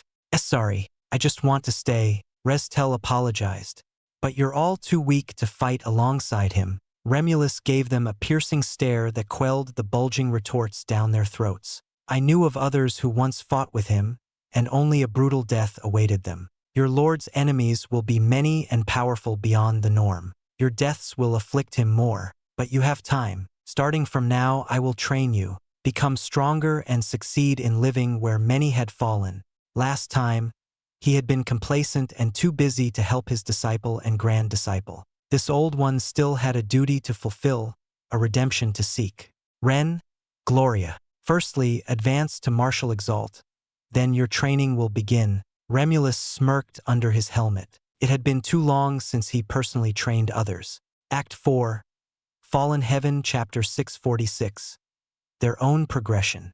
Avril hummed a simple tune, sometimes whistling as her foot tapped the hard white wood. Solara had crafted the house well, leaving a finely cut slab of hard stone for a stove above a gap meant for a fire to burn and cook any on top. Her pot boiled, the lid clattering and spinning about the tip as if dancing to her song. She raised the lid, her ears perking from the sudden rising sounds of bubbles breaking en masse. The pleasant, delectable scent of cheese and herbs forced her to swallow her saliva, her nose imprisoned by the overwhelming smell. After a short whisk, she lifted the wooden spoon, nodding at the drippings that hung from the edge. The soup was done. Taking the pot off the stone stove, Avril toasted some slices of hard bread, slathering some bits of butter to add flavor. They quickly cooked to a golden brown, and she plated the food on the table. 2 bowls of cheese soup and a plate of toast. Oscar always fondly described the taste of his mother's cheese soup and how much he wished to return and share a meal with his family. Avril turned to him, his figure resting on the wheelchair by the window, the fiery glow from the beak of RA and the 2 suns pouring onto him. She held the handles and pushed him softly, wheels squeaking louder than mice ever could. She had designed them to be loud on purpose. If Oscar should move of his own volition and will, indicating his recovery, the loud squeaking would not escape her attention. Regrettably, Demon woke up and set her off, hence her asking him to back down and rest for however long Oscar needed. The day seemed far away, though. After a series of squeaks and turns, Oscar made it to the table, unmoved by the smell of hot cheese soup. Avril kissed him on the crown of his head and sat beside him, putting on a cheery smile. I made your favorite. She doesn't know how it compares to your. She shut her mouth, held down by her hands, almost speaking of Oscar's mother. Speaking to Oscar felt like walking barefoot on glass. Any slip of the tongue potentially setting him off, and she didn't want him to harm himself. Was it like that when he cared for her? Avril admired his side profile, urged by deep gratitude and love, and pecked his cheek, her heart racing as her smile formed dimples on her pink cheeks. Thank you. Do I need to feed you? She holds up a spoon of cheese soup. Thankfully, his mouth acted independently, eating the spoonfuls of soup she tidaled to his lips, not spilling a drop. She sipped directly from her bowl, the hot soup rushing down her throat and warming her insides, a pleasurable cry of delight exiting with a mouthful of steam. It was good, but based on how Oscar described the taste of his mother's, she still had a long way to go. Spoon by spoon, drop by drop, she fed Oscar, wiping his mouth with a handkerchief once finished. Later, Avril took him over to another room, her eyes wide. Stone tiles lined up, bordering the large steaming pool of water, from which the clouds of steam covered the walls and floor in a vapor. The Phoenix Primaire had thought of everything for their accommodations. Delighted, she lifted Oscar, his tall body barely clinging to her thin arms, and laid him on a white bench. First, his shirt was tossed off, revealing the thin scar, her gaze quickly avoiding it. She glanced over his artificial right arm. How much had he suffered? She wondered. Was it the steam, or was it tears that trickled down her face? The metal arm came off with loud clicks, needles retracting from his nerves on the shoulder. He no longer needed it. Avril took out a vial of grade 5 healing elixir, gifted to her by Remulus and very precious. She diluted a drop in another vial and had Oscar drink it all, a short stub protruding from the right shoulder, the sprout of a new arm. Unlike an ear or a finger, the arm was too complex. She would feed him the entire vial if possible, but his injuries fared better if healed drop by drop. Well, we have all the time now. Unashamed, she undressed him and herself fully, dipping in the bath together. Avril felt lightheaded from the hot water, her skin blushing red as sweat and vapors glistened. Her braids came undone, her hair flowing freely. She sighed in relief, resting her head on Oscar. In all these years, decades of waiting, these moments were what Avril missed most. The idle time spent together. She scrubbed his body, wiped off the old blood, and washed his hair. Once dried, she dressed him in clean white robes, a matching pair for her own.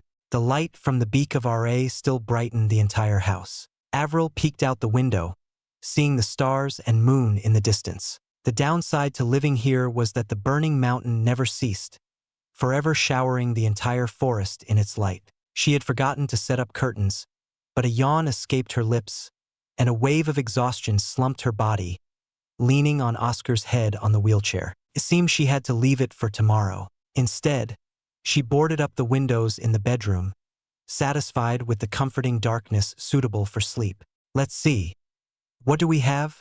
Avril searched through Oscar's space pocket and the dimensional cube that Erden left with her before leaving. She hadn't expected this amount of wealth, vast amounts of gold coins, materials for alchemy and forging, and grade 4 metal elemental elixirs. Curiously, other than the mass of books, 2 simple journals caught her eye. One had the signature of a man named Isaac, and her memory recalled the GOL, for Oscar mentioned multiple times. Putting that aside, she looked at the other, which had the signatures of a man named Draven and a woman named Tasha.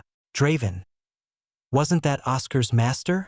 Avril flipped through the pages, careful not to let the torn ones fall out. She couldn't help but smile and read on. It detailed several recipes for amazing dishes, using other kinds of techniques Avril had never learned, not from the standard cookbook she learned from to cook for the children. All told, there were many recipes. Oscar did speak of the great feasts his master would reward him with, but she had forgotten until now. She didn't know this, Tasha, but she thanked her for these recipes. I guess tomorrow, I'll try cooking from this book.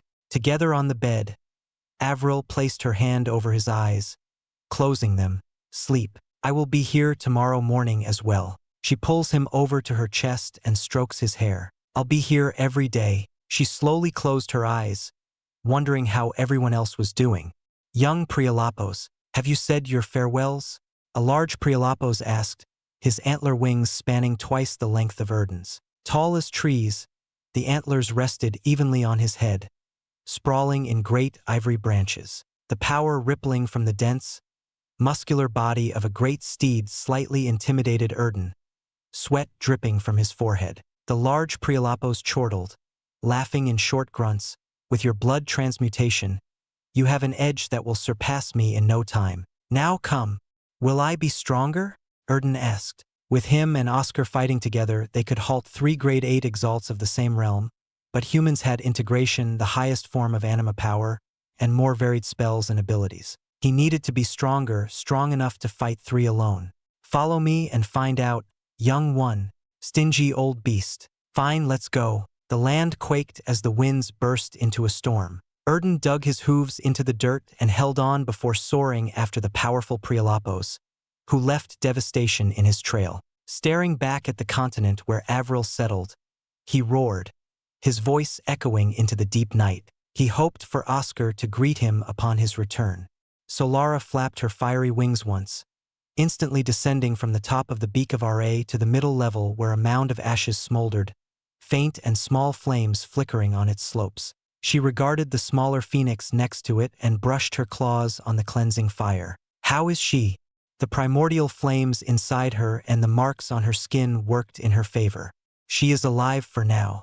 Time will tell if she will be reborn in flame. The phoenix spoke quickly. But my primaire, doing all this for a human is... I understand your doubts, but the ancient has spoken, and this one, while human, is still of the flame and has gained the ancient's favor. Solara towered over the phoenix, her beak lowering at him. I have been impudent. I will care for the human. The phoenix retracted his wings, folding them by his sides, and bowed. Damned monster, Marcus grunted, carrying a coffin on his back, attracting a ton of strange gazes. A few days ago, Remulus tasked him to take Eve and travel north to where his supposed old friend lived. He glanced back at the coffin, hearing Eve's soft breathing from within. Relieved, Marcus ignored the surrounding glares and strode down the wide path, passing through a busy marketplace. The crowd parted, creating a pathway down for him. It was late afternoon when the dinner rush usually occurred at places at these. Countless masses streamed forth from the streets. Whenever someone came close, about to touch the coffin, he gave them a piercing stare, their bodies halting like prey before the predator. He grew more irritated, cursing the old man for pushing him to travel here. He admitted his blood churned upon reaching this city, the dragon in him feeling pleased. Passing the 10 towers that pierced into the deep blue sky, Marcus stopped and gently put the coffin down. A burly man stomped over, the ground cracking under his sheer weight, golden armor clanking. The man's head hid behind a golden helmet, the artistic dragon's wings extending from the sides, and his chest depicted a great dragon's head. Sweat beaded down Marcus's neck, the power of a greater martial Exalt gripping his body, not letting him leave. He's even stronger than Hector and Helen. Marcus assessed the warrior. I am Vostolf Rudenberry, the head of the Drakiri. Why have you come here? Vostolf clenched his broadsword hung by the hip, his gauntlet creaking on the hilt. I am Marcus. I have come to meet with the Dragner ancestor, Cares. Marcus answered, clenching his dagger, ready to let the dragon take over. As Marcus reached into his pocket, Vostolf and the other guards slowly unsheathed their blades, some lowering their spears to point their ends at him. Tossing a badge that Vostolf caught, a grunt of shock resounding from the helmet, Marcus stated, Remulus Grant sent me. I have come for training. Act 4. Fallen Heaven, Chapter 647. To each their own. It was dawn. The boarded windows blocked light from peeking through, and even if they weren't, the flames from the beak of Ra burned eternally right by her doorsteps, overtaking the cycle of day and night. But Avril knew it was dawn, having woken up to Oscar's schedule for decades. Yawning, she cracked her eyes open, still dark, and her senses returned like a wave washing over her body from toe to head. She felt someone in her arms and peeked down, smiling at the soft bed of black hair by her neck. She wanted to watch. She wanted to remain in bed all day, smothering him in her embrace. Avril rubbed her chin softly on his head, the fresh smell of soap mixed with his natural scene lulling her deeper, beckoning her to return to sleep as her eyes slowly closed, intoxication easing her tense brows. But she shook her head and rose, lifting Oscar along with her. Her husband's eyelids trembled and slowly blinked, now awake in a sense. Her lips met his cheek, his reactions non-existent. Good morning. We have the entire day to ourselves. Avril leaped off and knocked off the boards, covering her hands from the sudden burst of warm light assaulting her pupils. The beak of Ra played its fiery tune, the great blaze not higher or lower than yesterday's. The flames almost resembled blades of gold, red, orange, and yellow grass, swaying in similar beats to the breeze. She sighed and glanced over the mountain of flame, past the ridges of fire around the middle level, frowning as she failed to spot where her friend had been taken. Maya should be fine in the Primaire's care, but she worried for her. By now, Maya was likely in the Phoenix ashes, out of her control to help. Snap out of it. Avril pinched herself, the skin red between her fingers, knocking off the worries from her mind. She turned to her main focus, Oscar, and smiled brightly. The wheelchair squeaked into the room with a wave of her hand. She rested Oscar on the wheelchair and patted his face with a wet towel she made from the water basin. Parched, she drank from a jug, licking her lips as the sweet taste of morning water satisfied her. Thinking of something sweeter, she stared at his lips and quickly turned away, blushing fiercely. After calming down, Avril tilted her head in contemplation. Let's see. She wonders what she should do today, tapping her chin. For now, you need some air. Humming as she pushed him onward, Avril turned around the kitchen table, opened the door, and was greeted by a great warm gale, her hair tickling her face. Light poured into the new gap, and she stepped outside and stopped, marveling at the unchanged scenery. The white crystal forests with the rustling leaves of flames, surrounded by blooming flowers that spewed pollen like embers. A scene forever captured in a single moment as the high noon never departed. Strangely, a freshly paved path, the kind one might find in a city, started from her door and stretched, forked and circled beyond. This network of paths didn't exist yesterday, certainly not before she slept. Avril knelt and knocked on the tiles of the road, surprised at the hardness of the stone. Remembering how Solara easily created the house from nowhere, she chalked it up to another one of her powers. Her gaze swept over the land, and upon closer scrutiny, she was stunned, shocked to the core. She had memorized the layout of the trees, the flowers, and the land, and she could say in confidence that, somehow, the land was split up, and the road filled in the new gaps. 2 trees should have been next to each other, their branches and shapes recalled from her memory, but now a road divided them. The awe-inspiring truth became clear. The land itself had been reshaped to suit the pathways for her and Oscar. She pushed Oscar forward, the wheels squeaking along the stone path, and glanced over to confirm, and indeed, no matter where she looked, the road cut between where 2 should have been together, pairs split apart. Near the first fork in the road, a bright, rainbow flame floated, bobbing up and down the air. "Do you like it?" Ignayers snickered, seemingly delighted. "Practically forced that young bird to do it. Is that all right?" Avril said, her voice trembling. "Bah! These lands had been far too boring for so long. It's time for a change, and you need to take Oscar around in that moving chair. If any beasts dare complain, let them say they're nonsense before the Ancient of Fire," Ignayers proclaimed, his flames crackling along his cackles of pride. "I am fire itself, and they cannot deny me." The flame floated closer, the rainbow embers by her ear, and Ignayers spoke, out of earshot of Oscar. "Your friend, Maya, is safe for now in the ashes. If she rises, she will be stronger than before. Do not worry for her. Now soothe him with your warm flames. Ah, they are warm indeed. Love is the best kindling, and its fires are never overwhelming but of the greatest warmth." The Ancient of Fire spun and flaked off its outer flames, becoming a small wisp of its former self. He entered and disappeared into Oscar's chest. No need to tell him that. Avril understood without anyone having to tell her. She picked a flower and brought it to her nose, a mellow scent ending with a small spice wafting and bringing a grin to her lips. Since she hadn't braided her hair yet, she stuck the flower into it and curved the stem, holding one side of her hair back. Tilting her head over to bring her face upside down to Oscar's sight, she pointed at the fiery flower in her indigo hair. "Does it look good?" She pouts, waiting for an answer, but no answer came, his eyes still gazing into the void. It mattered not. Avril joyfully pushed him along the left path, constantly speaking to him, never letting his ears have a dull moment. If needed, she would accompany him like this even to death. This she vowed many times. "You're a strange one." Remulus scratched his bald scalp, scanning over a document detailing the new academy's current resources, intake, and upkeep. His green eyes peeked at the tall, skinny man, Santen, who was brewing some tea, the long arms precise and swift despite how off they appeared. Those fish-like eyes showed no emotion, all hidden behind the dark, enlarged pupils. Finished, Santen poured out a tea for Remulus and himself. "I'm not sure what you mean. As the results of experiments, we are all strange." Santen's mouth clicked rapidly in his strange laughter.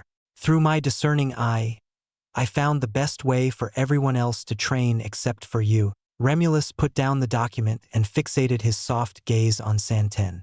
He had sent Marcus to Dragonheart to learn from the Dragnars, Eve to go into the Chamber of Fire unearthed during the war, Crag and Restel to an island where lightning streaked down from dense dark clouds, the land untouched by sunlight, Orin to hit the books again and learn every possible knowledge for his formations, Ren and Gloria to seclusion to prepare for their advancement, and Helen and Hector to stay with him and run the academy. Astrid was still unconscious, but he had plans for her. But Santen, Remulus was stumped for the first time in a long while when training in Exalt. He sipped from Santen's tea, perking up from the smooth taste. The lad's tea skills were at a high level. As the cup landed on the saucer with a loud, clear clank of porcelain, Remulus studied Santen again, and once more, he could not see through him. "What are you?" "Forgive me." "Can't say." Santen clasped his hands together as if in prayer. "Can't or won't?" Remulus raised a brow, catching the meaning in Santen's words. "Unless my lord orders me, I will not speak." His initial order for me to hold the silence of my true nature still stands unless he says otherwise. Santen didn't back down, Not even a bead of sweat or erratic pulse from rejecting his, a king Exalt's, inquiry. Remulus curled his lips and couldn't hold down his laughter. Well, out of the rest, I have an inkling you don't require any training to hone your powers. You've already mastered them, haven't you? The others are rough, their powers mostly unrefined, but you are complete. I am honored by your praise. Then, I will leave and enter seclusion. Santen bowed and departed. Quite alike, Remulus swirled the tea in his hand. The need to stay calm, the elegant manners, and the fierce loyalty all bore a resemblance to Draven. He gulped the tea and felt a strange presence. The slight swaying of the tense folds halted, and the world darkened to a gray hue. The grass, the white tent, the brown dirt, the tables, and all else. On the chair, a figure hidden under tattered black robes, a noticeable lump on the back, sat on the nearby chair. I greet the snail primare. For what reason does the esteemed one come to this humble tent? Remulus lowered his head, for against a primare, all he could do was bow. Underneath the dark hood, black lips formed a disgusting grin, rotting flesh akin to a leper's surrounding them. The snail primare, Carcodal, chuckled, his voice filled with phlegm and unsettling. Be not afraid, king of time. I have a stake in this land and the ones on it. I have placed the seed of a divine essence in the center. Soon, the volcano will rise and become a haven for this continent. Train them well. Hone the continent's experts. The boy will need an army for fallen heaven. For years I read of fallen heaven. I never imagined the great scouring would happen during my time. Remulus narrowed his gaze and frowned, recalling many faces back home, the ones who would undoubtedly be dragged into fallen heaven. Prepare them well, time Exalt. They will pave the way for the boy to reach where he needs to be. Carcodal sighed as if thousands of years were expressed in that one breath. The primare vanished, and the world resumed, the colors brightening back to normal. Perhaps he had been set on this path when he learned Reese. Worry not, my son. I won't let your legacy die. Remulus stood up and brushed the dust from his robes. With the divine essence, he had much work to do. Act 4, Fallen Heaven, Chapter 648. Hope rekindled. Days turned into weeks, and weeks flew by like a breeze as months rolled over into years. As usual, the forests bordering the Beak of Ra were still in full bloom, with no regard for the changing seasons or shifting weather. In the tranquility of the never-ending summer, Avril pushed Oscar on his wheelchair down the flat path, smooth and well-paved even after several years. A small thud reached her ears, and she halted, ending the constant squeaking of the wheels. Carefully, she stepped between the blossoming flowers and crouched, reaching out and grabbing a bright red fruit. Several more fruits dropped, one hitting her head, but she didn't mind. For them to fall now meant they had reached the best ripeness, and she wiped the slight drool leaking from her lips, already imagining the various dishes she could make with these fruits. Hastily, she collected them into a basket and tiptoed back to her beloved, placing the basket on his lap. She settled back behind him, her hands gripping the handles, the warm summer air raising her already delighted mood. Look at all the fruits. I'll bake you a pie after lunch. She pushes him forward, skipping along the path. The trees want them to eat well today. Avril beamed a wide smile, hurrying back home. She reached the door and wheeled Oscar inside to sit by the table. Her hand brushed aside his long bangs. I'll have to cut them again. Hair grows too fast. She twirled and peered at the ends of her long indigo hair, almost reaching the floor. The large pot on the stove boiled, steam hissing in great droves from the constantly clattering lid. Avril had left the stew to boil overnight, finally finishing at the perfect time for lunch. Famished, she poured 2 great bowls of the hearty potato stew, slightly red from the tomatoes that had been delivered, her stomach growling. Avril paced back and forth between the table and the kitchen, lining up the spoons and napkins and placing the bowls on their seats. For Oscar, specifically, she roasted a steak, holding her nose from the displeasing scent. Something knocked on the window glass, ones she had put up years ago with blinds to hide away from the eternal light. It tapped again as she brought her spoon down. Leaving Oscar on the table, she opened the window and saw a small bird. Well, not a bird, but a golem. Gears rotated at its joints, a blue glow expelled from its glass eyes, and its metallic talons plinked on the window sill, scraping sparks from its razor-sharp wings. It chirped from its mechanical throat and flew upward, a pouch dangling from its neck. "Thank you." Avril petted the golem's tiny head, and it reacted like a bird would, cooing in joy. She opened the pouch and took out the space pocket, seeing the supplies of ingredients and other necessities, along with a letter. It came from Gloria and Ren, judging from one handwriting having curls at its ends and the other being straight and uniform. It detailed their progress, still trying to advance to the martial Exalt realm, and the happenings in the new academy, now given a name, the Haven Academy. Master is amazing as always. She held Remulus's organizational skills in high regard. Part of her success as a former branch head was owed to his teachings on documentation and distribution of resources. To appease the various factions on the lunate continent who paid tribute, Remulus granted them guaranteed spots in this year of the Academy and all subsequent years to come. Naturally, to learn under a great power with a divine essence and a king Exalt was attractive. Gloria wrote about how they changed their stances, fawning over them and happily giving the tributes. Ren wrote about how many suitors had come for him and Gloria but wrote he'd wait for her and Oscar to return before any drastic decisions. "Who dares covet my children?" Avril dropped the paper before her hand could clench and ruin it. She felt conflicted. While she knew the day would come someday, reading and hearing about the potential of it happening very soon was still alien to her. Those two little children had somehow grown up so much already. The golem cooed and nudged its beak on her chin. She regathered herself and chuckled weakly, beckoning the bird to come inside. Her reply would have to wait until after lunch.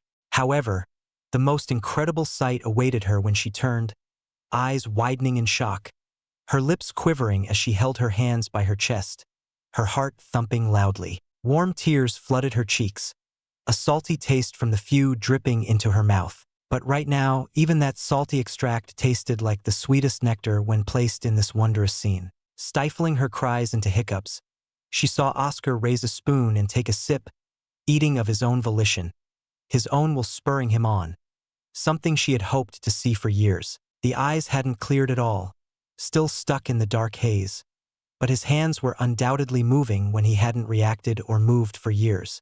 Oscar! Avril felt joy, the sheer delight electrifying her senses like being struck by lightning. She wrapped her arms around his neck, burying her tears into his head, not minding the stew spilling on her sleeve. Somewhere in there he lived. Somewhere in those dark pupils, his light rekindled. Throughout the night, in every quiet moment alone, nightmares and worries haunted her, whispering in their vile tongues that her efforts were pointless, never to bear fruit, that Oscar would forever be lost. But she found hope at last, sweet, liberating hope. "I won't give up on you. Never will." Avril let go of him and watched, entranced by Oscar eating by his own will. Resting her chin on her hands, she let out a blissful sigh as if she could watch him all day. The steak was untouched, so she lent her aid, cutting the steak up, holding in her gags, and jabbing a piece with a fork. Surprisingly and heartwarmingly, Oscar reacted and leaned forward to bite down on the piece. Normally, she had to force it into his lips for him. He was changing, her expectations soaring. Wiping her tears off with her sleeve, she grimaced, realizing she had just used the sleeve drenched in stew, her face now covered in it. "Don't laugh." Avril pouted at Oscar, imagining him laughing at her expense. Was it a hallucination or a reality? She couldn't say for certain, but she believed the tips of his lips curled an infinitesimal tweak upward. After lunch, she baked him a pie from the fruits, which he ate by himself, another gratifying sight. As the clock showed night approaching, Avril gave him dinner, enjoyed another pleasing scene of him eating, and washed him up in the bath. At night, she read gleefully from a book, turning the pages to the blazing light. When she brought a page to Oscar, his lips moved as if mumbling in silence but trying nonetheless, and that was good enough for her. The light faded as she pulled down the blinds. On the bed, she embraced Oscar strongly, his breathing, once low and cold, now heavy and warm on her chest. Underneath the blankets, they stuck to one another, their lungs in sync, their hearts as one breath, one beat. Perhaps the day might be soon. Avril giggled her way to sleep, the worries and nightmares no longer creasing her brow as she enjoyed the most comfortable sleep in a long while. Darkness overwhelmed him, like drowning deeper into a bottomless pit in the ocean. He fell endlessly into the black fathoms. Not a single light glimmered in the darkness, yet he could see far in all directions. But he found no point in opening his eyes since all he could see was darkness. How long had he been delving deeper into this ocean? He had no idea. Who was he? Where was he? Why was he here? The questions droned on until he found them tiresome, wiping them from his mind and falling deeper into the comforting depths. It felt like the endless waves of time crashed over him. Ages gone by, eons passing. All he knew was this place, and he had no reason to leave. However, something new occurred.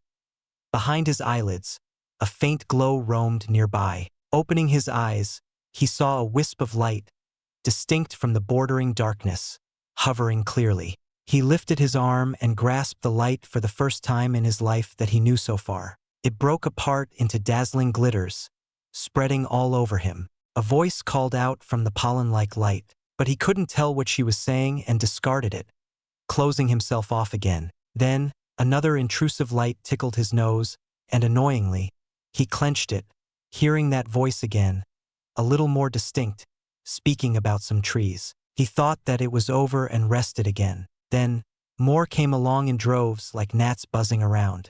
"Stop it," he groaned. "Leave me alone." They refused and clung to him. More of the same voice, oddly soothing, whispering to him with great endearment. Why did she speak to him so often? Why did she seem to care for him so much?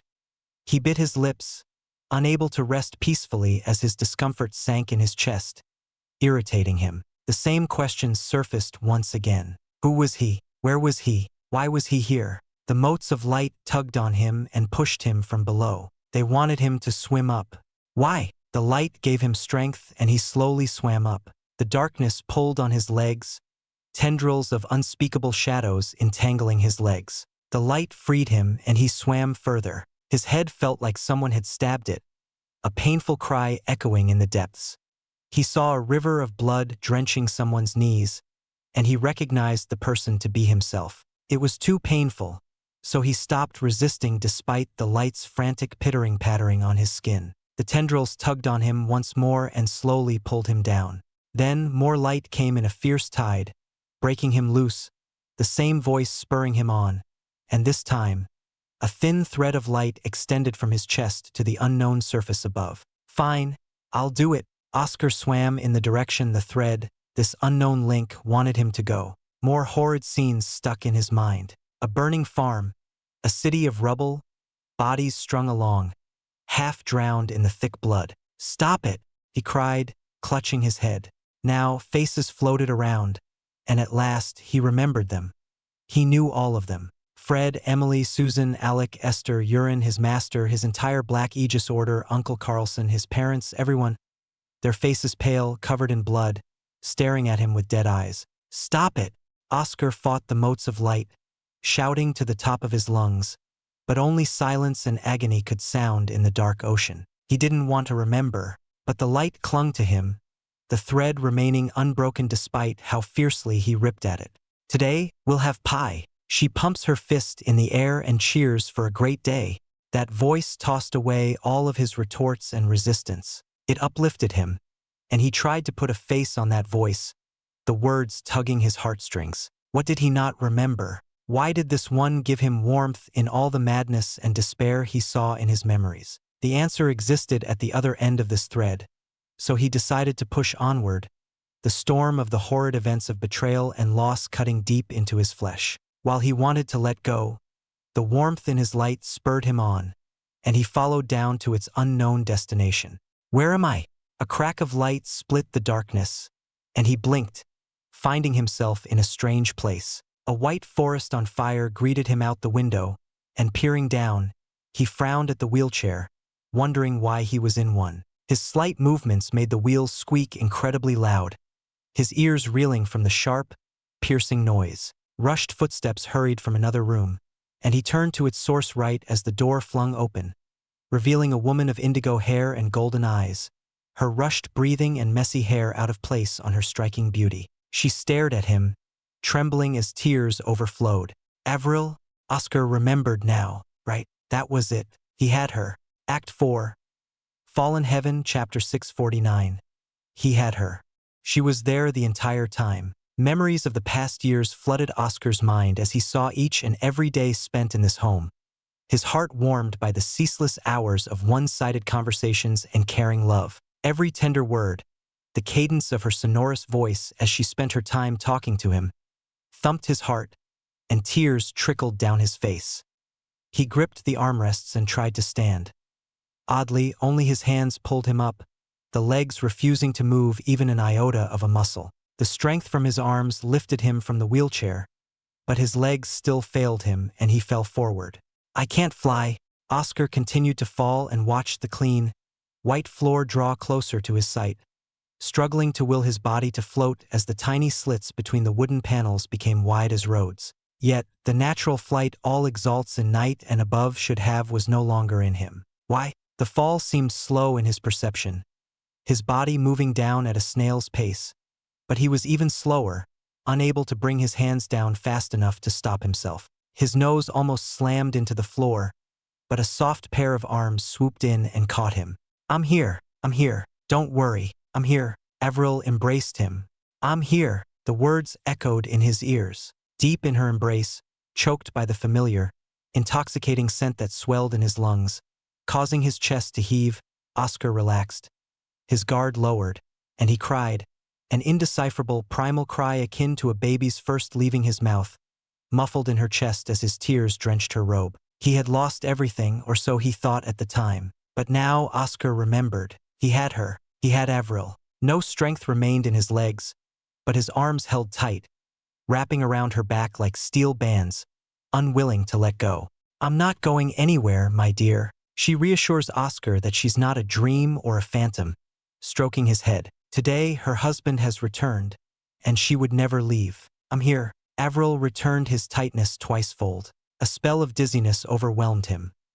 The relief from her words, the softness of her embrace, and the warm beating of her heart in his ears drained his power and lulled his eyes to weaken. She started to hum softly, and he couldn't resist anymore, overtaken by deep sleep. Still, his arms clung on, shaking in fear that she might be gone the moment they let go. When Oscar woke up, he couldn't see anything, only a sheet of white stretching in his gaze. Upon closer inspection, as his senses regained their acuity like rust scraped off fine metal, he realized he was still in Avril's hold, his head buried in her tender embrace, the white being part of her robes. Her hand ran over his head in a smooth, slow caress, repeating in a steady motion back and forth. Parched, he coughed, and her body shuffled downward. A pair of golden eyes, the most dazzling in the world, stared into him. Avril didn't say anything, smiling and bringing her face closer. Before he could say a word, he felt her soft lips on his.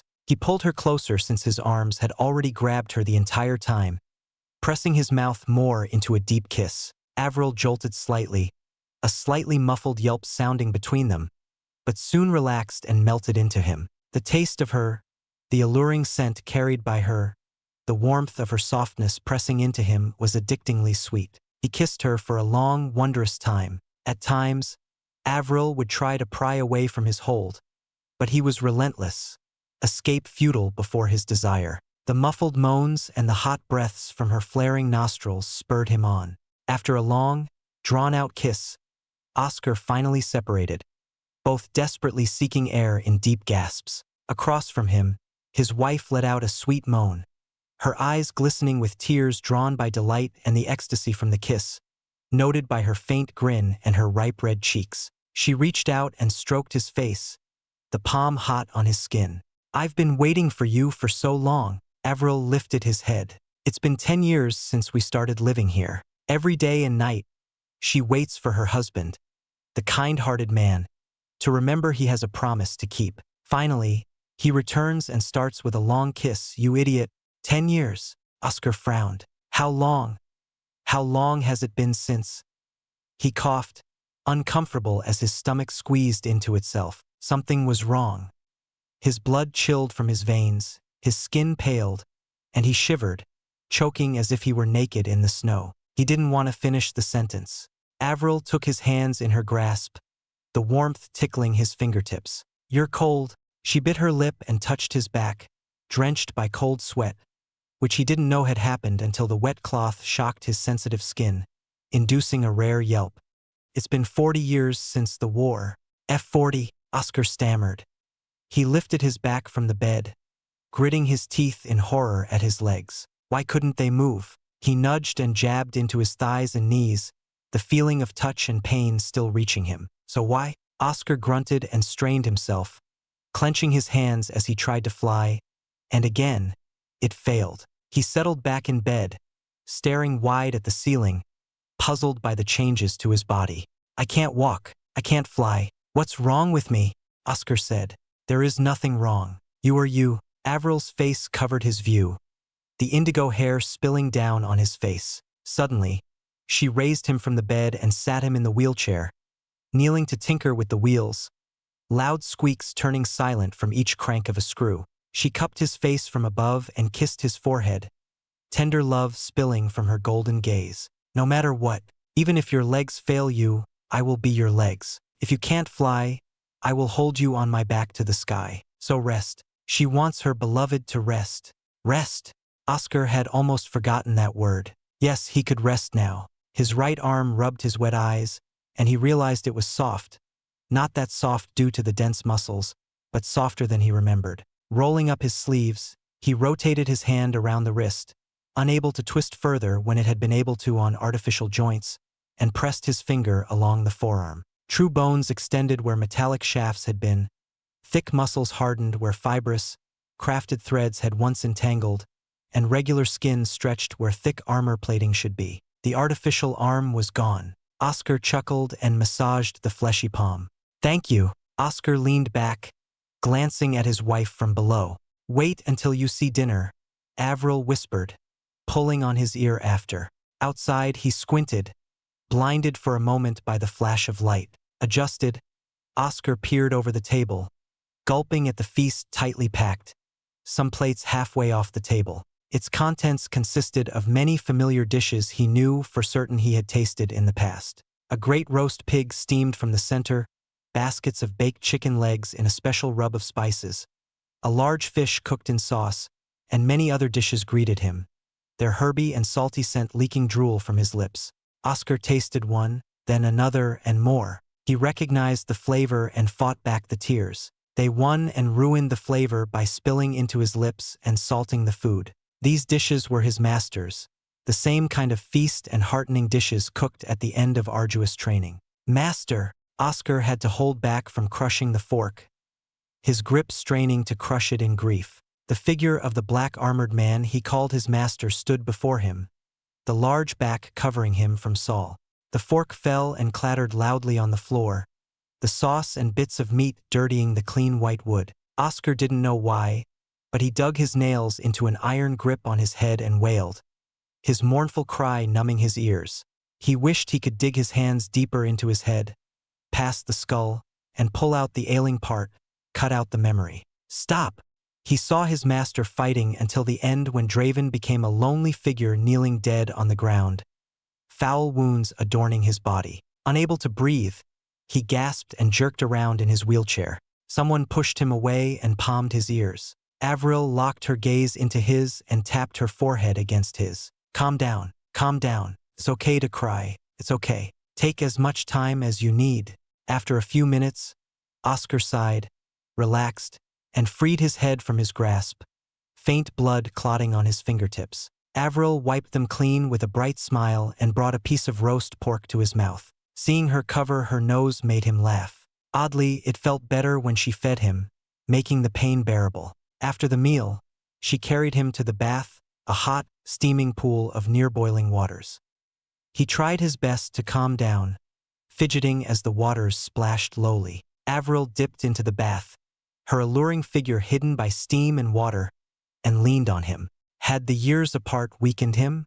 He wasn't this embarrassed when they first got married, and he had 10 years' worth of memories, every day spent in the bath with her. Yet, His mind went blank when she dipped her head in the pool and rose, the water trickling down her indigo hair and the heat flushing her shoulders red, looking appetizing to bite like an apple. Once they finished with the bath, Avril had to dry him off and dress him, which was quite embarrassing for him. Oscar entered the room and was helped by Avril onto the bed. Suddenly, she toppled over him, his heart racing as she sat on his stomach. Avril pecked him on the lips slightly, pulling away before he could entrap her in another long session. Tucking back her hair, she glanced down at him, her golden eyes gleaming with desire. "I can't move," Oscar reminded her of his legs. "I know," Avril traced her finger on his chin, "but I can. Relax and let me." She drew closer and deepened her kiss as if she had been waiting for this moment for many years. The next few hours were of indescribable pleasure, his beloved wife taking the initiative in ways he could never have dreamed. She never averted her golden gaze, sometimes misty from delight, sometimes shuddering in exertion, and often unfocused from pleasure. "I love you," Avril said in his embrace, her face charmed and red. Her breathing was rushed and ragged, still tired. "I do as well," Oscar smiled. "How have you spent your 40 years? Huh? Don't you know from Demon's memories?" Avril cuddled closer. "He's quite silent and ignoring me right now, and I don't want to see what he's been up to so far." Oscar yawned, feeling sleepy. Avril giggled. "I'll tell you tomorrow. Sleep for now. It's a long story, and she wants to share everything she wrote down." "All right," Oscar chuckled and yawned again, sleep darkening his gaze, and the last thing he saw was her smile, matched by the dimples and golden glee. "I'll talk to you tomorrow." Act 4, Fallen Heaven, Chapter 650. What I Want. Avril was very happy. She shuffled in the bed, dreaming in blissful peace. Despite being asleep, she knew her arms held onto Oscar and counted the beating of his heart as her head rested on his chest. His soft breathing rose and fell in a hypnotizing rhythm. She exhaled when he inhaled and inhaled when he exhaled, matching his pace in a soothing harmony. Happiness, joy, comfort. She had it all in her arms. When she couldn't find her sister or mother, the traces long gone even after her best efforts to follow them, she felt the world nearly crumbling around her. She had hoped to find comfort in Oscar and headed north, only to find out he had lost everything and disappeared. Now he was back in her arms, her one true solace. After 40 years, finally, she could feel the warmth, once replaced by a gaping, cold void, now firmly rooted in him. Suddenly, amid her dreams, Oscar jolted as if struck by lightning, and a forceful push threw her aside, nearly throwing her off the bed. Tossed in the air, Avril floated and tightened her loose robes, beholding a frightening sight. Oscar was digging into his chest, blood spreading from where his fingers pierced the skin, dyeing the robe and sheets red. Avril panicked and swooped down, lashing out a vine, wrapping and pulling on his wrist with one hand as she tried to calm him with the other, stroking his forehead. "Oscar!" Her call fell on deaf ears. Oscar flailed like a wild beast, breaking her vine with a loud snap. She noticed her cheeks losing their color and gaining a deep bluish hue, the onset of dying from asphyxiation. He made no sound, unable to muster a strained grunt past his clenched throat. The bed creaked loudly until one of the boards cracked, sinking the mattress in the center. Avril bit her nails, crying, helpless, as she watched her husband in pain. An idea fell on her head, and she burst across the room and yanked the drawer, some of its contents clattering out. She fished around the greater space pocket and retrieved several vials of elixirs, mostly relaxants, sleeping agents, and others for ailments of the mind. This better work. Oscar already dug his fingers halfway in. His flailing made her efforts difficult as she tried to pin him down, like taming a wild horse. She sent forth her vines, entangling his limbs in several layers. Her time was limited as the vines creaked, struggling to contain Oscar's power. Grasping his mouth, Avril hesitated and decided to pour one vial, and sure enough, the elixir burst from his throat, rejected and blocked. "Damn it!"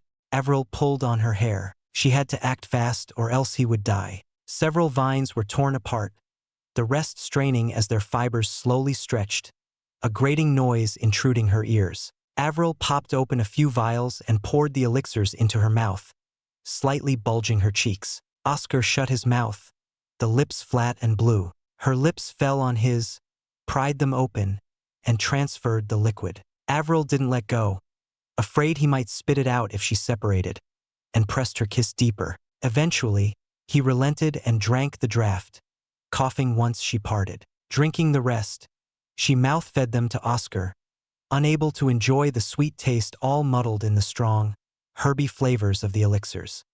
He seemed to have calmed down and returned to sleep, snoring softly, a sign that his breathing was normal. Avril stroked his face, the blue tinge receding from her warm palms, and heaved a sigh of relief, glancing at the blood on her robes, Oscar's blood. A haze veiled her vision, presumably from the elixirs, some leaking into her despite her best efforts. Rousing her eye to fight off the lingering effects, Avril regained her senses and took Oscar away for a late bath.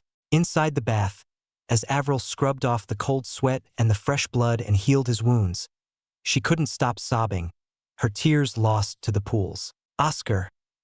I'm sorry, only apologies spilled from her spluttering voice. She was exhausted, unable to handle more of what she saw, and how many more would occur. Would he suffer like this nearly every night? The bath failed to clean the distinct tear stains that streaked down her eyes. She redressed Oscar in fresh clothes and settled him on the bed. Sleep was not an option. Avril watched over him, holding elixirs at the ready. The morning suns, or rather, the constant light of the beak of Ra, blessed the entire house, not a spot or corner spared from its radiance. It should have been a good day full of peace and laughter. Unfortunately, it wasn't. Oscar lowered his head, ashamed and unwilling to meet Avril's gaze. She had told him about last night and how he nearly killed himself. He told himself he would not let the past linger here, not let it affect this life spent with her. Yet, the losses and the pain chained him, and now she suffered by his hands. He lifted his trembling hands, the sinful hands that had struck her. Avril, I don't want to fight. He spoke truly. I fought, I killed, I tortured. I did it all, and all I have, his arms gestured at his pathetic state, is what I am now. I hit you. It was an accident. You had no con. Avril reached out to grab his hands, but he avoided her. I hit you. Me. Oscar chuckled weakly. He might have broken out into hysterical laughter if not for his sore throat. I insulted you, my wife, my partner. What if one day I lose control and He couldn't finish the last words. What if he killed her in his confusion? The thought shuddered down his spine, a chill freezing his nerves. He didn't want to imagine it, but his actions yesterday clearly showed him he was more than capable of it. You won't. Avril slapped him, his head reeling to the side. Her voice trembled as water gathered in her eyes. She can't believe her husband thinks he will do it. Past the long years and impossible odds, her husband reunited with her. A stroke of fate. She will never let him leave. She gripped his hands, not letting go. He turned and faced her. Avril said, years ago when you held me when I suffered, I hurt you. I hurt you, my husband, my love. But did you leave me? No, you endured. She can endure as well. But Oscar went silent. His fear came from the power in his body. While he suffered some injuries from her outbursts, he never feared she might kill him, but now a real chance existed in which he could kill her. And Avril interrupted before he could continue. If it does get dangerous, Demon will take over. Yesterday, the lonely ego refused to show himself and stop Oscar. But she believes he will come out before it's too late. Right, Demon?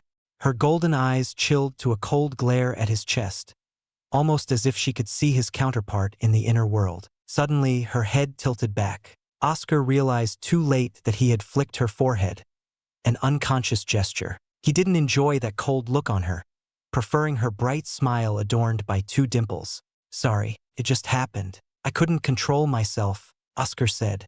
See, if you don't want me to be so harsh, then stay with me. Avril giggled, rubbing her reddened forehead, the fluttering of her bangs showing a faded scar. She leaned forward, noses an inch apart, and smiled brightly.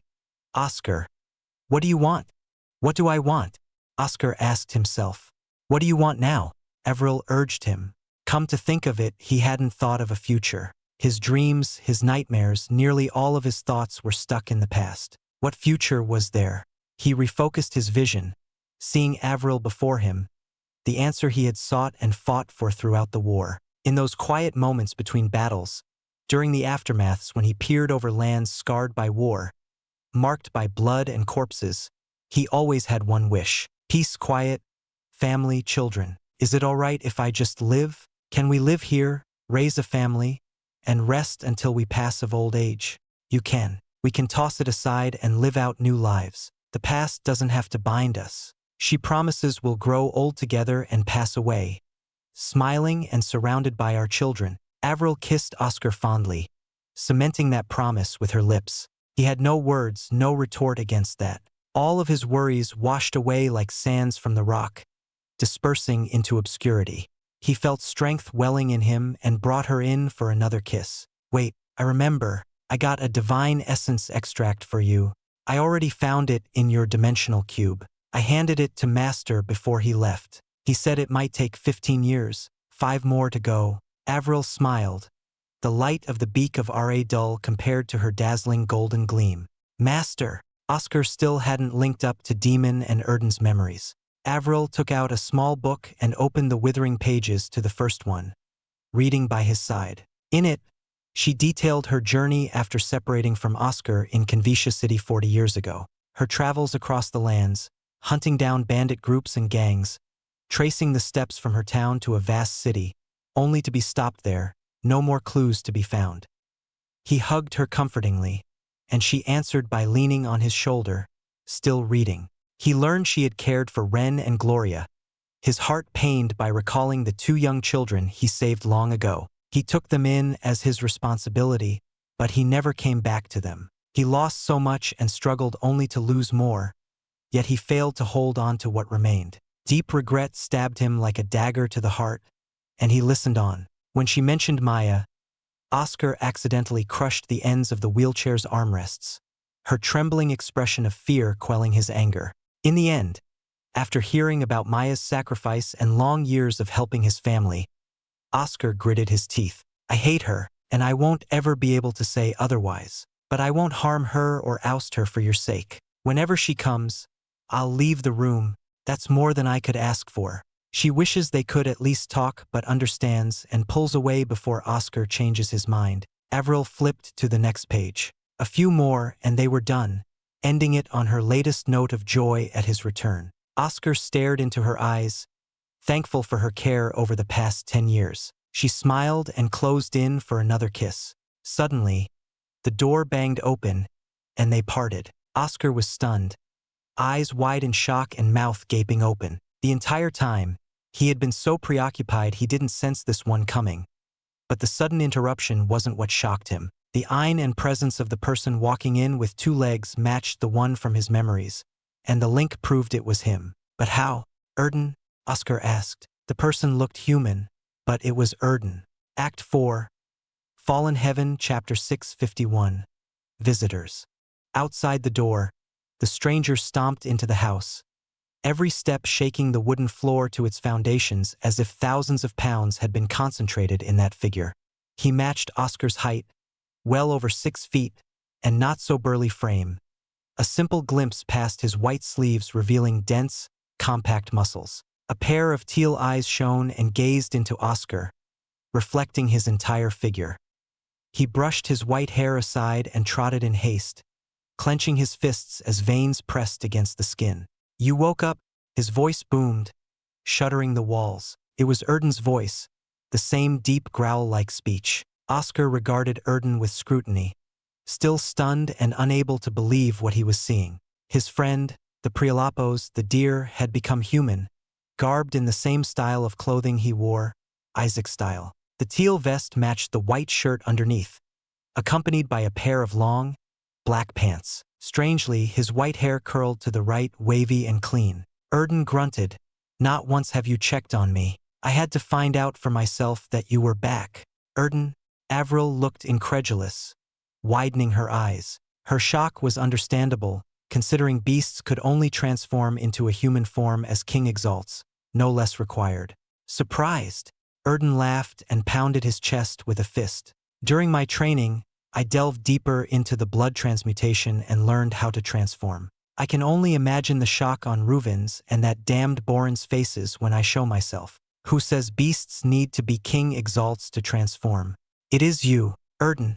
Avril rushed over, opened her arms wide, and dove onto Erden, embracing him. After so long, the trio is finally reunited. She wonders why Erden never contacted her for 10 years. She scowled and pulled on his ear. Blame that old Prialapos. He locked me in training the entire time. I surprised him by revealing my human form, and he agreed to set me free for a visit, Erden said. Oscar stared at Erden for a few more seconds, blinking several times.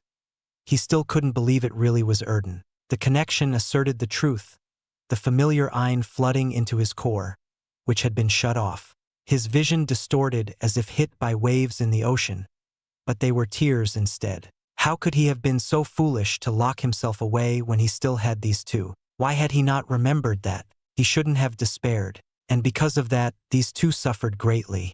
Hey, old friend, why are you crying? Erden knelt before him, sounding softer than earlier. I understand. There's no need for words between us, but I will say none of it was your fault. The pain you endured, I could never endure. I don't blame you for leaving me with that wretch for 30 years. Erden grinned widely, an immature, childish expression on that tall frame. Don't worry, I'll come by when I'm done training, and we can travel again. Together, we'll stamp out any who cause any trouble. Avril frowned and said, Erden, Oscar, he doesn't want. I don't want to fight anymore. Oscar cut in with a sigh, fully exhausted and finished. I'm done. Erden sat on the floor and chuckled, his gentle laughter filling the room. Then what now? Will you relinquish the new academy? Cast aside the others who swore loyalty to you? Revenge? What's the point? I don't know what you and Demon have done over the decades, but was there any point? Tell me, what was the point in returning home to find my parents dead and see my friends die in my arms? The Empire still lives, but it is no longer home. Oscar shook his head, deciding not to think about them more, the mere thought aching his mind. They haunted his dreams, and he could not let them linger in his waking moments, lest Avril have to calm him in the day forcibly, and she's dealt with enough of his problems for 10 years. I see. Erden rose and harshly rustled Oscar's hair, rough yet oddly warm and enlivening. I'm sorry, old friend, your life is my own. It's selfish and cruel, but I do not see the appeal in living for more years. Why drag it out further? I only want to live in peace. Oscar gritted his teeth, fearing Erden may rebuke him and be angered by his words. After all, their lives were one. If he died, Erden died, and the reverse held true. He sighed as the breeze scattered over him, warm and hot, yet he felt cold. Regret was not enough to describe his offense against Erden, denying his friend the right to live long and proud as a King Exalt and potentially a Primaire, since he would waste away the rest of his years as a Martial Exalt. I'm sorry for being the bastard I am. We are one. That has rung true ever since our days in Ashen Grove. I understand if you wish to put down your shield and rest. Erden released Oscar from his coarse grip and smiled. Well, do you have a room for me? We still have over 200 years as Martial Exalts. We can enjoy the rest of our lives in peace. He suddenly frowned and shoved a finger in his ear, clacking his teeth in increasing irritation. I understand. Is everything okay? Avril tilted her head in confusion and asked gently. No, somehow the old beast can reach me from there. He says I need to return now. Erden scowled, more expressive in his human form. He hugged Avril and nodded to Oscar. No matter your choice, I am on your side and will never leave. We had sworn this when we shared our blood, and the blood shall not be denied. I hope I can see some fawns around when I return. He winked at both of them. Oscar found it in him to laugh, uplifted by Erden's consent and blessings. He understood his friend meant his and Avril's children, and she seemed to know as well, blushing fiercely yet staring at him with a feverish gaze. Like a passing storm, Erden came and left quickly, leaving the door wide open as it clattered on the wall.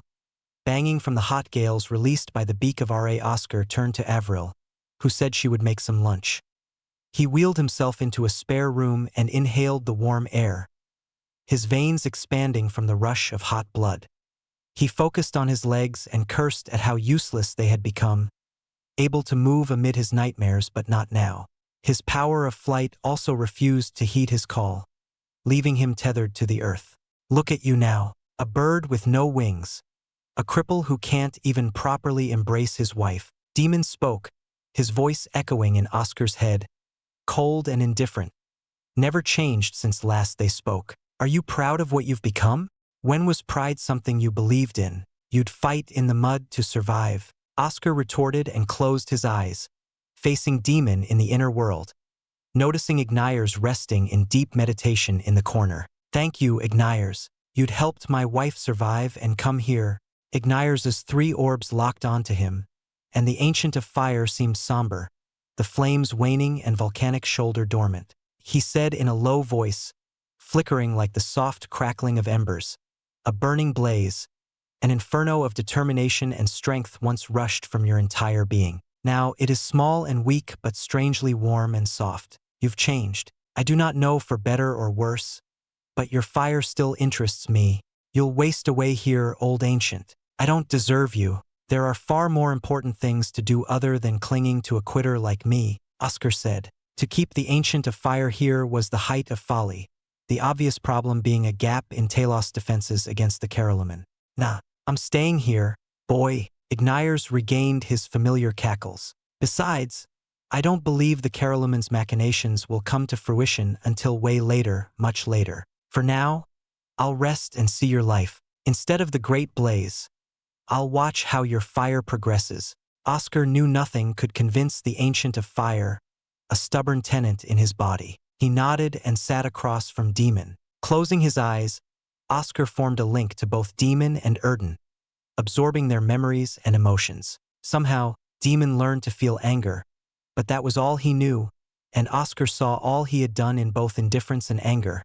So many innocent lives lost to a cruel blade. The screams of the helpless, the uninvolved, many voices crying for mercy drowned out all others in his hearing. Their faces surfaced in his mind, pale with lips of blood, staring at him, big gaping holes where their eyes should be. Bastard, Oscar growled. He saw everything. Where's the shouting, the scolding, the threats? Demon, having his face, scoffed. I fought for our survival, to take revenge, to get you back. If that's not loyalty, I don't know what is. Oscar gazed deeply into Demon, having only one question. Why the change of heart? Silent, Demon brooded over the question and answered, I'm instinct. I'm survival. After decades of killing everyone in our way, slaughtering many New Dawn scum, I realized that it needed to be you at the helm. I am not the one who has to live. It's for you. The instinct can't be the one in control. Hilarious. I got the support of a Trigem Primaire and did everything to fuel our revenge. But you tossed it all away. Angry? Oscar asked. No, I am not, Demon said. The goal isn't to live forever. I survive for us to get past the unreasonable possible deaths, the falls into sudden chasms that should not have been under us. Choose to die of old age? What's to survive against that? Oscar lowered his head, a smile stretching from his lips. He turned to his blue core, the elemental spark of metal shining inside, the light glancing down its edges. Without looking at Demon, he said, Thank you. How rare. For you to thank me wholeheartedly. Demon stood and walked alone into the deep darkness of the inner world. Exiting the inner world, Oscar heard Avril call for lunchtime and hastily wheeled back to the living room, seeing the strange array of meals. Oysters in various forms, creamed spinach, strong tea, a yogurt dessert of fruits, particularly strawberries and bananas. His neck almost creaked as he faced Avril, her cheeks blushing red. A book he read once listed prominent foods that enhanced a couple's nightly activities, everything on the table being on that list. To there's still 5 years until the medicine is ready. Oscar nearly bit his tongue out of shock at how bold his wife had become. I know, but I don't want to waste any time before. Avril glanced at him, her shy yet assertive eyes destroying his reasoning. He devoured the entire meal and ate a similar one for dinner. After a bath and deep into the night, Avril kissed him and toppled on top, no longer holding back after a long day. The way her hair fluttered wildly, catching the candlelight, was entrancing. Her golden eyes shone brightly, deep love pouring out from their pupils. All to him, and he couldn't resist and responded to her every night. For the next month, they relished in each other's embrace, partook in deep pleasure, and never let the other go, enjoying their first month. Of course, he still had his mishaps, struggling in his sleep and having to be soothed by Avril, who never complained.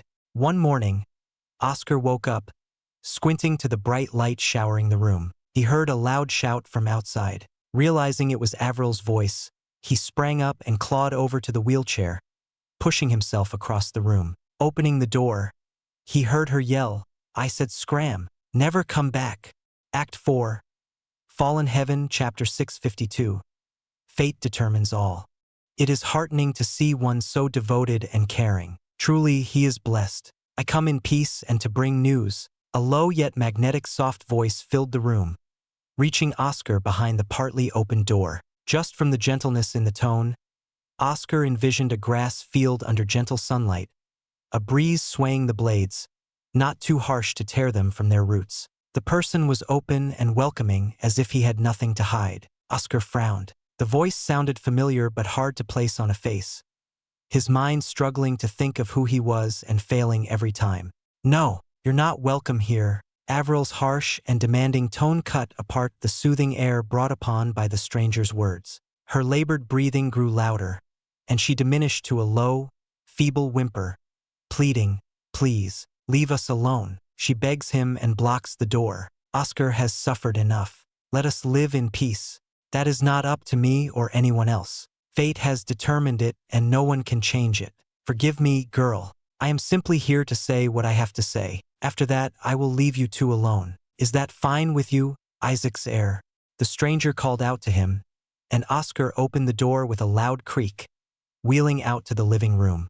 Stunned, Oscar stared blankly at the figure in front of Avril, who had been blocking the doorway by spreading her arms. All at once, a flood of memories he had seen before resurfaced, a new face now appearing in various scenes once obscured by a veil. The man wore white imperial robes, the kind for emperors and kings, the fabric seeming to absorb the light of the beak of Ra, enveloping him in a holy glow. The black mantle dampened the light, revealing his face, a human-shaped mask of pure gold. His gloved hands rested on the crystal scepter. Olinar, the Trigem Primaire, the leader of the Defiance, had arrived at his doorstep.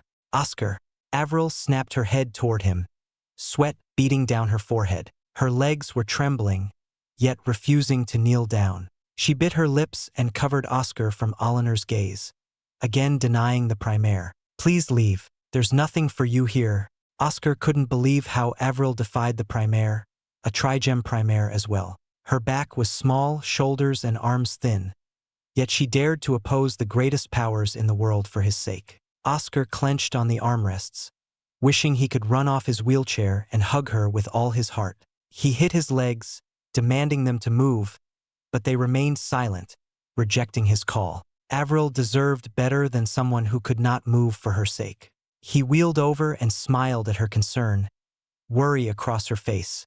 "Ah, I'm the luckiest man in the world," he thought. Oscar reached up and pulled down her left arm, grasping her hand in his. He kissed the back of her hand and reassured her, "Avril, everything will be fine. He has come for me, and we can't deny our guests. Can you go out and pick some good fruits for a pie? I can't eat enough of them. I'm worried." Avril knelt, every word of concern warming his heart. Oscar nodded and wiped the faint tears already forming at the corners of her eyes, flicking her forehead, to which she pouted. Avril glared at Olinar, not at all respectful of the Primaire, yet Olinar's gentle pool of yellow pupils never changed, ever still and radiating warmth. Her lips tightened as if she wished to speak further but stopped herself. Her figure swept past the masked Primaire and vanished down the road into the white, fiery forests. With her gone, silence ensued between Oscar and Olinar, neither speaking but staring. Oscar scrutinized the leader of the Defiance with a critical eye, and the difference was clear simply by the air surrounding them. A single thought and he would be dead. Sweat trickled down his jaw, partly from standing before a man who could kill by a snap, but mainly from how Avril had been at death's door the entire time, and she would have known.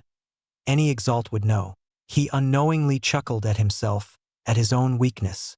His courageous wife shouted at a primaire while he failed to muster even a squeak. "May I come in?" Oliver slightly bowed respectfully. It is customary for the guest to bow and ask before coming in. "Yes, but I'm afraid there's no tea to be drunk or meal to be shared. Only us." Oscar wheeled back and gestured at the empty table. He took the place at the head of the table. "I did not mention your wife's sister to her. From how she reacted, I knew she didn't know, and you didn't tell her." Oliver walked closer. "Why?" Oscar asked. He recalled Avila from Demon's memories, one of the Defiants serving Oliver.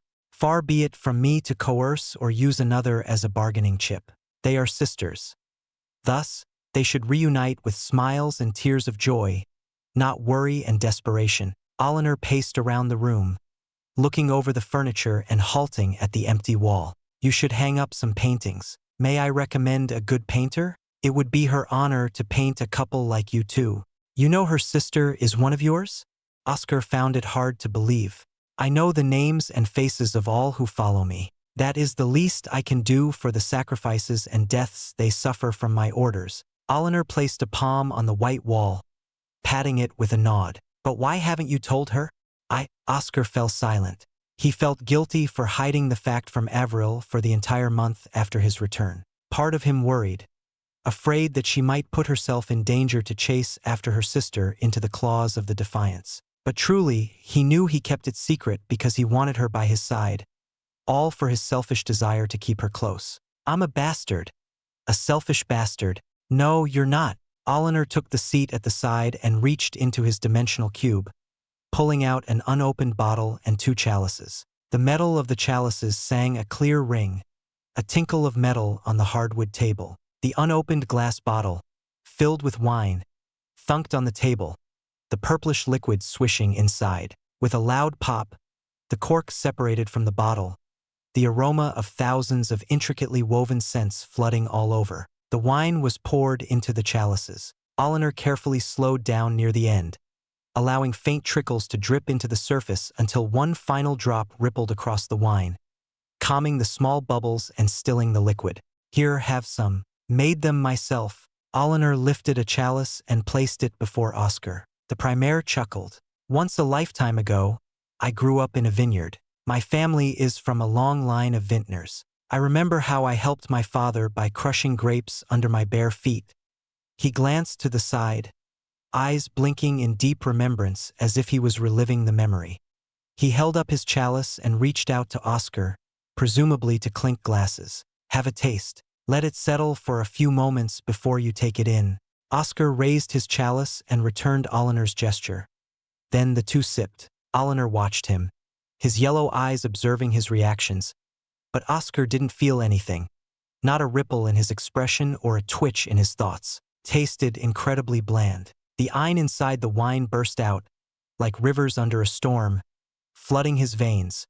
But he still didn't feel the heat nor the comfort of the draft. He set his cup down and apologized. "I'm sorry. I don't taste anything," Oliver said.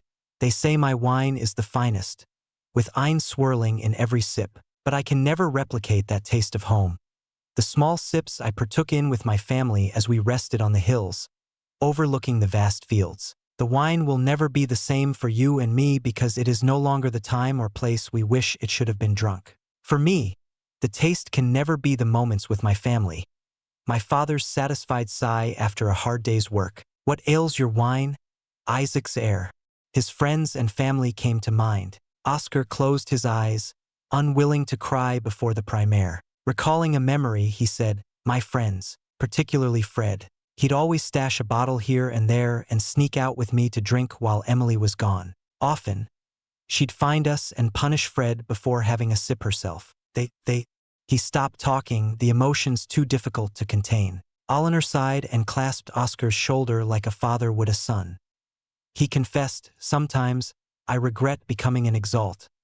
The simple life I once had all gone, ashes to the wind, dust to the waves of time. I've seen too many of my friends and my followers fall. I wonder what if I never became an Exalt? Would it have been a life spared from pain or one in which I would have endured a different one? What of you?"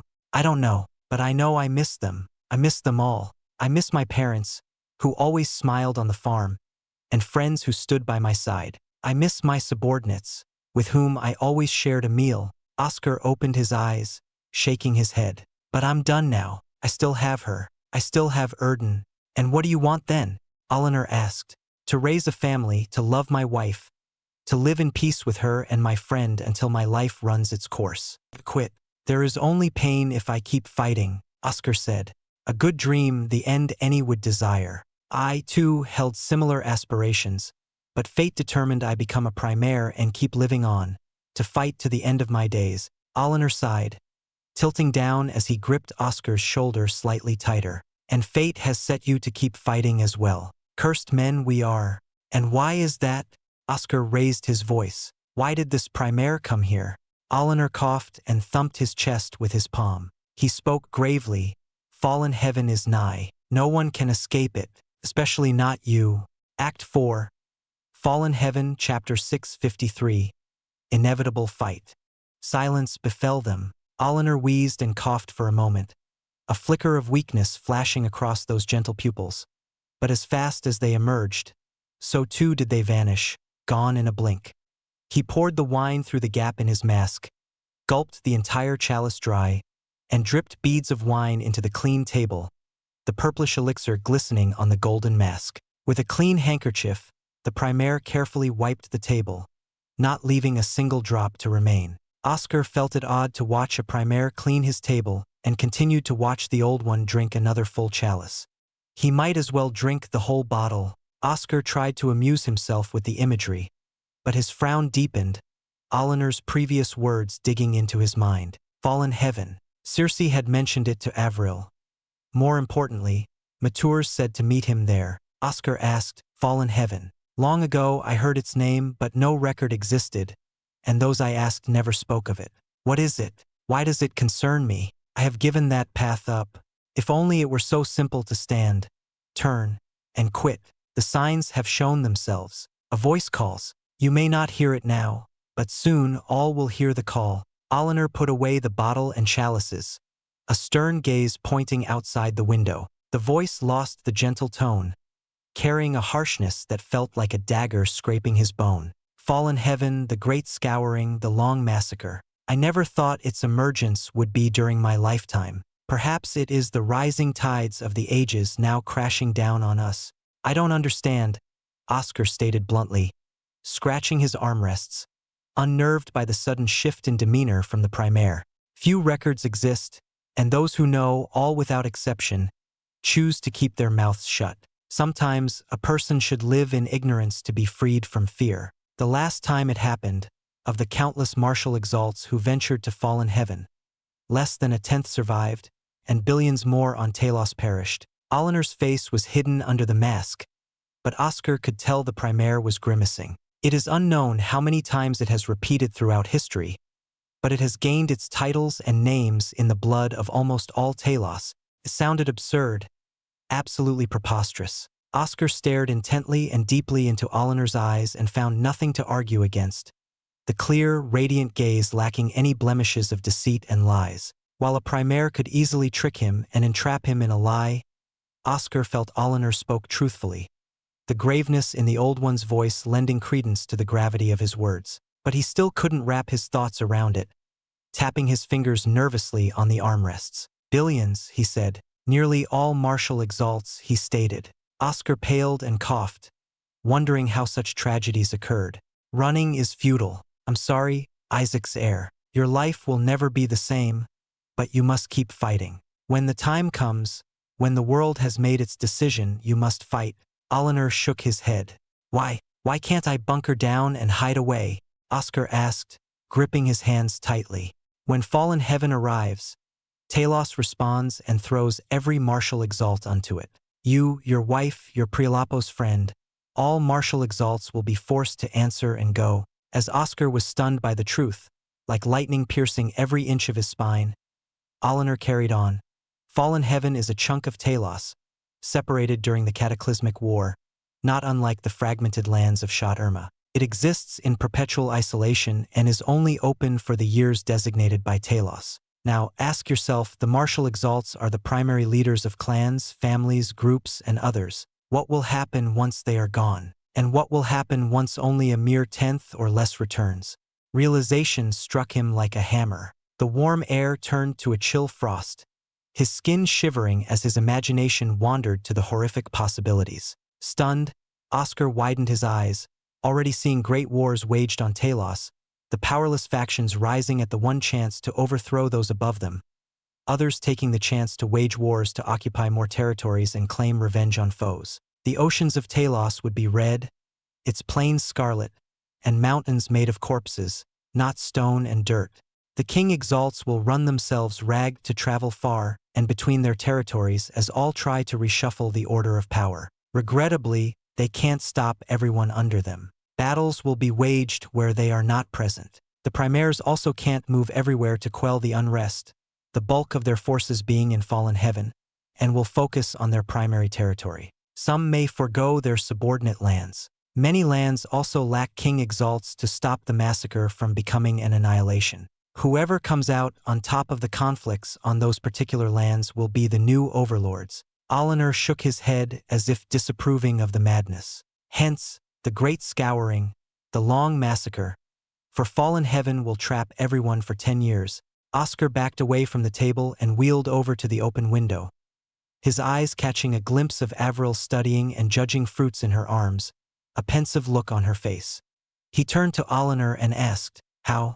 Fate. Every martial exalt is taken away and thrust into fallen heaven. Where do they end up? Where will you end up? Where will your wife end up? Never clear. Some say fallen heaven is fate manifest, guiding all exalts down the paths that they must tread." Oliver sighed, a single exhale that darkened the room despite the light still shining into the house. "You may be separated from her. How will you navigate the ruins of ancient battles and cursed lands and find her without the strength? You're determined to live by your wife's side.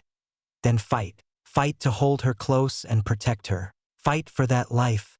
Anger flared in his chest, and he gritted his teeth, breaking the armrests again as his hands clutched them in strong grips, splinters resting between his fingers. Why? Was it fate that continued to carve this scarred path for him? Why couldn't he be left alone? Oscar turned back to Avril, who was carefully eyeing 2 more fruits, no doubt wanting to bake a delicious pie with the best ingredients for him. Oliver strode quietly behind him, looking out the window.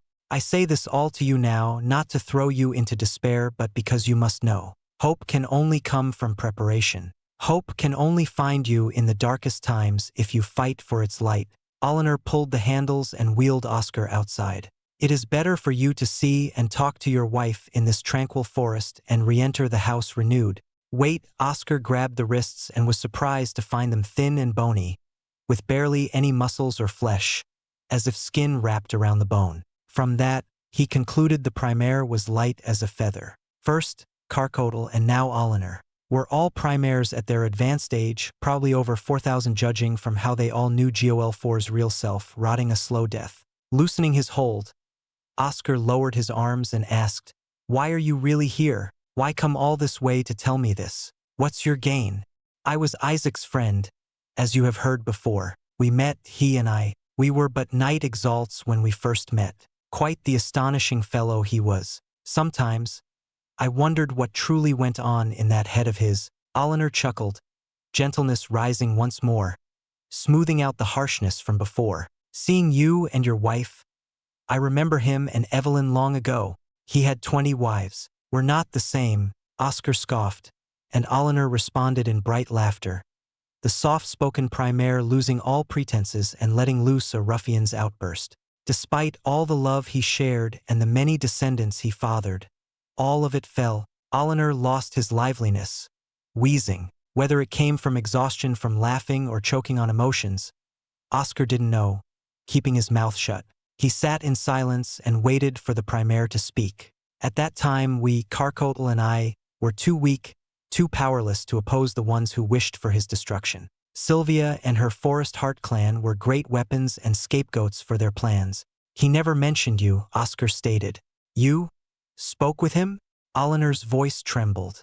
"Not him in particular, but a golem carrying his memories. He often spoke of his past, stories of his adventures and wives. Not once did he mention a snail or a wine lover. Oscar tugged free from Oliner's hold and slowly moved down the stone road. That idiot. In the end, he must have feared implicating us and wiped parts of his recorded memories, just in case. Oliner seemed to understand and looked up to the sky, which was currently ablaze. Lecherous brainiac, he patted Oscar's head and chuckled.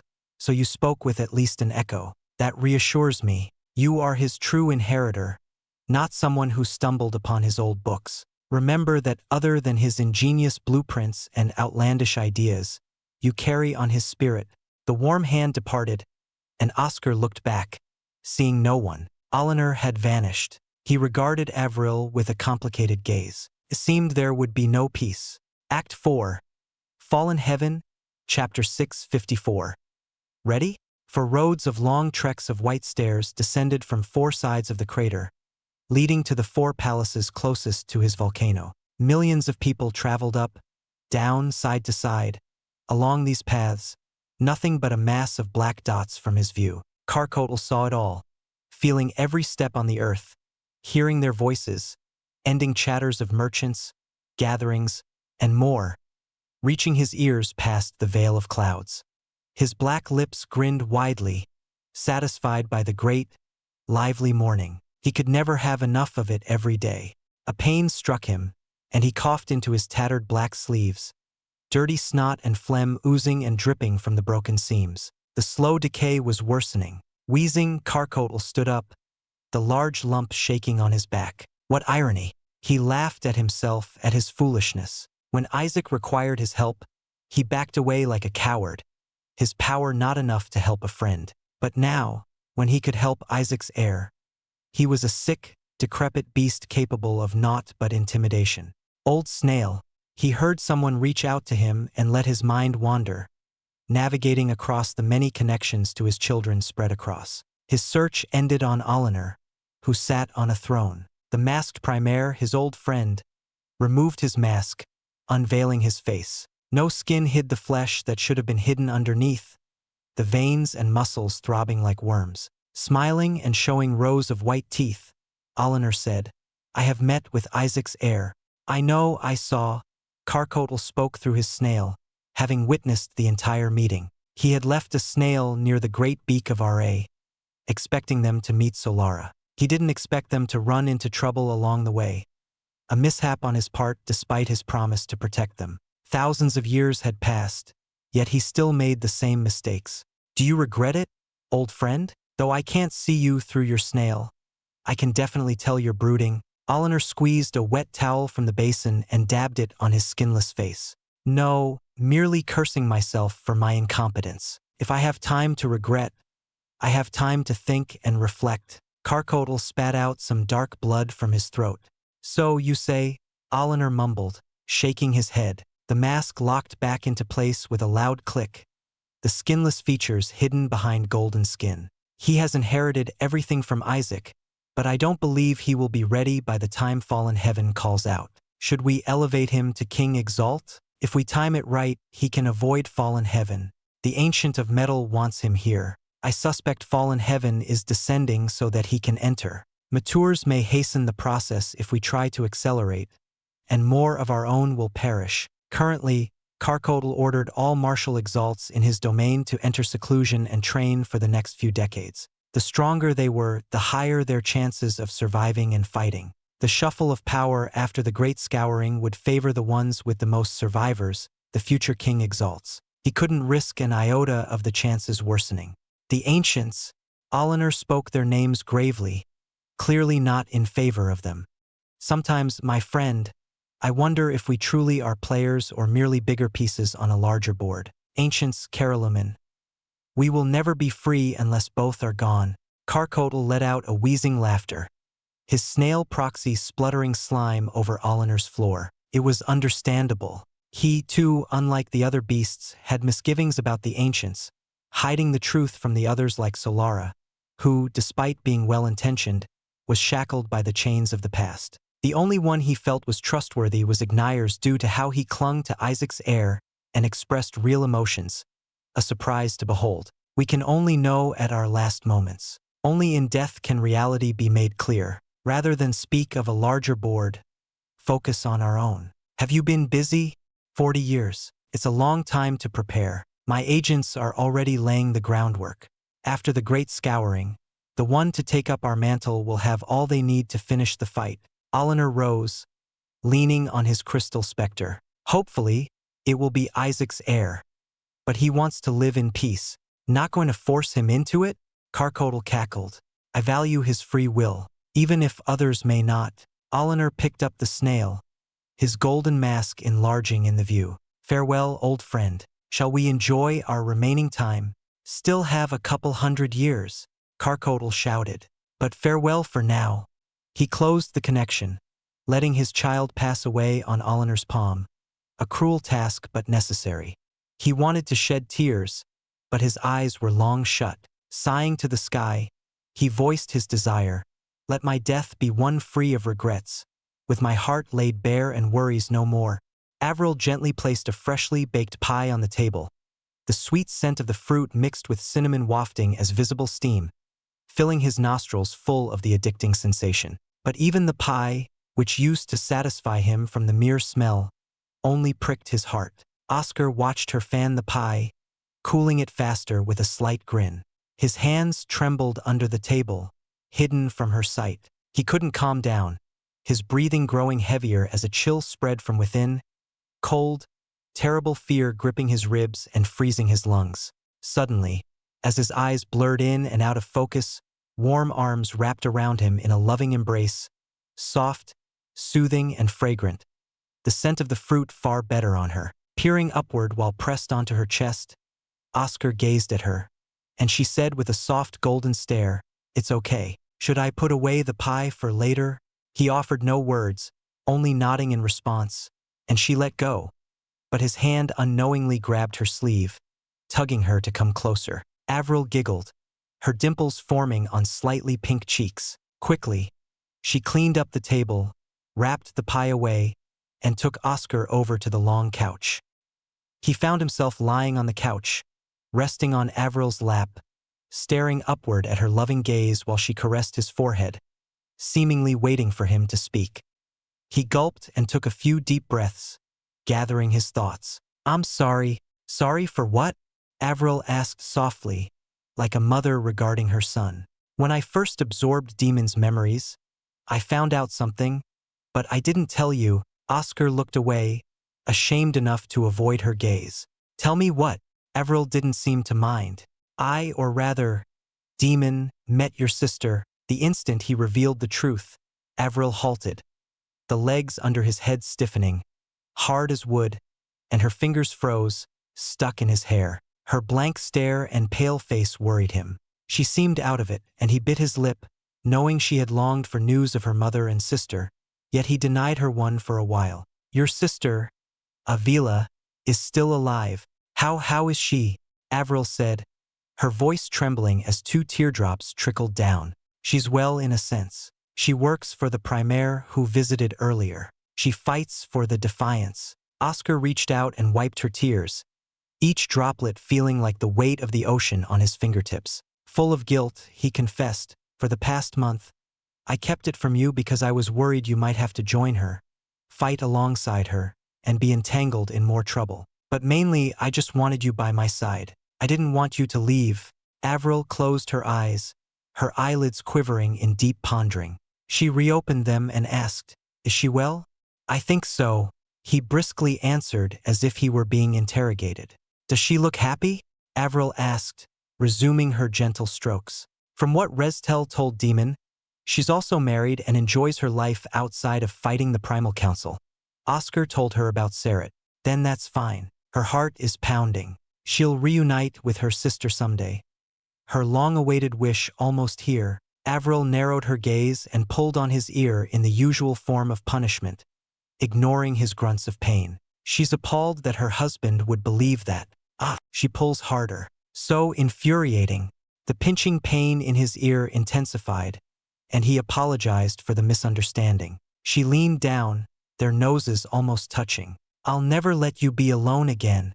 I hope that remains true." Before Avril could pinch his ear again, glowering in a clear misunderstanding of his words. He hastily told her about fallen heaven and how they might be separated. The more he spoke, the grimmer the grimace on her face. I wanted to live in peace, but the world won't leave us alone. I'm sorry, I don't even know if my legs will work. Then what do you want to do? If peace is not possible, if we have to fight, then what? Avril knocked her forehead on his, a loving tap between their minds. I must become a greater martial Exalt. I want to survive. I want you to survive. Oscar held her hand in his own, never wishing to let it go. We need to leave. Then let's leave, Avril declared. The next morning, Oscar sat together with Avril in front. He braided her indigo hair and tied it back, leaving her bangs out, kissing the crown of her head, enjoying the soft tickling of her hair on his chin. Oscar embraced her, wrapping his arms around her stomach and resting on her shoulder. Avril turned and pecked the corner of his eye, struggling out his arms.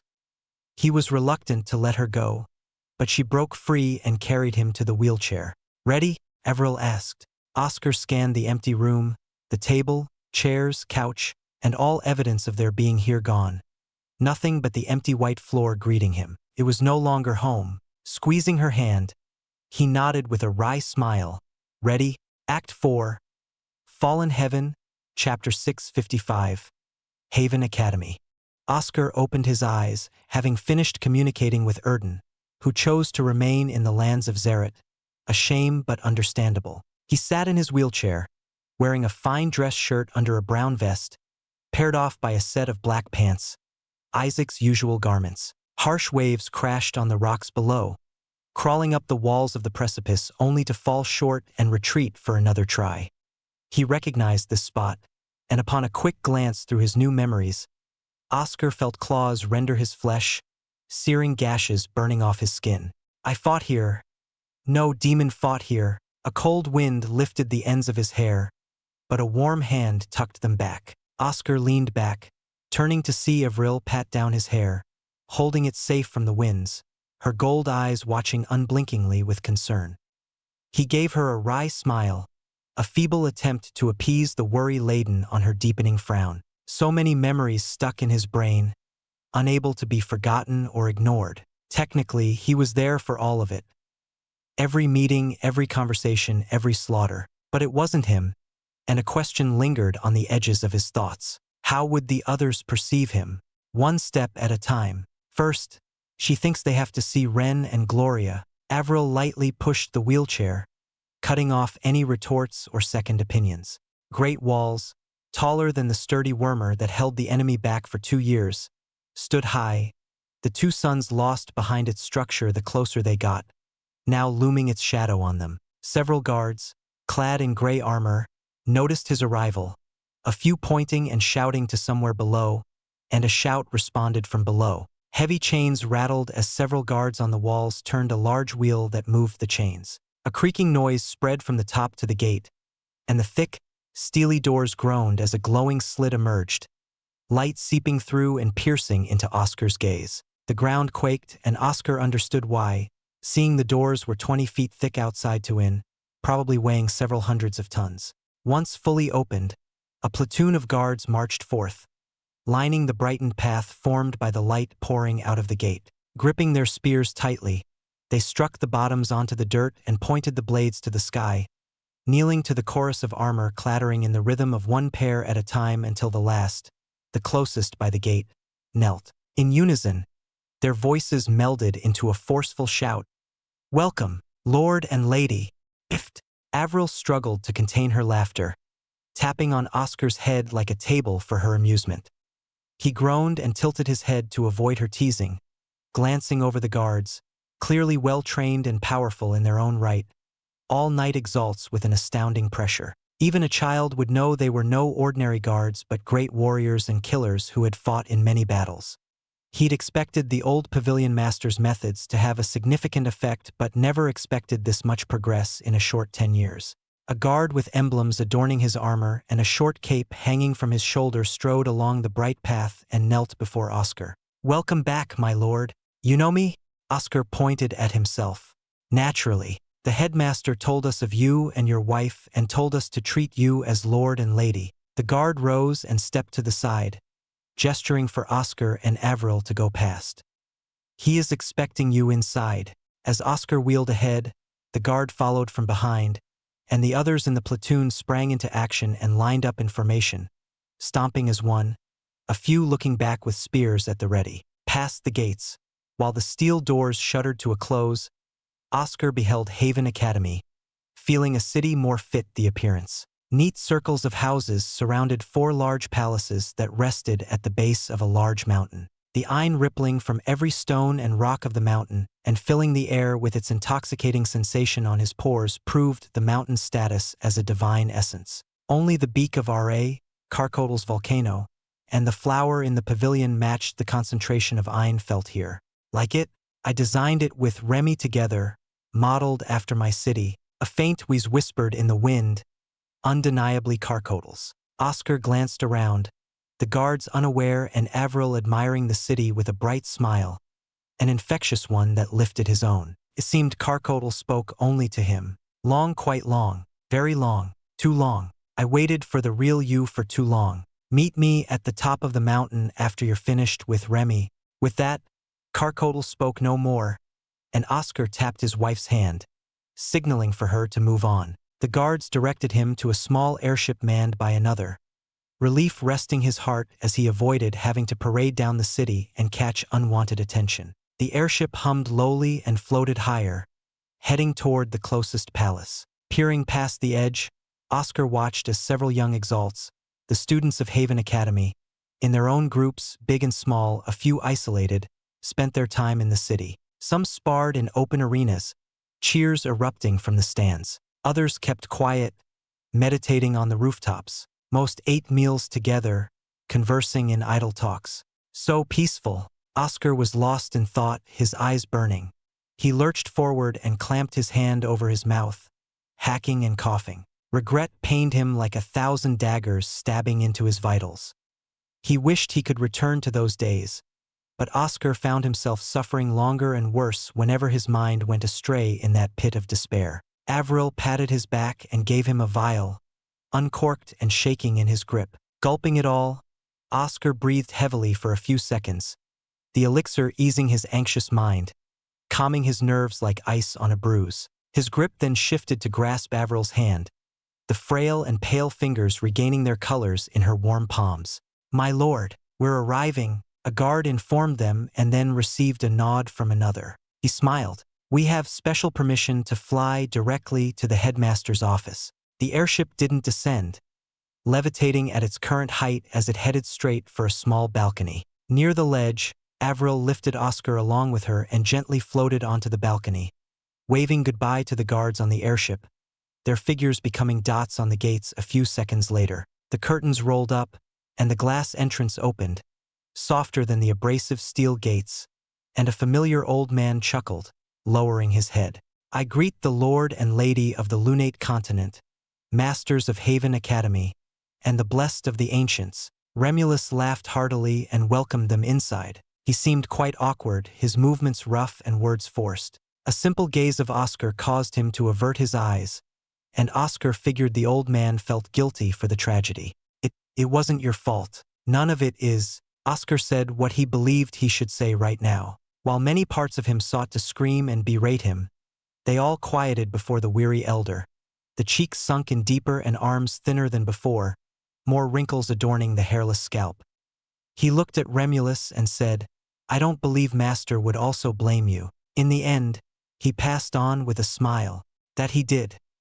That he did." Remulus's voice choked, sounding slightly higher from grief. His green eyes closed. "It's still a mistake I made. You protected me. That is enough." No one knew about him. Oscar couldn't say Saul's name, the cursed name choking his throat. "You can't be blamed. He deceived us all, a deceit I should have unveiled.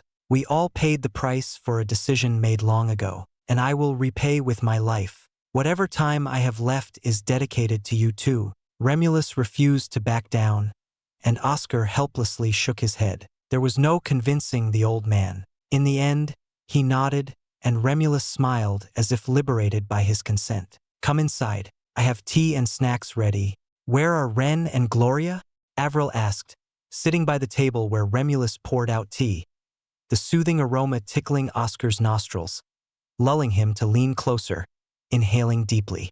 You just missed them. I sent them out on a long hunt, one to invigorate their cores and loosen the call of advancement. Remulus plated several slices of cakes and cookies and sipped from his cup.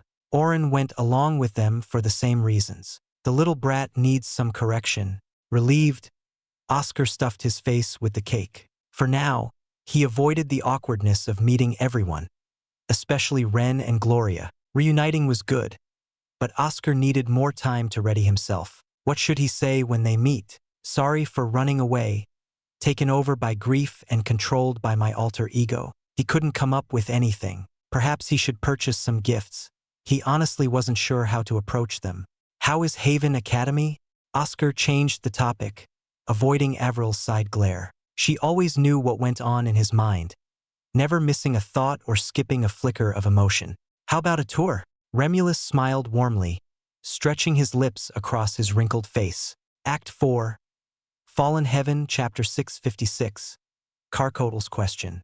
I've always challenged how the Blue Ocean Pavilion had been organized, but suddenly changing the traditions would rile up all the previous and current members. Remulus formed a bubble around them and flew out of the balcony, dragging Oscar and Avril along for the ride. First and foremost, I have always been an educator. Minor Hall, Outer Hall, Inner Hall, Legacy Hall. He clicked his tongue in clear disapproval of the pavilion's halls. Too many divisions, a backward method that turned most into brutes. The Ein surged, and the bubble hovered above the palace, bouncing between the stone spires that pierced deep into the clouds. Below, people, young exalts, crowded to and from the course stairways leading toward the entrance. Several guards stood and watched, their visors shifting as they focused on each passing student like a hawk regarding its prey. Upon a closer look, distinct badges of varying colors decorated the chest of their gray uniforms, going from white to silver to gold and black. Black represents the fabricator students. White represents the alchemists. Silver represents those who would have talents in administration and governance, the scholars. Gold represents the fighters, the protectors. To achieve unity, each dorm room holds 4 people, 1 from each group, and I have set trials for the groups. Remulus rubbed his beardless chin, satisfaction in his deep smile at the students below. He was a true educator. That was immensely clear. This is the general learning palace for all students to learn the basics. Most of the teachers spend their time here, including me, and the other 3? Oscar asked, entertaining the old Exalt, who behaved like a child, excited at showing off their toys. Who was the older one here? Remulus pushed off the air, launching the bubble toward the second palace where only gold badge students gathered. Oddly, the palace had several domed roofs, dozens bulging outward, and from inside, cheers and roars resounded, faint, chaotic, and shattering like broken glass. All this could be felt from within. Abruptly, some of the domes fell silent, and then louder cheers and applause erupted, signaling the end of a battle and heralding a new victor. Remulus explained, this palace is for the gold students to hone their powers in the art of battle. They will be your warriors for the upcoming fallen heaven and protectors during the great scouring. Next, he brought them to the third palace. Oddly, it seemed similar to the ruined city of Orbis. Stone towers formed a foundation, and more towers were stacked on top, with great stairs spiraling around to provide entrance to all levels and towers.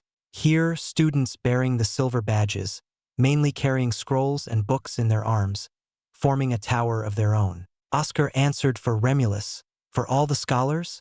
Indeed, what's special about this palace is that it accepts normal people, not necessarily exalts. The mind is a brilliant tool in which ordinary folk can surpass exalts. Remulus slowed his descent, entering the balcony of the last palace. Inside the room filled with statues, a small fountain, and velvet red carpets, an older woman, middle-aged yet exuding elegance and attractive maturity, paused her hand and lifted her gaze, slowly widening her eyes. Helen Alkamar, the former branch head of Xianxia City. You too sure took a long while. I was beginning to believe you had all forgotten. Helen seemed surprised to see them, her blue eyes gentle and smile warm. She came closer and hugged Avril. I heard you took over as branch head, a fine choice by the guild, and you, She made a face, frowning as her brow struggled not to furrow but looked worse from the dense creases writhing. Your legs. Can no elixir heal them? Oscar felt a sharp jab from a long needle and yelped, Helen's motion swift and fluid. He didn't realize she had done so until after the needle already pierced his thigh, though his guard was also down in friendly company. She studied his face before shaking her head and mumbling incoherent ramblings until she raised her voice. From your reaction, the pain is evident, but I struck a nerve that should have moved your leg. Avril, have you not tried to heal him? Seeing her stare at Avril in reproach, Oscar clenched on the armrest, breaking it again. Gaining their attention, he said, Don't blame her. It's all my fault. Her elixirs are perfect. The problem is me. Before Helen could respond, the door burst open and slammed into the wall, cracks spreading on the weaker door. Hector, his face covered in soot, swaggered his way in, his scruffy beard as scruffy as always. His beady eyes snapped wider as he trotted to Oscar, circling around the wheelchair, brushing aside Avril and Helen, his rage turning into a snarl. What the hell happened to you, boy? How are you gonna craft any armaments while stuck in that chair? Who did this? I'll kill them. He wagged his hammer around. His rough, boisterous shout and declaration quaked the room, his eye blazing like hot flames. Helen cursed and spread out a sudden frost to quell the rising heat, pulling on Hector's scruffy beard and berating him for causing another ruckus. Oscar was grateful for Hector's harsh yet caring words. Even after so long, Hector's unusual care for him and Avril was warm and comforting like always. Freed from Helen's grasp, Hector wiped his face, the handkerchief turning from white to black, and tried to return it, but Helen rejected it in disgust. Shouting at each other, Hector roared, I only wish to know what happened to him. I have the right and a hammer to crush into their skulls. After a few minutes, Oscar managed to calm Hector down, and he blasted off, grumbling about how he couldn't bash in Oscar's skull for hurting himself. Helen sighed and apologized for their rudeness and chased after Hector. Remulus laughed and brought them away. They're quite famous as the bickering couple. The last palace mixes alchemists and fabricators in one building. I'm sick of that crap on separating the two. For the final part of the tour, Remulus lifted them over the mountain and showed them to a house built into the slope. Oscar found it odd. The house's interior was exactly the same as their home in the Beak of Ra. Not a wooden tile out of place. Avril sprang into action and took out the furniture from her space pocket, aligning them in the same positions before Remulus could speak. The pavilion master sighed and chuckled helplessly. Yes, it is your home, a replica. A forest is growing near the ground, perfect for Avril to train, and a meadow or lies inside the mountain. A good spot for your training. Thank you, master, Avril cheered, clearly excited and relieved to find the home the same as the one they left behind, her thoughts not escaping his understanding. Remulus departed, giving one final nod, returning to his palace. Avril whistled and took out several pots and pans, already chopping vegetables and mixing spices. He admired her from the side, grinning and bobbing his head to her tune, feeling at peace. But he remembered someone else was waiting for him. I have to go meet someone, Oscar grimaced. Is it important? She will be done cooking quickly, confident in her growing skill. Putting down the knife, Avril stepped over and crouched near him, eyes round and clear as if they saw through him. Why must you meet someone who makes you put on such a face? Don't go then. I wish, but it's for us. Do you want to come with me? Oscar held out his hand. No, I'll be here, waiting for you. But don't come back too late. Avril flicked his forehead and waltzed back to resume preparing the ingredients. Oscar wheeled outside and stopped, the fresh air filling his lungs, nice and cool. High above the city, he glanced over and watched countless students and teachers, bells ringing in the distance like chimes on a clock. They radiated hope and freedom, eagerness and passion. He recalled several others, black flashes of horrid scenes rushing to the forefront of his mind. Not wasting a second, he opened a vial and downed the elixir. The pain numbed but still lingered. Afraid, a faint sigh echoed in his ears but not in the outside world, undisturbed by the forceful voice. Suddenly, Oscar soared upward, controlled by another. Reaching the top, He landed gently on the flat plateau and wheeled to the edge where Karkotl sat, watching over the lunate continent, a crescent-shaped land stretching across the horizon. Karkotl coughed and wheezed, and as Oscar drew closer, he unveiled his hood, revealing his head for the first time, eyes blocked by scarred and rotten flesh, the head looking as if melting slowly, and chin exposed to the bone. But a great, black smile rose, and the snail primare laughed, sounding like a broken bagpipe. I've long waited to meet the real you. Tell me, Oscar, how was Isaac? Joel 4? It was a golem, but I call him brother and friend. Oscar talked at length about their journey in Ashen Grove, the many tales told by the golem, and the many times they struggled together. Karkotl laughed along with him. A somber mood fell on him, drooping his shoulders low. He wished he had him by his side, the ever-goofy companion who provided insight and camaraderie. I wish I could see him one last time. Isaac was a good man and an even better Exalt than most. Many feared him, admired him, and befriended him. Ultimately, the fear won, and I could only watch his wings be torn and cast down into the earth. Karkotl groaned, his voice weakening. I know your pain, child. I lost him, too. The silence dragged on, and Karkotl spoke no further, fiddling with his tattered sleeves, his pus-ridden fingers leaking on the cloth. Oscar leaned back and stared into the deep, blue sky, the clouds lazily floating by. Why am I here? Fallen heaven will be ready. The call strengthens, and soon you will hear it. I believe it will be several decades before it summons you all. But a question remains. Karkotl spoke in his gargled speech. I know you will become a greater martial Exalt, but I fear for your heart. My heart? My heart? Is it? Oscar clenched his legs. Is it fear that stalls your legs? Is it fear in how you view this city? Karkotl gestured at the sprawl of buildings and palaces. What is it you fear? What is holding you back? Act 4, Fallen Heaven, Chapter 657. It is time. There was a sound of shuffling as Karkotl turned a quarter way to face him. A few pebbles tossed away by his dragged robes, drumming sharp and clear before waning into echoes along the mountain's slope. Oscar didn't respond, watching the two suns leaving high noon and beginning their long trek toward the horizon. The snail's shut eyes still locked on him, expecting an answer. Question after question, so many others wanted answers, but why did he have to reply? Oscar grasped his knees, the bones creaking under the pressure of his vice grip.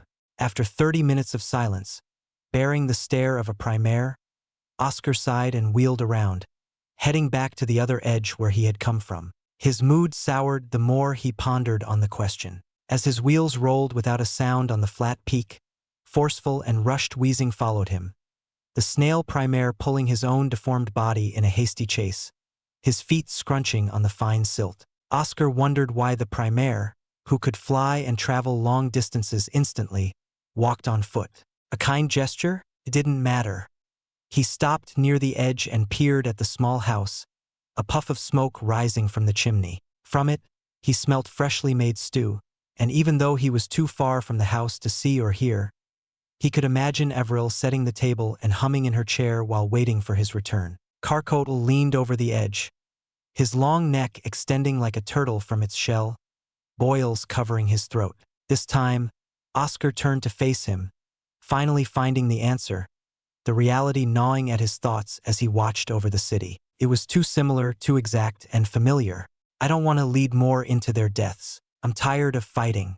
I'm sick of the blood on my hands. The army he was supposed to lead, loyal warriors under his thrall, everyone shouting his name and cheering in unwavering determination to fight by his side. Several decades. That was enough for many talented young students below to progress into martial exalts, barely lower ones, possibly middle. Oscar dropped his hands by his sides, gritted his teeth, felt the stir of another manic attack, and shakingly drank from another vial. I don't want more ghosts in my nightmares.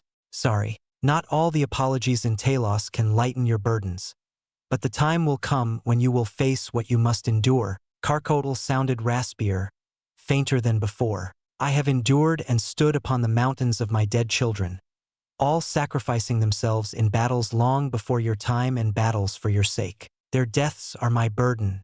Then why not just give up, surrender and spend your last days in peace?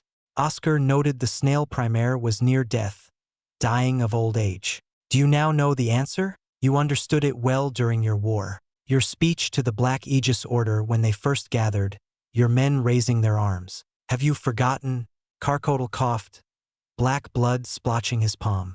Shut up, Oscar smacked his armrest already ruined prior. When I find my wife in fallen heaven, I'm taking her away and hiding for however long as we need. Isaac's legacy, the Voltens, matures, I don't care. Let me go back home. Carcodal seemed reluctant but gently waved his hand, and a rush of iron swept under his wheels, sending him to his doorstep.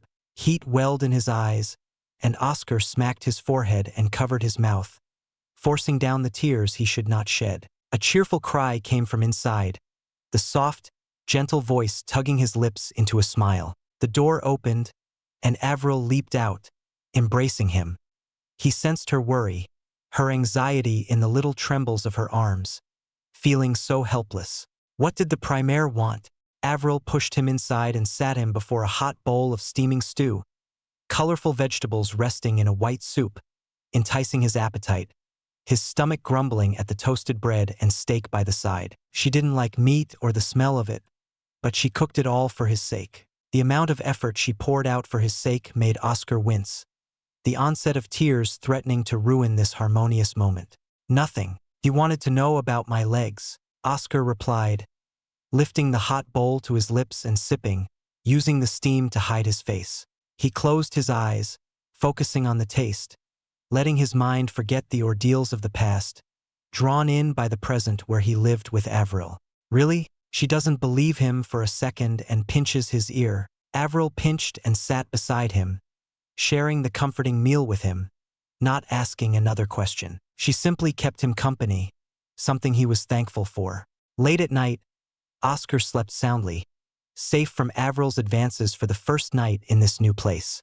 He wandered across fields of golden grains, his legs moving on their own, remembering the paths between the stalks. Brushing aside the heads of grain, Oscar looked down at the sound of rock and saw a familiar path. Following it, he plopped to his knees, the tears he could not shed outside overflowing here. A simple farm stood here, every stone, brick, wood, and straw imprinted in his memories.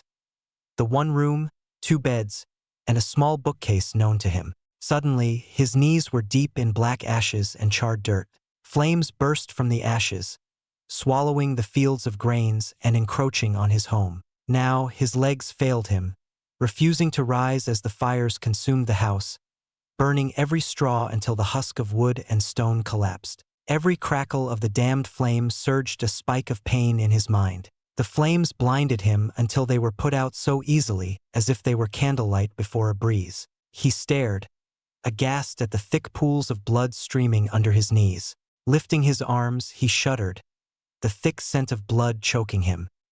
He gagged but could not cover his mouth, for his hands were drenched. Bodies, countless bodies floated like driftwood, slowly approached. As one passed by, the head spun unnaturally around its neck, facing him, his stomach churning as horror widened his eyes. It was Fred. More bodies rode the stream of blood, all turning to him, Emily, Susan, Urine, Alec, every person damned to die under him. Their dead, dull eyes never departed their gaze, and their mouths moved, whispering a sickening curse. Unable to bear it, he shut his eyes and screamed, "It's okay, it's okay." Avril's voice drowned out the whispers, and he tried to respond, but something forced its way out his throat, and he vomited into a bucket. Avril repeated her soft words endlessly, gently patting his back, each thump resonating with his heart, calming it down. Oscar puked more and more until he fell asleep once again. This time, the nightmares stopped.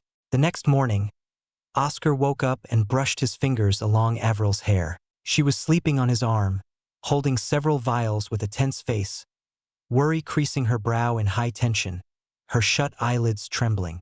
He stroked along her forehead, easing the creases until her tense expressions diminished. She woke up, her drowsy yawn filling the room as her pupils flickered around, unfocused before landing on him. Avril didn't say anything, only stroking his cheek and smiling slightly in a wordless comfort. As he lay there, holding her, his mind fixated on only one goal, believing he required nothing more. The following week, Oscar lived more of the same peaceful life, though Avril had to suffer his troubles at night. In the mornings, they cuddled for a few more minutes before starting the day off with breakfast. Oscar spent his afternoons in the mountain, a cavern filled with magnetic force, the best environment for his training. They'd reunite for lunch, spend more time training, eat dinner, and read a few books, mainly Avril reading while he rested on her lap. During the long nights, they embraced one another, sometimes with great passion, relieving their lust and losing themselves to pleasure. Oscar sat nervously, tapping frantically on the armrest, newly repaired, and glanced around, mainly to the clock ticking loudly, uncaring of his plight. Avril stifled a laugh and patted his shoulders, pecking on the cheeks. Enlivened by her care, Oscar inhaled deeply and waited by the door. Footsteps sounded nearby, his heart racing, then stopping, then racing again. The door creaked open, and two figures stepped inside, followed by two others. Seeing the boy and girl, now a man and woman, their blue eyes round, unblinking, and their curly brown hair, Oscar lost his words, unable to find the correct ones to speak. "Ren, Gloria, welcome back. Look who hears." She chuckles nervously and twirls her hair. Avril spoke first, an awkwardness taking hold of all. Right? Ren scratched his neck, pacing around as if avoiding Oscar. "Welcome back, I suppose." He walked closer and nodded, clearly shaken as he averted his gaze away, sitting near the table where a hot meal waited. "Yeah, Mom, is there any word from Aunt?" Gloria seemed to avoid Oscar and regarded Avril with a similar cheerful smile, but Avril coughed and gave her a look, Gloria clamping her mouth shut, fidgeting around while throwing glances at Oscar. She joined her brother at the table. "I hope we're not intruding. May I join you all for lunch?" Remulus opened his space pocket and pulled out some tea and snacks. "I brought dessert." "You're more than welcome, Master." Avril accepted the gifts. "Oscar, Orin, in a way." Remulus clasped the young man's shoulders. "A great talent, indeed. I only wish our home had a formation genius. Imagine how different our defenses and traps would have been if—" Avril stamped her foot down and glared, forcing him to shut up. Remulus apologized and gestured to Orin. "My lord, I return to serve." Orin bowed, the young, immature look hardening into a warrior's. "I understand you may hate having us, but we will serve and fight for your sake." "Us?" Oscar asked. Orin unfurled a scroll, many signatures written in palms of blood under a sworn oath written above. "Marcus, Eve Santen, Crag, Restel, and I swear to serve." They all wanted to come but are focusing every ounce of time and effort on training so when the time comes, they'll fight and win. "My lord, we will fight on your side." He huffed and crossed his arms in anger. "Astrid says she'll decide when she sees you in fallen heaven." The nerve of that woman. "You should follow her example. You all should. No one should serve me. Fight for yourselves. Don't place your life on my hands." Oscar wheeled away. "But, my lord," Orin shouted from behind. "I order you to forget me." Oscar shouted, silencing the room. "Sorry, I just don't." Lunch was eaten mostly with awkward laughs and small talk. Oscar found it quite hard. Conversing with Ren and Gloria was straining, but after a long day, they finally got to greet each other properly in farewell. Avril reassured him it would be long, but they also loved him. Oscar knew she was right and resigned to use the long years to reconnect with them. Oscar lost his breath, as did Avril, both holding their heads. He heard a voice, deep and familiar, Maturz's voice. "It is nigh." Maturz's voice echoed, and everyone who had left rushed back inside the house, clearly having heard the voice as well. "Interesting. He's not awake. He must have recorded his voice. It has been far too long since I've heard that bastard's voice. What an ingrate. High and mighty ass," Ignayers scoffed. "Everyone heard that, right?" Remulus took charge and addressed the group. "We're running out of time. It is nigh." Maturz's booming shout resounded again, and all fell to their knees. Oscar slumped in his wheelchair and cursed inwardly. He knew they would no longer have peaceful days as the world would enter a chaotic era, the one envisioned by Oliver. For decades later, Oscar washed his face by the basin and heard Maturz, gnashing his teeth as the Ancient of Metal declared, "It is time." Act 4. Fallen Heaven, Chapter 658. Fallen Heaven is here. As Oscar sat, hearing Maturz's voice sound more urgent and demanding, he wheeled for the living, tossing away the book, which landed on the floor with a loud thunk, pages sprawling out from the cover. He nearly lost control, having put too much force onto the wheels, spinning them wildly, almost breaking off. Avril arrived just in time and caught him, rebalancing his shaky wheelchair. He met her gaze, seeing the worry haunting her face full of sorrow and unwillingness. The voice returned, pain piercing his forehead like a searing dagger, insistent on ensuring he heard its call. Avril also groaned in pain, clutching her head. "Avril," Oscar reached out, then halted, slowly rotating his arm as globs of light wisped from his skin, washing over him like waves reminiscent of the tidal foams under the moonlight. Horrified, he scratched his skin, desperately trying to peel off the light, but it persisted and encroached further, spreading up his throat. Perhaps something could block out the light. His clothes did nothing, leaving one option. He sharpened his iron on his nails, ready to drench himself in his own blood, but Avril had grabbed him, her grip firm and warm. The light had already spread a good length down her hair. "Oscar, she believes that, fate willing, they'll be together from the start. But if not, if we have to part, I'll find you." Avril put on a strong smile, but her trembling betrayed her true thoughts, and Oscar echoed those notions. He tightened his hold and pulled her in for a deep embrace, burying himself in her shoulder. The smell of her, the softness of her hair, the warmth of her body. He couldn't get enough of it, true happiness and joy resting in his arms. So why did they have to endure it? He cursed to the ancients, Talos, fate, and destiny. Avril hummed and whispered, "Promise me that you'll find me." "I will. I'll never stop looking for you," Oscar replied solemnly. He peeked at the light as it spread like wildfire now, reaching the ends of her hair and flaring in a dense, bright burst. One moment, she was there. The next, she vanished, and he held nothing but air. "Bastard! You fucking bastard!" Oscar spouted curses in his thoughts as the light swelled into a blaze, not hot at all. He closed his eyes and clenched his armrest, stopping before it could break. The voice returned, still stern and emotionless but carrying a certain weight along its words, and directed at him. "I have been waiting for you, Oscar." Like a grasping tide that pushed then pulled, the unknown force surged and sped up, dragging him into strange depths. There was a brief respite, a calming peace as he drifted along the ceaseless current of time and space. A constant ringing blared in his ears, a clear pitch that grew higher and higher, plunging deeper into his brain. Then silence, the noise gone out of his reach as the waves turned chaotic, flinging him across great distances, every inch of his body squeezed and contorted beyond any he had ever felt, as if being squeezed through a pinhole. Oscar opened his eyes and breathed in the dry, arid air, faint motes of dust and sand brushing on his lips. The place greatly resembled the prison world Circe and Ordon utilized. A great, flat land, with neither a bump nor hill seen close by or far along the horizon, expanded in his view. It was perfect for wheeling across without a hindrance, not even an inconvenient stone cast in the path. The hot winds picked up, shuffling the dust and sand off a few spots, revealing cracks spread like spiderwebs along the ground.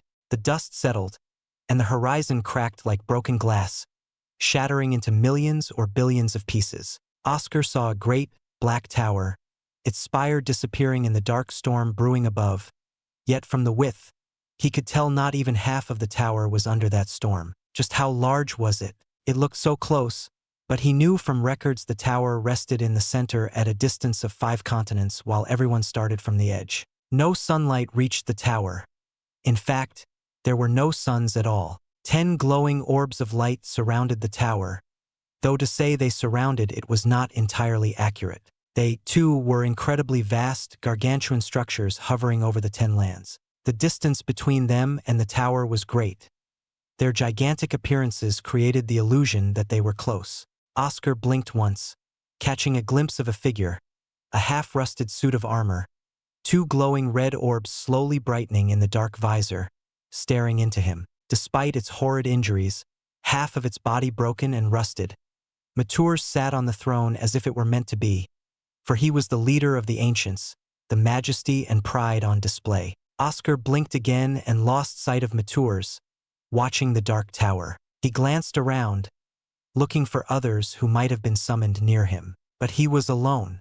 Closing his eyes, he wandered into his inner world and sat, waiting by his blue core. Light footsteps resounded toward him. Demon joined him. Ignires's burning steps crackled embers and soft flames that trailed behind him. The Ancient of Fire rolled his shoulders, somehow cracking his volcano shoulders like a human, and sat beside him. Finally, the last one arrived.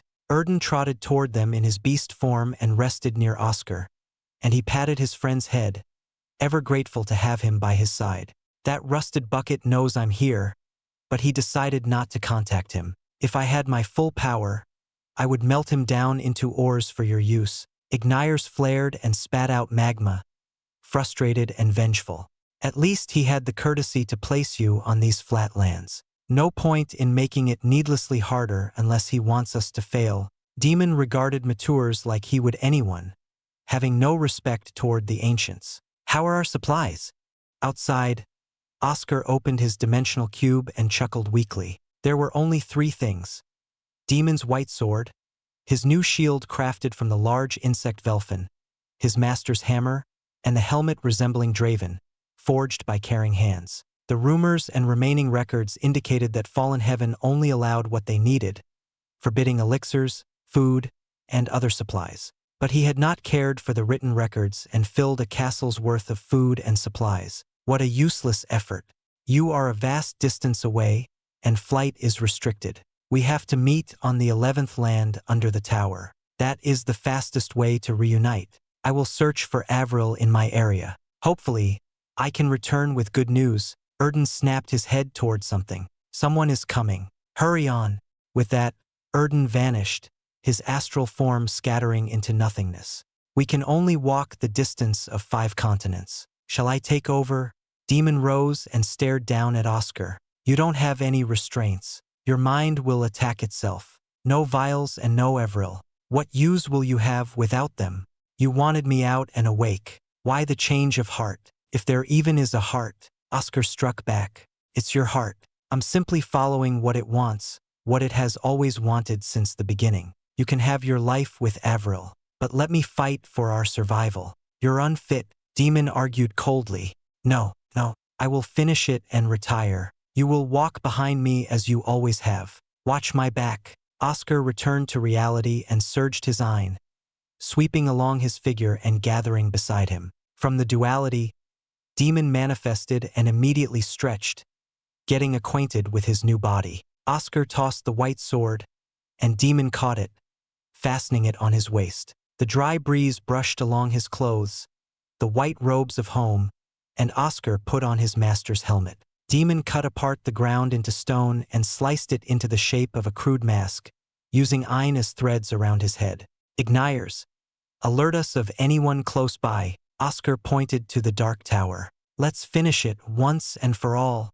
Eve, Marcus shouted, his roar caving in the surrounding desert, sands flowing down the newly formed slopes. Countless mountains of sand blocked his view, the heat distorting the air in vicious waves that strained his eyes. He shouted for his beloved again, afraid of the worst. One moment, she was in his arms, and the next, she disappeared. Eve, as his voice echoed between the dunes, someone shouted fiercely, Restel. The voraciousness of that voice and the urgency for the name echoing over were clear indications of who it was, and Marcus rushed through the desert, diving into the impossibly large dunes, tunneling across to the other side. The other person had the same idea, and they met between avalanches of sand caused by their brutish rush. Marcus laughed and extended out his dragon claw. It's been a long time, Crag. Crag, already in his lion form, growled, snarling while licking his fangs. He chuckled back and shook with a large lion's claw. It's been a long time, Marcus, but soon. Worry lowered his smile, and he asked in a rush, have you seen Restel? No. Have you seen Eve? Marcus sighed at Crag, who shook his head. Great. Out of all the countless martial exalts, I end up next to you. Ha ha ha. Lordy isn't here to stop us. We've trained for decades. Let's fight for number one. You and me. Settle this now, Crag growled, baring his fangs once more. The grip on Marcus's claw tightened, a provocation by the lion, and his dragon stirred, but he quelled it, no longer driven mad by its call. It turned out Crag had become far more beastly in his training, and Marcus wondered why the old King Exalt had done so. Well, interesting. Hybrids between humans and beasts. Has the new dawn advanced that much? A sharp voice rose, and they snapped their heads toward the source, seeing a tall man in a white shirt and black pants. Suspenders hung over his shoulders. His attire was gentle, but the wide smirk and curled gray eyes showed madness and hostility, unsettling Marcus, who couldn't believe the strength emanating from that man. Moreover, he somehow escaped their enhanced detection from beastly senses. The white-haired man sighed. I recall one man who was a perfect bond of beast and man. I wonder if he's in here. But first, you New Dawn bastards, who is this lordy of yours? Answer now, or I'll have to torture you. Who are you? Marcus entered a defensive stance. I am Adam, the disciple of the last true Vulten. Adam lost his smile and suddenly appeared between them, lightning crackling and trailing along the sand. Answer me. Where is that bastard, Kais? Act 4. Fallen Heaven, Chapter 659. Best and Worst Reunion. Marcus hurriedly raised his arms in a crossblock, securing the ribs and vital organs. Black scales grew and thickened into the densest armor. In an instant, fast as lightning, a fist swung fiercely, driving the brass knuckles it wore into the scales, breaking apart several layers like brittle clay, the sheer weight behind the blow comparable to earthquakes of terrifying scales. Before it could reach his bare skin, Marcus leaped back, but a tremendous force crashed onto every inch of his body, ravaging and tearing at him. Cracks spread all unhindered on his scaly armor. Carried by the force of the blow, Marcus found himself in a sandstorm kicked up by the clash, struggling as he found his footing. Flying was restricted in Fallen Heaven. As he tumbled and rolled along the fierce gales, the sand clinking on his scales, heated and sharpened by their rising speeds, Marcus laughed and groaned, sprouting dragon wings. Marcus dispersed the sandstorm in a single swipe, hovering slightly above the dunes. Winged beasts had different restrictions that limited the height they could fly, and it seemed he counted as one. Though he had no time to relish in the newfound discovery. While he had been distracted by the sandstorm, Crag exchanged several blows against the one named Adam, the great lion claws unable to overpower the foe, blown away by sheer force. Lightning pierced the sky as they met blow for blow, their brass knuckles and sharp claws resonating with a thunderous spark. Crackles of lightning burned parts of the desert into clear glass, but the resulting impact of iron shattered and ground them back into fine sand. Marcus observed Adam's power, believing Crag could still hold on. The shockwaves rippling in each attack gave credence to his conjecture. A dragon's roar interrupted his thoughts, insistent and angry at the fact a simple punch had knocked him away, its pride unwilling and flaring. Shut up, Marcus scolded the dragon's will, controlled his breathing, and stilled his heart. For the past decades, he studied and trained under the Dragnars. Quell the heat, the passion. A true dragon is cold-blooded and a hunter. He eyed Adam's movements, waiting behind the dune. His moment would arrive soon. The weakness of Reese users lay in their bodies, which could not contain the power for long durations. His pupils narrowed, and every grain of sand and wisp of iron was within his grasp. As he stood, recovering his scales and iron, he finally saw the faintest flicker of pain, a reaction not matching the timing of Crag's blows nor the backlash of lightning and thunder. Something else caused this pain. It's here, Marcus charged back in. Surely, the Reese limits had been reached, and if not, Crag had already done enough soft damage, creating several openings for him. A few lightning spears stuck out of Crag's hide, linking into chains of lightning that bound the beast, but they were shallow wounds, and the lion flickered his heated gaze at Marcus, roaring as he coordinated, exploding with tremendous iron and breaking free before lunging at Adam. Despite decades of being apart and quarreling at every moment, they understood each other's movements well. Adam flashed a wider smile, veins popping and writhing on the skin of his neck. A bright flash of lightning struck his brass knuckles, surging in an electrical current all over his form. An elbow smashed into Marcus's, diverting his attack to the side, and a fist pounded on Crag's head, a loud thunk drowned out by the thunderous roar accompanying the strike. Marcus gritted his teeth and countered with his wings, slashing them like swords, but Adam stomped, glass forming under his lightning heels as he shattered them in a great leap, retreating. "All right," Marcus addressed Crag. "Not as harsh as the lightning on that damned island." Crag cracked his neck, palming the affiliated area on his head. He growled and pounded his chest. "I can take him. He's one little Reese user. Mere prey." "No." Marcus grabbed Crag and pulled him back. The chance had arrived. Before Adam could rouse the Ein and stamina for another onslaught, Marcus cleared his throat, coughing out sand, and said, "I am Marcus, the first, and this one here is Crag, the fourth. We are not New Dawn. You have no reason to fight us." "Is that so?" Adam chuckled, clearly not believing the truth. "Your kind are known for their deception, little ingrates. I can ask you the questions myself while you're all bloodied and submissive." The man's pained breathing was beginning to diminish, with only a few seconds remaining until he was fully restored. "Our Lord is against the New Dawn.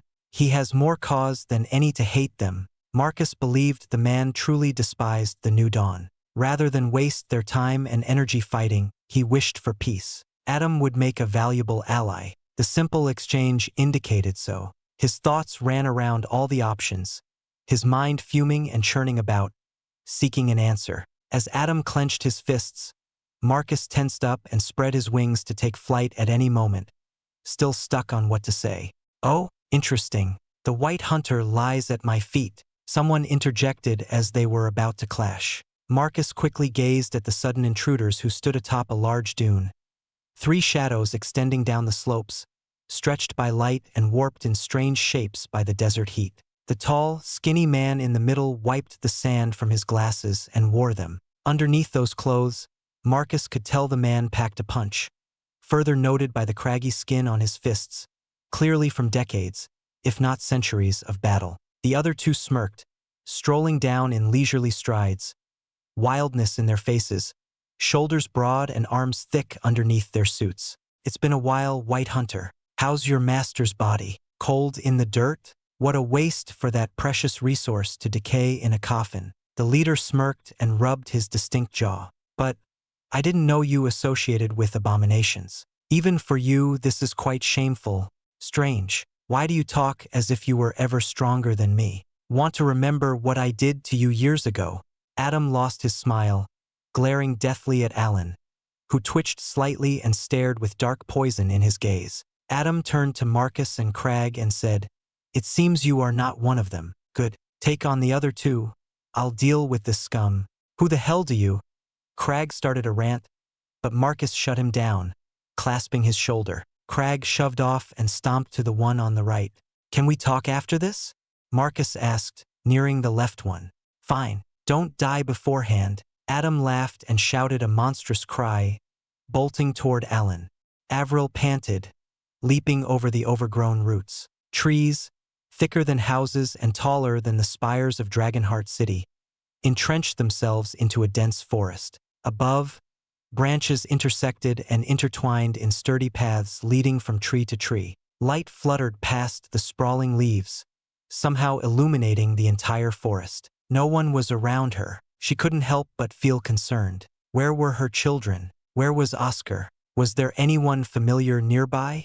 Leaning on the trunk of a great tree, she spotted a pool of water collected in a bowl-like leaf. Parched, she snapped off the leaf, the water swishing around, and drank. The water tasted earthy, probably due to the leaf, but it satisfied her craving, moistening her dry throat. Avril calmed down, steadied her overworked lungs, the thick air of the forest not helping her breathing, and searched her vicinity. She didn't manage to spot anyone, wondering if she was alone in this entire damned forest. "If I can find Erden, I'll know where Oscar is. I hope the children are fine." Avril worried for Oscar the most. The elixirs she had concocted were surely gone. She gripped her staff, the only item in her inventory, and wandered deeper into the forest. A few piercing shrieks sometimes echoed, the death throes of others halting her steps, her heart racing as it drummed in her ears. For some reason, the way they screamed reminded her of darker times, and she held onto a tree, feeling faint. However, a twig snapped nearby, and she sprang into action, swerving around the tree, her staff glowing with iron. Who? Their voices aligned. Avril stopped, stunned witless. Across from her was a woman with gold eyes strikingly resembling her own, the same sparkle and dazzling pupils. The brown hair flowed straight down, but none of that mattered. What mattered was the face. Avril felt she was looking into a mirror, though slightly different in her sharp gaze compared to her round eyes. The woman lowered the bow, the arrow vanishing into motes of light, and cried, endless tears flowing. Avril stammered, dropping her staff. She wiped her eyes, trying to clear up the fogginess in her sight, but it persisted as tears spread and overflowed. I. Suddenly, the woman hugged her. Avril could feel a familiar and soothing warmth, one she had forgotten since long ago, now re-emerging in her memories. She raised her hands and placed them over the woman's back, finally recognizing her. Sister, Avril called out. Sister, sister, sister, sister. Her delirious state, brought on by the sudden overwhelming delight welling in her chest, caused her to repeat endlessly. A cry escaped her lips, a childish cry of a lost child finding their home. Sobbing uncontrollably, Avril couldn't speak, only more sobs choking out the words she wished to speak. After a few minutes, she found the name and said, Avila. I know, you idiotic brat. Avila smiled. I found you at last. After 10 minutes, Avril separated from Avila, stifling the cries back down. Her sister ripped a part of her sleeve and wiped her eyes, mouth, and nose like a mother cleaning a child. Avila rubbed her head and squeezed the braided parts. Who braided your hair? They did a fine job. Avril grinned and dove into her sister's embrace. I have so much to tell you. She can't believe she met her sister after decades. She wonders how her sister has been doing. Are you? Avila sounded concerned. That manner of speech. What happened to you? Oh, isn't this a rare treat? A cold voice cut through the warm moment, and a chill spread, freezing Avril's veins and nerves, her heart dropping to a near halt. The voice contained no emotion, not a single hint of humanity. Jerking her head to the side, Avril widened her eyes, paling at the great scythe resting on the person's shoulder, the air seemingly cut apart as it swayed from her playful tugging. She wore the familiar white-laced shirt, a long black skirt, and a belt that held the skirt and shirt together. Beautiful beyond the norm, yet colder than the devil's. Avril fell to her knees, hitting some hard roots, but no pain ached. If there were any pain, it was the one slicing her face and carving her heart. No screams came from her mouth, clamped shut as she shakingly stared up at the figure like a prisoner awaiting judgment. Slave, Lilith, her former mistress, had found her. When did I say you could leave? Act 4, Fallen Heaven, Chapter 660. A timely ally. Hopeful. Today was supposed to be a hopeful day. After a long seclusion in training and reaching the greater martial Exalt realm, it was finally time for Fallen Heaven to open. Beforehand, her leader, Olinar, personally invited her to his throne room, a rare summon for one of her stature. So she entered, excited and nervous, barely containing her fidgeting shoulders. As she knelt before the great Primaire, the greatest freedom fighter in living memory, she waited with bated breath, barely hearing past the loud heartbeats thumping in her ears. Behind the golden mask, her liege spoke, and his words struck her to the core. Her sister was found and alive. For the past few decades, she tried to find her sister in any way she could. Her husband, Sarat, pushing himself past his limits for her sake. Yet, no sign of her sister was found, not even the slightest trace of a trail. The man, Erden, an enigma, a ghost in the vast information network of the Defiance. Now suddenly her sister was found.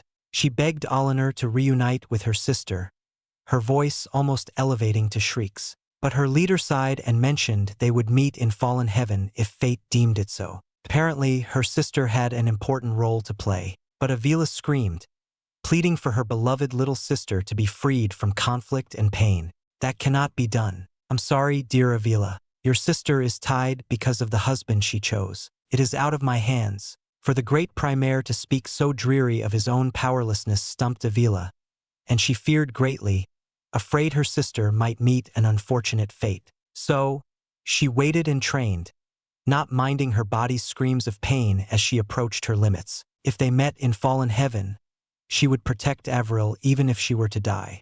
But what was this? The delight and joy in meeting her sister was swept away. Fate determined she and Avril met on this day. But why did it also lead the wretched witch, Lilith, toward them? Cruel, unbelievably cruel. Avila saw her sister's listless face, the golden eyes dulling into obscurity, the body slumping like a puppet with broken strings. Avril's tears dried up as if she were not allowed to cry, and indeed she was not. For years, Avila studied Lilith's cruel methods and knew shedding tears resulted in deeper and prolonged agony. Slave, why are you not looking at me when I speak? It's rude to your mistress, isn't it? Lilith lowered her scythe and slowly stabbed it into a root, easily parted by the sharp blade. Avila gripped her bow and gnashed her teeth. How dare she? Her anger flared like a volcano about to erupt as Avril winced from the scythe's clear hum, a high-pitched noise that felt as if a blade sliced right by the ears, grating on the nerves. Avril's lips trembled, and she jerked her head up to stare at Lilith, her neck cracking audibly like creaking branches. Her sister looked so weak, her figure small and timid, hunching her shoulders inward. Good. If you listen so well, how did you betray me and slip through the spatial gap? Lilith wagged her finger the way one might beckon a dog. Come here. I'm not mad, so she said, but the lack of vibrancy in her voice offered no assurance. I'll re-educate you. Avril, don't. Shockingly, her sister slowly rose, still unresponsive to her calls, the fragile knees shivering down to her toes, yet Avril stood. Instead of the lively sister she had just met, Avila saw only despair in her, an unfortunate, broken woman who knew only pain and suffering and, thus, could only walk toward its source. That was why she needed to make a move. Avila fired several arrows, linking them in chains of light that formed a prison, trapping Lilith. Though trapping was not accurate, her Ein powers were nothing compared to the grade 9. Grabbing Avril and tucking her in her arms, Avila faced Lilith. A fight was foolish and would result in their deaths. However, even if she had to stare death in the face, she had to protect her little sister. Avril's cold sweat felt like ice, nearly freezing her own skin. Lilith tilted her head and lazily swung her scythe, the sound of its blade jolting Avril, who stiffened in her arms. Lilith's scythe swiped in a slow, arcing motion, but a single tap dispersed the prison of light, shredded into thin air. Fuck, Avila cursed, scanning the forest for an escape route. Speed, she lacked it. Power, there was no contest. Technique, spells, she fell short in all areas. Was there truly no escape? Meanwhile, Lilith placed a finger over her lips, a cold gaze fixating on Avila. Ah, I remember you now. 50 years ago, you interrupted me. Lilith spoke so plainly, as if remembering where she had misplaced her snacks. You're her sister. Wow. I wonder what sort of fear I'll see from the two of you together. Begone, you accursed witch. Avila swept her gaze over her surroundings again. She saw no one nearby, no potential ally in the vicinity. Her eyes swirled into her hands, and she prepared, placing one near her heart and the other on Avril's throat. Without any allies, without any certain escape routes, the only way to escape was in death. Rather than let her sister suffer again in Lilith's grasp, she decided to grant her mercy in death, quick and painless. Forgive me, Avril, but I'll join you soon after, and if there is a next life, I hope we can be sisters again. Next time, I'll protect you properly. Sarit, I'm sorry. Really? That is your decision. Somehow, Lilith seemed bored despite her expression and tone never changing. How confident are you? Will your killing stroke fall first? Or will I stop you in time? Her instinct screamed, and Avila shuddered, fear stalling her Ein, and her eyes widened, realizing her grave mistake. The moment of hesitation was all Lilith needed as she sped into a blur, already before Avila. However, a sudden strike sliced toward Lilith, her scythe turning to block. Surprisingly, Lilith was forced away and pushed back into several trees that parted cleanly in two. The resulting blow divided the earth, a thin slit across a great distance. A strange man leaped down, his bare feet crushing the roots. His height was absurd, maybe 7 or 8 feet tall. His fish-like eyes rotated around before snapping onto her, particularly Avril in her arms. The man stretched his lanky, unnaturally long arms and clasped his hands as if in prayer. Avila didn't know who he was, but she couldn't let this opportunity go and sprinted away. "Sorry, I am Santen III. I serve the Lord and Lady." The man, Santen, made a clicking noise repeatedly and spoke in a long, low voice as if each word required several seconds to form. "Lord and Lady?" Avila tried to brush off Santen, pouring more iron into her radiant steps, but he kept up quite easily, striking her pride as a scout. "She is Lady Avril, is she not?" Santen rubbed his palms together. "I am a servant of her husband, my lord." "Her husband?" Avila gasped as she recalled what Olinar had told her. "Why are you running?" Lilith's voice caught up from behind, her strides closing in. Santen frowned and turned to confront her, swinging his arms into a blurry mess, nothing but the sound of the rushing winds indicating they existed. The trees surrounding them toppled, sliced into chunks that fell onto Lilith, and more direct slashes sliced toward her. He grabbed her and Avril and stomped into the dirt, his legs slicing a pathway deep, and they vanished in the collapsing earth.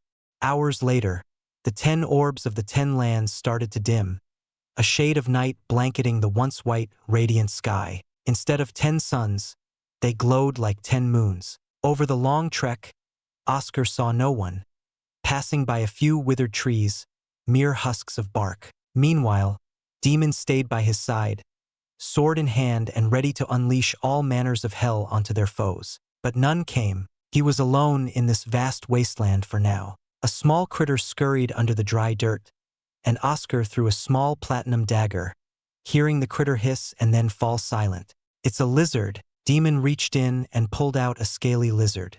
Without a single word, he piled some dead branches and set it aflame, placing the lizard, now speared by a stick, nearby to roast. Oddly, no Exalt beasts existed in fallen heaven, only regular and tame creatures like this lizard. Nearby the flame, Oscar stared at the dark tower, seemingly not any closer or farther than from where he started. It was silent, except for the crackling of the burning branches, sometimes popping as the bark exploded and spewed embers that floated around. "Where is she?" Oscar wished he knew the answer, but maps didn't matter here, and neither did prior experience. The lands shifted and remade in every opening of fallen heaven except for the 11th land. Any items that could track her were forcibly ripped away from his dimensional cube. The flames began to splutter out, weakening. Tossing more branches in, Demon kept the flame alive, needing more time to cook the lizard fully. By now, the outside world must be in chaos. Will we be able to return to a peaceful place? Oscar sighed and eyed the stretch of endlessly flat land, halting when he noticed someone walking toward him. Demon rose and pointed his sword, intent on killing the stranger. Cloaked in a tattered brown robe that reached down to his feet, the stranger hid his face under a hood. What surprised Oscar was the stranger strode without alarm or haste, calmness driving each step as he drew closer, his footsteps echoing against the crackling fire. Normally, they should clash, but the stranger raised his arms, silently declaring a show of peace. As the light of the flames flickered across his face, it revealed a stubby black beard and a tight, youthful jaw. "Mind if I join you for this meal?" the stranger asked, his voice deep and mellow. "Who are you?" Oscar clenched his fists, and Demon readied his blade, readjusting his grip. "I'm a simple wanderer, and I'm hungry."